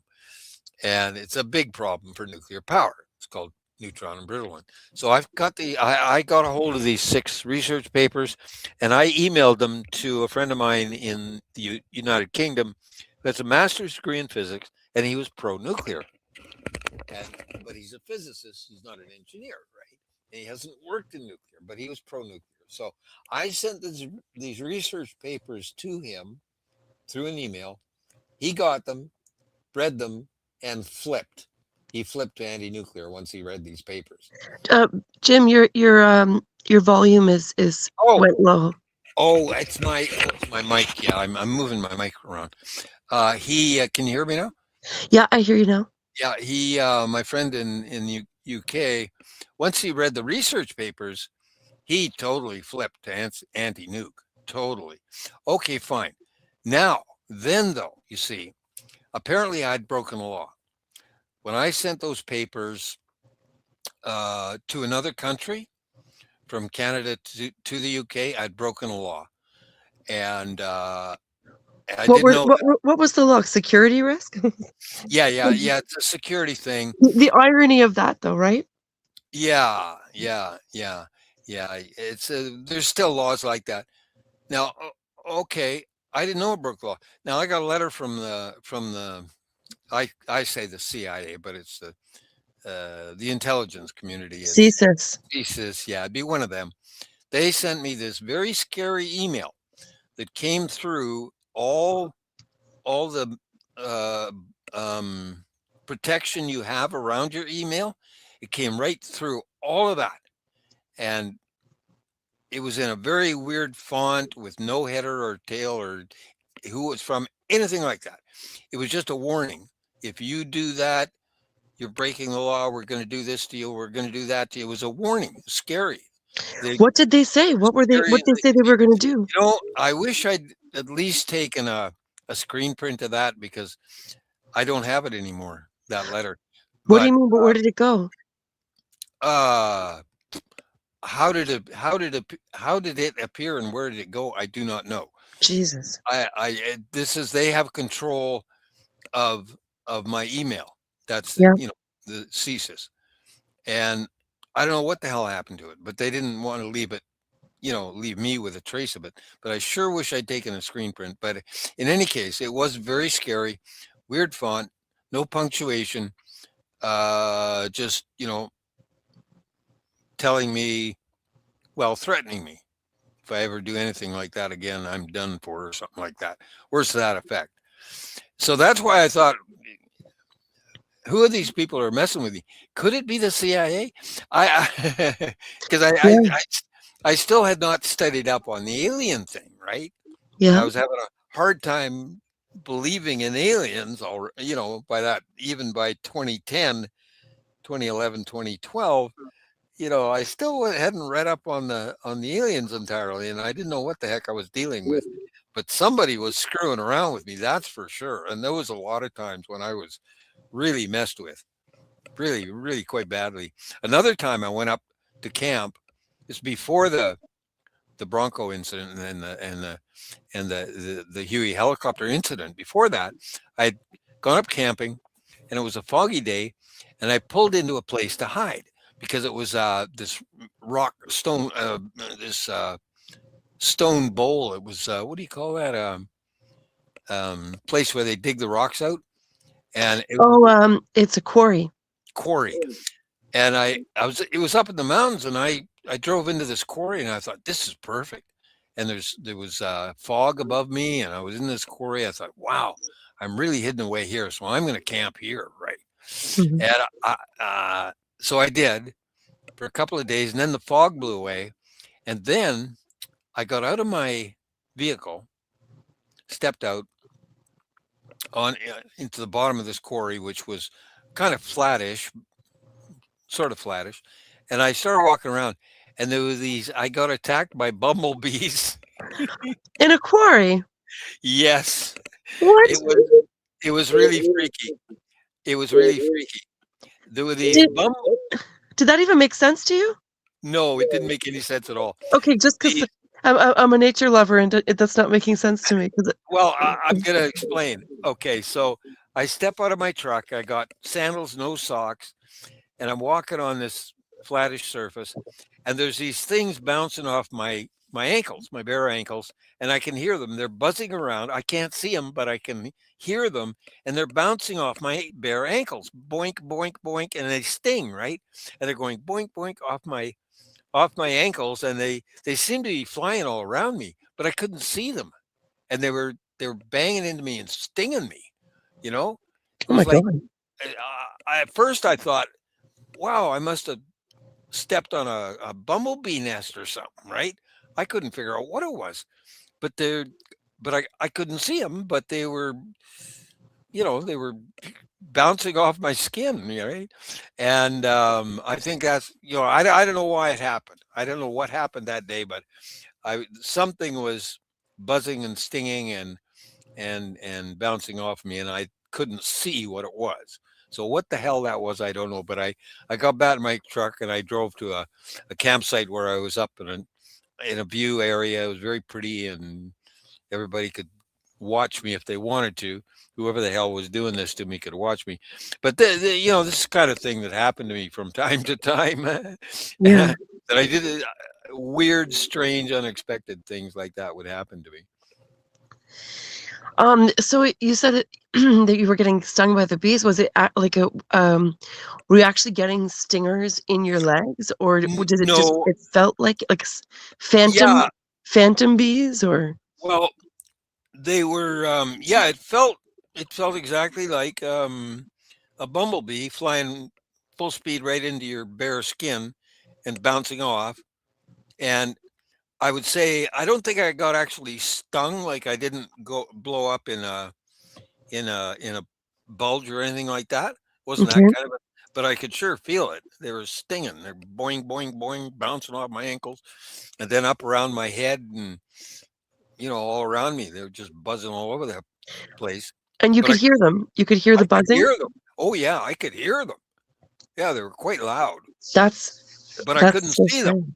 And Yeah. they're bouncing off everywhere, bouncing off my arms and everything, and I couldn't see them. So I How thought, well, bizarre is that? I got the hell out of there. I got the idea in my head. Oh, they just want me to get out of here, out Yeah. of the quarry. So I did. I just packed up my stuff and I moved down the road a ways to one of my old campsites, one of my favorite ones, where I've got a beautiful view and yeah, I like to camp up high so I can see way, way off in the distance. And yeah, I really enjoyed the camping, but that was straight. I don't know what happened that day. I wouldn't normally tell that story as a paranormal story because I don't know what the hell it was. But But it is a giant question mark, isn't it? yeah, but I knew somebody was messing with me. I knew somebody was screwing around with me for sure. I mean, all this stuff is going on. Holy cow. And then I'd find a nice campsite and everything was really nice and pleasant. And so I don't know. I wonder what it was about the quarry that, like, maybe there's something something hidden or within the Well, land. kind of I got the message that somebody was mad at me. You know, there was somebody was angry at me and they were doing that out of the anger, but I don't know for sure. Normally, I wouldn't tell that as a paranormal story. I just know what the hell it was. It's just shit like that was happening all the time to me. Yes. And most days everything's completely normal and nice and pleasant, and I'm just da di da di da. And then something like that happens. What the fuck is Yeah. going on around here? It's those you giant know? question marks that we don't know which folder to file them into. Yeah, yeah.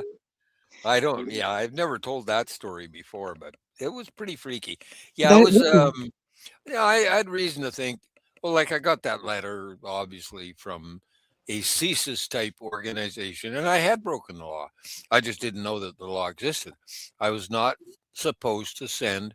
Actually, I was not supposed to possess those those papers because they were from they were secret. Nuclear technology is quite secret, and I'm a metallurgist, so I know something about. I have some secret knowledge from inside the nuclear industry, and that's sensitive information. Yeah.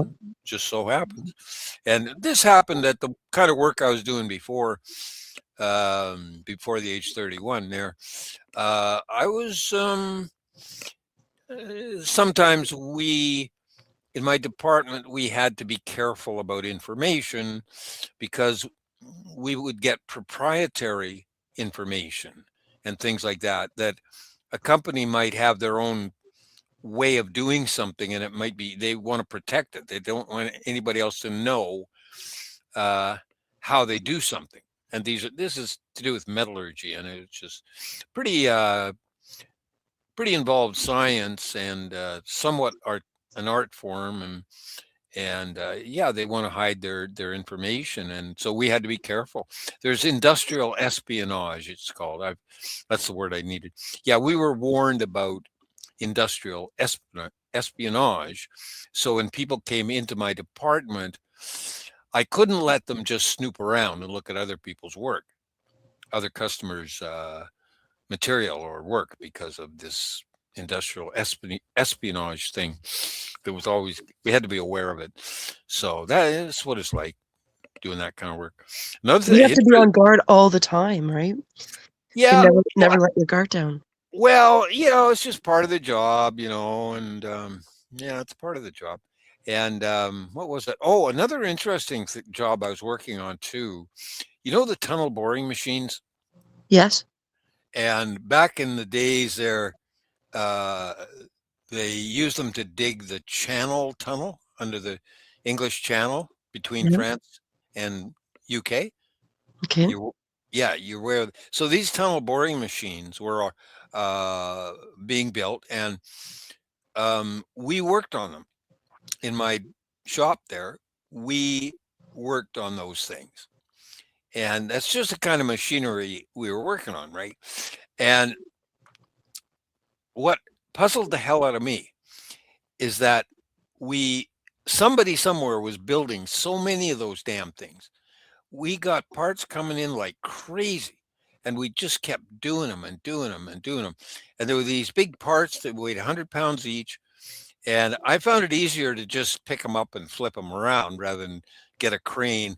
We weren't supposed to lift over 40 pounds or something like that. But it was, for me anyway, I could do it so fast, just picking up 100 pounds and flipping it and flipping another one, flipping.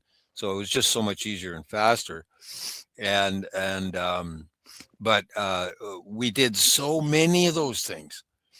And I wish I'd kept the records because I, I should have, I wish I had some idea of how many of these machines we worked on. We worked on hundreds and hundreds of them, and I don't know where they went to. Where did all Did those you things? was it consistently the same amount, or was it all of a sudden there Well, was a surplus of? they would come in batches of 12 or 24 or 48, these parts, and they were 100 pounds each. And uh, and they just kept coming in one after the other.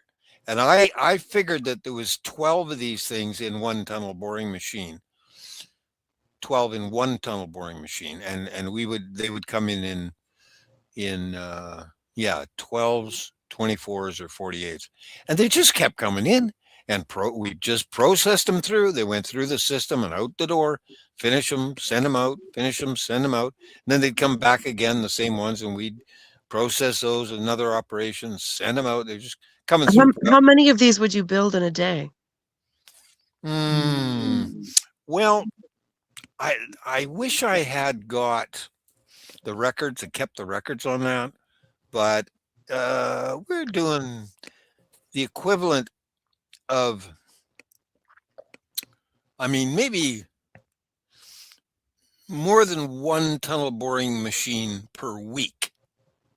More than one per week That's a lot. would come through our shop, which would be 50 some odd in a year. And yet, and you see, this was just one city, Vancouver, British Columbia. Right. One city making one tunnel boring machine a week. And we didn't tell anybody else. I mean, it wasn't as if everybody knew, but this could have been going on in many cities around North America. So I got to wonder how many of those things were they making? I Yeah. mean, holy cow. They could have been making thousands of them and nobody would ever know it. Nobody would know. Nobody would know except Yeah. the guys like me who handled the things. How many years did you work on this?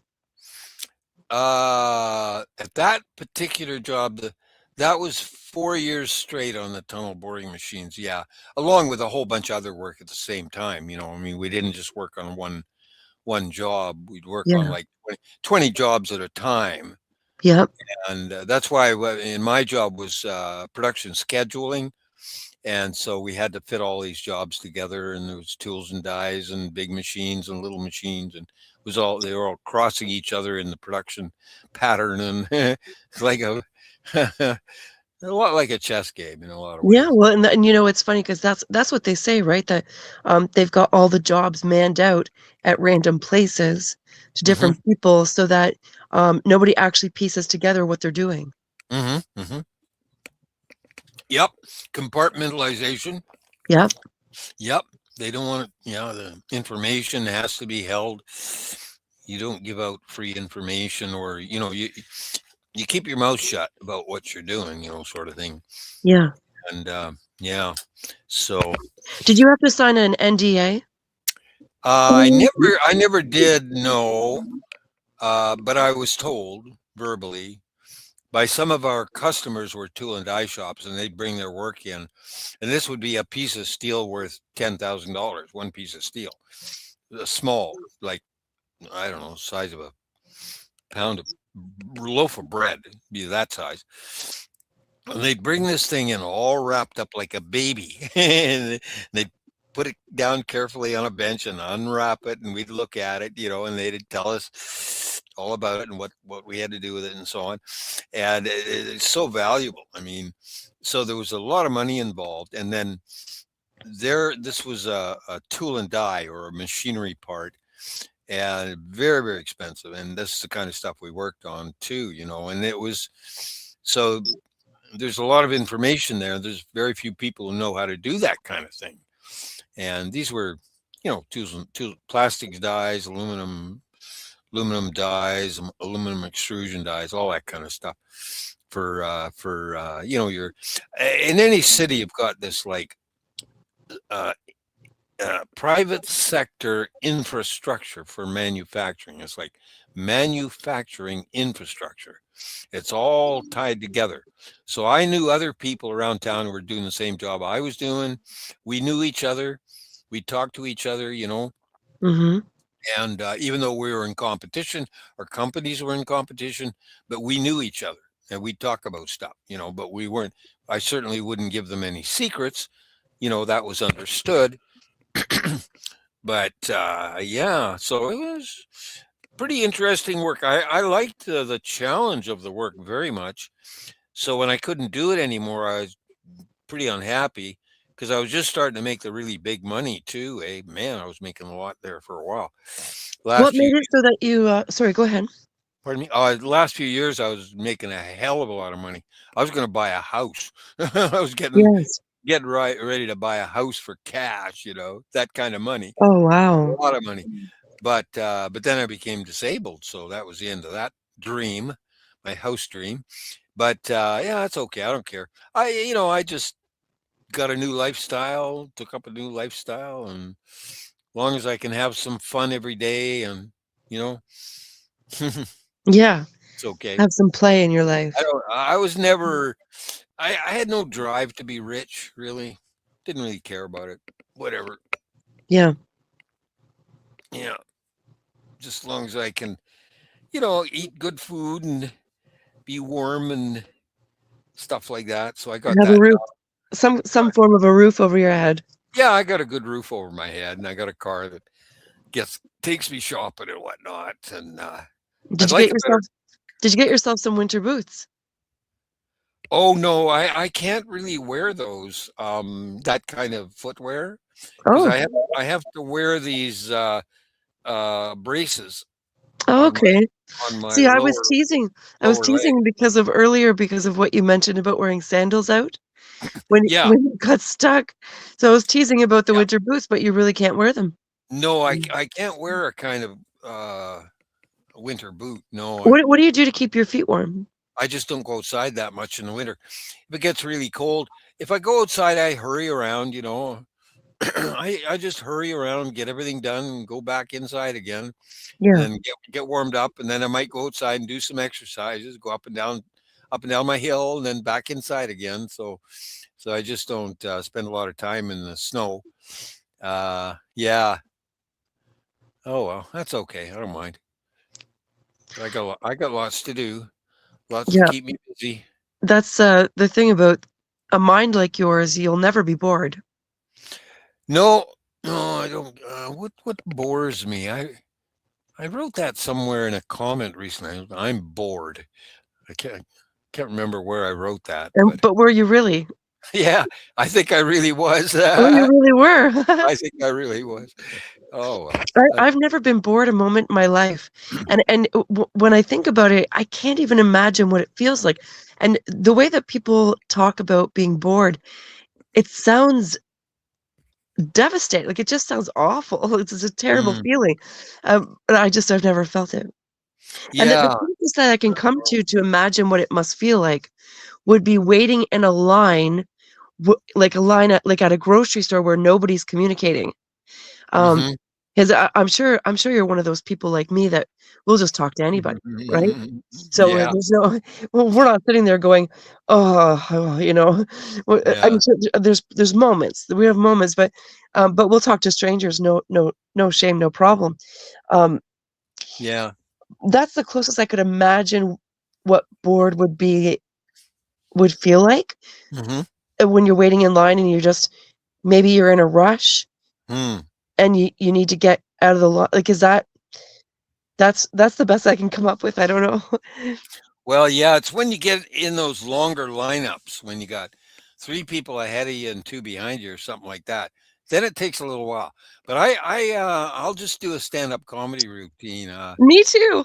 Like Yeah, I do the same thing. I just I say write whatever comes into jokes. my mind, whatever comes into my mind, and it's usually silly shit, and then, the people around me are giggling and carrying and then yeah, it's a good time. Or Well, make friends. I came up behind these two guys in the lineup at the grocery store. There was two guys ahead of me. I come up behind them and they were talking to each other. They were saying, "Oh boy, this is really crowded today, eh? Long lineups." And I said to them, "We are stuck in a statistical anomaly." And they laughed. They both laughed at that joke because a friend of mine worked as a bakery manager in a grocery store, and he said they could never predict when the demand would go up and down, and they tried to predict. They used paydays and they used all kind of holidays and stuff like that, trying to predict how many buns to bake, how many loaves of bread to bake of a different type, this type or that type, right? Yeah, They could never they predict. can't. Yeah, The that's why you see so many, like, I don't eat bread, you don't either with the wheat, Yeah. um, but, my bonus mom, she works in the bakery at a grocery store, and she said the same thing, that they can't predict it, and so they have a Mhm. lot of, like, day olds, Yeah. people going to buy the day olds, and now they've got this thing where I'm pretty sure that she had said that they have to just toss it out. Oh, yeah, yeah. Well, I volunteered at the food bank for a few years, so I used to get all that expired stuff, Yeah, and I would go around in my pickup truck to the different, big grocery stores, and they'd have they'd put it in garbage bags full of expired bread and cheese and stuff like that, and I'd pick it up and take it back to the food bank, and we'd give it away, and, I was just a worker at the food bank. They wanted me there because I had a truck, right? And I said, yes, "Oh, yeah, sure, I'll do that. That's no problem for me, eh?"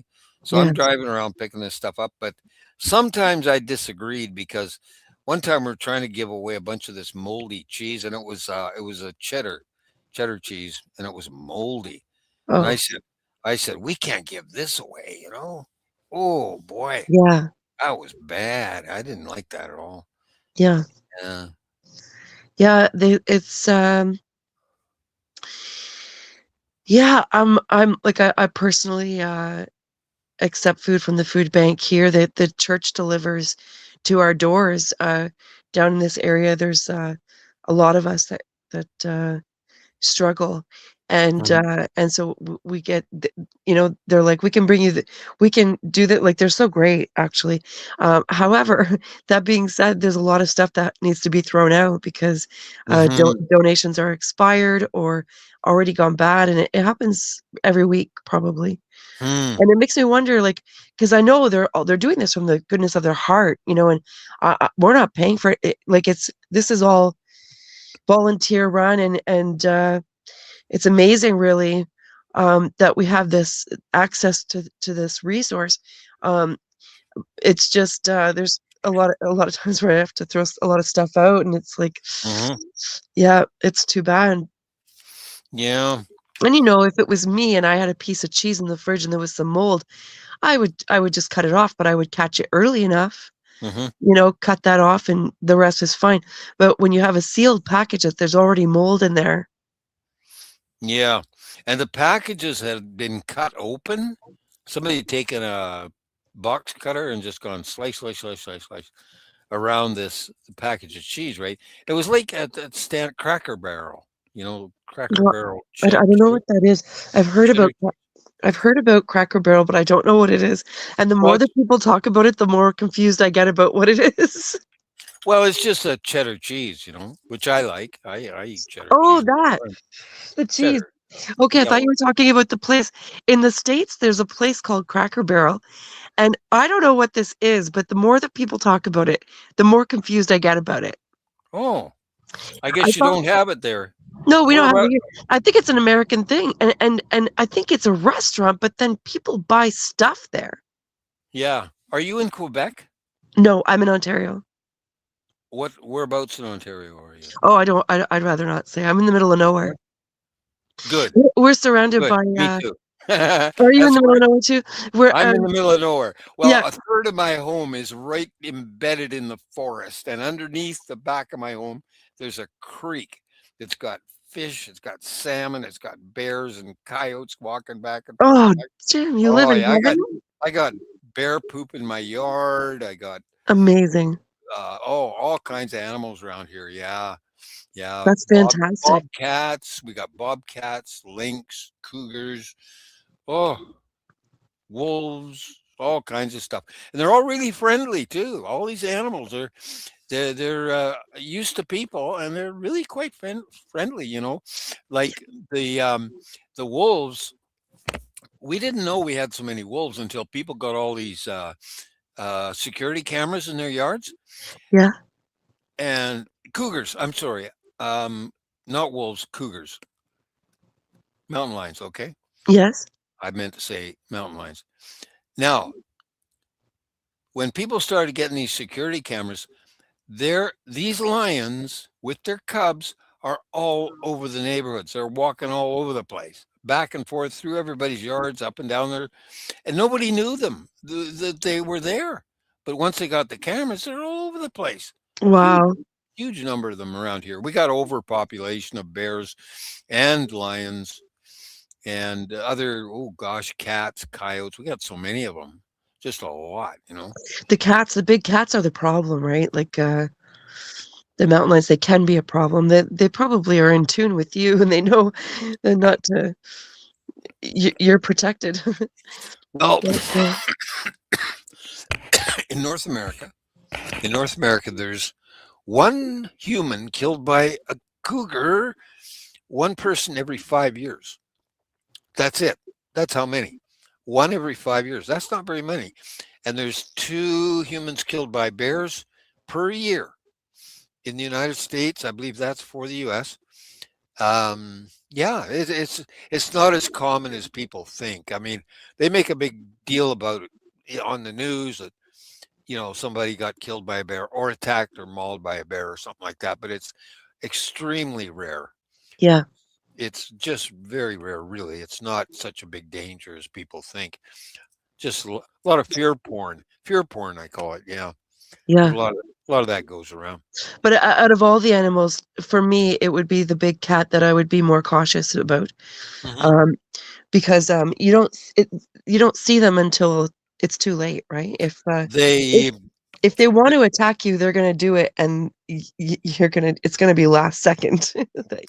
oh yeah, they're very good at killing. That's for damn sure. That's how they make their living, Yeah, killing things and eating them. But yeah, they very rarely attack a human.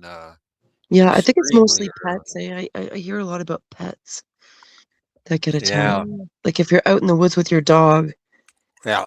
yeah.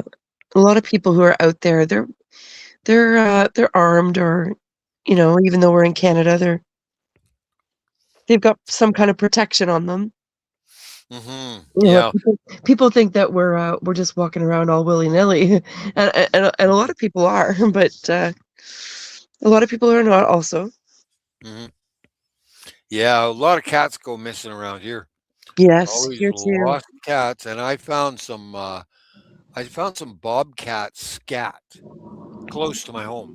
And Yeah. in the scat, there were these little tiny claws. Oh, So this bobcat had eaten some kittens. I think that's what it ate, was some somebody's pet kittens or something. Must have. shit. Yeah. Yeah, they do a lot of that. And Yeah, even I here. saw one time I saw an osprey come down out of the sky to catch a rabbit. And this was a feral rabbit, not a fully wild rabbit exactly, but kind of a feral rabbit out in the field. And this osprey came down in a stoop. Have you ever seen them stoop? You know what that word means? It means I know what that word means. Yeah, let they, me. they dive very fast. They pull their wings in and dive at very high speed in order to catch something on the ground, right? Okay, yes, So yes, yeah. I watched this from my yard. I could see them. It was right outside my yard, not far away. And this osprey comes stooping down after trying to catch this rabbit, and I watched the whole thing. The rabbit got away, and what the rabbit did, it waited until the osprey was just above it, and then it hopped in a triangle, like boing, boing, boing, in a triangle like that, They're so clever.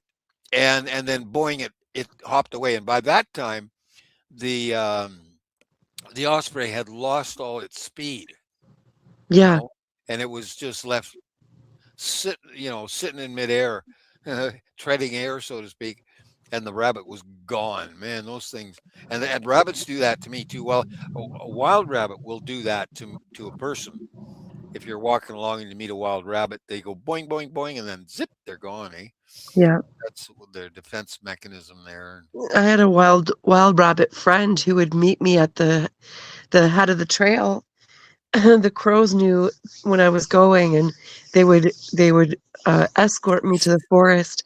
And as soon as we would get to the mouth of the trail, here's I'd look around. And I knew if he wasn't there waiting for me, he would show up while I was just entering the forest, and he would Hmm. he would. But oftentimes he was at the head of the forest, looking like he knew I was coming, and he was waiting for me. And Hmm. hello, friend. That's not typical wild rabbit behavior, by the way. That's Yeah, yeah. that's me going out and communicating. I've had some wild rabbits like that too. Yeah, that will be kind of friendly, and they'll stop and look at you and smile. I see animals smiling at me. I don't know if other people see it that way, but Yes. I see deer and bears even. I've got pictures of bears smiling at me Oh, yeah, bears and, are very, very expressive. and not smiling at me. But I I was out camping far away, and where the hell was I? Way out on Vancouver Island somewhere, far out, and there was a little town there, a funny little town, and I went to the dump of this little town, and I knew there would be bears there. So I go to the dump with my camera, and here's this friendly old fat bear. He is so fat, his guts dragging on the ground when he walks. And he was just as happy as can be. He loves human beings because the people keep bringing him all this food, right?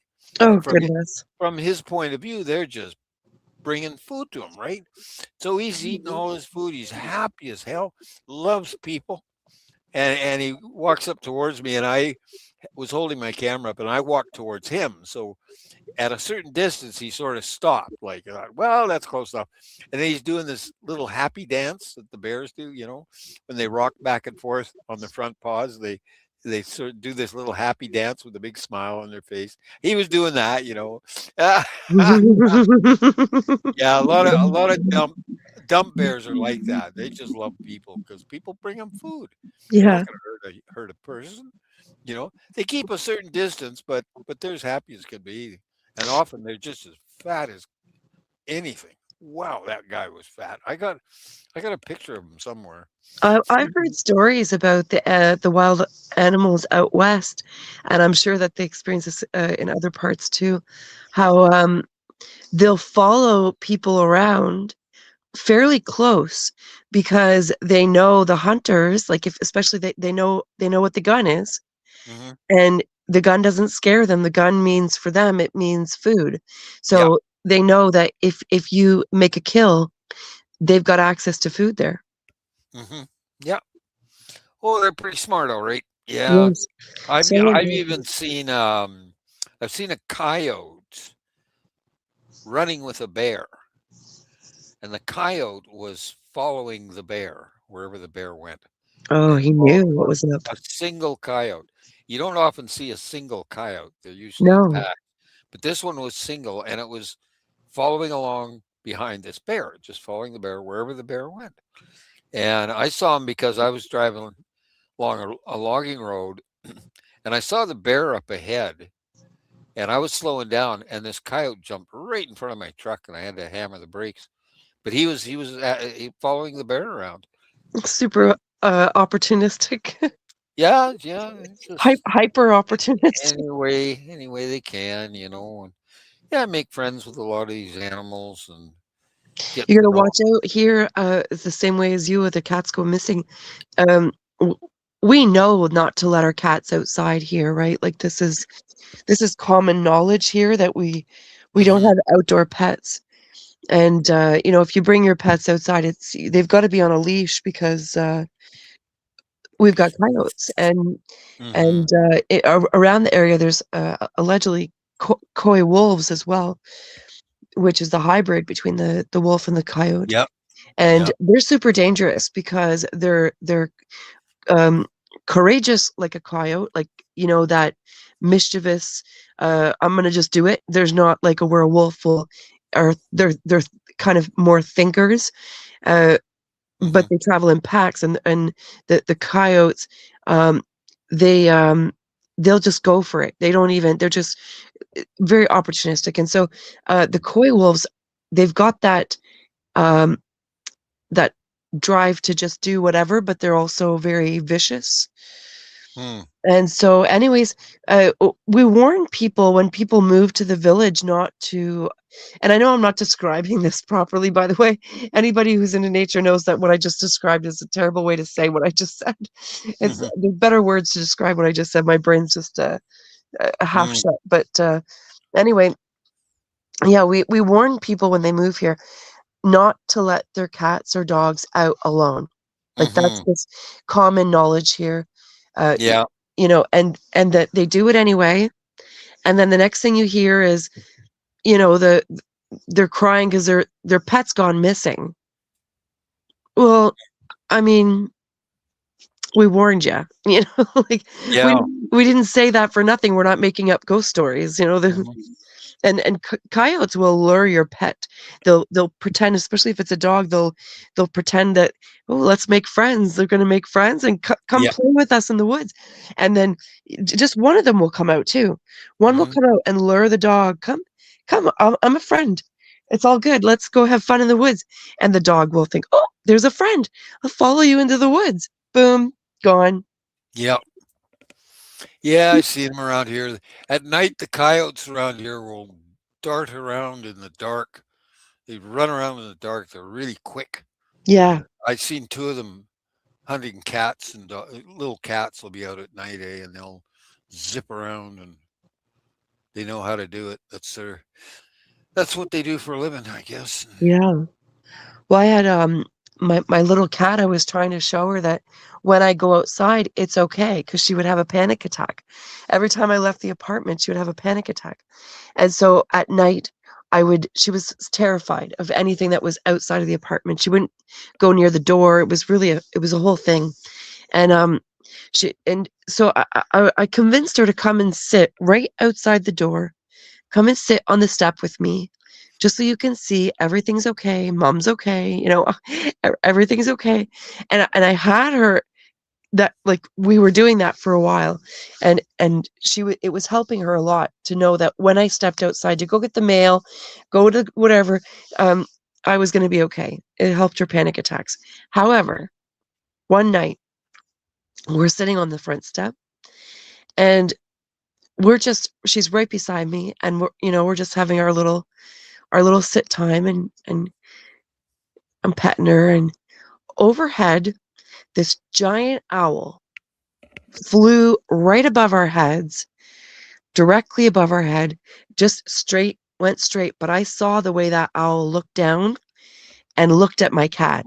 Mm-hmm. And the way that that owl looked at my cat was he or she was taking inventory and acknowledging that, oh, okay, this restaurant maybe we'll see about you. Like, okay, there's a cat here, good to know. There's some food right there that I'll come back to.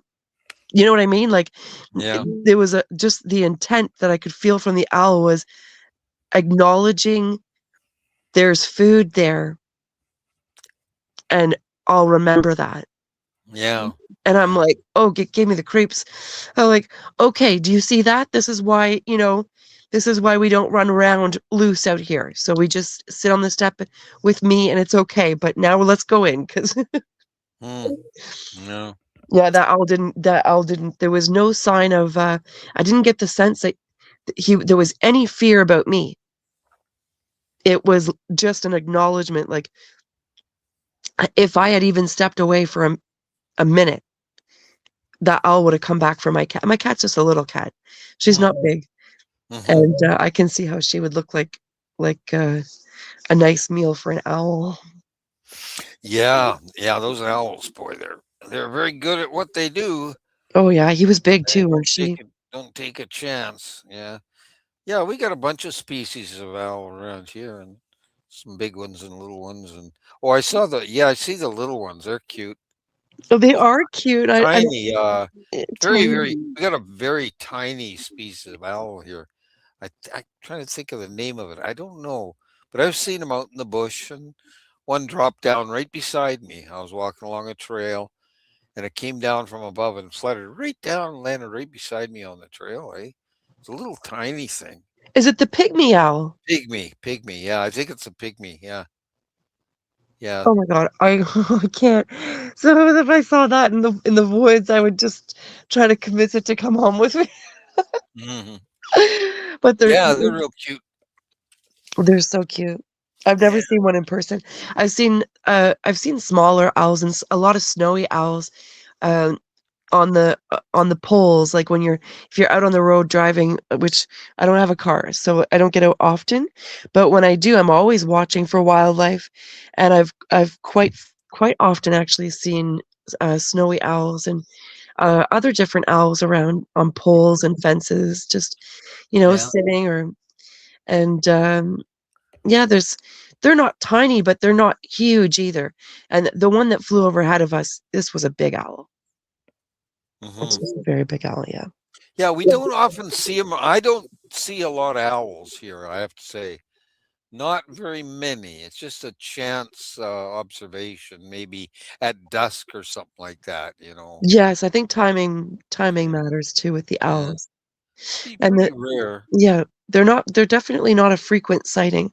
Like when I Hmm. say I've seen many, that's not many at once or many, over a short span. That's over many years. Hmm. Yeah, but there's something special about the owls. Oh They're yeah. pretty smart. Those guys, I'll tell Oh you. yeah. Boy. Making eye contact with an owl is not the same as making eye contact with a blue jay. Hmm. Just a totally Yeah. different energy, right? There's Mhm. just something very I feel a level of, and I know all the corvids are intelligent. Blue jays are very intelligent. But, there's a level of intelligence with an owl that's almost spiritual. Like Mhm. it's almost more spiritual than intelligence, or I don't know. It's hard how to explain that. They're just very intense. Very Mhm. intense. There was Yeah. one I saw in the woods. I was walking through the woods, and just out of nowhere, it was right there on the tree branch. And it was and I felt eyes first I felt eyes staring at me. And oh, I forgot about the other part of that. So I'm walking and there's no walnut trees around. This is a really strange, a bit of a strange thing that made me question some stuff. But um,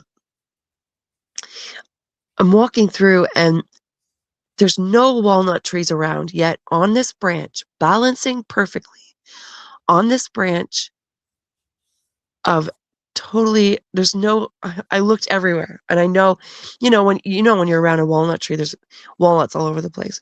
Mm-hmm. And balancing perfectly on this branch was a walnut, just sitting there. Like there's no way that it dropped from the sky, because it wouldn't have just landed on a small branch and balanced there. It would have fallen completely.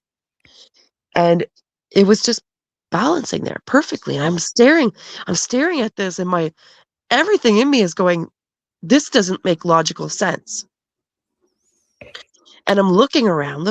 There's no walnut trees, and I'm thinking, if an animal had dropped this, the branch it's landed on and it's balancing on is so thin. It's it, Hmm. there's no way it landed on this, and I'm staring at this, and suddenly I feel eyes on me. And I thought, oh my gosh, whoever put this on here is right here, like, Mm-hmm. or there's something going on. And I look around, and they're on another tree, uh, in the distance, but not too far. I'm not good with distance, but I would say probably 15 feet, maybe maximum, is this big owl on a tree branch, and he's just staring at me, watching me. And Hmm. I always greet the animals, but I always say, hello, friend," And so, but this owl was just kind of caught me in my tracks, and it was like, I forgot all about the walnut for a moment. Hmm. And I'm like, wow, like this just beautiful beast just sitting there, like majestic as fuck, just staring at me. And we had a quick moment of just watching each other, and I don't know what happened. I don't know if the owl flew off. I wouldn't have left until it did, so I don't remember it flying off, so I don't know what happened. But anyway, it was a strange thing that happened in the woods that I totally, forgot about till we were mentioning about owls. Hmm. Yeah, it was Yeah, they're pretty interesting. cool. They are Yeah. very cool. Yeah. I gotta go to bed sometime here. Yeah, I can hear it in I'm the tone of your voice. sleepy. Bim Jam, I so Yeah. appreciate you and your um coming in here and sharing with us, and it means a lot to me. I love to hear stories, and I love um anything that I've not experienced. It's like to hear Hmm. something new and different is fascinating, and to hear things that I already do know about, that kind of validates my own experiences. I love that. And yeah, the courage to just openly talk. And I know you don't care. There's no courage to be felt about it for you, right? You're Yeah. just whatever. I'm sharing my shit. Oh I yeah. I love If that. if people are interested, and I like to listen to other people's stories too. This is why I go to Preston Dennett's archive on YouTube, Yeah. and he just like every week he does a 1 hour show, YouTube show, and it's over an hour, and he'll just go over these stories that have been written down for some sort of research group or something, and he just reads these stories, the best ones, about people seeing UFOs and getting picked up by them, or just meeting aliens, and the most incredible stories. And quite often they'll be like some of my stories, so I'll be listening and say, "Yeah, that happened to me too. Yeah, that's right. Yeah, that happened to me." All the way through. When I'm listening to stories, I'm always thinking that. I'm thinking, "Oh yeah, Yeah. yeah, I know about that." Like the silence, the Preston Dennett calls it the Oz effect. And it's very well known to people this time when everything just goes quiet. Yes, There's I there's actually took no note of sound. that. When you mentioned that, I took note of that. I want to look into the Oz effect, because I've experienced it, and I called it the pressure. Like for myself, I just called it, like, because I acknowledged to myself that the pressure changed, Hmm. and Hmm. and Hmm. it changed to such a degree that it's unmistakable. You And know, I have an idea what that is. It's a time, kind of a time bubble where, like a flying saucer, for example, might emit a time bubble around it where time is stopped. And where time is stopped, there is no sound because there Mm. has to be time for things to vibrate and make a sound, right? And so I thought it might have something to do with time, time distortion or something like that. That's what I Interesting. thought it was. And then my experience with the ghost, and a bunch of times I've had that silence, that absolute absence of sound of any kind. Yeah, Did I've you also experienced. experience the pressure change?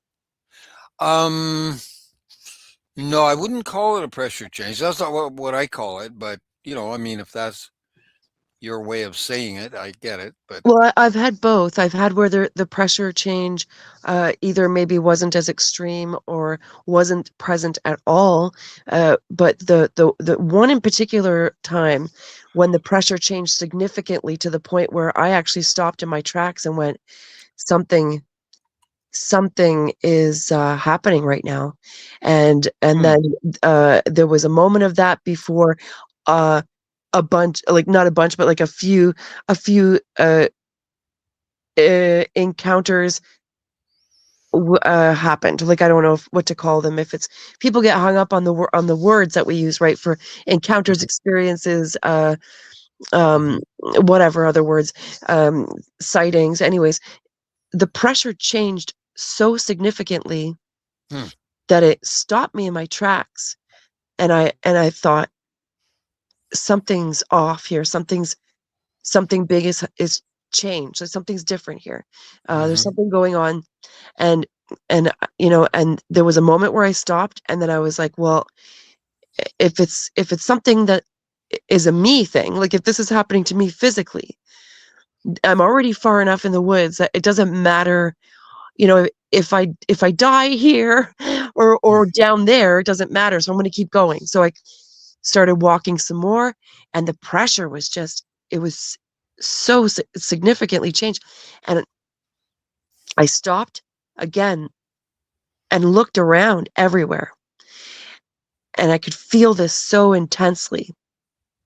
hmm, And then what happened right in front of me, and then the progression of the whole thing was just so, I don't know, that was one in particular experience that where the pressure had changed significantly.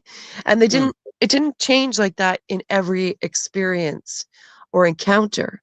Um that one was just really intense. But I've had it where it did and where it didn't, and where it was not so significant. So I don't know if that's all. I don't know. I don't know. We don't know. What do we know? hmm. We don't know. Yeah, it's like my stinging invisible bumblebees.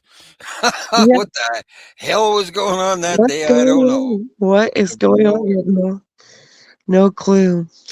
I was looking for them. I could not see them, but they were hitting me and buzzing and bouncing off me, and I couldn't see them. They were That's all wild around me. because out of everything else, we could almost say it could have been something else that we're not aware of. But when you say Hmm. you heard the bees buzzing, Yeah. that's, you know, then we can't say, well, it's an energy field, or it's because you heard bees buzzing. So it's, you know what I'm saying? Yeah, and Sometimes there was so many of them. It was like a hum, like a hum because there was so many of them. They were all over the place. Just you know, that's continuous, fascinating. continuous noise, man. Pretty weird. Oh well. No, I gotta go to sleep. I'm pretty sleepy now. I I did can drink hear. that. I drank that one bottle of beer, and that kind of made me a little bit sleepy. Help to relax you. Well, thank you for coming on, Bim Jim. I so Well, yeah. appreciate you, and you're welcome to come on anytime you like. Anytime you see that I'm here, you come on, and if ever you think, hey, I'd like to go on and talk about this or Hmm, that, hmm. or get in contact with me and we'll set it up. We'll do it. Oh, okay. Yeah, yeah. I got your notification this time. It's just kind of a random thing that I It is. It I, is. I I'm so saw your random. notification. Yeah. Yeah, it is random for me. Uh, I'll try to be more. Well, I don't know what else. I don't know. We'll see what we'll we'll just see what see. happens. We'll see what We'll see happens. what happens. Yeah. Send Yeah, me a yeah. a mental message. I will, and I may have done that earlier, actually. I sent out a message to people That's possible. That's telepathically, possible. like, "Come on in." Yeah, that's totally possible. You come Okay, anytime, well, anytime. Thank you for yeah. coming. Okay, yeah. And Good night. Good nighty night. good night to you and happy New Year. Have a blessed Yeah, yeah. 2026. 2026, man. Yeah, That's a good one. good times now. Good times are here. Okay. Well, bye Okay. for now. Okay, you take care, Benjamin. Yeah. Anybody who's still listening, if you want to come on, you're welcome to join. I'll drop the link. If I can do this, let's see if I can do this with a paste. Actually, before I do that, I'm going to take a quick little break.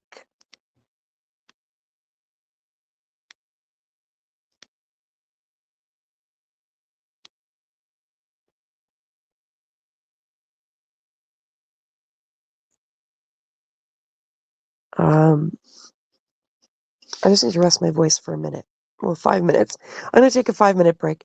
So if you're listening, feel free to chat in the chat. And if you don't feel like chatting, that's okay. I'm going to take a 5-minute break and I'm going to come back.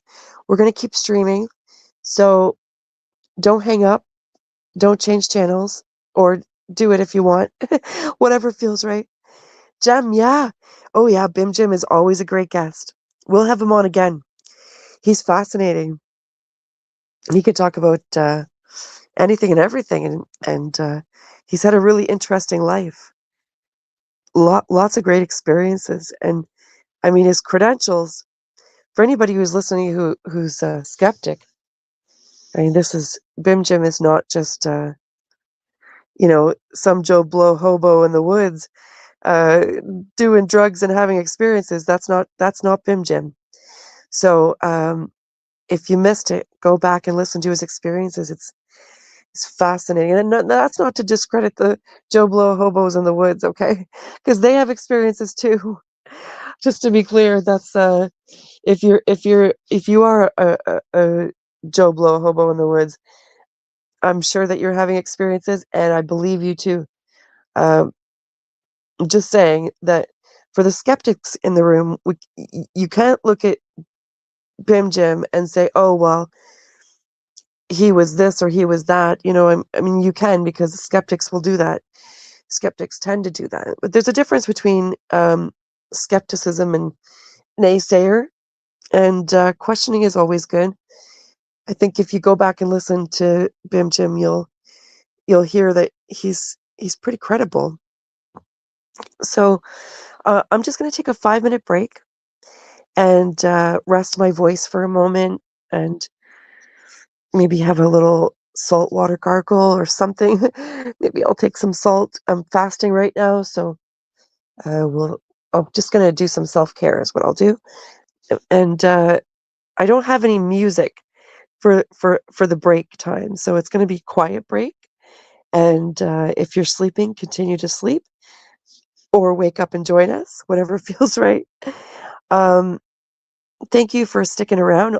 For anybody who's here, who's stuck around, or who's just joined, and I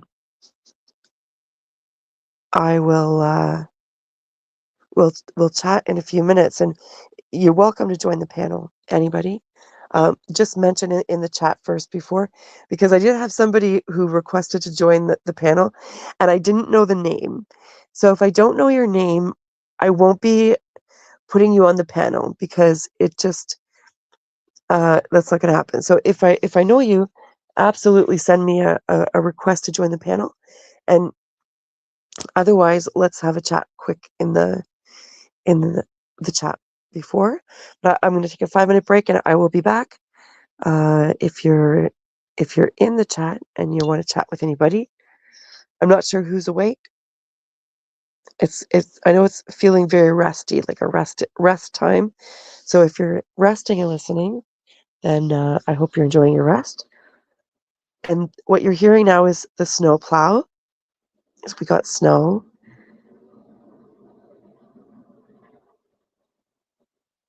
So it's snowplow time now. They're 6:30. Oh, I guess New Year's. I was like, oh, they're late, but it's New Year's, so that's understandable. So I'm just gonna say here, taking 5-minute break. Will return soon, and I'll pop that there, and I'll put this on the screen,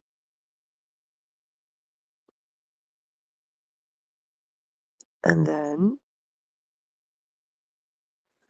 how about if I drop the link as well? Put this, invite, copy,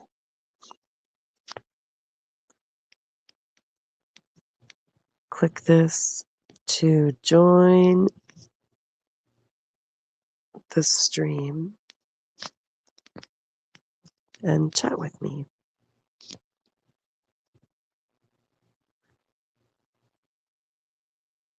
Oh, it's not letting me do there we go.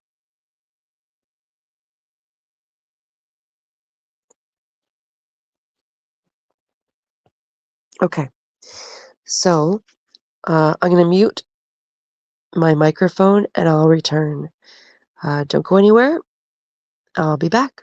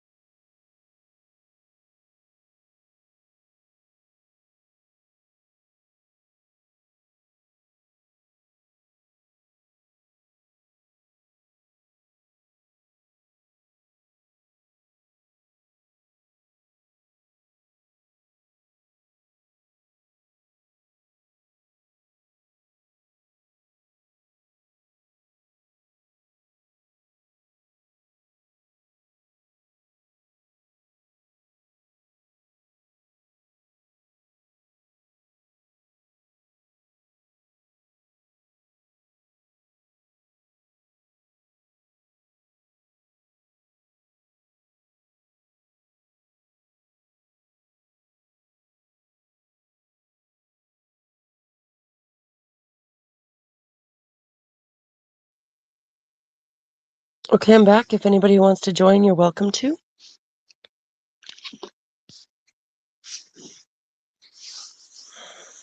I got my salt, sipping tea, and water.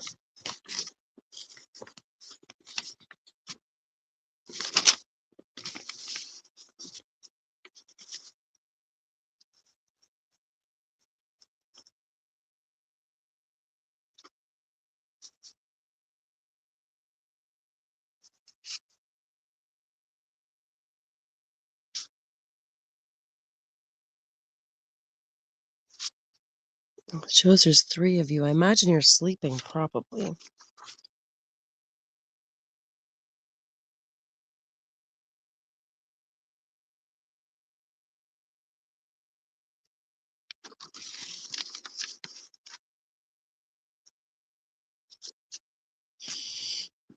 I wonder if I should read some classic fairy tales. Help you sleep deeper. But I've got Anderson's and Grimm's fairy tales, so it might give you nightmares, maybe. I don't want to do that.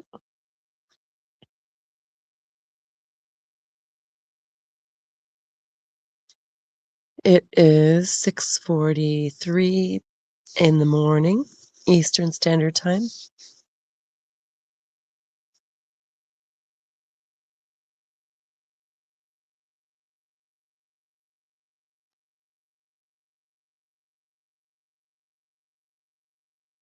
Does anybody know if Sandy is still alive? I'm gonna check on this other thing and see what she's up to.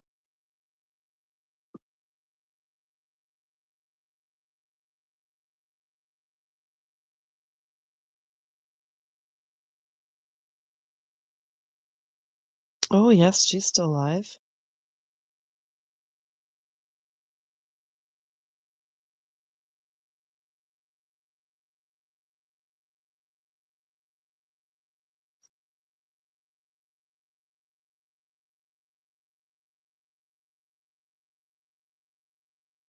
Okay, I'm not sure if I can go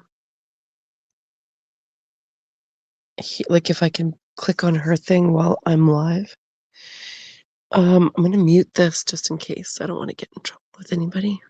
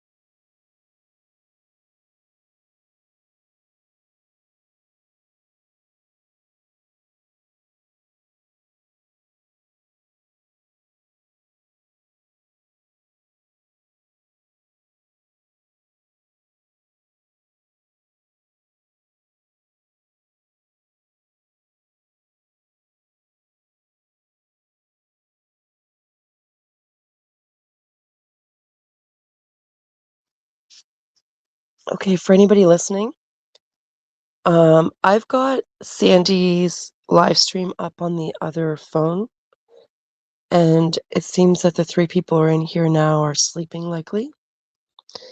So what I'm going to do is I'm going to leave this stream running because if I close it, I can't go back live. And I'm going to go check out Sandy's for a while. I'm going to mark the name of her channel in the chat. You're welcome to come over until the end of the show and come back here. And if you're sleeping, keep sleeping. Or you can leave it on here. I'm going to leave it on, and it won't close up. So as long as I leave it on, it's not gonna cut me off. If I close it, I'm gonna be done with StreamYard till January 12th. So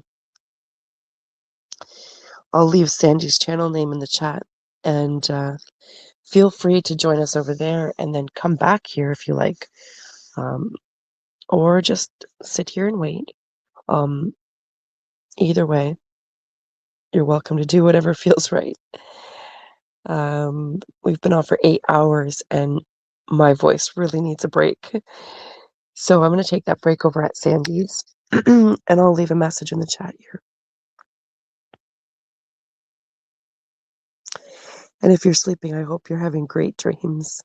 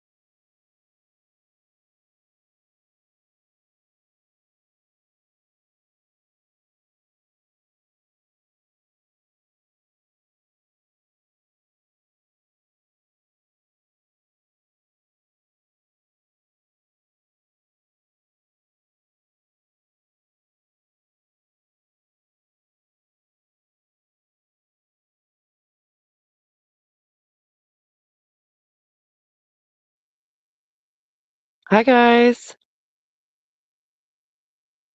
There's a few of you came in. That's good. Who's here? Come and say hello. Say hello, hello. Find the comment of this and this.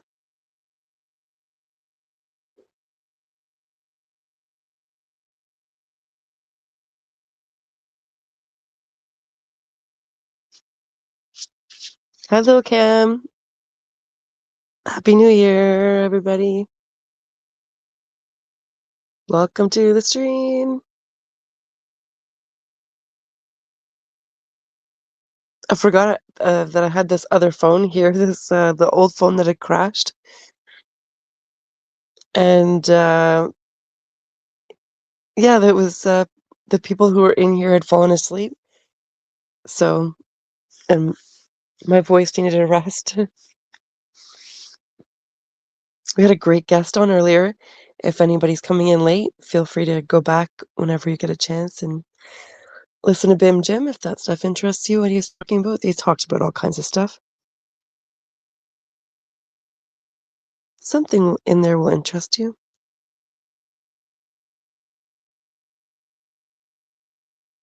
Wow, 9 of you are still, well, I can't say 9 of you are still awake, but 7 of you are still asleep, or awake, I should say. Click that link, anybody who wants to join and say hello. Chat, tell me what's going on. Tell us what's going on.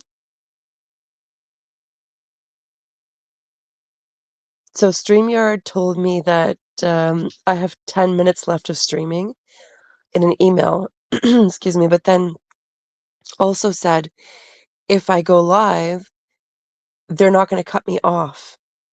So I've been live for 8.5 hours.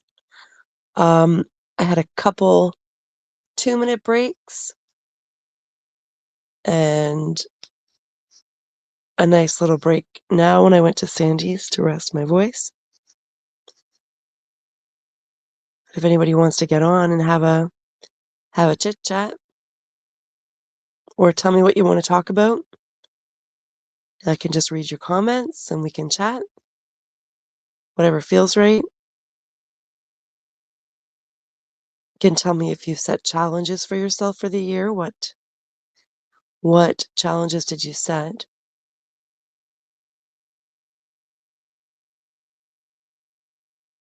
And if you want to come in and just fall asleep in here, that's okay too. If nobody gets on, I might read no, I won't do that. I was gonna read a bedtime story, but it would be Anderson's or Grimm's and probably give you nightmares. Or maybe it wouldn't, who knows? Maybe you watch worse, maybe you listen to worse when you fall asleep.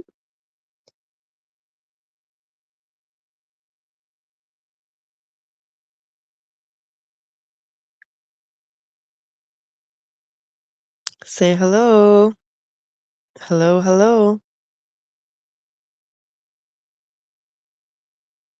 Oh, Lance is here. I almost fasted the last 2 days because of you. Broke down with a can of sardines late at night. Try again today. Lost 6 pounds. Wow. I'm fasting now, actually. And congratulations on your almost 2 days. That's great. There's no failure with it, really. Because even if you, however long you fast, excuse me, however long you fast, it's benefits as long as if you're going for the health benefits of it. I don't do dry fasts, no. I stay hydrated. I'm prone to dehydration, so I've got tea beside me, Earl Grey tea, and I've got water, and periodically I've gone to take some salt to drink, to take with my water. Like I don't like to add water into my salt, or wait, salt into my water. Unless I'm doing longer fasts, then I will actually add salt to my water. But I prefer to just take some salt on my mouth and then drink my water, just quick and dirty, get it done. I find having to drink the salt water is just, uh, it's fine. I can do it if I need to. I grew up near salt water, so it's okay, but I just prefer to just get it done with. Oh yeah, the intermittent fast, that's what we all do that, right? That's when you're sleeping, you're fasting. So um, the trick there, if you want to get into fasting, even just shorter fasting, is open open up your fasting window to a little bit longer each time. Like, let your body adjust slowly, because our body takes time to adjust to these things. So if you eat your supper usually around whatever time, just like bring it back an hour, and then don't, or if you have a habit of snacking in the evening, cut the snacking. Just do it slowly. That way it's attainable, right?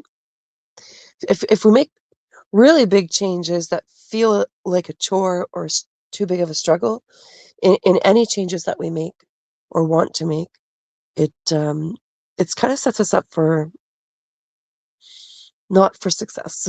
I don't want to say failure, because one of my new mottos that I heard it and I really love it is, there's no such thing as failure, only feedback. And that really resonated with me.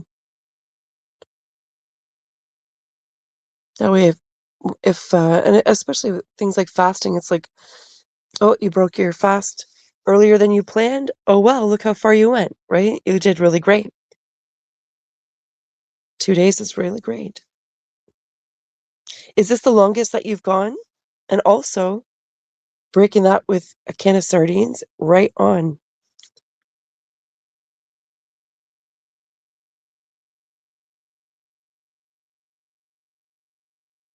Yeah, isn't isn't that doesn't that really change just the feeling when you think about? I'm gonna shut this the other phone off. Sorry, it's the light's distracting. Excuse me. If you think about like the feeling that comes about with the words that we use in everyday life, and about our certain thoughts and beliefs. Like my mom said something on the phone, and I was really immersed in this whole changing a lot in my life. I'm changing a lot in my life, and I'm open to more change. Um, all the change, really. And she said something to me just so almost robotic on the phone. She said, "Oh, we're our own worst enemies." And I said, "We're also our own greatest heroes." And she stopped for a moment and she went, "Huh, yeah, it's true." And she's not really open to stuff. Like, she's not open to change at all. She says she is, but she's really not. So it was nice to hear her actually take that in. Oh, you're avoiding carbs, period. Are you doing keto, and are you peeing on keto sticks? I heard that they're not so accurate, even though we can, like, I've got keto sticks and I use them during fasting, to see when I've hit keto, or when I'm in ketosis. But apparently they're not very accurate, and I don't use them for accuracy, just to give me an idea of when I'm in ketosis. The color does change though. Like on the 10-day water fast, there was a certain point where, I likely, if I had been paying more attention to my body and the strips and just the feeling, everything, I don't know. Anyway, half the people left. They're like, I don't want to talk about fasting. We won't talk about we talk about anything. We can talk about anything. So, whatever you guys want to talk about, let's talk about it.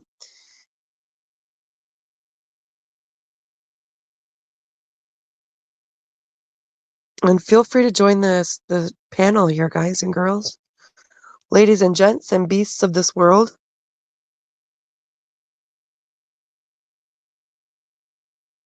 Yeah, me too. I feel better minimizing carbs. I eat very little carbs. But yeah, I always say everything in moderation, including moderation. So, you know, every once in a blue moon, and I hardly ever eat chips, okay? Every once in a while, well, chips is not really, is that a good example? Because I can just have a couple chips and be done with it.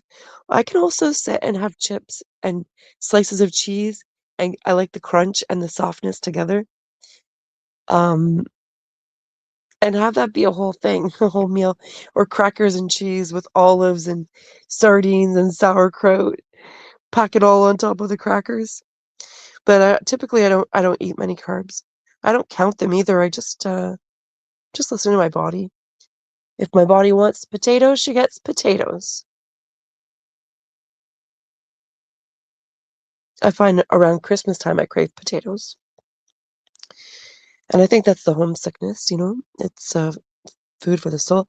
I was raised with it was a lot of meat and potatoes in the Maritimes, vegetables, stew, and all that stuff. I'm not really a stew person, but I do love it around Christmas, which is new. I thought I never liked stew, but I make my own stews and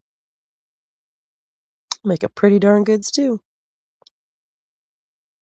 But yeah, what were we saying? Oh, you got me craving sardines.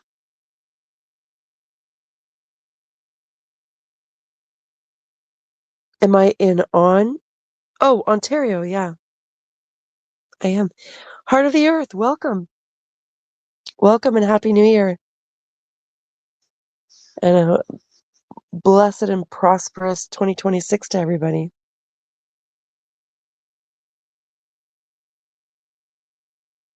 Big changes are on their way for us, personally, individually.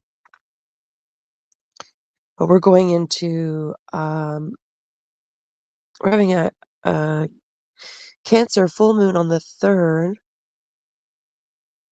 supermoon. And that's not the kind of energy that's about like big changes right away. That's like going within and taking care of ourselves and our home, our family. So, I just intuitively feel like it's rest time right now. I don't feel driven to start a bunch of new things. And the funny thing is, I was face first gung ho, like it was a full-time job what I was doing here, tackling unpacking boxes and cleaning, decluttering, organizing, all that stuff. And then suddenly it just stopped. I just stopped. Everything just, I just needed a break. And I just, something inside of me was saying, you're done for the rest of the year. You're done. It's break time. And I'm like, okay, I'm just listening to my body and doing what she needs. So that's what I'm doing. And it turns out that that's the kind of energy that we've been in for the last 2 weeks. So it totally works out, actually.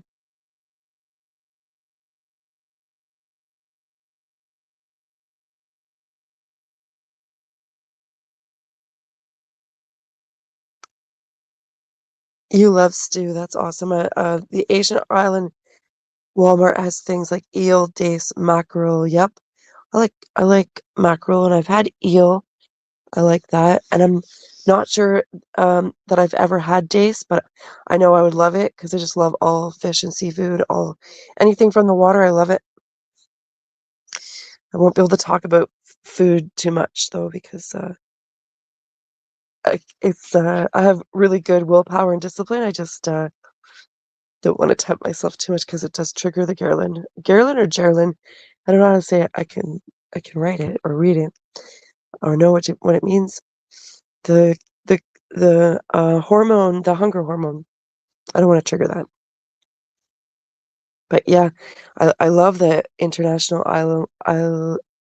What am I trying to say? Aisle. Aisle in Walmart. Oh, you're just north of Toronto, snowed in at the moment. Yeah. Yeah, I'm actually just a little north of Toronto.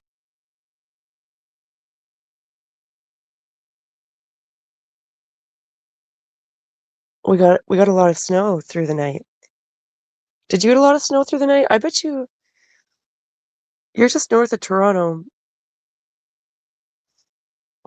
I bet you were pretty close. You love the moon, heart of the earth. Me too. Me too. Grandmother Moon. I love the moon. And we're going into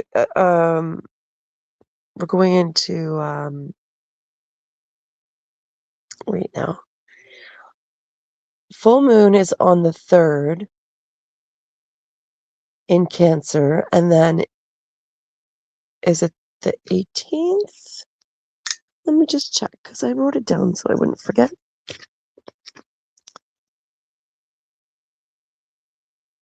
Yeah, January 3rd, 5:03 a.m.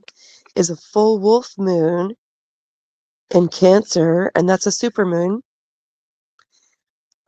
First one of the year, of course, and the next supermoon that we're going to have is going to actually only be it's going to be in November 26th. That's a pretty big gap.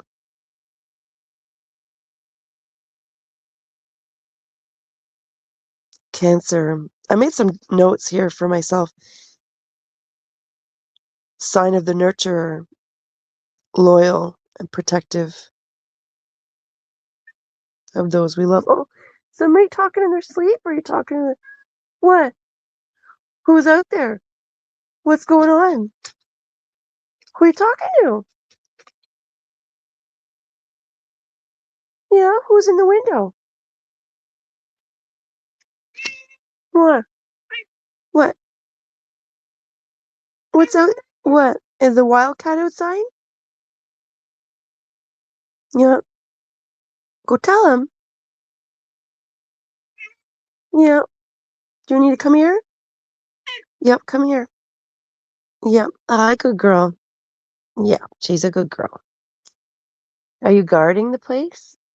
Get up in the window and tell him. Go on. Tell him. Oh, what did I do? I just clicked something here. You're mostly worried. Lance says, I'm mostly worried about what our psycho prime minister has in store. Censorship laws, housing market crash, etc. Yeah. And so the thing about worry, though, right? Because here's the thing, because a lot of us are worriers, or when stuff comes up, we tend to stew and ruminate on it. And he is a psychopath. It seems that it could be who knows, right? But however we feel about it isn't going to change how it manifests, or not how it manifests. Sorry, how it what's the word I'm looking for? How it plays out. So we have a choice of worry or trust that it'll all work out for the best, for our highest and greatest good. And a lot of different thoughts in between that. And ultimately, whatever happens will be really, whether we worry about it or not. But the end result, if we do worry about it the whole time, it might turn out fine. It's interesting that you said that, because I've got a statistic that might help you, might not. Maybe we might say, oh, it's flawed statistics, flawed. We might, and we might also take this as something to help ease our mind. 85% of worries never happen, as per a study at Cornell University. This is what the study suggests. And the study was done by Dr. Walter Cavard and Dr. Robert Leahy. They discover that, well, their study suggests that the worries that do materialize, 79% of the people find that they handle the situation better than they expected. So there's that. Their study suggests that 85% of worries never happen.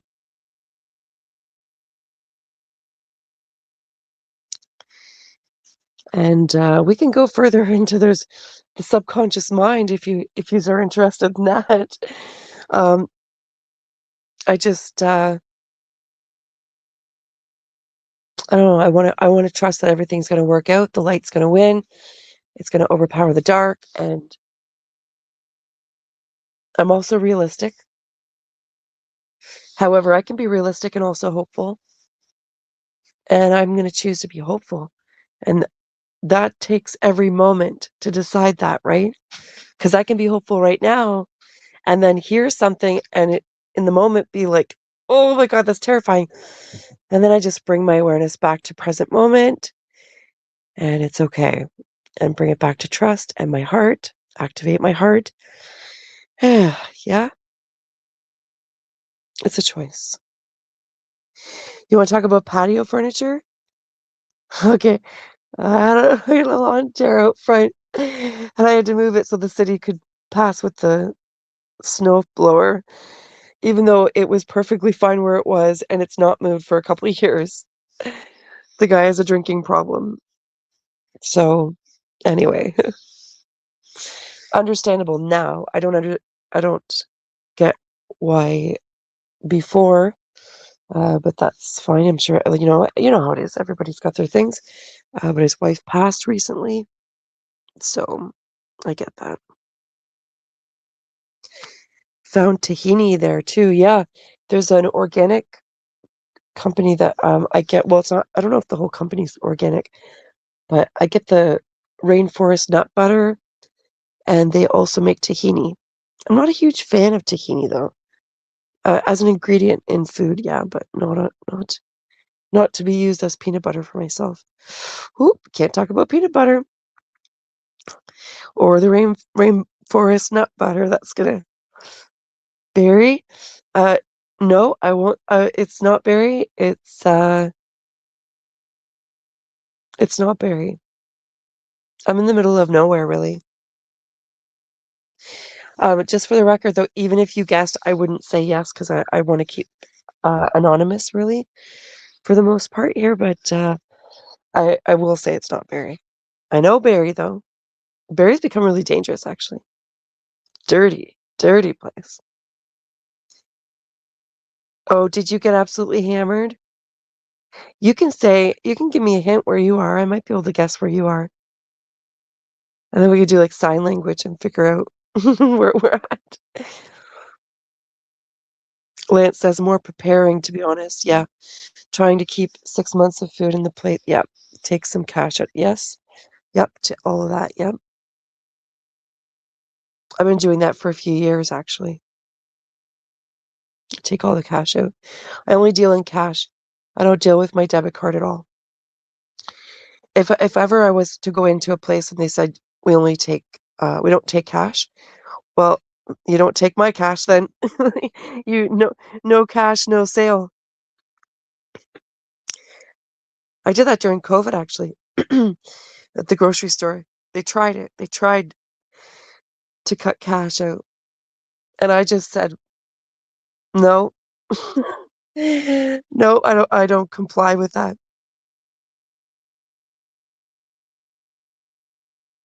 It didn't. I wasn't the only one, clearly, because that was the only time that ever happened. They never refused cash after. You're gonna randomly strike 85% off your worry list. 85% of your worries? Excuse me. Choose the worst ones. The other ones you can get through in your mind. You'd be like, oh, well, that's not logical. This is not reasonable worry. the really scary stuff. I still don't want to believe it, though. I know that it's a possibility, but in my heart of hearts, I trust that everything will work out for our greatest good.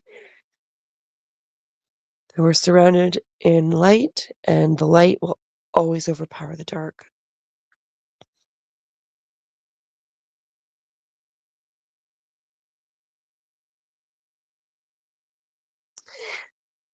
Lance says everybody has an addiction, some more harmful than others. Oh, are we talking about addiction? I think I'm addicted to change now. I think I've become addicted to change. It's true, though, that everybody's got a vice of some sort. I'm trying to keep balance, mindful of my leniency towards hyper focus on certain, whatever the vice is. Like, I got myself a pull-up bar, and I'm doing dead hanging. So you have to start small or short, or small is probably the word, and work your way up. So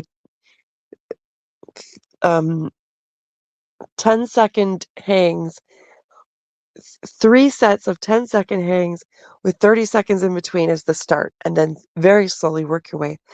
And so I'm mindful not to do more damage to my injured wing. I have an injured wing, and I'm trying to help it and not hinder it. And my go-to with things like working out, um, anything that I know will benefit me, I tend to go all in, gung ho, just anyways, big commit. Like, boom, I'm in. And then if I'm not careful, it can be too much. So I'm mindful of balance and not overdoing it. So I don't want to injure it worse.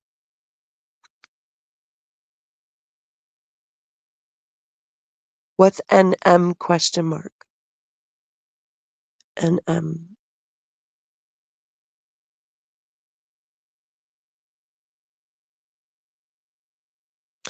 Yeah, Barry is a shithole. It really is. 100%. Well, I can't say 100%. There's some nice areas, but it's not nice in the way that I would want to live there. Here where I am, I'm surrounded by farmland and forest. So it's really nice. It's still not home. It's not where I grew up. Heart of the Earth says, "You Canadians amaze me. I watch a lady homesteader up there. Her channel is called One Woman's Wilderness. Way cool way of living." Oh, I wanna check out her channel. One Woman's Wilderness. Let's see. One Woman's Wilderness.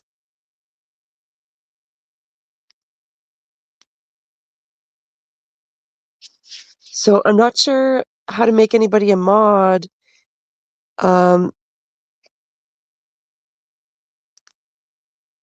So I can't drop links because I can't go to YouTube right now. But what is it, Heart of the Earth, that you said you Canadians amaze me? What is it that amazes you?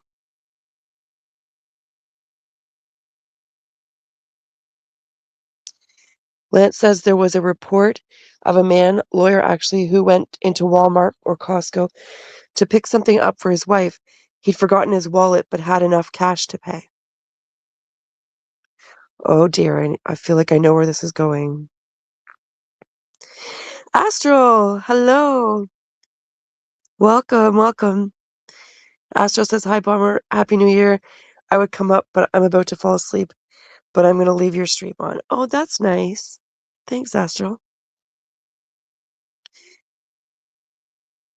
If things die down, I might read a bedtime story out of Either Anderson's or Grimm's Fairy Tales. I'm not sure yet. We'll see if my voice will hold up. My voice is absolutely a rock star right now for holding up. I've been on for nine hours. So, but I was lucky because I didn't do all the chatting. Bim Jim came on earlier. So anybody who's coming in now, definitely check out Bim Jim's. I don't know what to call it. He was on earlier. He shared a lot of experiences and really fascinating, man. He's fascinating. I'm glad you can make it, Astral. And maybe we'll put you to sleep and hopefully have you relaxed and go into a deep healing sleep.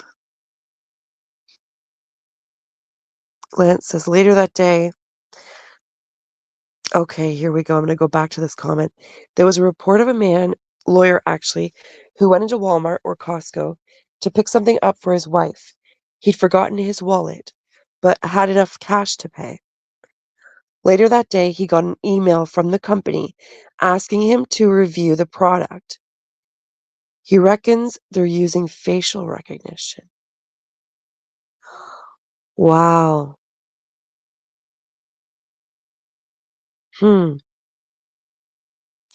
Yeah, I'd heard that was starting up. It makes me want to go into the stores with a mask on so they can't see my face. Like, just leave me alone. Leave me live. I want to live in a part of the world where there's no freaking cameras everywhere. No AI. I'm just over all of that shit. I have an injured wing, not a broken wing. It's injured. Oh, Newmarket. Yep. No, I'm not in Newmarket. You're in Newmarket? I have an injured wing. It's been injured for 8 years. And because Canadian, I'm going to just say it, our healthcare here, I've probably said it before, and I don't want to get too deep into it because it really makes me angry. It's not, we don't have a great healthcare system up here. Just because we don't pay, well, we do pay. We pay with our taxes. And we pay with the quality of the care we get because we don't get quality care. So in the States, they pay for healthcare, but when they do go, they actually get really, I can't say that for everywhere and everybody in the States because there's lots of stories. But they seem to get pretty decent care. And here, the doctors seem useless. It's really frustrating. And if you're listening, which I can't see a doctor from Canada listening in right now. If you are, I'll grit my teeth. How about that? I'm sure you see how the system is on the inside.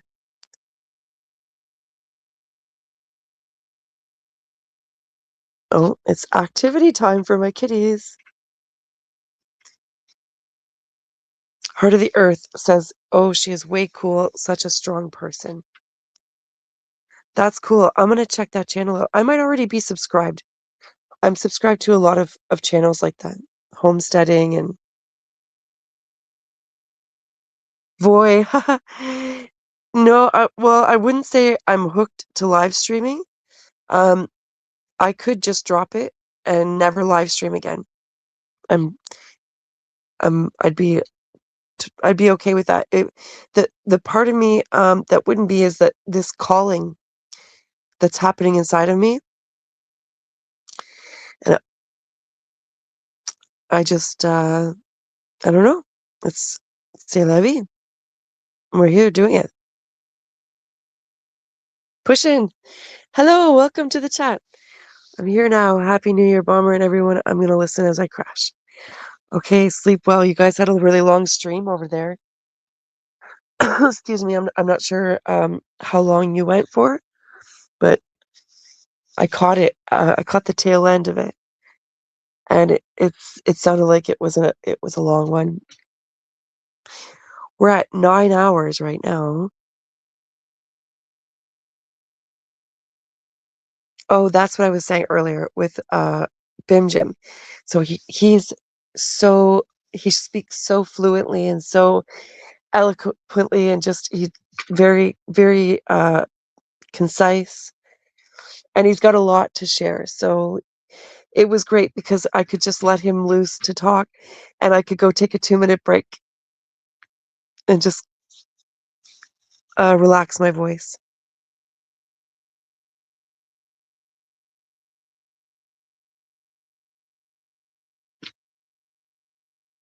My kitty's going crazy here. I don't know if you can hear her.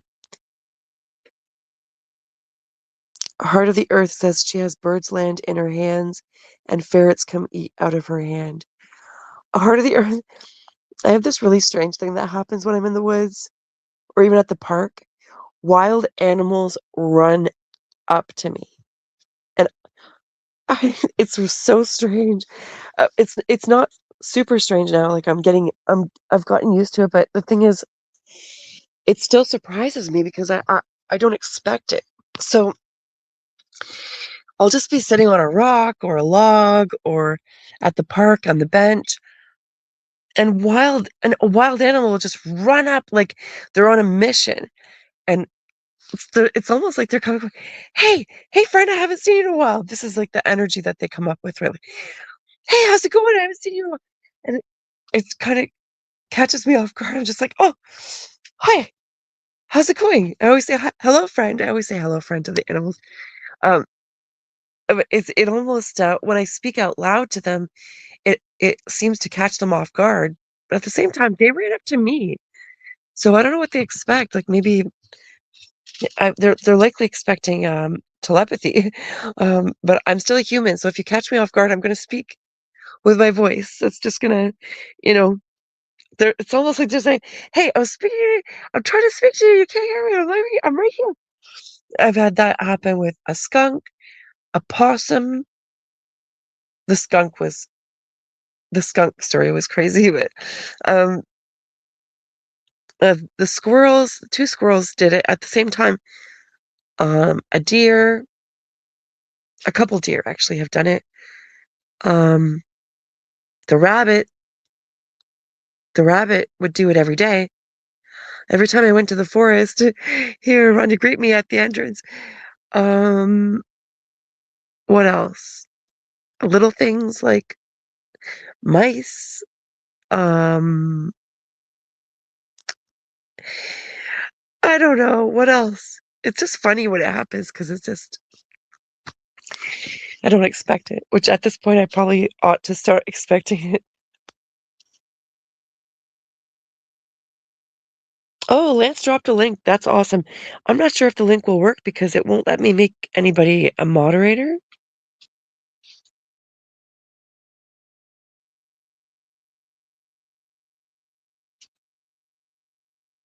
I tried to press buttons earlier and figure out how can I make somebody a moderator. I saw it the other day when I believe it was either Josh, Pushin, or Astral. One of these guys were on the live stream, and I touched something in here and saw a way to make somebody a moderator. And now I can't find that button. Yeah, Heart of the Earth, I would like to make I know before I had said that I wasn't going to have any moderators. And so far we've been pretty blessed about not having well, I put a shield around our chat as well, so repel the spammies and the bots or the NPCs or the what do you call it? The dickbags, like I see them at other people's streams. Like, yeah, these people don't come to my stream. They're energetically not welcome. So we've been pretty blessed that way. But I really do realize that I do need a couple mods. So just to be extra, a little extra, you know, we like to be a little extra sometimes. So maybe we will get some mods as soon as I can figure out how to do it. Lance says they're experimenting with electronic price tags, which change according to who is looking at them. I heard about this, and that they can tell how much you make, and they're gonna charge by what you can afford. Like, I don't know if they realize, but that's gonna be almost nothing when I go in the store. So I'm gonna have, I don't know. The prices are gonna drop. So anybody who trails with me, if I go grocery shopping, you're gonna get really good deals. I probably shouldn't joke like that to the universe who's listening. So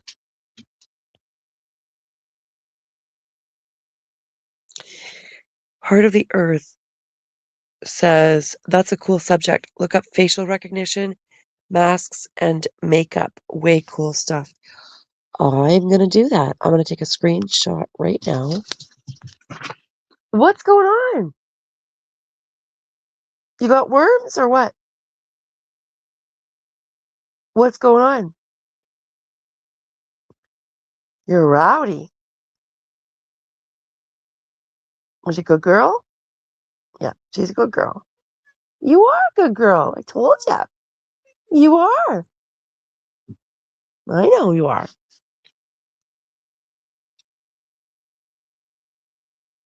Okay, Lance says healthcare has tanked since the Bona.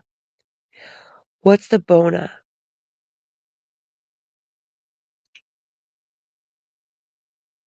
I don't remember healthcare here ever being good, to be honest. I've dealt with health issues a lot through my life with autoimmune stuff. And so it was all like trying to mask the symptoms. Meanwhile, I had autoimmune diseases. Like, it's been really rough, but now I'm taking it into my own hands. There's ways we can heal. Oh, you're a pharmacist? That's interesting. My pharmacist is the only person I trust here uh, about health stuff.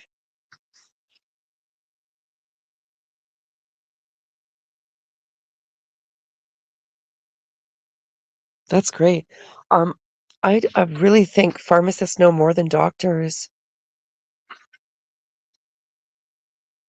My pharmacist does. I trust her. And she's got a good heart, and you can tell she's in it to help.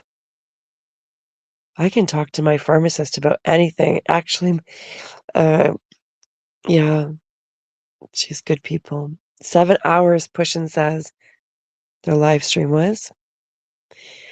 But you guys do this like every night. I don't know how you do it every night. Wow! Did you catch that? What a good girl. Get it. Get it. You're wild.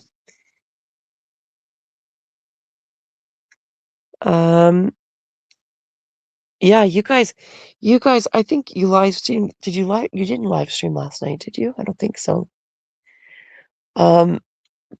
But you're gonna live stream again tomorrow, and it's great that you guys are on so often now. Used to be that it was kind of a crapshoot to see, like, is Sandy gonna be live? And I don't get the notifications for some reason from Sandy's channel, so I have to type in Sandy Diva and then check, is she live? And now most times when I do check, she is live. It's really cool, actually. Trying to get my sleep back in check. My circadian rhythm sorted and tightened up. So you won't see me too often. If you see me, it's because I've slept all night and I've woken up early at the time that I would like to be up, early morning, and you're still on, or I haven't slept at all and no failure, only feedback, right?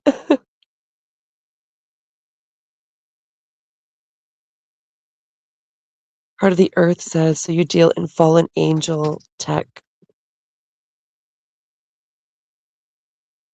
Pharmacia. The mixing of roots and plants. Yep. Yeah, I prefer the medicine from real plants. I know that they use a lot of plants in pharmaceuticals, but they're manufactured to basically mimic natural plants, and energetically that's not the same thing. Lance said, oh, also I want to add in, it's not just only not the same thing. They're adding in a bunch of other chemicals and they don't know what they do. They're just guessing, and they do studies and they go, oh, this actually did this. We were studying it for this and it did this. Put it on the market for that. Anyway, they don't care about the side effects.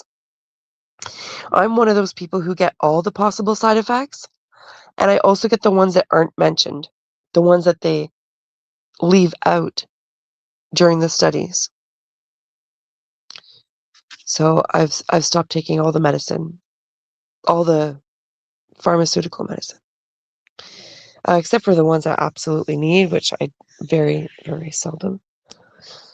Lance said, I had a YouTube live stream panel show for 2 years during the Bona. What is the Bona? Found that online communication leaves me mostly empty. Jonathan Haidt, a social psychologist, has written that we're a vibrational creature. Yeah. Energy, frequency, and vibration. That's what we are. That's what everything is. Energy, frequency, and vibration. At least that's the message I got from the forest when I was little.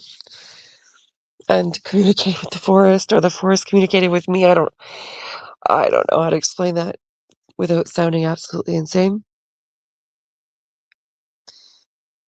That thrive on body language, smells, emotions.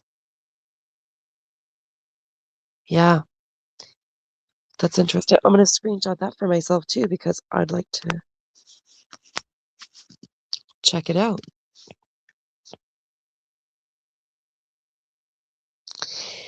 Lance Ripa, you had a YouTube live stream on your channel, or you joined another panel?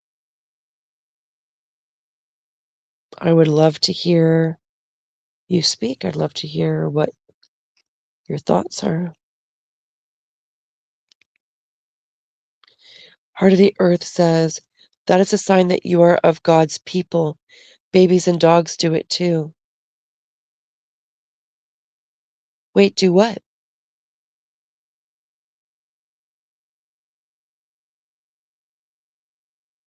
I think I'm really behind in chat. Oh, I'm only 10 minutes. That's not bad.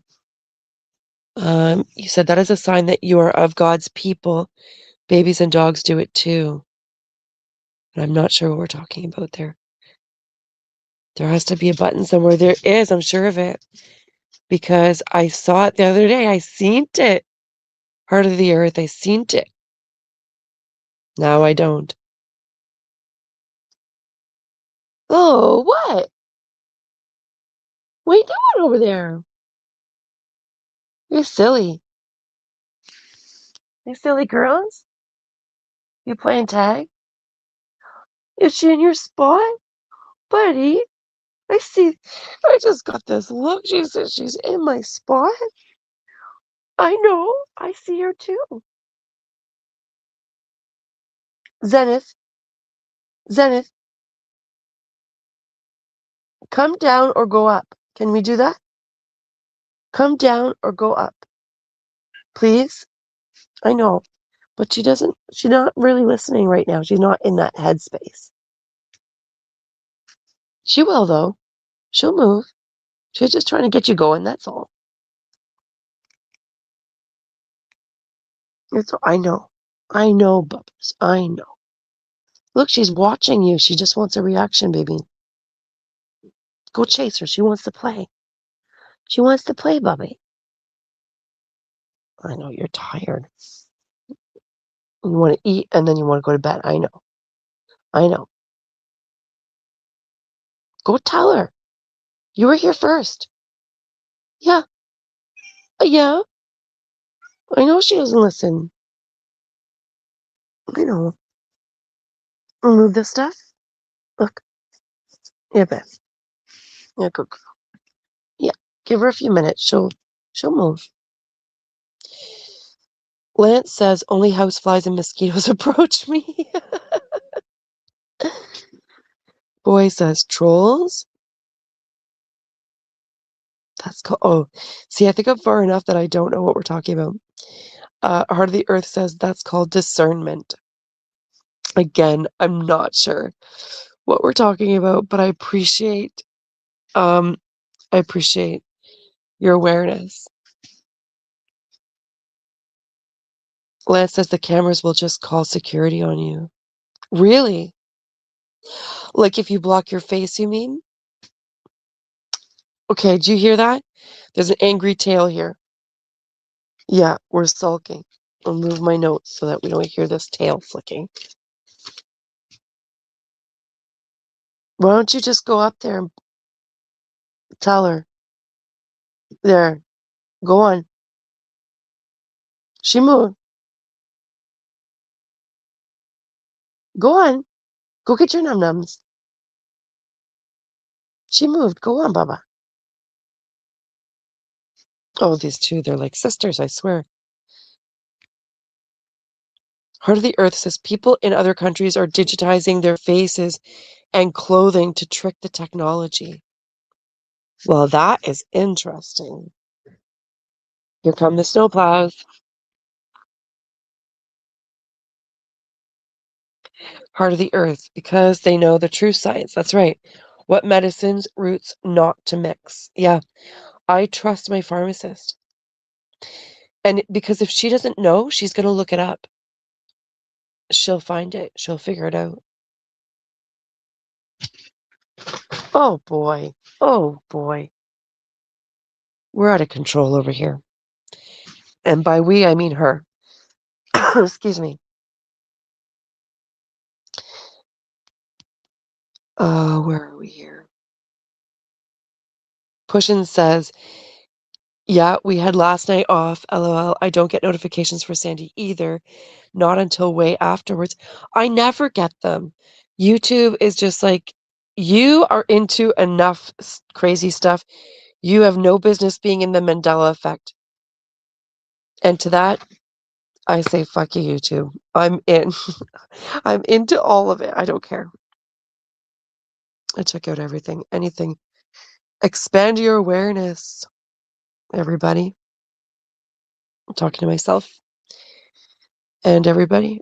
Lance says, oh, can I say this word? Let's see. Pharmacoia. I don't think I'm saying that right. Pharmacoia.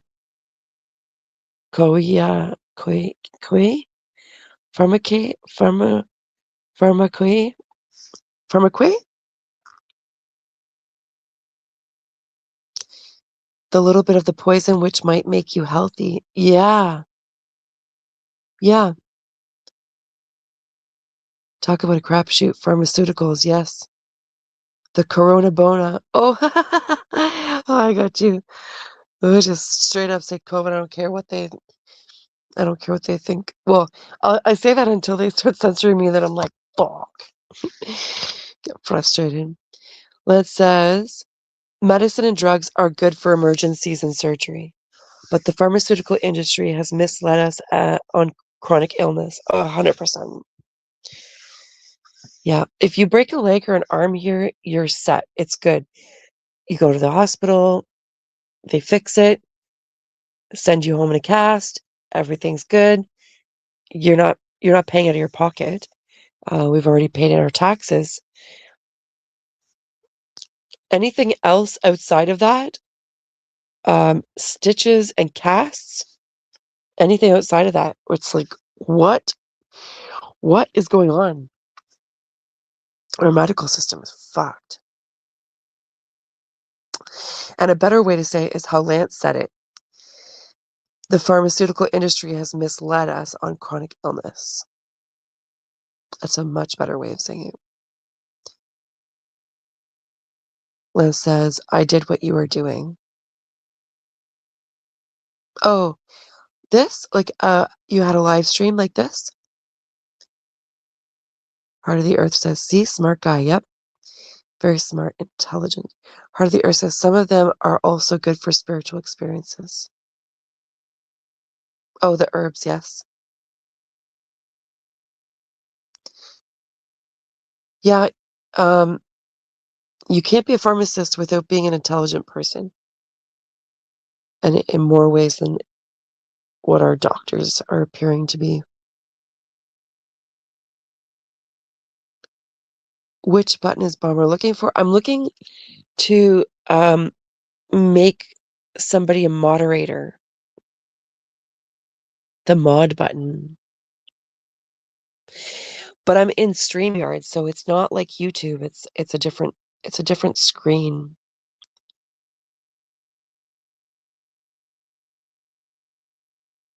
Yeah, we'll get there. I don't have a cursor though. I'm on my phone. I'm just on my little old phone here. Speaking of old phones, I can do it on my old phone, guys.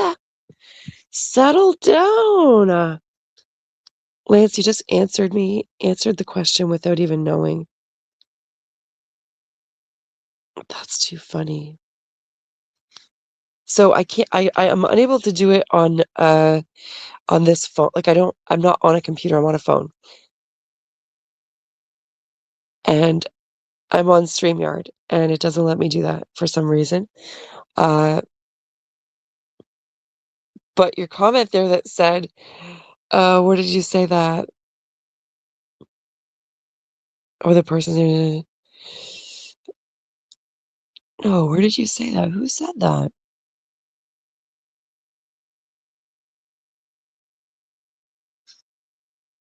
Did I just make that up in my head?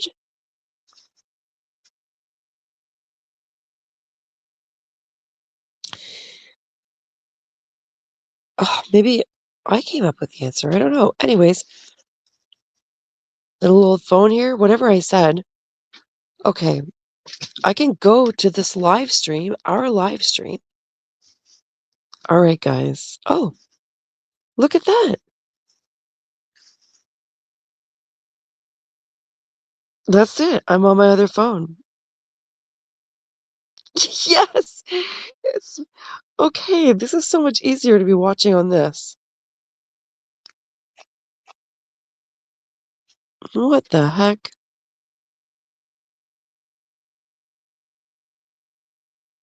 Do we see all the comments here? Yep. Okay, so I can put this down. So then there's no risk of me pressing buttons that's going to accidentally end the stream.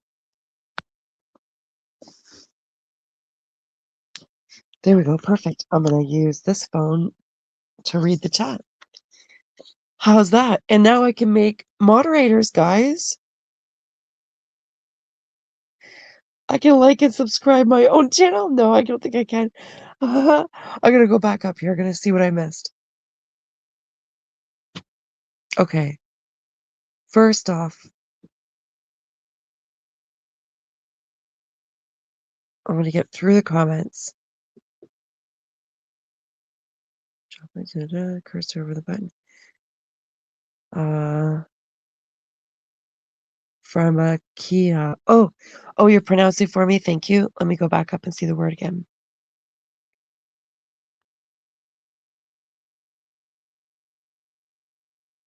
Pharmakia. Okay, and you've got the spelling. Where do you have the spelling here?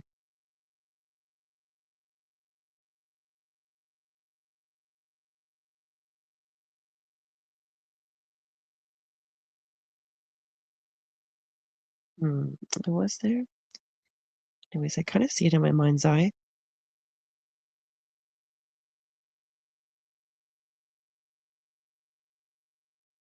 With the incense on the altar. Oh, Voy knows how to do that in the StreamYard.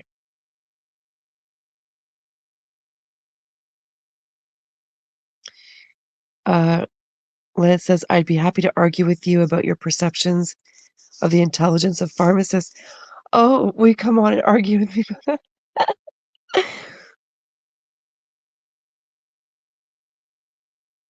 I'm sure that you've met plenty. Actually, there's one that covers for my pharmacist here, and my friend and I, well, anyways, we have a name for her. It's not, it's not, it's anyway, it's likely not high vibrations. Our name for her, but she doesn't seem to know what's going on over there. Like, if I see her at the pharmacy, I turn around and walk out. And typically, what I'll do is I'll call first, and I find out if my pharmacist who runs the store owns it, if excuse me, if she's there, and if she's not there, I won't go. But if I'm just passing around and stop in, and she's not there, there's one other pharmacist that I spoke to a couple weeks ago when I went in looking for vitamin K2, and he didn't understand the correlation between D3 and K2 and magnesium, and didn't know about even the D3 and K2 combination, and didn't know. He didn't know, like, about taking a high dose of D3, about is it calcification, or the calcium deposits or something. Anyways, I'm a nobody. He's a pharmacist, so I know my pharmacist understands that. So, anyways, yeah, this is my first hallucination of the year. I got it in really quick and dirty there. Make sure to like and subscribe. Where am I here? No, I followed the train of thought. Quite legit. Nothing weird. Heart of the earth. Make. Oh, got you. Make sure to like. Okay, got you. Boy is backstage. Are you backstage? Okay, let me get through the comments, boy, and then I'll bring you up. Oh, the pharmacist, don't get high on your own supply. Yeah, never get high on your own supply. Yeah, I'm sure that's a real problem. I think it's likely a bigger problem with doctors because they can write a script, and then they're all friends, and they can likely just write for each other. And I know they all cover each other's arses, and it's a problem. Nurses too. It's a problem with nurses too. We got the tag being played here. You're hearing loud stuff here.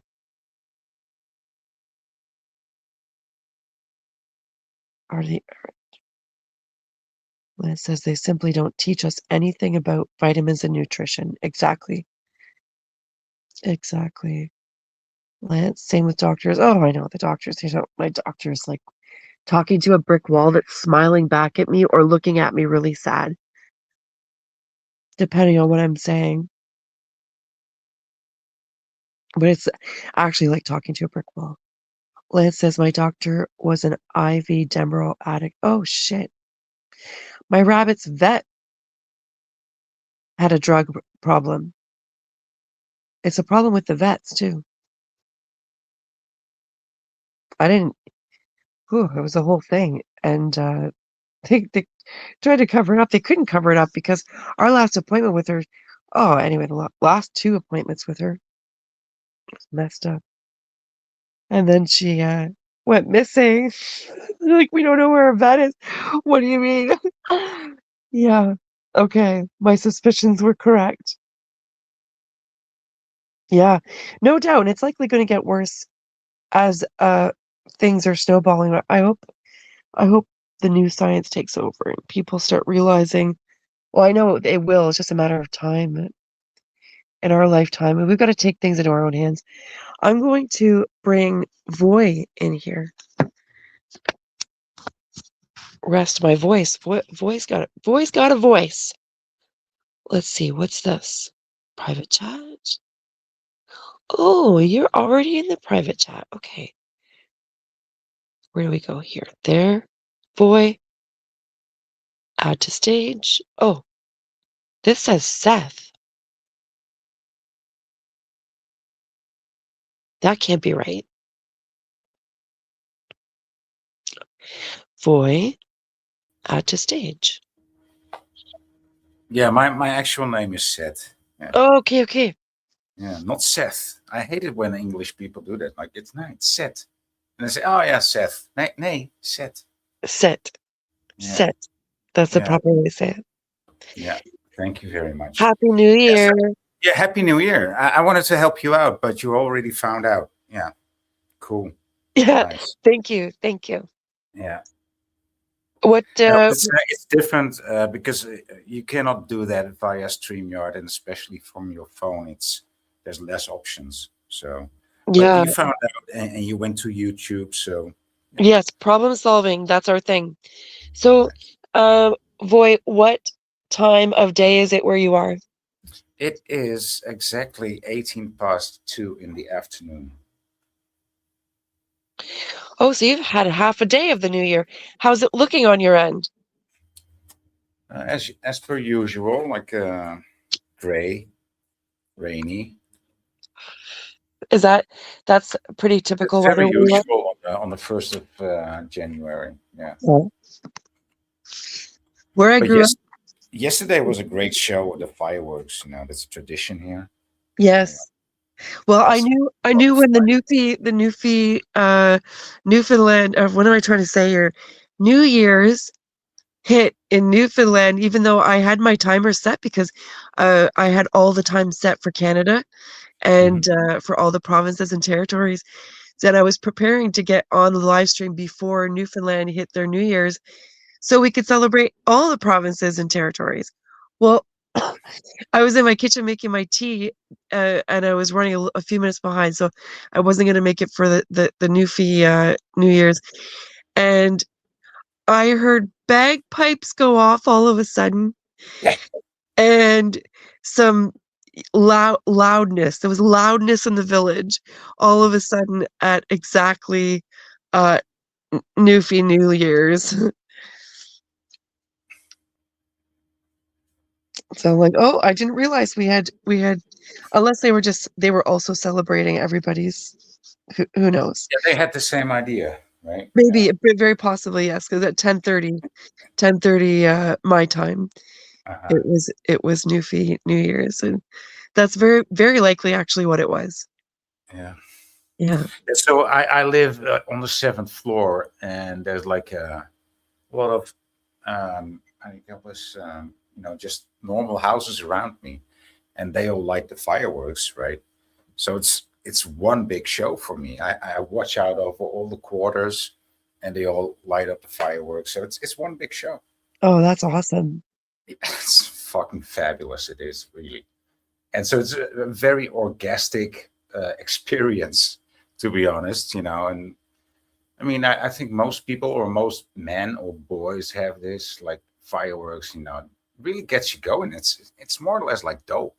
Yeah, it is. Especially when it's in that those amounts. It's like your eyes are gonna be wide open, and you're gonna say, "Oh wow, oh yeah, wow."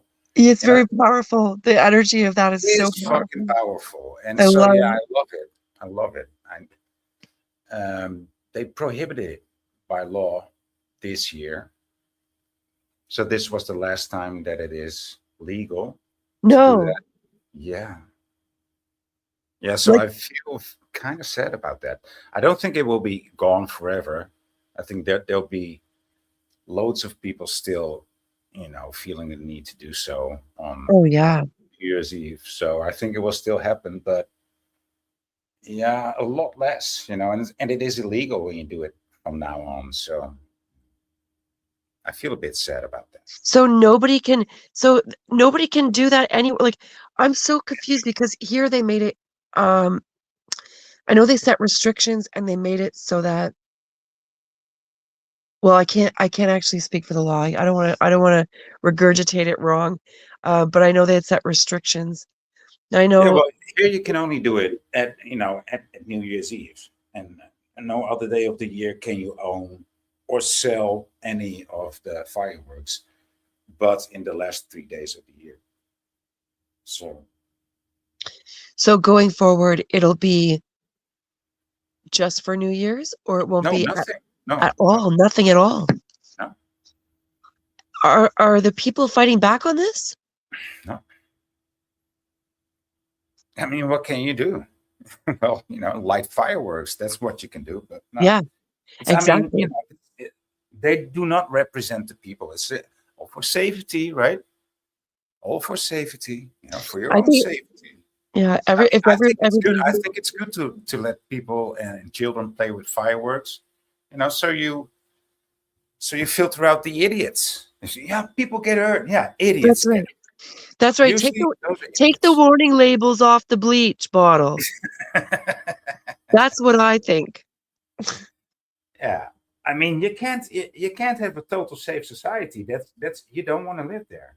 No, I don't want to live in a bubble wrap. Step by step, it's going unequivocally in that direction. It's just going there.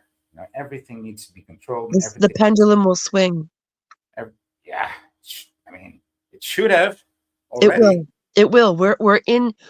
We've just. In it. Yeah, we're in it. We're in it, and it feels like the end of the world because we're in it. But the pendulum will swing, and we're swinging. It better. I mean, it's swinging. We're swinging. Are we? I've already felt the shift. Have you felt the shift?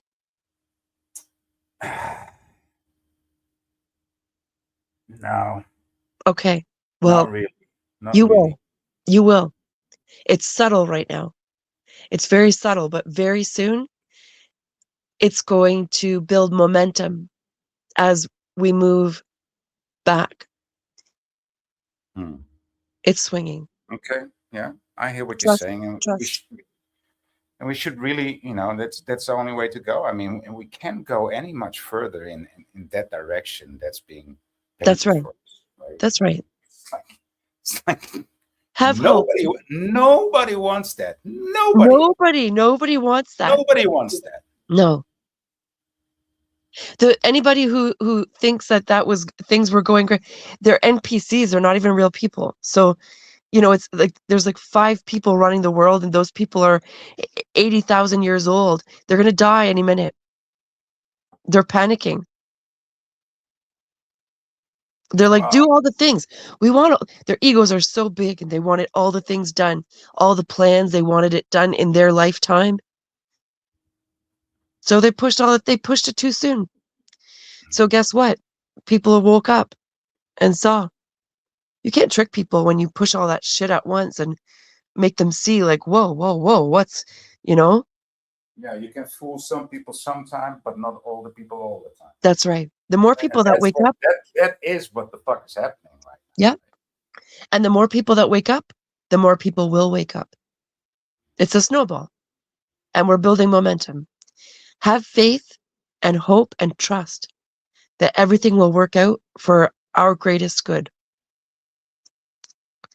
And the pendulum is swinging. Hopeful words for this new year. Yeah, Bomber. Absolutely. I feel good things about this year coming up. And I've been in a really deep depression for a few years. Well, many years. Many years. It's gotten worse and worse every year. And suddenly there's been a shift. But I'm super sensitive. Not in the way of, oh, I'm delicate flower. I'm not a delicate flower. You guys who know me, you know that. I'm sensitive in the way of energies. Energy, frequency, vibration. I'm sensitive to all that stuff. And there has been a shift. And the light will win. Yeah, well, I don't even lost hope, or I'm like, yeah, well, I mean, we'll see. Oh, I had lost hope. I mean, maybe not completely, but it got really, really testy for a while. That man, it really messed me up because I just feel how everything was going, and every year was getting worse, and it's not going to get better before. It's not going to shift to better right away. It's going to get worse in some aspects before it gets better. Because now people are opening their eyes. We're going to see it's like, that's because what it's going to take to make it better. Right? That's right. People We're are going to not see used. the damage. I don't want to think about it either, but that's what we're going to have to It's do. reality. It's truth. Yeah. It's the damage after the storm. What we've been left with, the carnage. That's what we're going to need to look at it, and we're going to need to see it, and we can't. The ostrich effect can no longer be an effect. You know, people sticking their heads in the sand. We need to look at what's happening around us with clear eyes and consciously, and look within, because that's where our true power and strength is within. Changing the outside world, that's only a side effect of changing the inside. Yeah, you can only change the inside. You know, That's it. So what you can do for the outside world is create something that inspires, create something that soothes, create something that takes care, create something. Yes, like your artwork, boy. Yeah. Seriously. Plant a tree. That's the medicine. Yeah. There's so much medicine, and it's not from the pharmaceuticals. It's not big pharma. The medicine is going to come from within. And if you're an artist, music, if you love to garden, if you love to whatever it is. To meme, or to philosophize, to make a joke, right? Yeah, That's also art. Yeah. If you've got a comedian inside of you, and he or she is, being locked up and feeling limited, like they can't express themselves, now's the time. Start. And right now in this moment, it's not the time to start new things necessarily. It's right now is go within and look around. Take inventory. What's serving us and what's not serving us? What are the little changes in our lives that we can make? It's not all of a sudden, we're going to do all this stuff and it's going to change. No, we're going to start small, but be disciplined, hold ourselves accountable, do things that are going to serve tomorrow's you. Yeah. And that are beautiful, right? Beautiful things. Do beautiful things, do things that make sense. Yeah. What makes sense? Today's morality in the common narrative has grown so, how do you call this, so depraved. Yeah. So like it's normal to look bad. It's like it's cool to look ugly. Like, what the fuck is up with that? That's a total inversion of any kind of ethics or morality, and it's have you been to a wedding? It's disgusting. I mean, it's been like that for 20 years, right, or longer even. But yeah, have you been to a wedding or a funeral lately? No. Do you remember once upon a time when everybody would dress in their Sunday best, which nowadays the kids don't even know what that means, but they would dress in their Sunday best. I've seen that. I've seen videos, and I was like, huh? Do people dress like this? People are wearing running shoes. Yeah. dirty running shoes, not clean new running shoes. They're dirty, filthy and listen, like it doesn't matter what you wear in the grand scheme of things. It doesn't change the fact that either somebody passed or somebody's getting married. It's not going to alter anything. But when you look at something like a wedding, they're going to be taking pictures in the wedding out of respect for the bride and the groom who have spent all this money on their wedding to make it the most beautiful day of their life. And people are wearing dirty old white t-shirts with stains and holes. Not even something stylish. Like, at least put something clean on. I mean, at least shower and put something clean on. If it's a white no, no. It should be stylish. It should be stylish and clean. You know, not. I mean, don't want to something clean. I mean, that's not the standard. I don't want to push people too far from where they're lowering the standards already. Is. Their current standard right now is so low that and wear something. Don't go naked. Don't go naked. And if you're gonna go naked, at least shower. Come on. The standards are degrading as we speak. Put a hat and cover your parts, anyways. No, I know what you're saying. Yeah, it's going into Walmart. It used to be an online joke to see like that's not what happens in the Netherlands. You know, people actually dress. Well, we don't dress up going to the supermarket, but you wear clothes. You don't even see people going in their trainers, right? Going to the supermarket. They might wear, of course, sneakers, but no jogging pants or anything. Usually not. No. Some might though, but those are usually like the Polish people or the Moroccan people, right?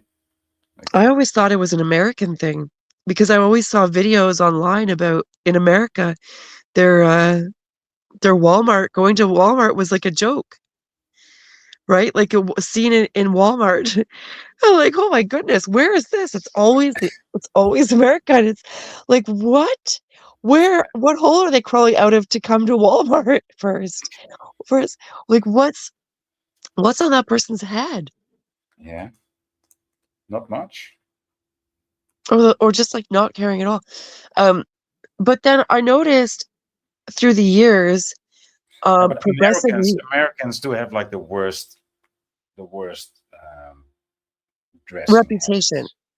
I mean, they just lack any style. Most of them, of course, not all, but most of them. Definitely not all. They don't care about style. They think that style or dressing nicely is already overdressing, right? It's just, why don't you just wear a baseball cap and a t-shirt with something stupid, you know? With it, I mean, well, that could also be Canada. People with those text and lyrics and things on their shirt. I mean, you shouldn't do that over 35 or 25 even, actually. I don't know. I don't have rules for that stuff. As an exception. I'm not so rigid. What's that? No, but I mean, they just don't care. They're just like t-shirt, baseball cap, and the shorts, and then some horrible shoes underneath that. It's just no. Are you talking in general, like every day, or to weddings and funerals? Just every day. That's just like the general style that Americans dress. Right? Yeah, that's not just Americans. That's Canadians too, actually. Canadians too, yeah. And if you put a flannel shirt over it, and it's Canadian. Yeah. Yeah. We wear whatever. But the thing is, for me, it's like going to events, any kind of event, or a wedding or a funeral, that kind of thing. For me, I was raised where you dress up for that. Mm-hmm. You know, you've got your everyday clothes, your going out clothes, your event clothes, or whatever your dress up clothes, and at home clothes, that kind of thing. Mm-hmm. Yeah. we're pretty relaxed here with our clothing, I guess. But I find that it's getting a little bit, even for my taste, and I'm pretty easygoing with that stuff. It just, when I go to Walmart or any store, if I go in a store, I don't want to see a dirty old t-shirt with a bunch of holes in food dropped down the front like stains, and Right. you know, I don't want to see that. I don't want to be near that person. Those Like, people around the food that you're gonna buy. right. Yeah. And I'm one of the least judgmental people you're going to meet. Yeah. But for my own comfort, I just don't want to be around that. And that's not anything about them personally in their own personal life. I'm sure that if that's the situation that they're in, like, that's a rough situation. Yeah, If it's they're like okay a with, sense of common decency, right? well, they must be hurting. To me, when I see that, I think they must be hurting so bad. Because I can't, even in my worst states, uh, if I couldn't change out of my pajamas to go get some groceries, well, I'll go without my groceries.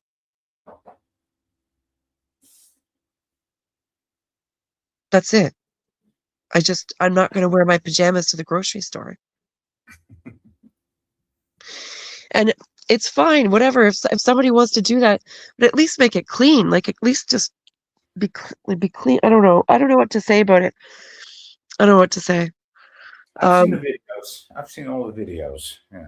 Yeah. People go in there with like the, how do you call this, like the brown stripes between their buttocks, right, and flies on it, and people Oh zoom in. God. Like, Don't. what, dude? Yeah, but those are the kinds of footage that you pick up in the Walmart. It's crazy. Oh, jeez. We don't have that here. That's not, well, I shouldn't say that because I'm not out all the time. I don't shop often, and even when I do get to Walmart, I run in and it's like supermarket sweep. I grab everything I need and get out. Hey, so But I've never you seen live that. in Canada, right? So how is it? Because all the clips I see about Canada is like there's like 2 million Indians coming in per year, right? People from India. Yeah. Yeah. 2 million per year. That's like, Yeah. it's like a fucking tsunami. Yep. So how's that? It's changing everything. Yeah. Yeah. But Canadians will always hold on to our Kindness. who we are, as like who we are. We're always going to be that. Like, they can't come in and have us shift to the point where we're no longer us. You're going to see more angry Canadians, frustrated, impatient. But at our core, we're still going to say sorry to the pole that we just backed into accidentally. Like, we just bumped into that. Oops, I just stepped back too far and bumped into that. Oops, sorry. We accidentally will apologize to that, or to the door that we hit our arm on when we walk. It It's is gonna that bad. it's gonna It is slip that out. bad. Yeah, it is that. Yeah, it'll slip out because we care, because we have heart. We care about our neighbors. You care a lot. We care a lot. We're like Care Bears. We're like real, living, live Care Bears. Care best care. Yeah. Canadians are just Americans with toques. Toques. Toques. Toques. Is that how you say it in Canada? Yeah, toques. I don't know that I agree with that. I think some people would. Some people would agree with that for sure. Well, I'm from the East Coast, though. Where I'm from, it's a totally different area. And every place is different, right? Like, if you go in the city, I would definitely agree with that. If you go to certain places, I would agree with that. and you know, I mean that for the States too, because I think there's a lot of Americans that we could say Americans are just Canadians missing their toques, right? We could say that. We could say that. There's good people everywhere, you know? There's good people everywhere. So Heart of the Earth says, because you're close to the North Pole. The North Pole is not a thing anymore. No, It's well, not. not where it was. It's not where it was, and it doesn't exist anymore. And it's not even called the North Pole anymore. It's Yeah. called the Arctic now. Yeah. Of course, there was always, there was the Arctic area, which was the North Pole. But it's not even called the North Pole anymore. It's not even in my atlas anymore. It disappeared. It'll be called that to anybody who lives anywhere near it. We don't. I know. If the still, names change, we still call it that. Yeah, when they change it on the map, that's pretty messed up. Oh, they didn't change it. Apparently, it was never there. What? The North Pole is in Canada. Yeah, Canada is closest to the North Pole. That's crazy. That should be Greenland, but yeah, it's all messed up. Yeah, I don't know. I don't know anything really. Well, I do. I do have a functional memory. That's why the Mandela effect hits me hard. That's why. The North Pole is the biggest one. What? No more North Pole? What? What? And anybody in the world will understand that. What do you mean? Yeah. There's no North Pole? Yeah. Well, look at the map, and it says, yeah, well, this is where it is. Yeah, that's where it is, but it isn't there. Oh, but it's still the middle. I say, yeah, but there's no more North Pole. It doesn't say North Pole, it says Arctic area, and there's no more ice there. And then they start looking at you like, yeah, that's actually a good point. Yeah. Or they're still in denial. But yeah, that's the biggest one for me, the North Pole. Just what? Well, and then the magnetic north has moved anyway. So yeah. Yeah. That whole thing.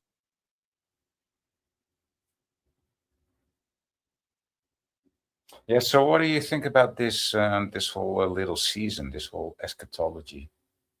You heard about that? The what? The what? Sorry. Satan's little season. What is that? So in Revelation, the book of Revelations, Yeah, in the Bible, it speaks about the end times, right? And how the world will end, and how there will be judgment day and anything and everything. yes. And so Jesus will reign for 1,000 years, and then Satan will be let loose for a small season to deceive the nations. And then after that, so a small season would be, I don't know, a quarter of a year, right? That's a season. But since it's not in if it's being spoken of from the Bible, that's the Bible is there's a little season could be 10,000 years. You know what I mean? And so since we know it's a quarter, a season is a quarter of a whole year, let's say, of a whole era. And so it might be 250 years, right? So you haven't heard about this one? Not the devil's season. No, I haven't. And what did you call it? What was the name you gave it? Satan's little season. I'm gonna mark it in the chat. So you can find out things about it if you type that in on YouTube, or preferably any other video platform. And what was the other name that you? So the thing is, if it's you gave it another name though, Voy. You gave it another name. Satan's little season. No, but you gave it another name when you first said it. Short season. No, you had one word. I forget. I don't know. Okay, go on with it. Go on. But so since it's 250 years since 1776, that might have been the instigation of the whole period, right? Because we've had like loads of revolutions, like the French Revolution came right after the Civil War in America, and then there was lots of other changes shortly after that, right? Mm-hmm. And the banks basically took over. Evil took over since that time and day. So there is something to it. And so that short season would come to an end in this year. Yeah. Energetically, I feel that Satan's little season is over. Yeah. So that would coincide, right? Yeah. So it does. There's something to it, huh? Yeah. Even if you don't, even if you're not into the narrative, you Yeah. do feel that shift, right? Yeah. The shift has happened. Yeah. That's interesting. And it's just happened. Yeah. It's happening. Like, it's happening right now. It's happening, but it's happened. Like, it better should. There's a shift happening right now that's it's gonna change everything.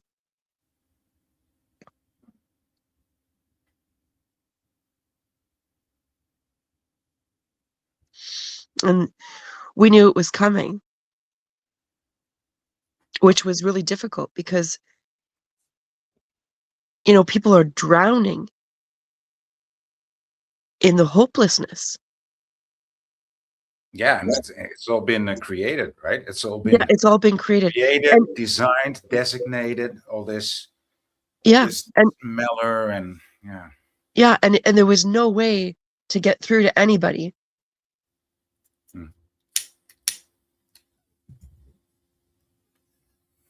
Yeah. Yeah. We're not going to vote our way out of this. Never. That's never going to happen. It's not going to happen. And people people aren't, of course, they're not fond about going to war, starting or maintaining a civil war or an uprising. No, it's not something to look forward to. And of course, there's going to be a lot of casualties. But the other option is, that's not even an option at this point. It's also, we already can see the example, in our current world today, like in China, right? Totally controlled. Yeah. Society, civilization. It's like people can't even leave the city, even when they're denied from the system. They can't even leave the city, so they must die inside. They cannot even go outside and go into the woods. Yeah, they'll be shot. And they tried that. They tried that with us so during COVID. They tried that with us. They tried that with us during COVID and the last few years. They wouldn't let people go in the woods, and we were going in the woods anyways. You're never going to stop a Canadian from going in the woods. It's so crazy. Right? There was a period of time. Is that law still in action? Still. The one in Nova Scotia, and I believe New Brunswick. I know Nova Scotia was the big one for sure, because a guy was fined $250,000, I believe. No, a bit less. No, a bit less than that. But it was like crazy much. It was not 100,000. It was like 25,000 or 200. No, it was 250,000. Was it that much? Yeah, 250,000 or 25,000. I'm gonna search it right now. It was 25. Yeah. I'm gonna search it right now. No, it was 25 or 52. Yeah, but not 250. It was high. Yeah, it was high. Anything over 1,000 is way too high. Any fine at all for going in the woods is too much. Yeah. No, it was 25,000. It was 28,000. 28. Yeah. 28,000. He was fined. Yeah. For going in the woods, because Nova Scotia had a ban. But he wanted to be fined, right? Because he wanted to fight it. Yeah, everybody would. Oh my goodness, all my friends down home, they were like, they can't stop me. I'm going to the woods. We're going. Everybody wanted to go in the woods. Everybody was going to the woods. There was no. Oh my goodness. Yeah, Yeah, so crazy. everybody was going to the woods. It was a whole thing. Yeah. And that wasn't during COVID necessarily. That was. I mean, but who the fuck is behind, prohibiting people from going into the woods, and then from all people, Canadian people, right? It's like, Yeah, well, that was because of the fires, right? And I understand to a point about the fires being a risk because people will have their smoke and they'll just throw their cigarette butts. yeah, So I get that to a certain extent. But what about no smoking yeah, in the woods? yeah, Let people go to the woods and just ban smoking in the woods and no fires. yeah, Instead, a man was fined. Or I don't know. Actually, I can't quote that. I can't remember if he was fined. They weren't allowed to fish. yeah. They weren't allowed to fish in their own ponds that were stocked. Yeah. Something, Crazy. something crazy. Now I could be quoting this wrong, but it was just absolutely insane. It was insanity. Yeah, I There mean, was in something else America, too. there's laws in place in some states that you can't collect rainwater. Like, what? Yeah, yeah. Jesus, like, You what can't the collect fuck? rainwater. Like, what are you talking about? You can't collect rainwater. Put a bucket outside and collect it. You can collect rainwater. And they're like, no, we're not allowed. Like, what do you mean? Put a bucket outside. Can't reason with these people. I mean, that's why you can't vote your way out of the. You can't reason with these individuals. It's not even people. It's not even. It's I don't know. Nobody ought to let any of this bullshit stop them from doing what they know is our basic human rights. It's a primary physical need to drink water. Put a bucket outside and collect water and get your Yeah, but grain. don't drink rainwater though. I mean, No, that's no, not but the you know best what I mean? quality. Like water's a necessity. So whether you've Yeah. got maybe you're gonna take rainwater and filter it for a temporary time to get through maybe your plumbing's whatever it is. Or maybe you need it because your shower's not working, you're gonna make an outdoor shower. For whatever reason, they No, but cannot I mean, come. just imagine what I tried to say is just imagine the mind behind Yes. coming up with such a thing, and then Yeah. And then the following total mindlessness in all the other people that agree with it. complying. Yeah, complying with it. Like, oh yeah, that sounds like a good idea. Like I think I would what? enforce that. It's like No. how is it that nobody in that process, before it becomes a thing, before it becomes a law, Yeah. how is, like, who the fuck comes up with that? That's only a very inhumane entity. That's not a human being that That's comes. right. That's right. Because somebody came up with it and then it went to a committee Yeah. and multiple people agreed on it after Like, oh discussion. yeah, that's a good idea. Yeah, that's a good idea. They What? thought about it, they discussed it, and they decided it was a good idea, and then they passed it to And then everybody else thought, yeah, we're gonna vote yes on that. Yeah, yes, and everybody else was like, yeah, that's great. What a let's not brilliant tax idea. the rainwater, but let's just make it illegal to collect it, because we cannot tax it. Yeah. Cannot tax it. So Yeah. let's make it illegal to collect it. Yeah. I mean, that's. I mean, yeah. Try to think of it. Try to think of how does a process like that take place? Just like unimaginable. Yeah, It's it is unimaginable. Yeah. I know, I've thought about stuff like that a lot. It's insanity. I cannot see myself or any of my neighbors in any of those positions, right? Like the one that came up with it, the one that agreed it, the one that said yes, the one that voted. No, none of those people. None of this. The first time that somebody stood up and said, I think, I propose that collecting rainwater be illegal. Like what? How did nobody slam their hand on the desk and say, ignored the whole fucking thing, no, like, because it was such an idiotic statement. No, boy, if we're in a meeting and you stand up and say, I propose, listen, I'm throwing a book at your head. I'm throwing a book at your head. Get out. You're done. You're not on this committee anymore. I couldn't even react to it. I would just start saying something else. And oh my gosh, imagine the laughter. The laughter. Except they're doing evil laughter. You would be fucking flabbergasted. I wouldn't even know how to react, to be honest, if Just, that was said in a meeting. Yeah, just shaking the head. It's just, that is not real. That didn't happen.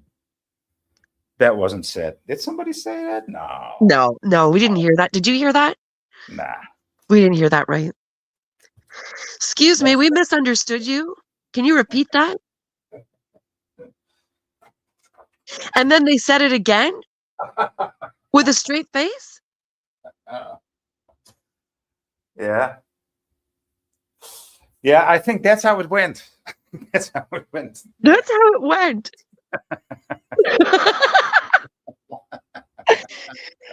Oh, shit. Instead, they were all sitting there like little villains with their hands like Mr. Burns from The Simpsons. Yeah. And they've got their fingers tapping. And they're like, excellent. Yes, and we will pull out all the apple trees as well. No more planting fruit.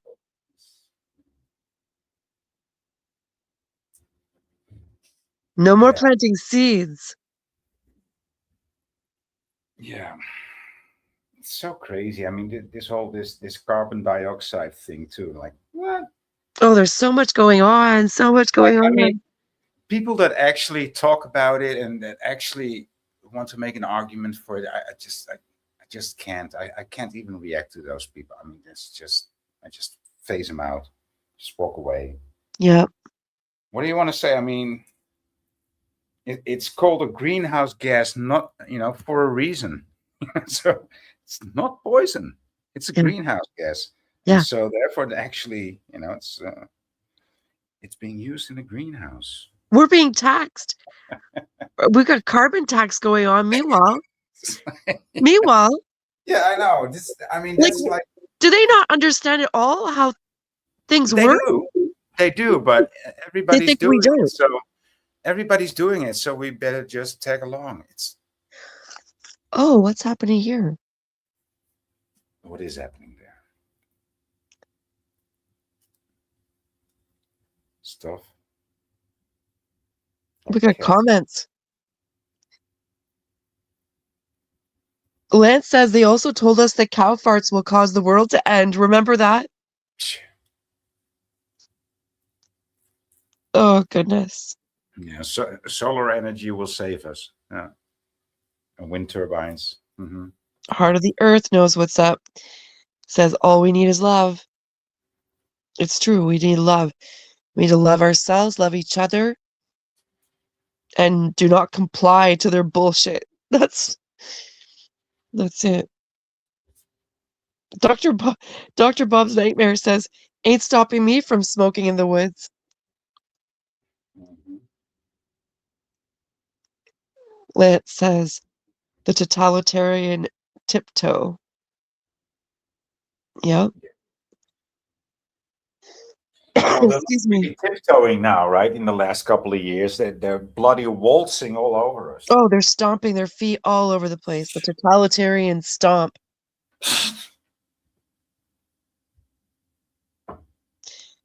Josh says 10 hours and sounds like you are going strong. I love it. It's 10 hours and 18 minutes, Josh. Did we wake you up? Oh my goodness, did we wake you? I'm so sorry. I think he went to sleep when you started, and now he woke up, and you're still going. I think that's No, he was up all night on a live stream, and he went to sleep when he came over here to fall asleep, so he could actually get some sleep. And we woke him up. Sorry. Sorry. See, I'm starting to get the hang of this Canadian tradition. Yes, you see? Yeah. It takes away all the shame and guilt.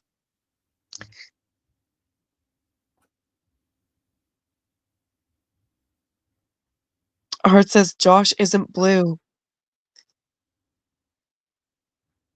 I don't want to add more to anybody's plate. Also,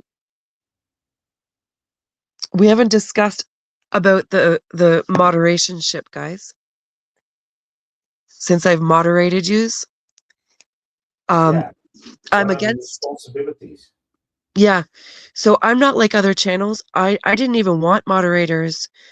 And Josh, if you want to be a moderator, I'll make you one. Here's the thing. There's no censorship on my channel. None. With only 2 exceptions. If somebody's spamming the chat, like they don't even seem like they're a real person, NPC, bot, like brainless, whatever, that they're spamming the chat with the same thing over and over, block them. Done. We don't deal with spammers. And if somebody comes in and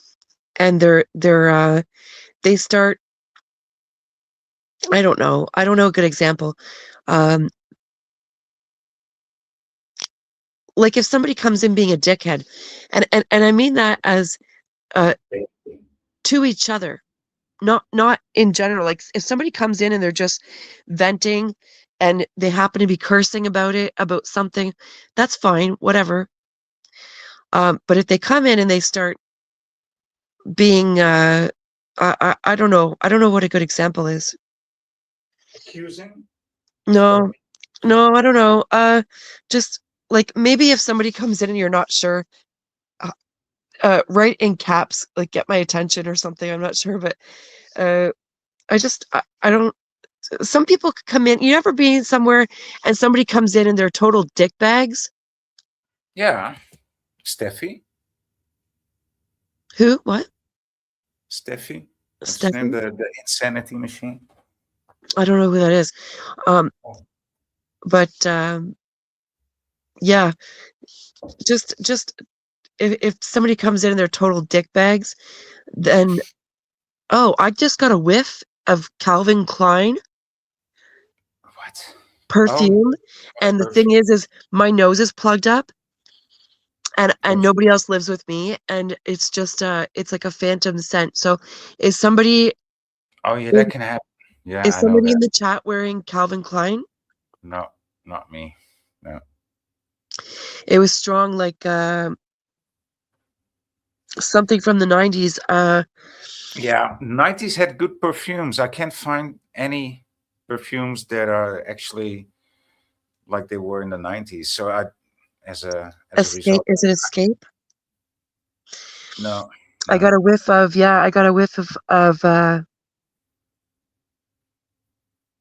it's like Escape or Obsession or Escape or something, like it's. I wouldn't know. Is somebody in the chat? I did like Joop very much back in the it was 80s even. 80s, 90s. You know that smell? Joop? What is it? Joop. Joop. Oh, Jupe. Yeah. Yeah, I can't remember it. I know the name. But like I'm stuffed up and I got that smell strong in my nose. So somebody yeah, that's not a real smell. That's absolutely a phantom smell, then, right? Yeah. Yeah. And so I'm wondering if somebody in the chat, because maybe there's a message for you that I need to relay. Excuse me. Like I'm stuffed up, guys, and I live alone. So, anyways, it's And how many cats do you have? how many cats? I have 2. Two. That's You? not a cat lady. No, I don't know. None. No. I do like animals though, but I like birds, and so I don't keep them in a cage. I Yeah, just feed them exactly. outside. Thank you. Say that again for the people in the back. We don't keep birds. Well, I did keep a bird once upon a time. That was caught by a cat, and the cat laid it down at my sister's feet, and it was still alive. And so that was like a tough bird. like I really loved that bird. And I had this beautiful cage, formed like a palace, like somewhat like an Indian palace. And I always had that cage just as decoration. So it's rather tiny. It's not too small, but it is tiny. And so, but I always kept the cage open. But that was Yeah. his cage, so he could always roam freely through the house. I'd only have to clean up his shit every now and then, Yeah. But such a tiny bird. That's no nuisance. Hardly a nuisance. Yeah. Yeah. And he was But able to fly all one over day the he place. actually flew away, because I was so Oh, laxy daisy about, keeping the door open. yeah. But hey, But he was an outdoor bird anyway, right? Originally? now he was like a tropical bird, so Oh, it's hard for him to survive in this climate. But they some of them do survive though. But it was an old bird. He was quite old already when I got him. So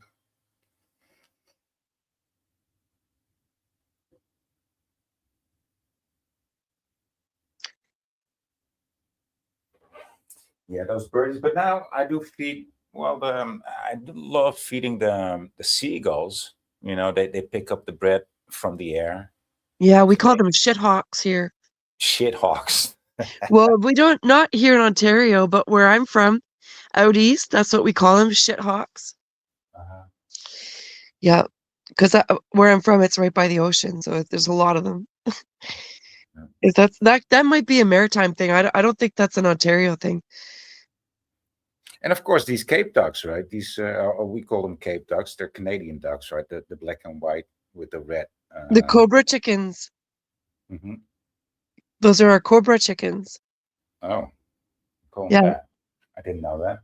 yeah. Well, they're Canada geese. No, Oh, we not call them Canada Canada. geese. Yeah. No, Canada. No, Canada ducks. I know what Canada geese are. I know that, but Canada ducks. The black and white. Oh, loon. Cow. The Yeah, we call them. loons. How do you call them? Loon. The loon. Loon. Okay, I don't know that. I don't know. I don't know. Black and white duck. Like all I can think is the Canada goose. Yeah, that's a goose. Let me see. I thought it was their origin is also Canada.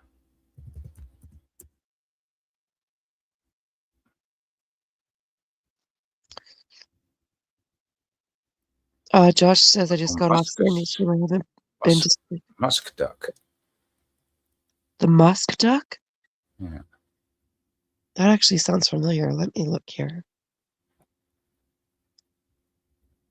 Oh, okay. Barbarian duck. Yeah, I think they're original from Canada too. They're native to southern Australia. Are they? Yeah. Huh, I didn't know. They're the friendliest duck around. Are they? Yeah. Well, they're not ugly. Canadian. They're ugly as hell, though. They're not Canadian, boy. We keep our foul. Yeah. Our foul life, our foul. The Canadian geese, the Canada geese, I should say, because it's Canada geese, not Canadian. They're wicked. Well, are they? Yeah.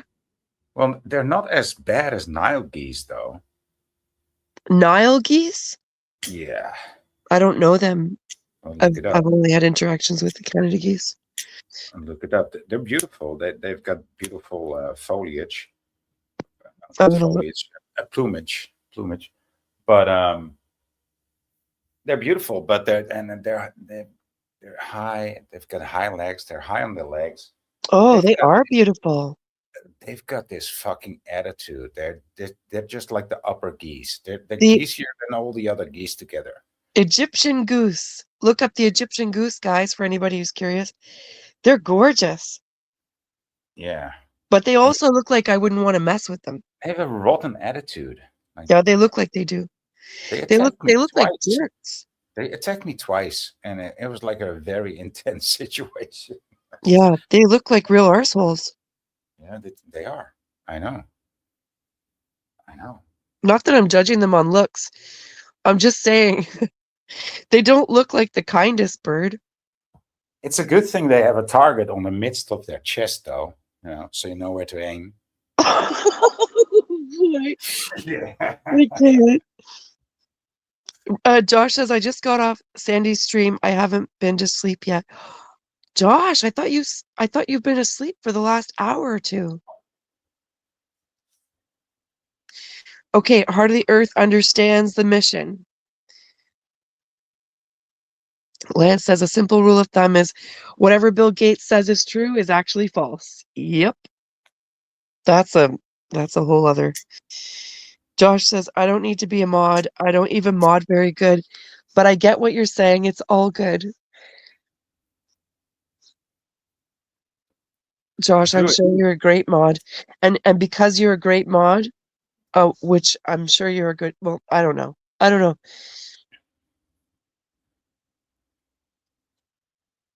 need people who understand no censorship.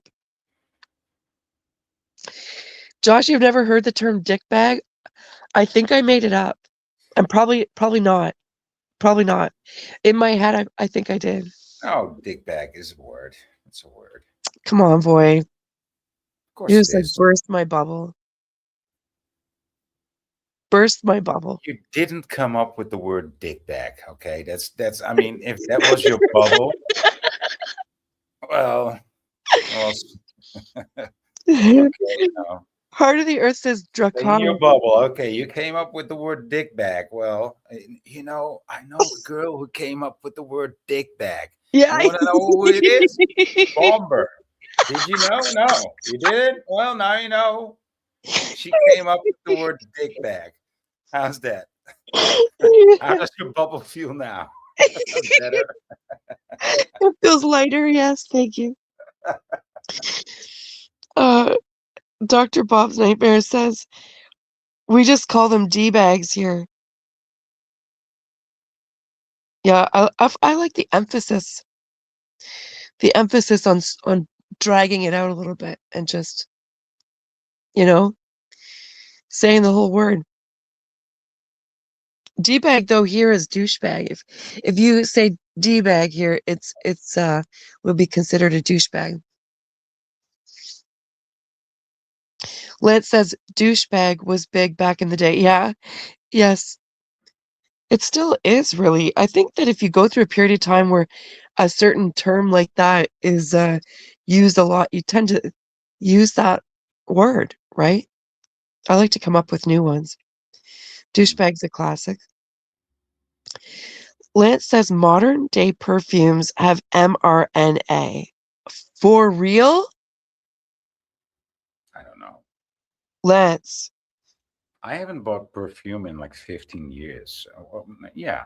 I love perfume. I did like the old perfumes, but nowadays, and even the old perfumes that I own, even when I shake them good, they don't smell like they used to. I mean, of course, your one's smell also evolves, right, through the years. But well, perfumes need to be kept. Like their environment matters. Mm-hmm. So if they're exposed to the light can damage them. The temperature change will damage them. Extreme heat, extreme cold. They can handle cool, but Yeah, and I know that, but back in the day, if it's made from the right ingredients, even then when something goes bad, that still has a good smell to it, still. No, some perfumes go rancid and it Yes, goes really bad. some do, but Yeah, but the old perfumes, they were made with quality ingredients, and if they were taken care of, they can last. I've got vintage perfumes here that were taken care of, and oh they. really? Oh yeah, I love perfume. Is this one of your things? Is this one of your passions? It is. It's one of my passions. Yeah. So Ah, I'm really concerned about what Lance said. Not that I'm into many modern day perfumes, but mhm. there. I love all perfumes. So yeah, I can't say I love all perfumes. That is false. Yeah, Uh, yeah. I was blessed. It's not a perfume, but one of my YouTube friends from America, she makes soap, right? And she sells it worldwide. I said, "Yeah, I want to buy some from you too." And she said, "Boy, you're not gonna have to buy it. I will send you a whole box full of it." What? so So, yeah, so you got a box of I don't homemade. ever have to I don't ever have to buy soap again in my life. Oh, that's awesome. That's amazing. All different sorts and kinds. It's wow, such a great gift. Yeah. It's not a perfume, but it sure smells nice, and it's all natural, mostly natural ingredients. Of course, some. That's awesome. I love homemade soaps. But they're so Yeah, expensive when you buy them out at markets or wherever. It's like I think any, so. it's like anywhere from $5 to $10 a bar of soap. I'm like, what? The way Yeah. I go through soap, I can't. No, but it is real special. Even she actually sometimes she actually makes a painting in the bar of soap. Oh, that's So nice. there will be a car riding over a road with mountains in the background and a Oh, see, sky. Right? I I would mean, end up. that takes so much effort. I can only imagine, how she makes that. And I'm thinking, wow, Yeah, I don't know. yeah. Because I've watched soap being made, and that's the whole thing. Mhm. Um, to make it into a piece of art, I would definitely splurge and buy some of her soap probably, because I have a thing for soap, so I do have a little collection. It's not a big collection, just a little collection of specialty soaps, and I don't always choose a specialty soap. I always have 2 or 3 different bars of soap going because I like the different scents and the different. Not all soap is the same, and so when I'm feeling like I need a little extra pick me up and I finish a bar of soap, maybe I'm gonna go for a specialty soap, like a homemade one or a one I got at a market somewhere, you know? I'm trying to look up what her Etsy is. See. Dr. Bob's Nightmare calls them Canadian Air Force. Yeah, that's a good one. Dr. Bob's Nightmare, where are you located? Are you in Canada? Lance says mallards. Are you talking mallards or you were talking ones that are not even from here really? They're from Australia. Lance says Canada geese spend months in a plaza near my place. They'll charge you if you look at them funny. It's so true. It's so true. Did you ever see a Canada goose's teeth? Like they're freaking Oh sharp. yeah, yeah, yeah, yeah. And their tongue, yeah, they can Oh look my ugly. god. I mean, do you know what looks even more evil? A penguin looks even worse. Looks Oh even dear. worse. Yeah. Penguin in the beak. It's like wow, that's like an alien monster. Yeah. Lance says Ohio is a fine state, except for Toledo. Josh says, I agree, Lance, Toledo is a dick bag of a city.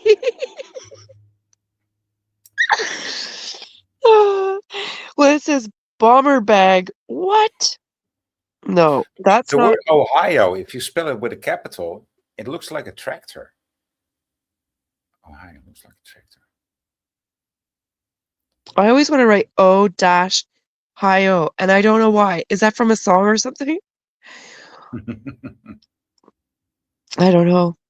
No. What's a bomber bag? Lance says, LOL, real. Lance, no, just kidding. About mRNA and perfume. Oh, you were kidding about that? Oh, thank goodness, because Lance, I don't think you realize, like, that's a real thing for me, this perfume.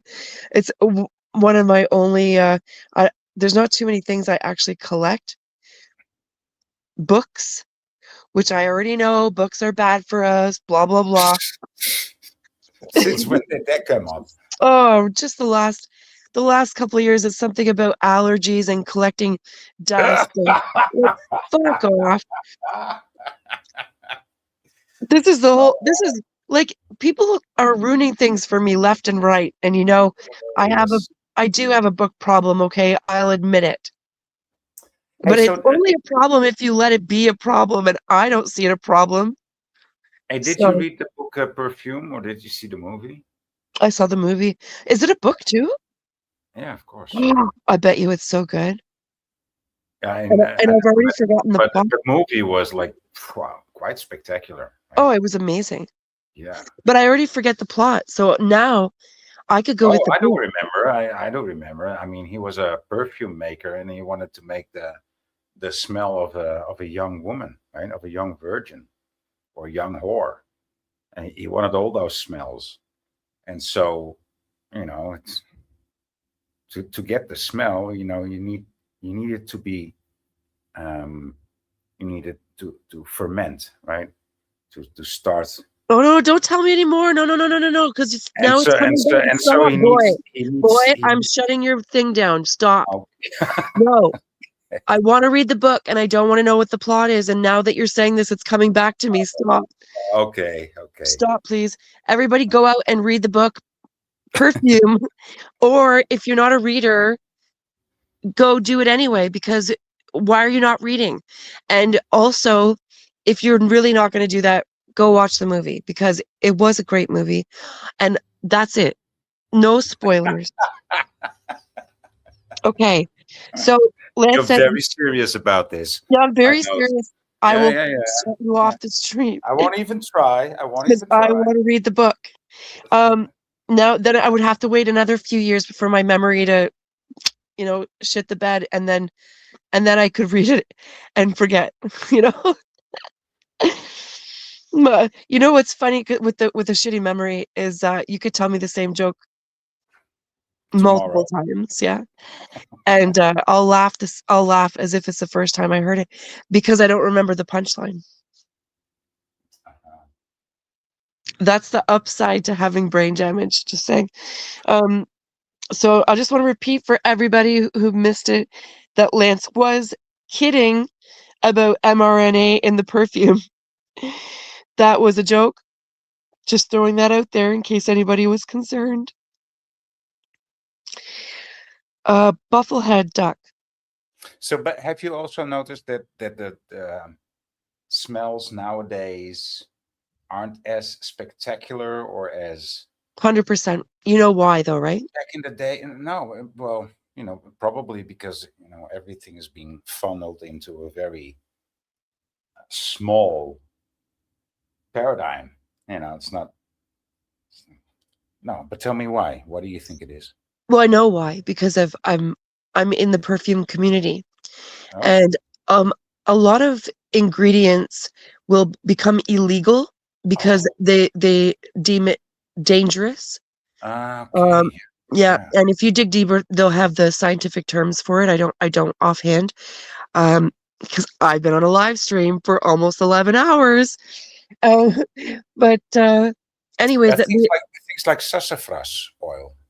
Those are yeah, dangerous, right? yeah, there's all kinds, like oak moss and things like that. They can no longer put it in perfumes from the natural source. So then they have to come up with a synthetic version. And the synthetic version is never as good, No. ever. So, yeah, I think that okay. So, and And since when has that been going on? Like the oh, last for 20 years? since the 90s, 80s, 90s, it started Yeah, late 80s, early 90s, and it was like it started with just here and there, an ingredient here, an ingredient there, and it was just like it's insane. It's yeah. insane. You can take, um, anyways, like if we start talking about this, I'm gonna lose my No, listeners yeah, I hear you. You know, if because it's going to be passion, I'm like you know, it's a I hyper focus you for me. you taught me something new today. It's So a yeah, passion for me, so it's, um, but yeah, if you dig down that rabbit hole, if that interests you, it really is interesting. It's also extremely frustrating. So if you find that you have a scent, a perfume or a cologne that you really love, you yeah, can find a vintage. You can find a vintage, and ideally you would find one that's been kept in its box. yeah, And if you're buying secondhand, you want to ask, where has this been stored? Are you the original owner? yeah. Did you know, I remember running into this issue with my girlfriend back in 2015, I guess. Yeah. yeah, And so I wore this old cologne, something that I had, like from the 90s. And she's, oh yeah, that smells like the cologne that I had, and I didn't know what she was talking about. And she rebought it, and she bought it. She said, nah, it's not the same anymore, because it missed that ingredient. What the ingredient that remembered her of that cologne was exactly what was missing there, yes. in And the thing with that. perfume and cologne is it's not just about a scent. It is about a feeling because Yeah. humans and our sense of smell, it recalls memory. Like Oh it yeah. gets attached to memory. So if you were doing something in the 80s and let's say you fell in love with a girl and she had this perfume that she wore all the time and you had Yeah, so many you. good memories. That's that jupe that you Yes. talk So if about. you Yeah, smelled that right now, you would have yeah, all those memories flood back. yeah, yeah. I know. It's so attached. And like when you're Same doing thing for me. something, When first time I used mushrooms was in tea, right? And it yeah, was this horrible Pickwick scented with peach tea. So it was called peach tea, right? So anytime I don't like scented teas, right? These artificial fragrances. Um, but anytime I will smell that, I will think of mushrooms. Yeah, yes, very weird. yep. Yeah. Not when I smell peaches though, but artificial peach smell. Yeah, that reminds me of mushrooms instantly. It's funny that you say that because artificial peach smell reminds me of smoking weed in the 90s. Because That's very similar. That's very yeah, similar. it's very similar because we would roll up our joints, throw on Dazed and Confused, and pass the joints around the room. We all had our parts. We would recite it. We did this all the time. Okay. We would recite the whole movie and as it was playing. And I would bring peach gum. I don't Uh-huh. and I can't remember if I saw the package now I would remember, but Right. I'm getting flashbacks now. I can taste it in my mouth like as if it's right there. I would bring peach gum and pass it around anybody who wanted gum, and it just was so enhanced by the buzz, right? And Yeah. it was all part of the experience. So now, if I taste or smell artificial peach, Yeah. Takes immediately you I'm right back. back Oh, there. I'm right back to like I can hear the music playing in my head of the movie. Um, Was it yeah, Bubblicious? Was it Bubblicious gum or was it Hubba no, Bubba? no, it was neither. It was I want to say it wasn't Trident. Was it Trident?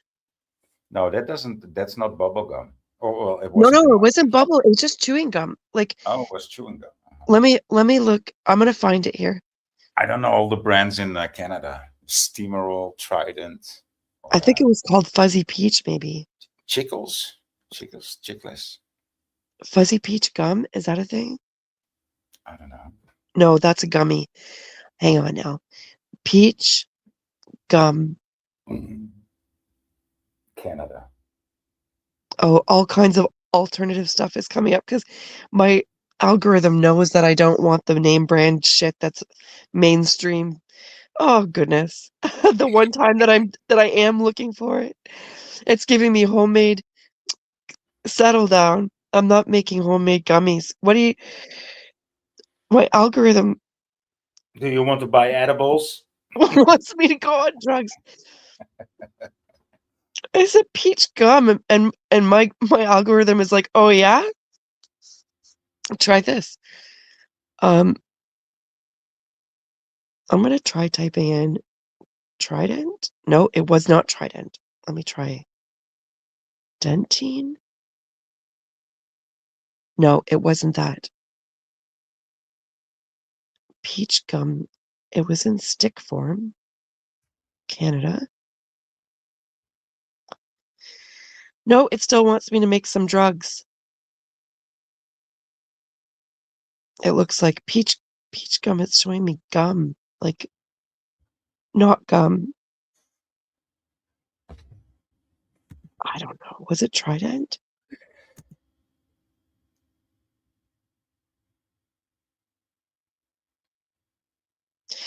Anyway, it doesn't matter. Really matter. It really doesn't matter.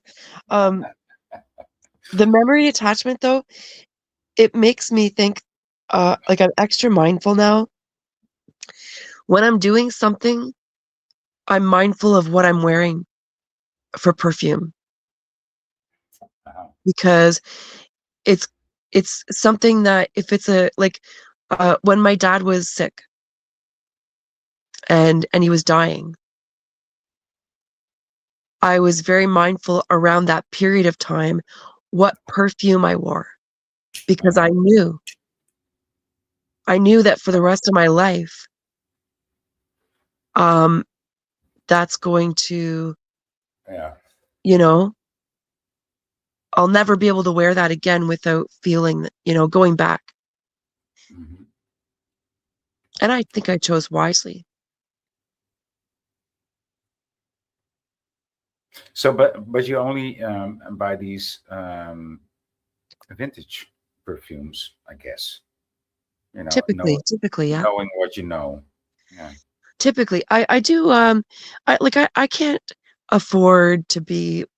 I don't want to put that in the universe. Let me reword that. Too picky about it, yeah. but you will look. It's if I find more modern perfume that I love and it's for a decent price. If I'm out, like I'm hardly ever out. I don't shop. I don't ever get out. Sometimes I do. And when I do, if I find it for an affordable price or secondhand, because people buy perfume and they hate it. And then they're like, oh, Bomber wants this for really cheap. They don't really say that, but energetically, they get the message. So every once in a while, and I don't buy perfume often, but I got a perfume that was worth $300. I paid $10 for it.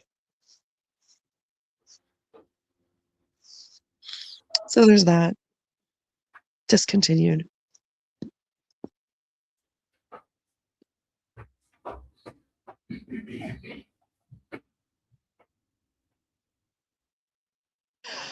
Josh says if you walk down a busy street in downtown Columbus and yell "oh," someone will yell back "I-O." Oh, I love that. Pappy's is back. Pappy Two Bears is back. He says, well, I see that the campfire is still burning brightly into the new year. Let me add some tobacco and sweetgrass into it for prayers of a great New Year's for you all. Thank you, Pappy Two Bears. Yeah, I gotta buy myself some wood to burn for the New Year's gathering. I had a good smudge last night. I did a 5-hour salt soak. Then not last night, but the night before, and attempted to cleanse away 2025 to get it out of my life and out of my cells. And then I wrote down a bunch of stuff I want to release. went next door, burned it in their fire, and came back, and then smudged myself in my apartment. And yeah, felt good. You went all ritualistic about it. Oh yeah, get it out, get it gone. Be gone. Get it gone. 2025 is gone. Liz says, I loved Columbus. Also went to Miami University and Oxford to watch the American Archery Championships. Ooh, that sounds interesting. Saw the Montreal Expos play the Reds at Waterfront Stadium. What?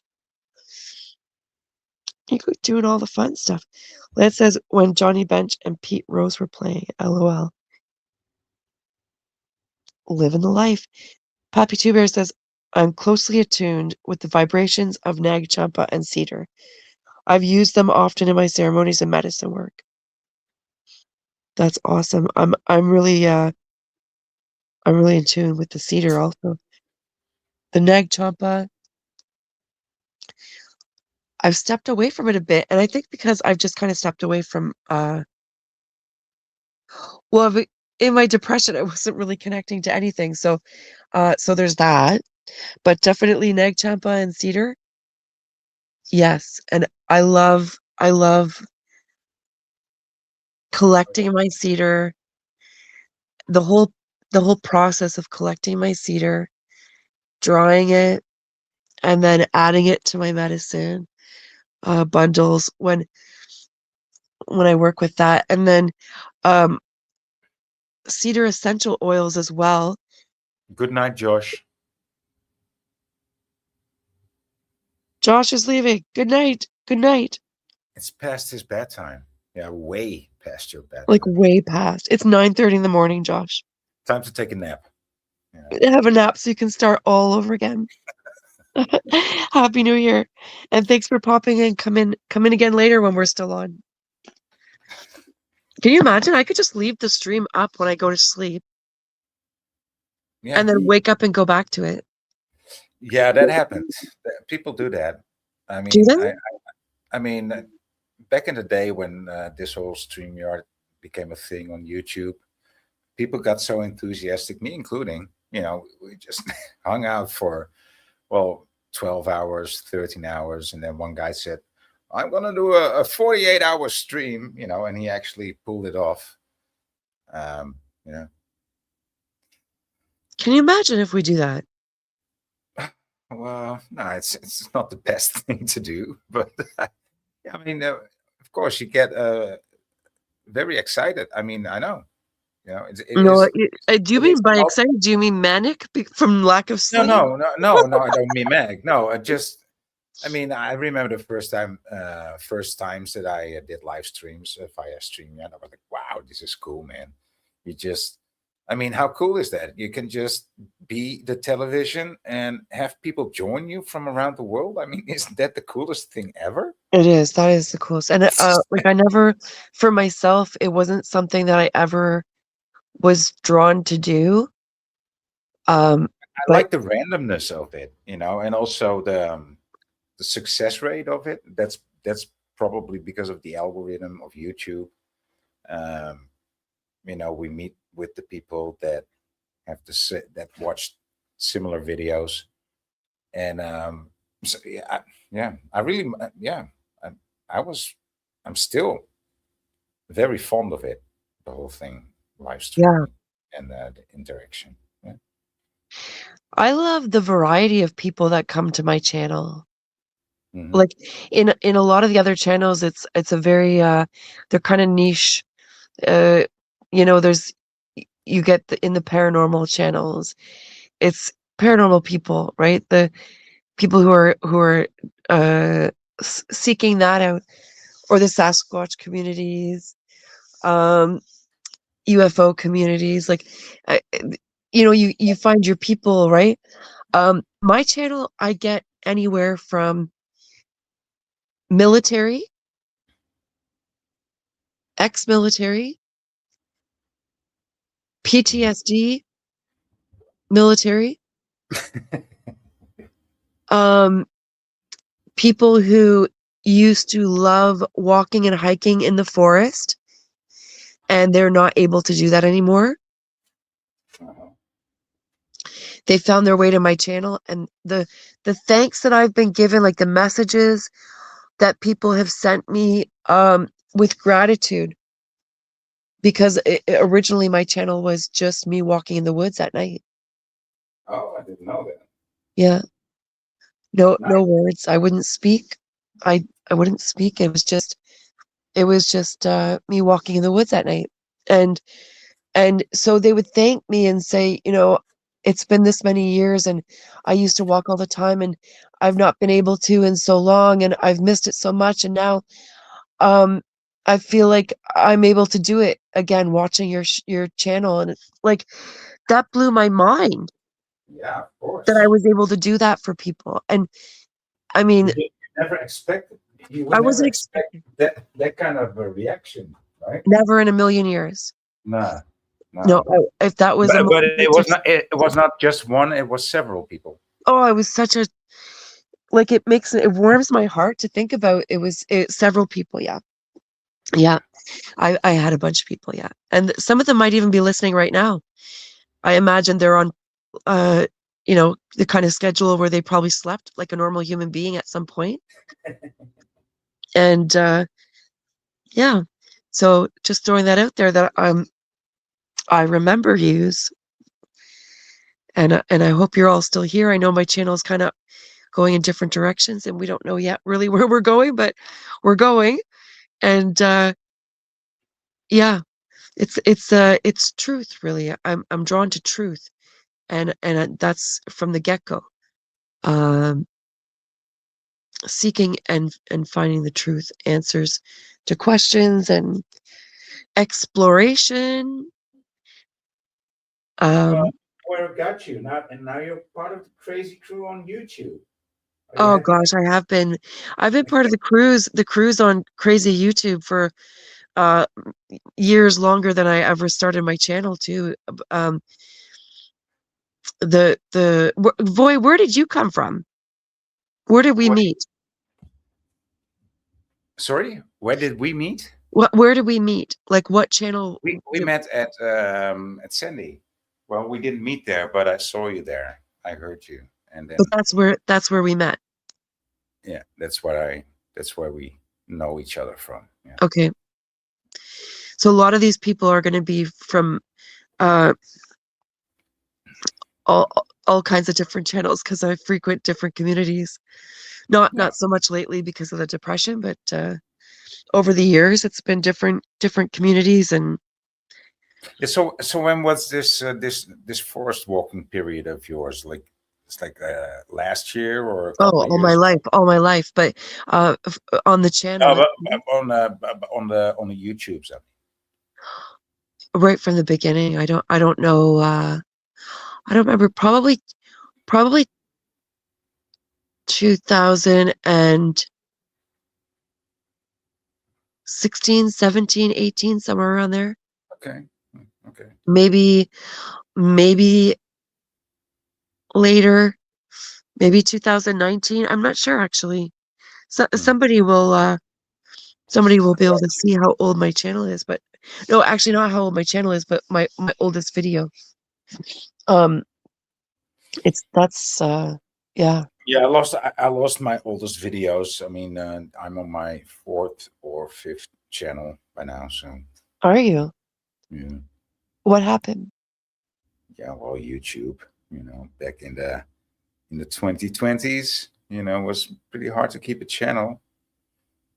I don't know how I did it. Well, I was so censored. I don't know how I did it though. Still. I was very active back in the day, and it was like you know, the propaganda was so fucking hard, and anytime you would actually use the word coronavirus or anything, it was, you know, we would just get a strike for it. It was, and imagine having wanting to show the wrong kind of narrative, then you would just lose your channel. And okay, and so there goes my first channel, my second channel, my third channel.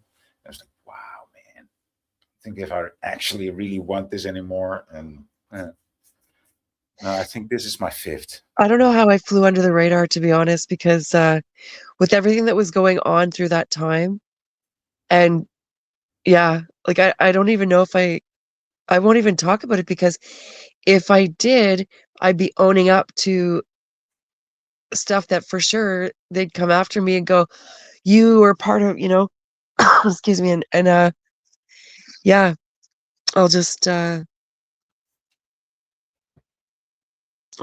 it at that. But I helped. I helped some people navigate some situations. Anyway, we'll leave it at that.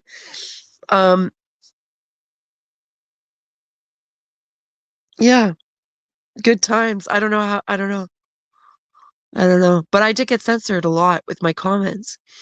It, I couldn't type out Canadian COVID Care Alliance. Hmm. And I'm going to type that in the chat for anybody interested in this. Watch, now they shut everything. Just kidding. Just kidding. Don't shut me down. How's the weather there, Bomber? It's Is it lovely. sunny? Huh? It's lovely, but I'm biased. I like the winter. I like the cold. Yeah, but how is it? I mean, describe it. Is Last it night. gray, or is it blue No. skies? Oh, today it's a blue sky today. Oh. Today is clear the snow day. We got snow yesterday, last night. Oh. Last night around the fire, excuse me, next door, when I went to burn my 2025 shit, it was like a snow globe. When you take a snow globe that's Yeah. packed full, and really they packed it full of little snow bulbs, and shake it up. That's what last night it was. If you ever saw the movie Krampus, Mm-hmm. did you see Krampus? I don't think so. No, Okay. but I do know the myth. Yeah, Okay. the Well, myth. Krampus the movie. I believe it was 2000. I don't know. I don't know. Really, I don't know. 2014, 15, maybe. I'm just guesstimating. Anyways, in that movie, it's snowing like crazy, and that's what it was last night here. And Yeah, today, coming from all sides, not from top. That it's not floating down. It's not fluttering down. snow going all over. And just like a snow, like somebody shook us up. Like we were in a snow globe and they shook us up. Today it's a clear blue sky. Hmm. Okay, I want to go back into comments and see what's going on here.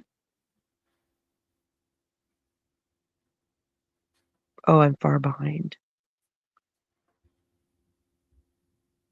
Yeah, you should work on that. because sometimes you read comments that are like 8 or 10 minutes behind, and you're like, well, of course you don't remember, because you're constantly talking. But so you should just start with the latest comment, with the newest comment, right? Lance says mindfulness is cool. And Josh says, I'll leave it on while I sleep, and if you are still on when I wake up, I will join back in. Yes. Papa Peter says, the four sacred green flower growers, sage, cedar, tobacco, and sweetgrass are all used for their individual qualities and vibrational energies. Glad you performed the giveaway ceremony for the new year. I sure did. I sure did. And then I lit a little bit more in the end with some sweetgrass to invite the good, invite my ancestors. The Mi'kmaq, I was taught with our tribe that the white sage cleanses and clears negative energy, and sweetgrass invites spirit in. So we never start by burning sweetgrass, because you don't want to just invite any old spirit in. You always start with white sage, because that's cleanses out the negative, and then you light the sweetgrass, because then you're already cleansing, so the spirit that comes in will be good spirit. Jayuso says hi. Hello. Josh says, I think your channel is going in an awesome direction. Thanks, Josh. That's very awesome of you to say. Poppy Two Bears says, Miss Bomber is not only a pathfinder for her own journey, but has become a path marker for those that cross her path. Wisdom developed, healing done, expansion ongoing. Oh, Poppy Two Bears, I just love you. Thank you. Jayuso says, hi, Poppy. Poppy says, hello, Jayuso. Jayuso, am I saying that right? Josh says, your oldest video looks like 5 years old. Okay, so 5 years. I've been on YouTube longer than 5 years, but my videos are, I guess, 5 years old. Hello, hello.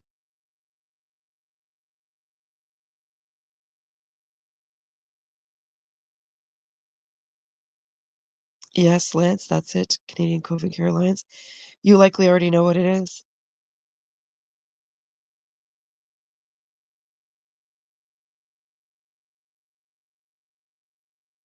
Oh, the last two, you lost your channels just for saying the V word. Wow. Vaccine. Okay, settle down, Harold. That's me talking to myself.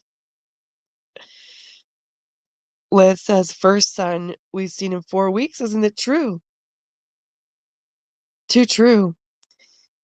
Blizzards and whiteouts. Yeah, and just random gray, overcast days, even when we didn't get the snow, eh?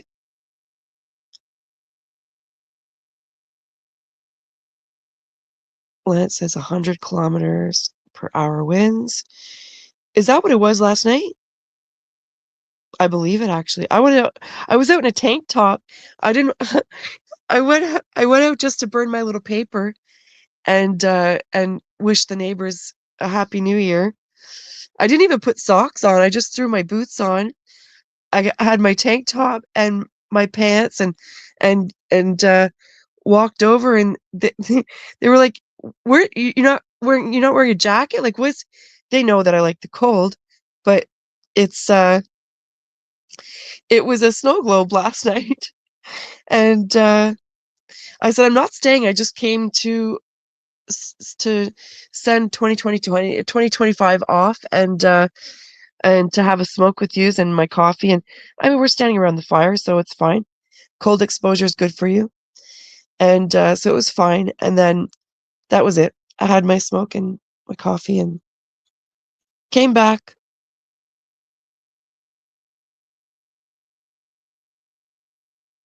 Yeah, keep up with the chat is another mantra for YouTube streamers. Yeah. Yeah, I'm working on it. We shall see. Every so often I catch up.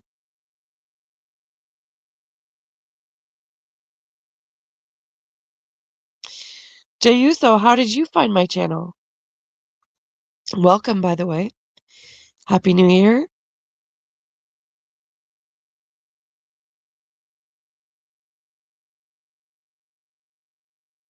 Curious. Curiouser and curiouser, Ellis Crew. One never knows with the people that come to my channel how they found my channel. Sorry, I'm moving some stuff here. It's going to be a little moment of noise. Curiouser and curiouser. Lance also curious about Lance because Lance showed up this week, I believe. Curious how you found my channel. So Voy was from Sandy's. No. Poppy Two Bears has been years. Poppy Two Bears has been so many years. I don't know. It could have been anywhere, but I know the community that we met in. But it could have been any channel, really. Josh is from Sandy's.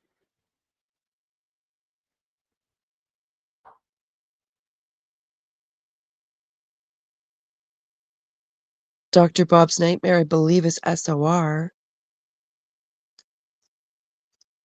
I think it's either going to be SOR or Sandy's.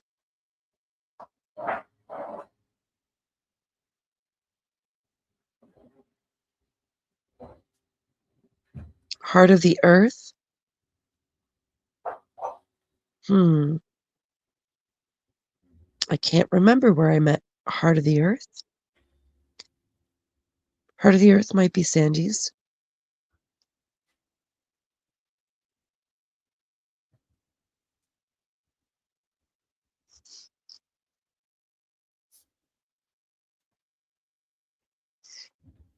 Poppy says, this time of year is when I like to select the seeds I would like to grow in my material garden and ponder the seeds I'd like to plant for my spiritual garden as well. It's a perfect time to do that.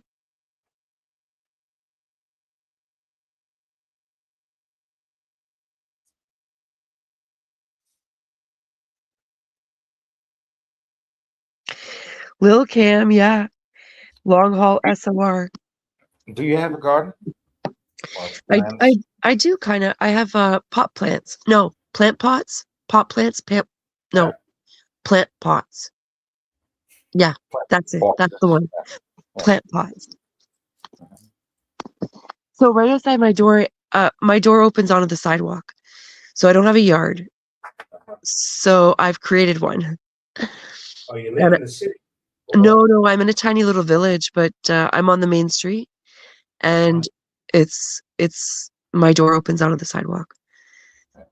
And so yeah, so it's kind of, I just put a bunch of pots and they're all scattered. I make a new design every year with my pots, with the different shapes of them. I kind of, where I place them, I make them very whatever, artsy, and variety. Yeah, it's nice because my window, as much as having my window next to the sidewalk is not nice in the summertime. No. Because of tourists and stuff, it gets really loud. It's nice to hear when, I've heard several times where families will pass by and I'll hear, oh, look at this. Yeah, right. Yeah. That's, yeah. Yeah, the little kids that go, oh, look at the bunny. Or, oh, look at the crow. Because I've got my little figurines. I got statues in my garden to honor the animals, right? Yeah. I even have a shithawk in my garden. Yeah, that's very rewarding, right? When a child notices. Oh, they love it. Yeah, they love it. That's the best, is when a kid passes and goes, this is my favorite. Right. Yeah. My heart just explodes out of my chest in that moment, and that's better than any money could buy that piece of art for. Right? I can't handle it. It's just like, how much can a person's heart handle? Yeah. When they hear a little kid say, this is my favorite. This is my favorite place right here. Like, what? Tell that to the neighbor across the street. He thinks this building, because he's got a house and he's got a big fancy garden. Oh goodness. Anyway, he's nice. He's nice. I think he would do away with us if he could, but my next door neighbor, she's very artsy, and she gets creative too. Not with the plants. I keep her plants alive. She'll buy plants, and they'll be really pretty, but I take care of them because she doesn't know how. Yeah. She doesn't know how, and that's okay. I tell her all the time, whatever she gets, I got it. I got her back. I got you covered. I'll keep it alive.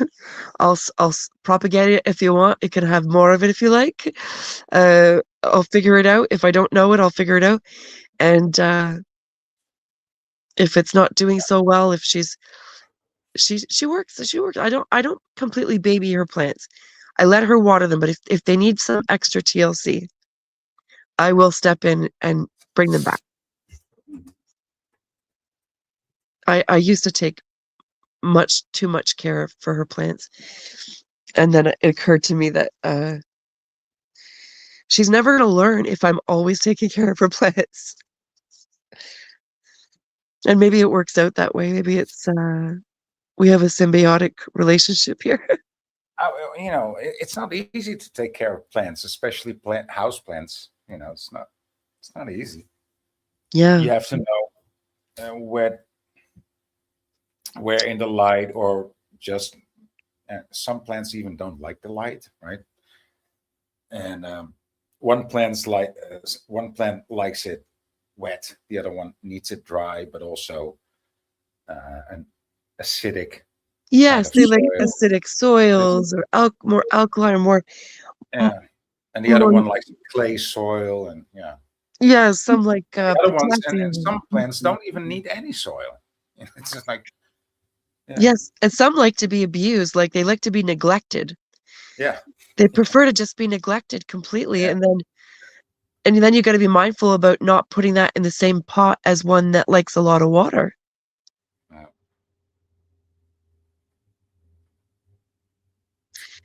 Yeah. My morning glories didn't do great last year.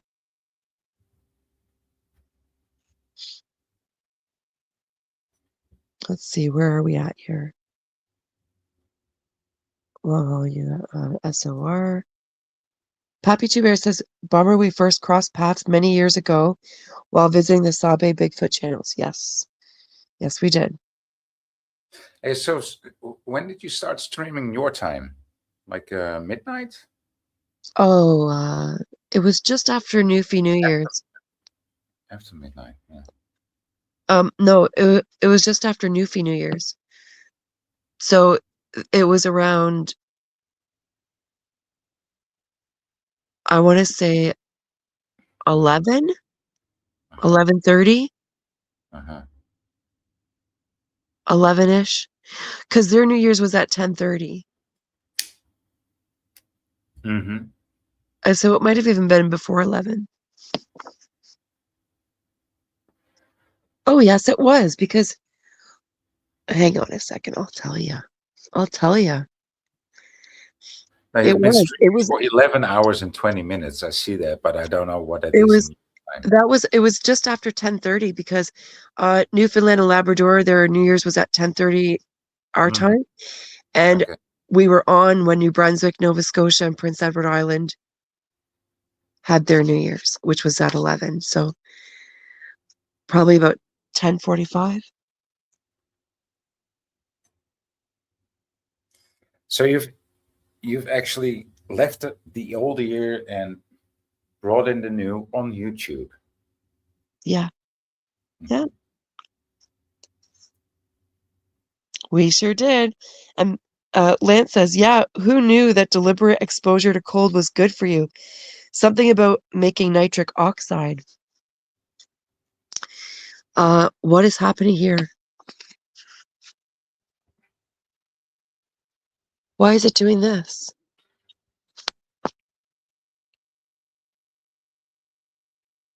Are we still live? Yeah, I'm still live. Okay, something popped up on the screen. Yeah, do you know about Wim Hof, the Iceman? Yeah, he's a Dutchman. Yes.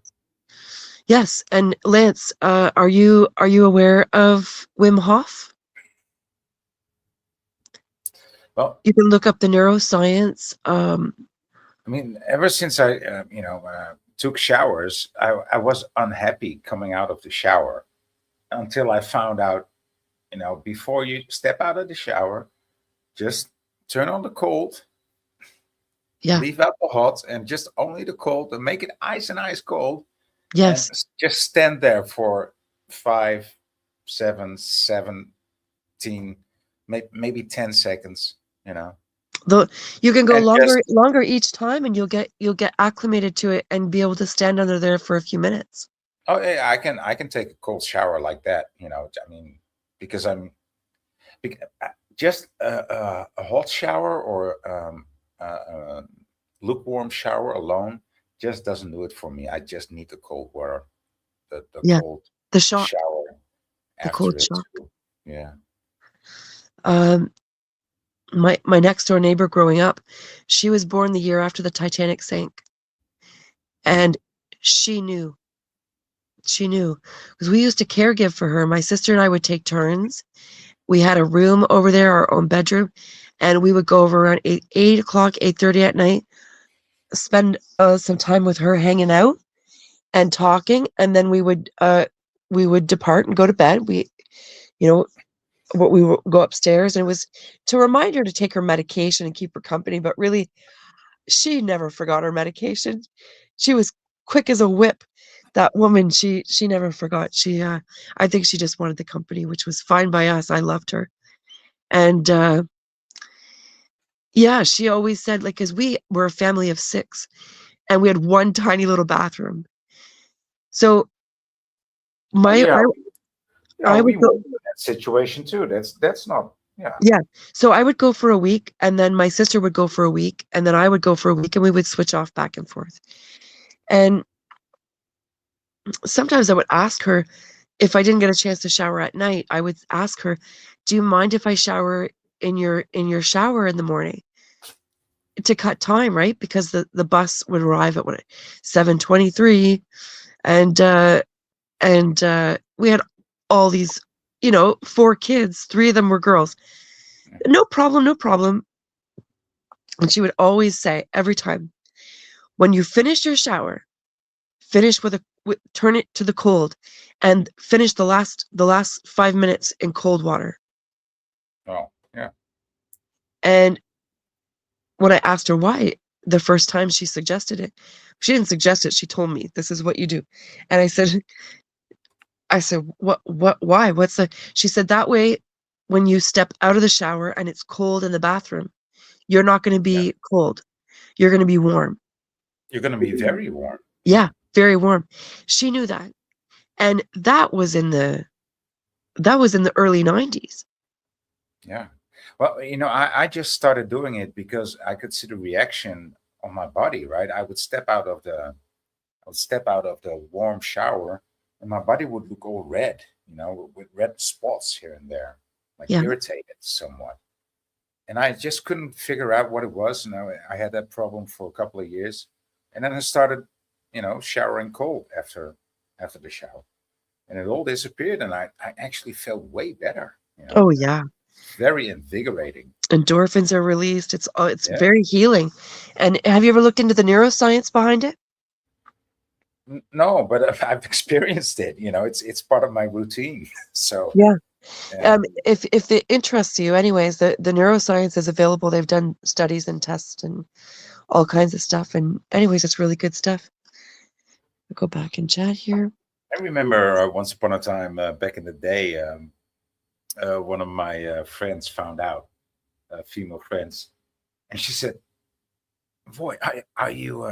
Do you shower cold?" Because she heard me shiver, right? Because it can be quite shocking, And she said, "Do you shower cold after you shower?" I said, "Yes."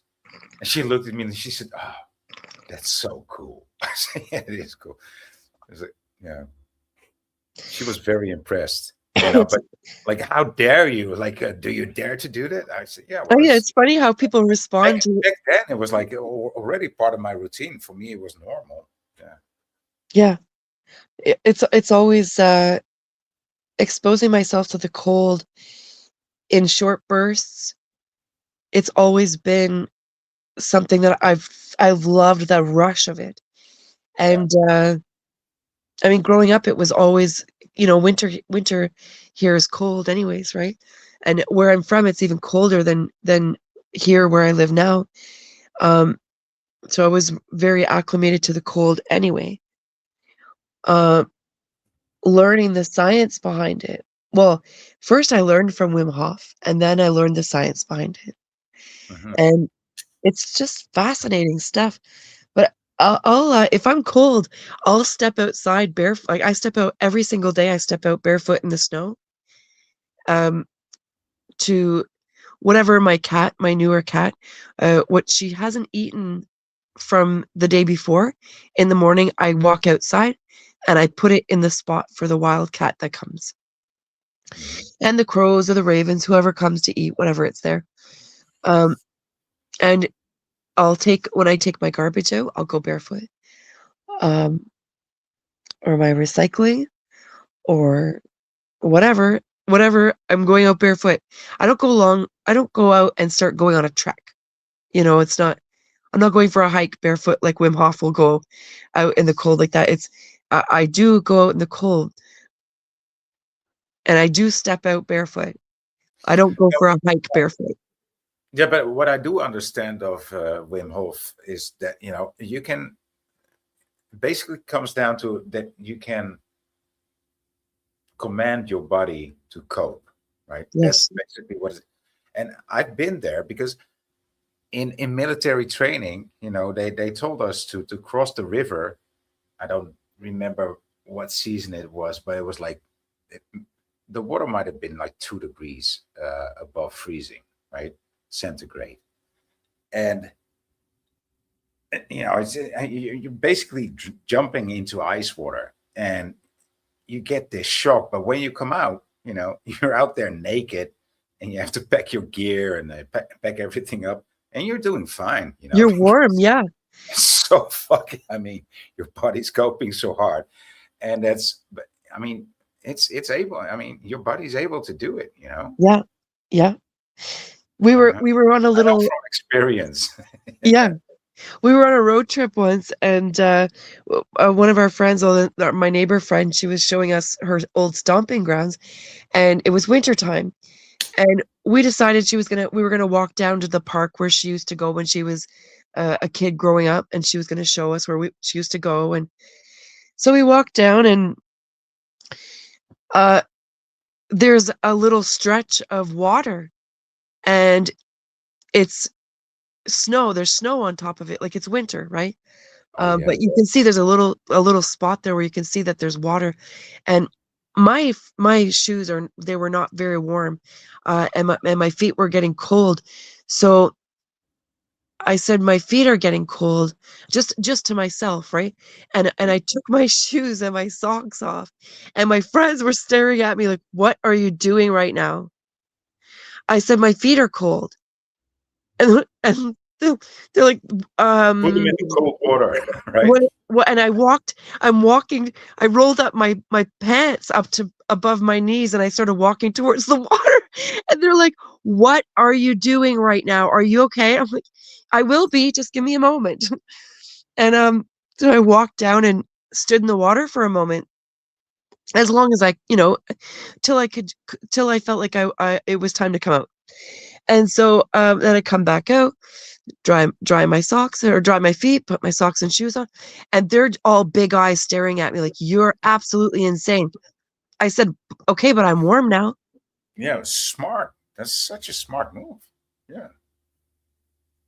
Yeah. People don't get it. I said, if you're cold, expose yourself. Yeah. Your body's going to warm you up. It's like with same with how do you call this hyperthermia? Yeah, hypothermia, right?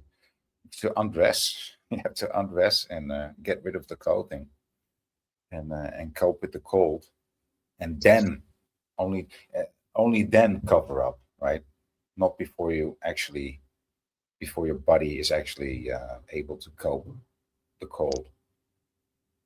Yeah, I actually died Oh, from cold exposure.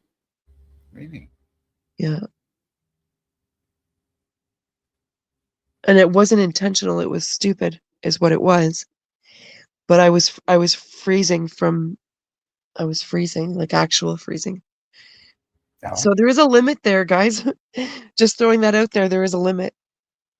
And when you start to feel your body shaking, that's the healing happens when you develop the shaking. Like when you expose yourself to the cold and you start getting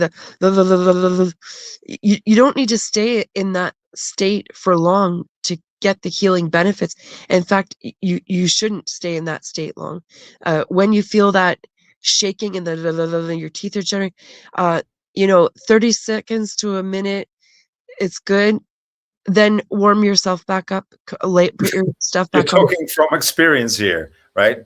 She Um, already died in the cold. You better well, take her advice. yeah, I mean, I'm speaking scientifically what neuroscience has proven, but also you can take my advice because I died. Like it's Yeah, you know I what died. you're talking about. Yeah. Yeah, yeah. But that was not 3 minutes. That was not. I wasn't out. I wasn't out on the ice for 3 minutes. I was out for it was like 45 minutes, hour and a half. I don't even know. I don't know because That explains all the brain damage. Yeah. yeah, I mean I was just joking, but is that yeah, I also I smashed my head. Yeah. Uh, It was a whole thing. Anyways, we won't get into it. Let's go back here in the comments I again. didn't want to, but It's a we will learn more about this in the next couple of streams. at some point we'll share more, yeah. Yeah. It's just one of those things. It's like kind of ruined my life, Mhm. I can imagine. Crafty Cat. I don't know who Crafty Cat is. No. Oh, Lance says I was gonna ask you how I found this channel. Oh, that's funny. Tourist saying, "What's that perfume?" Oh, yes, I've heard that too. Pappy Two Bear says, "Isn't it funny that the best validation comes when you feel the fluttering of your heart that releases those wonderful endorphins of joy, sometimes delivered by the littlest voices?" Yes. Yes, I just Well, had a yeah, similar a situation, or not situation, an experience last week when I was in my darkest moment, and I got a message from my neighbor. Actually, before she sent the message, I stepped outside to dump the food out to the animals, and while I was out there, my neighbor's kid and her cousin, very young, they're like 3, they see me and they're like, "Hey!" They start running towards me like nothing else in your existed. darkest moment. Nothing else existed. Like it was going to be Christmas in a couple of days or in a day or two or something. Like my friend had just died. I just found out my friend died. It was like, I'm grieving. My dad's not here. There's so much of another friend passed recently. And You then couldn't find your tears in that moment, I could you? can't, I All can't find gone. my tear. Like it's there. I'm so, Yeah. oh, and Because when you said that, it reminded me also of a similar experience, a similar moment. Also, like you said, I was in a very dark place. There was not a moment. No, it was like I was dwelling, in well, not self pity, but just no, in a we're wrong. ruminating. It's an addictive. It's And actually, I came to the conclusion like I'm not gonna look at anybody. I'm just gonna look at the street. It's very unusual for me. I'm not that kind of person. But I came to the conclusion I'm just gonna look at the street. I don't want to look anybody in the eyes, right? So I walked 2-3 blocks, and I just kept on looking, just 2-3 tiles away from my feet, right? Very narrow view. And this kid came walking into my view, and like a tiny little kid, like 4 or 5 years old, and he looked upwards, and me wearing this hoodie, and he looked into my hoodie. He said, "Hey, I can see you. Hello." And I was, wow. like you're not fooling anybody. I can I see was like, you. wow. I mean, of course, my heart melted in that moment, right? It was Yeah. like, he just, he just saw this person walking like, oh, he doesn't want to see anybody, and he doesn't want to be seen. But I see him, and I I want to see tell. you. I see you. Oh, I love that. Yeah, I see you. it melted my heart instantly. I was like, Immediately. Yeah. okay, this is not the way to walk down the street. Okay, thank you. Yeah. Well, that's it. And this was in the morning for me. It was morning, and when I stepped out, I was ruminating in my head about all the shit, right? Yeah. And then I hear them. I look over. The moment they see me, they scream and they come running to me with the biggest smiles on their faces, and then they pass by the car because they're going in front of the car, and their mom, the one of them, the mom's there going, "Hey, what are you doing? Look Come back! out, look out. What are you doing? Come back!" And because they were getting ready to leave, they were heading out. She had the car, like, she was getting in the car. They were or Mhm. turning the car on. I can't remember, but uh, they just forgot all about where they were going and what they were doing, and ran right to me yelling. And oh Like a pair of goodness, dogs. Like a pair of like puppies. It was like two little puppies were. And yeah, and she's going, "What are you doing? Come on! Like, where are you going?" And she had no idea where they were going, just because where the building is next to the house. She couldn't see me. She said, "I should have known. I should have known you were there." Yeah. Oh God, they're so sweet. And then the message I got later, I won't Yeah, even, I can't even read it because I'll cry. Like it's, I said that. I said, "Thank you for sharing that." that mended your day. Like It that. broke the day, right? Oh, that day was fixing to be something, like it Yeah. was dark. And I said, like, I can't even tell you how I was still hurting. The pain was still there. The grief was still there.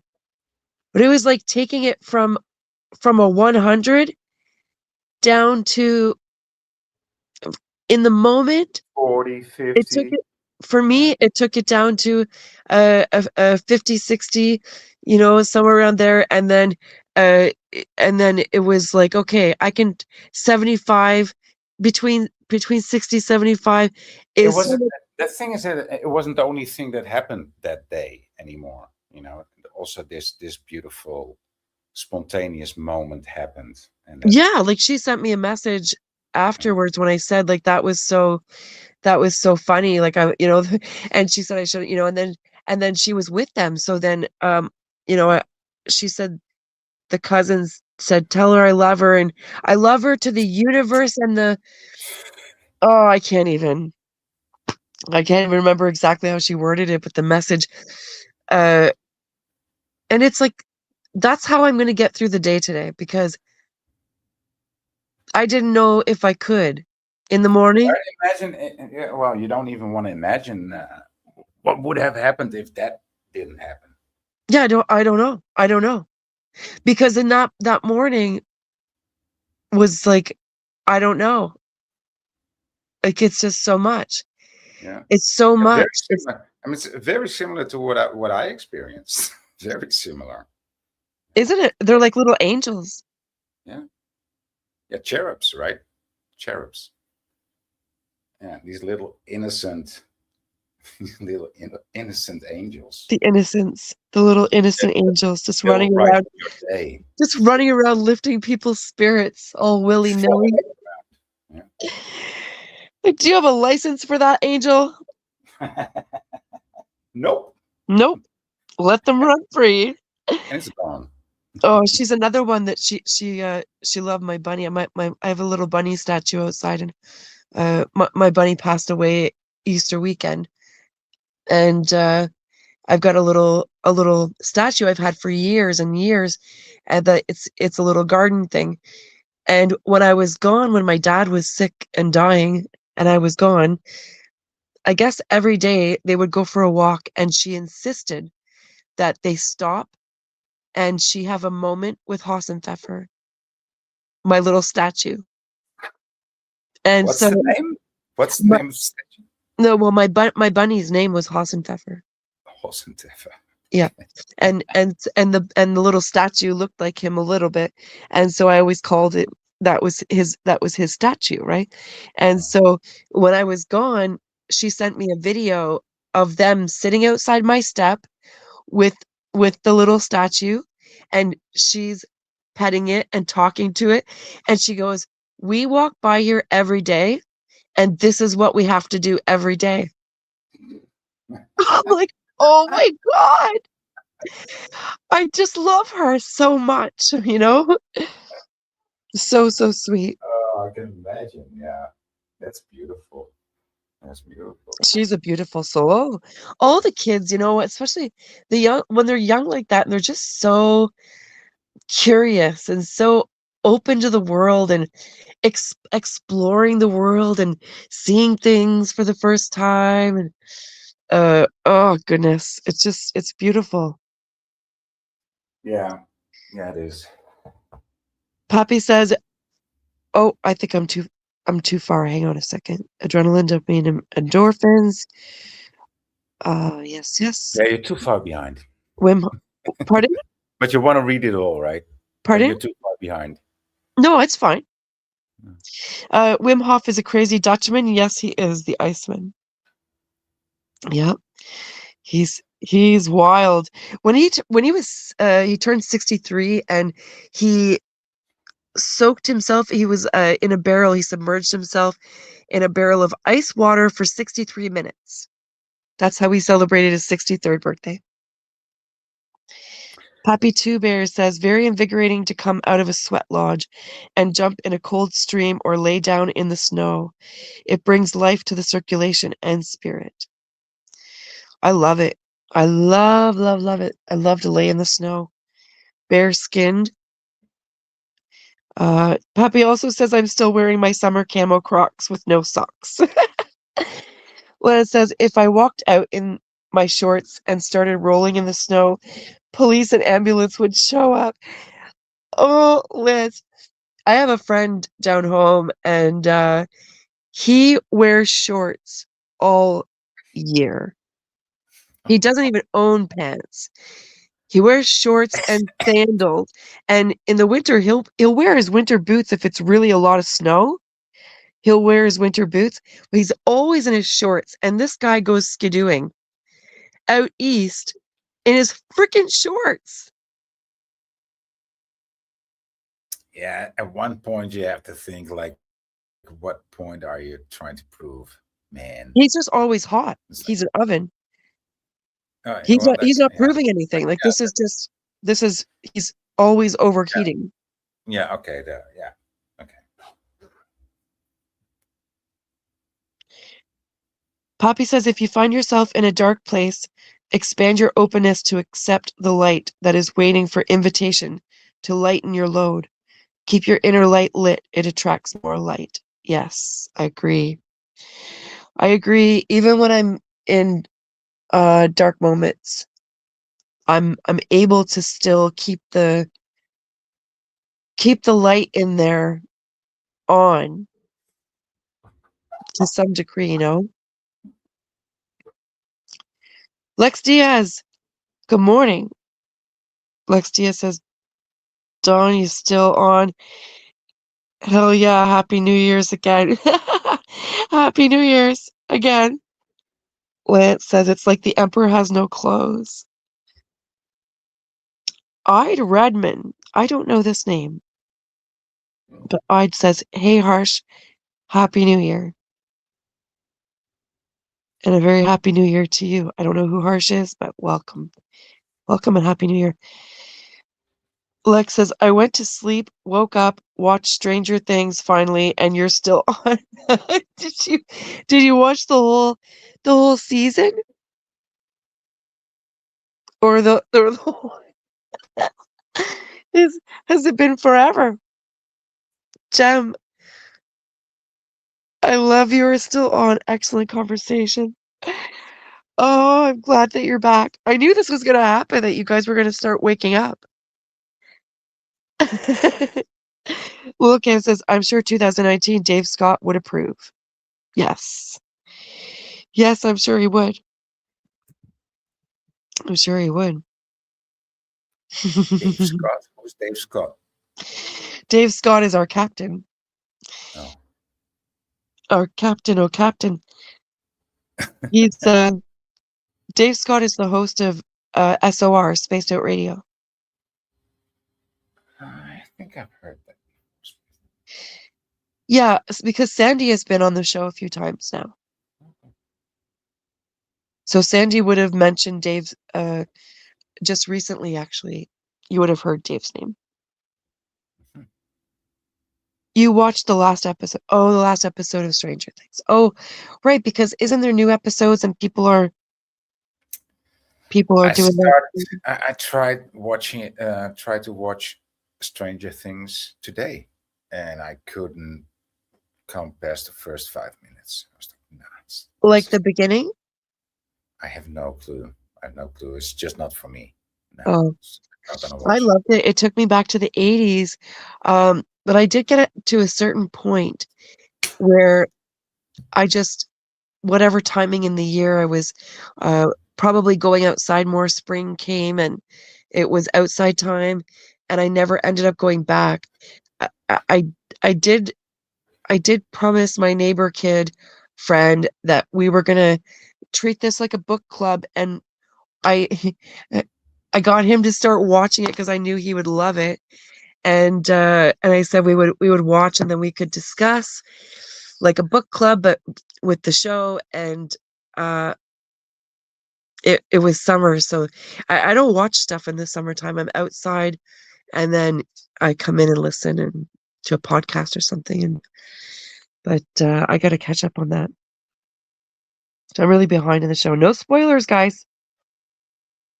Poppy says, if we could but hold on to the feelings of being an innocent child or one of the woodland creatures, I think we would have a better understanding of what the Creator would like us to be when grown.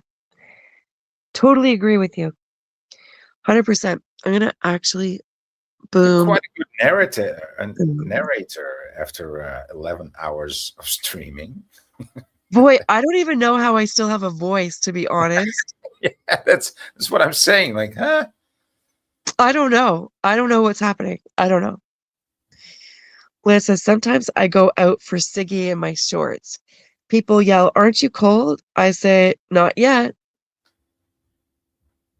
You know what's funny? Something that Canadians often say to each other when we're bundled up, all like, bundled up. We'll pass somebody in the street and they'll say, "You look cold," and I often think like, I'm wearing extra layers. Why would I be cold? It's just one of those things that Canadians say to each other.